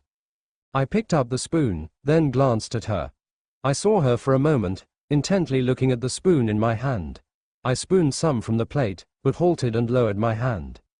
Ali, why yes. I am concerned about you. How are you faring? Perhaps you need to rest for a while. She stared blankly at me, and she seemed to be sweating a little, but not that much. She lowered her gaze. I am fine, Your Highness. I can keep doing my work without much trouble. You must have loved Oren very much. I mean, I can see it. I cannot imagine the pain you must have felt, seeing him dead, and also discovering that he was a traitor. No, rather, an infiltrator. The grasps on her own hands tightened. Why yes, I couldn't believe it at first. But, reality wouldn't change. No matter what I do, he won't come back, and the situation won't change. So you have come to accept everything then? I suppose, yes. I see. Then time can only tell how far you will reach into the future. I ignored her and raised the scoop. I will cherish this, I said. I slowly raised the spoon towards my mouth. I glanced at her for a fraction of a moment, and saw her again staring intently at the spoon heading for my mouth. I see. I have yet to fully trust her to begin with. There was a chance that she was clean, but not 100%. And I was right not to trust. Besides, she was too obvious. Not too experienced to do this, I see. No, she never had experience to begin with. Perhaps the job was suddenly pushed into her hands. But because of that, I have realized now, I was certain. What a waste. A waste indeed. What a waste of talent. Princess, I lowered down the spoon back to the plate. I raised my eyes to look at Ali's confused expression. Ali, I am hurt that you are trying to poison me. Her eyes went wide, then she turned pale. This reaction pretty much made it certain. She was trying to kill me. Unfortunately, she was too much of a newbie that a pro could easily see through this. She should have been more casual. Well, her invitation was already too shady in the first place. Oh, I'm not hurt by the way. I didn't have any strong emotions towards her anyway that I would feel betrayed. It was just a waste of talent. Princess. What are you? Don't think you can trick me, Miss Ali. I know you poisoned this food to kill me. Well, if you insist on acting clueless, what about you try eating some of your own food? I pushed the plate towards her with a smile, quite an innocent smile. She pursed her lips and her cheeks trembled. You hesitate, no point in pretending anymore. You have failed in your attempt to assassinate me. Everything is in vain. Her eyes instantly shot up and aimed towards me with a strong glare like shooting daggers. At that moment, pushed to a corner and exposed, she immediately grabbed a nearby knife, going in for the kill in this last struggle. Everything had failed anyway, might as well strike while the target was in front of her. Funny, she didn't even question why my two servants were not here. That just goes to show she wished for this situation since that might ease her mind. With a knife in her hand, she rushed towards me. This situation was one of the scenarios I had imagined when I tested Mera. And it was happening with Ali. Foolish girl. A worthless struggle by an insect. She cannot kill me, ever. Before Ali was first sent to the palace, her friends had asked her to do something for them. To be careful of the princess with white hair and red eyes, and meet with their colleague. She couldn't understand why they were telling her to be careful of a princess she never knew or saw. What they only said to her was that she was very dangerous to them, and that there might come a time that they would ask her for help. As they were the friends that saved her and she trusted so much, she agreed without much thought. Besides, she would get to cook. Her friends, you see, were a particularly beery bunch. They were different from the humans from the young Ali knew, but they still appeared so closely to humans. Furthermore, they were strong. Some of them had ears like animals on their heads, while some had long pointy ears. She tried to ask why they were different, but one of them, which she was so close to compared to others, only replied that they were made differently. He was a kind man, he was warmer to her than the others, and he was the one to convince her to cooperate. He was almost like a big brother. Then came the time she entered the palace and eventually met with Oren. He was the one to first approach her since she didn't know who the colleague her friends were talking about. Apparently, her friends had already contacted Oren that she would be entering the palace as a cook. As time passed, they often met, and they got to know more about each other. However, not too deep about his own personal life, but Ali found herself developing feelings for the handsome man. In her interest, she asked about Oren from other people. She spoke with maids, but not much since they were nobles. But there were plenty kind enough to talk. She even heard a talk that Oren didn't seem to change much in appearance. Well, there were just some people that their age just won't show on their appearance, but that only made Oren more wonderful to her eyes. Then they got closer to each other. It wouldn't be strange to describe them as intimate. Occasionally, when it was time for a day off of Ali, as she would be leaving the palace to go around the city to refresh, Oren would task her to report to their colleagues. Those same colleagues were her friends. Well, some of them. It was safer for Ali to give the report since it was safer, they said. Of course she couldn't converse with him, but rather she would write down on a piece of paper what Oren said to write down. Then, she would sneakily pass that message to their colleague within the city. There were a lot of times that she imagined they were the friends she knew, and she was disappointed that she couldn't speak with them. In the end, she still missed them, but there was nothing she could do about her own longing. Then, the time came when Oren had made a decision to find an opportunity to eliminate the princess. She wondered why they did not do it a long time ago, but they didn't tell her the reason. She thought about the princess that time. The beautiful and pure princess, an existence so innocent. She was also kind and made her a chef. To be honest, her heart began to warm up to the princess. This led to one time she forgot that she was the target of her friends. She just couldn't figure out why they would go after her like this. But, her friends were the priority, and so she must do what they wished for her to do. If I fail, use this. Utilize your position as her chef. Oren snuck a tiny bottle of dark violet liquid in her hand. It's a potent poison, Not even their curing spells can erase it. She looked at the poison before placing it in her pocket. Remember, this is just in case I fail. Once that happens, it's all up to you. I understand, but be careful. Of course. He cupped her chin all of a sudden and gave her a kiss on the lips and then retracted. Do good, Ali. Then came the moment she found him dead. She found it hard to believe, and it pained her heart greatly. It took a while to cope up with his death, but remembered what she had to do, to take care of someone. That someone was the reason why Oren had to die. After successfully inviting the princess, she prepared a dish. Then when she was about to mix the poison, she found herself hesitating. To kill the princess. She was doing something she couldn't understand why it was necessary. But in the end, she steeled herself and poured the poison. The princess finally came, and was about to eat, but she stopped, which made her heart jump. Ali was of course feeling apprehensive. But relief came over when the princess continued to lift up her spoon only to stop again and speak. What a waste of talent. Ali was baffled. Then it was followed by, Ali, I am hurt that you were trying to poison me. She was struck with disbelief. There was no way the princess would realize it. How could she have realized? This was what she had always done. There was nothing that changed. Unbeknownst to her, she underestimated the princess, her mind, her eyes, and the way she reads people. As the poison was a failure, she was left with no choice but to do it herself. She grabbed a nearby knife and launched herself towards the princess. When she was about to stab her, Ali's eyes went wide when a crimson barrier blocked her knife. Magic. There's no hope in this if the princess decided to use magic. That was why she had to use poison to kill her, but that plan failed. In general, Ali failed her task. Vernon. At her loud and panicking shout, the door opened. Due to the urgency her shout suggested, Vernon broke the knob. Before Ali could even react, she already felt a hand grasping both her hands holding the knife. What is this insolence? Vernon said coldly as he stared at the knife. The personal chef attempting to murder the princess. His voice suggested his shock. Ali tried to pull away. Let go. But at that moment, Vernon swiftly snatched the knife by the hilt and followed by his hand going to her throat. Ali felt the hand tighten around her throat, and it was becoming hard to breathe. GGGHH. Milady. Mera entered, shock evident on her face as she fearlessly rushed towards the princess. Are you all right? I am completely fine, the seemingly shaken princess said. Ali struggled, trying to free herself. She glared at Vernon, who was also glaring back at her. Vernon, don't kill her. The princess said. How kind of you, princess, but that's too generous.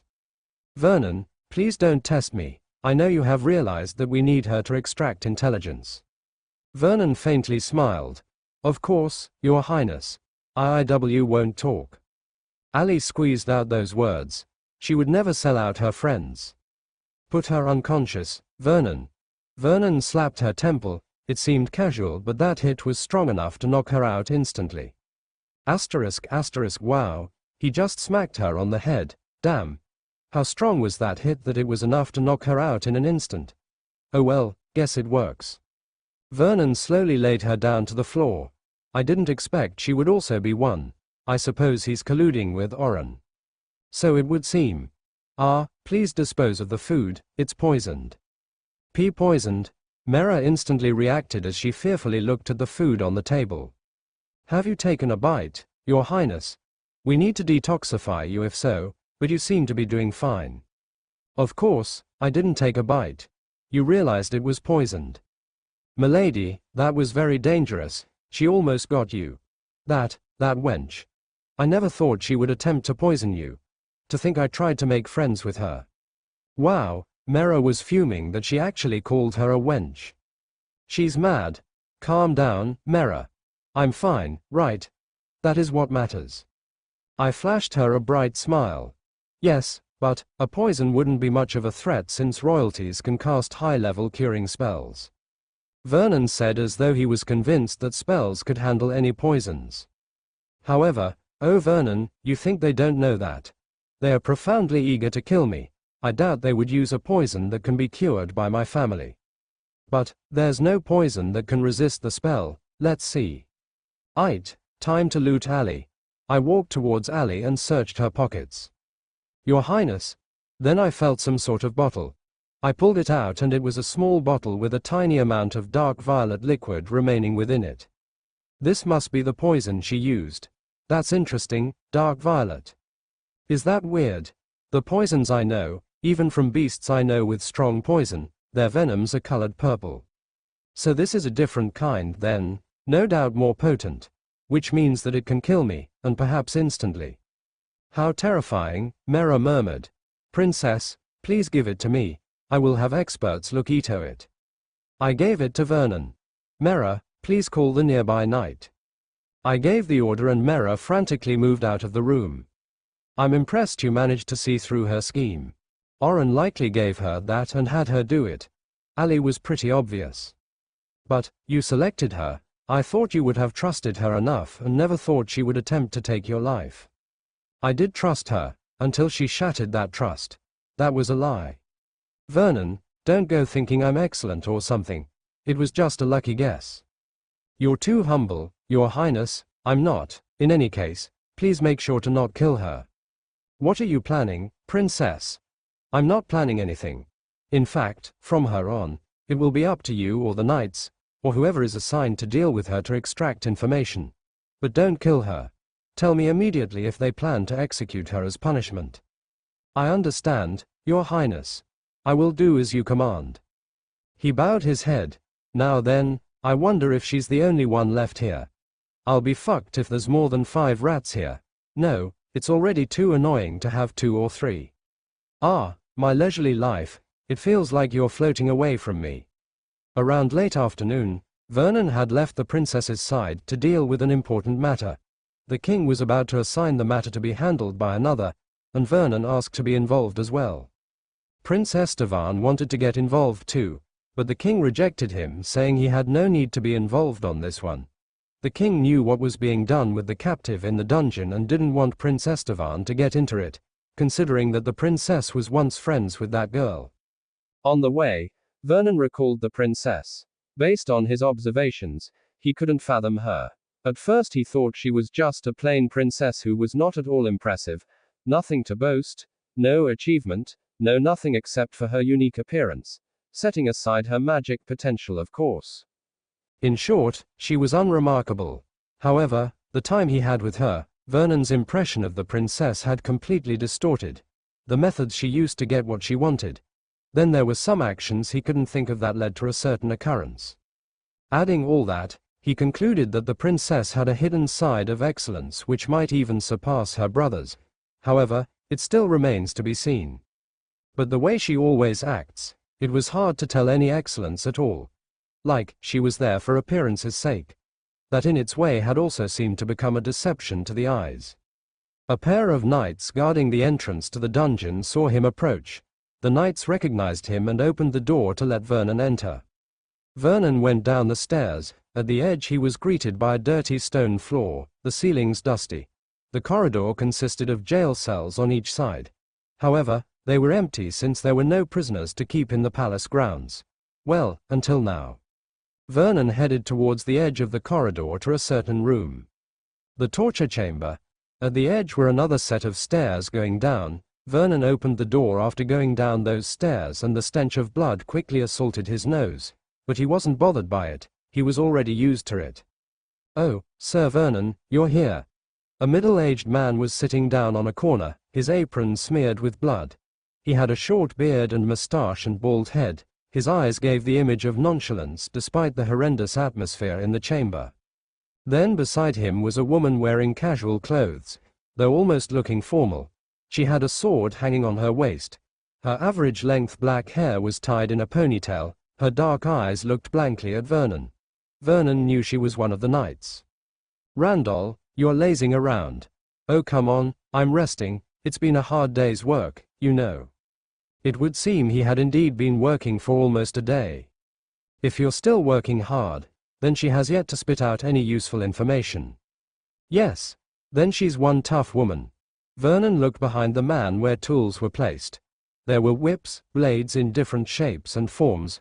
Some were like dog's teeth, U-shaped, Some were tiny blades which almost resembled needles, and so on. Then there were some pliers. Some equipment had already been covered with blood.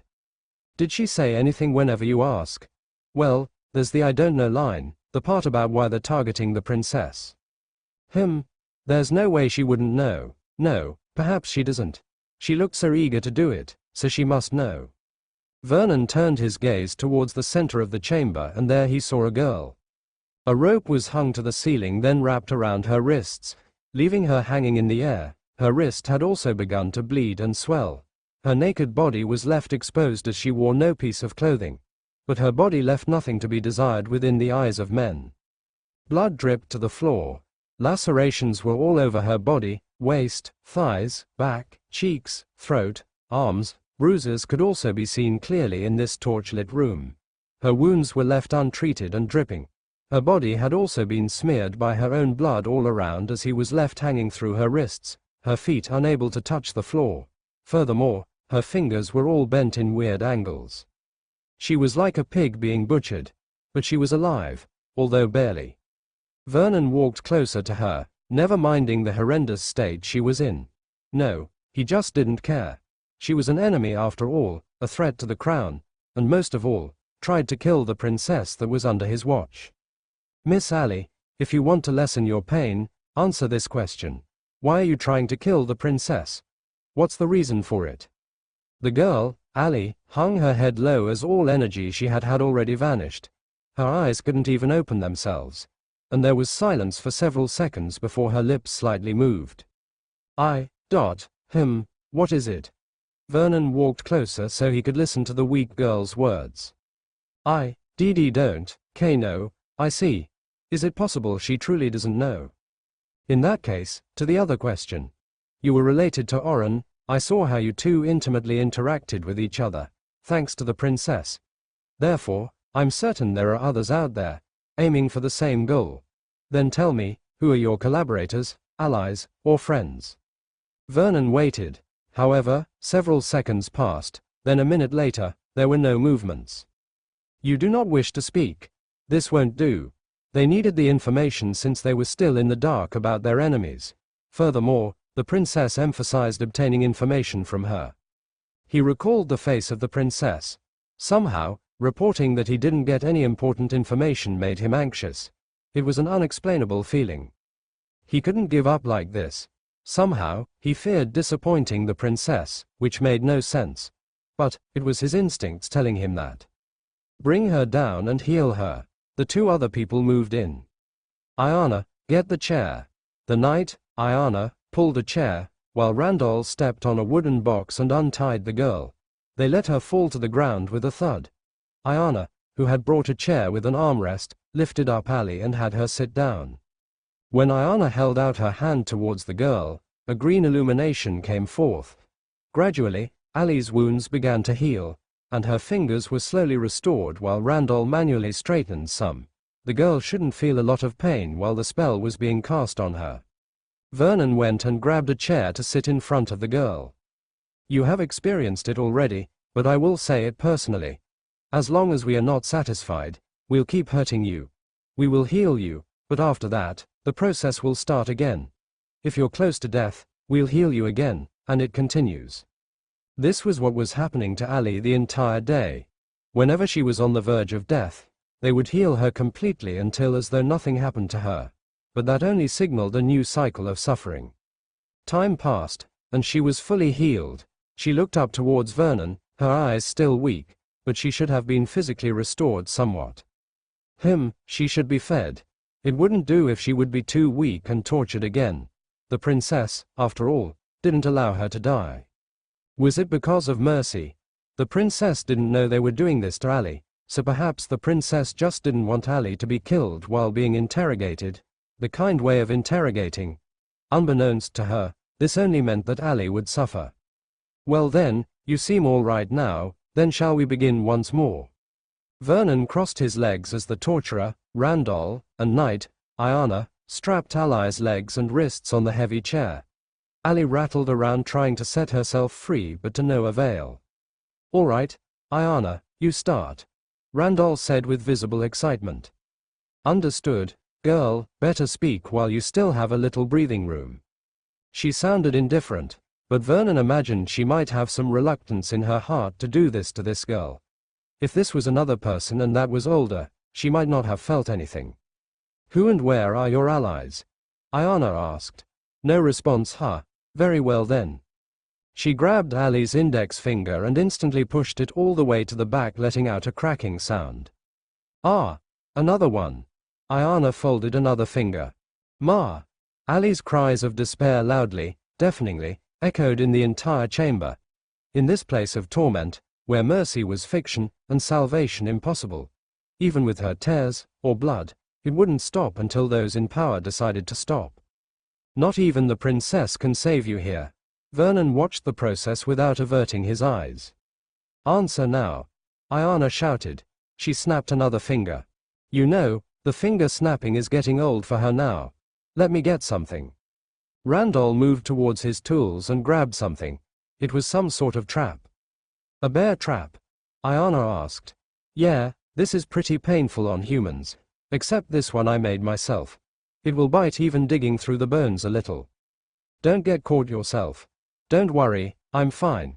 All right, little missy, we'll go for the leg. Randall crouched down and positioned the trap next to Ali's calf. All right, 3, 2. The trap snapped in an instant, digging through her skin and muscles, biting to the bone. Gah! K, kill me. J, just kill me. She begged loudly as tears welled up from her eyes. No can do, missy. This is what torture is for, keeping you alive until you speak. And no, I'll get the other trap. Randall cackled. Even with this much pain, it's impressive she still wouldn't talk, despite her age. She must have strong emotions towards her friends. Then, Vernon watched as the girl screamed and cried in agony, healing her when the damage was too great, and starting anew. This was like hell to the girl, but her screams reached no one outside. Not even her friends. How unlucky that she was the one to be captured alive.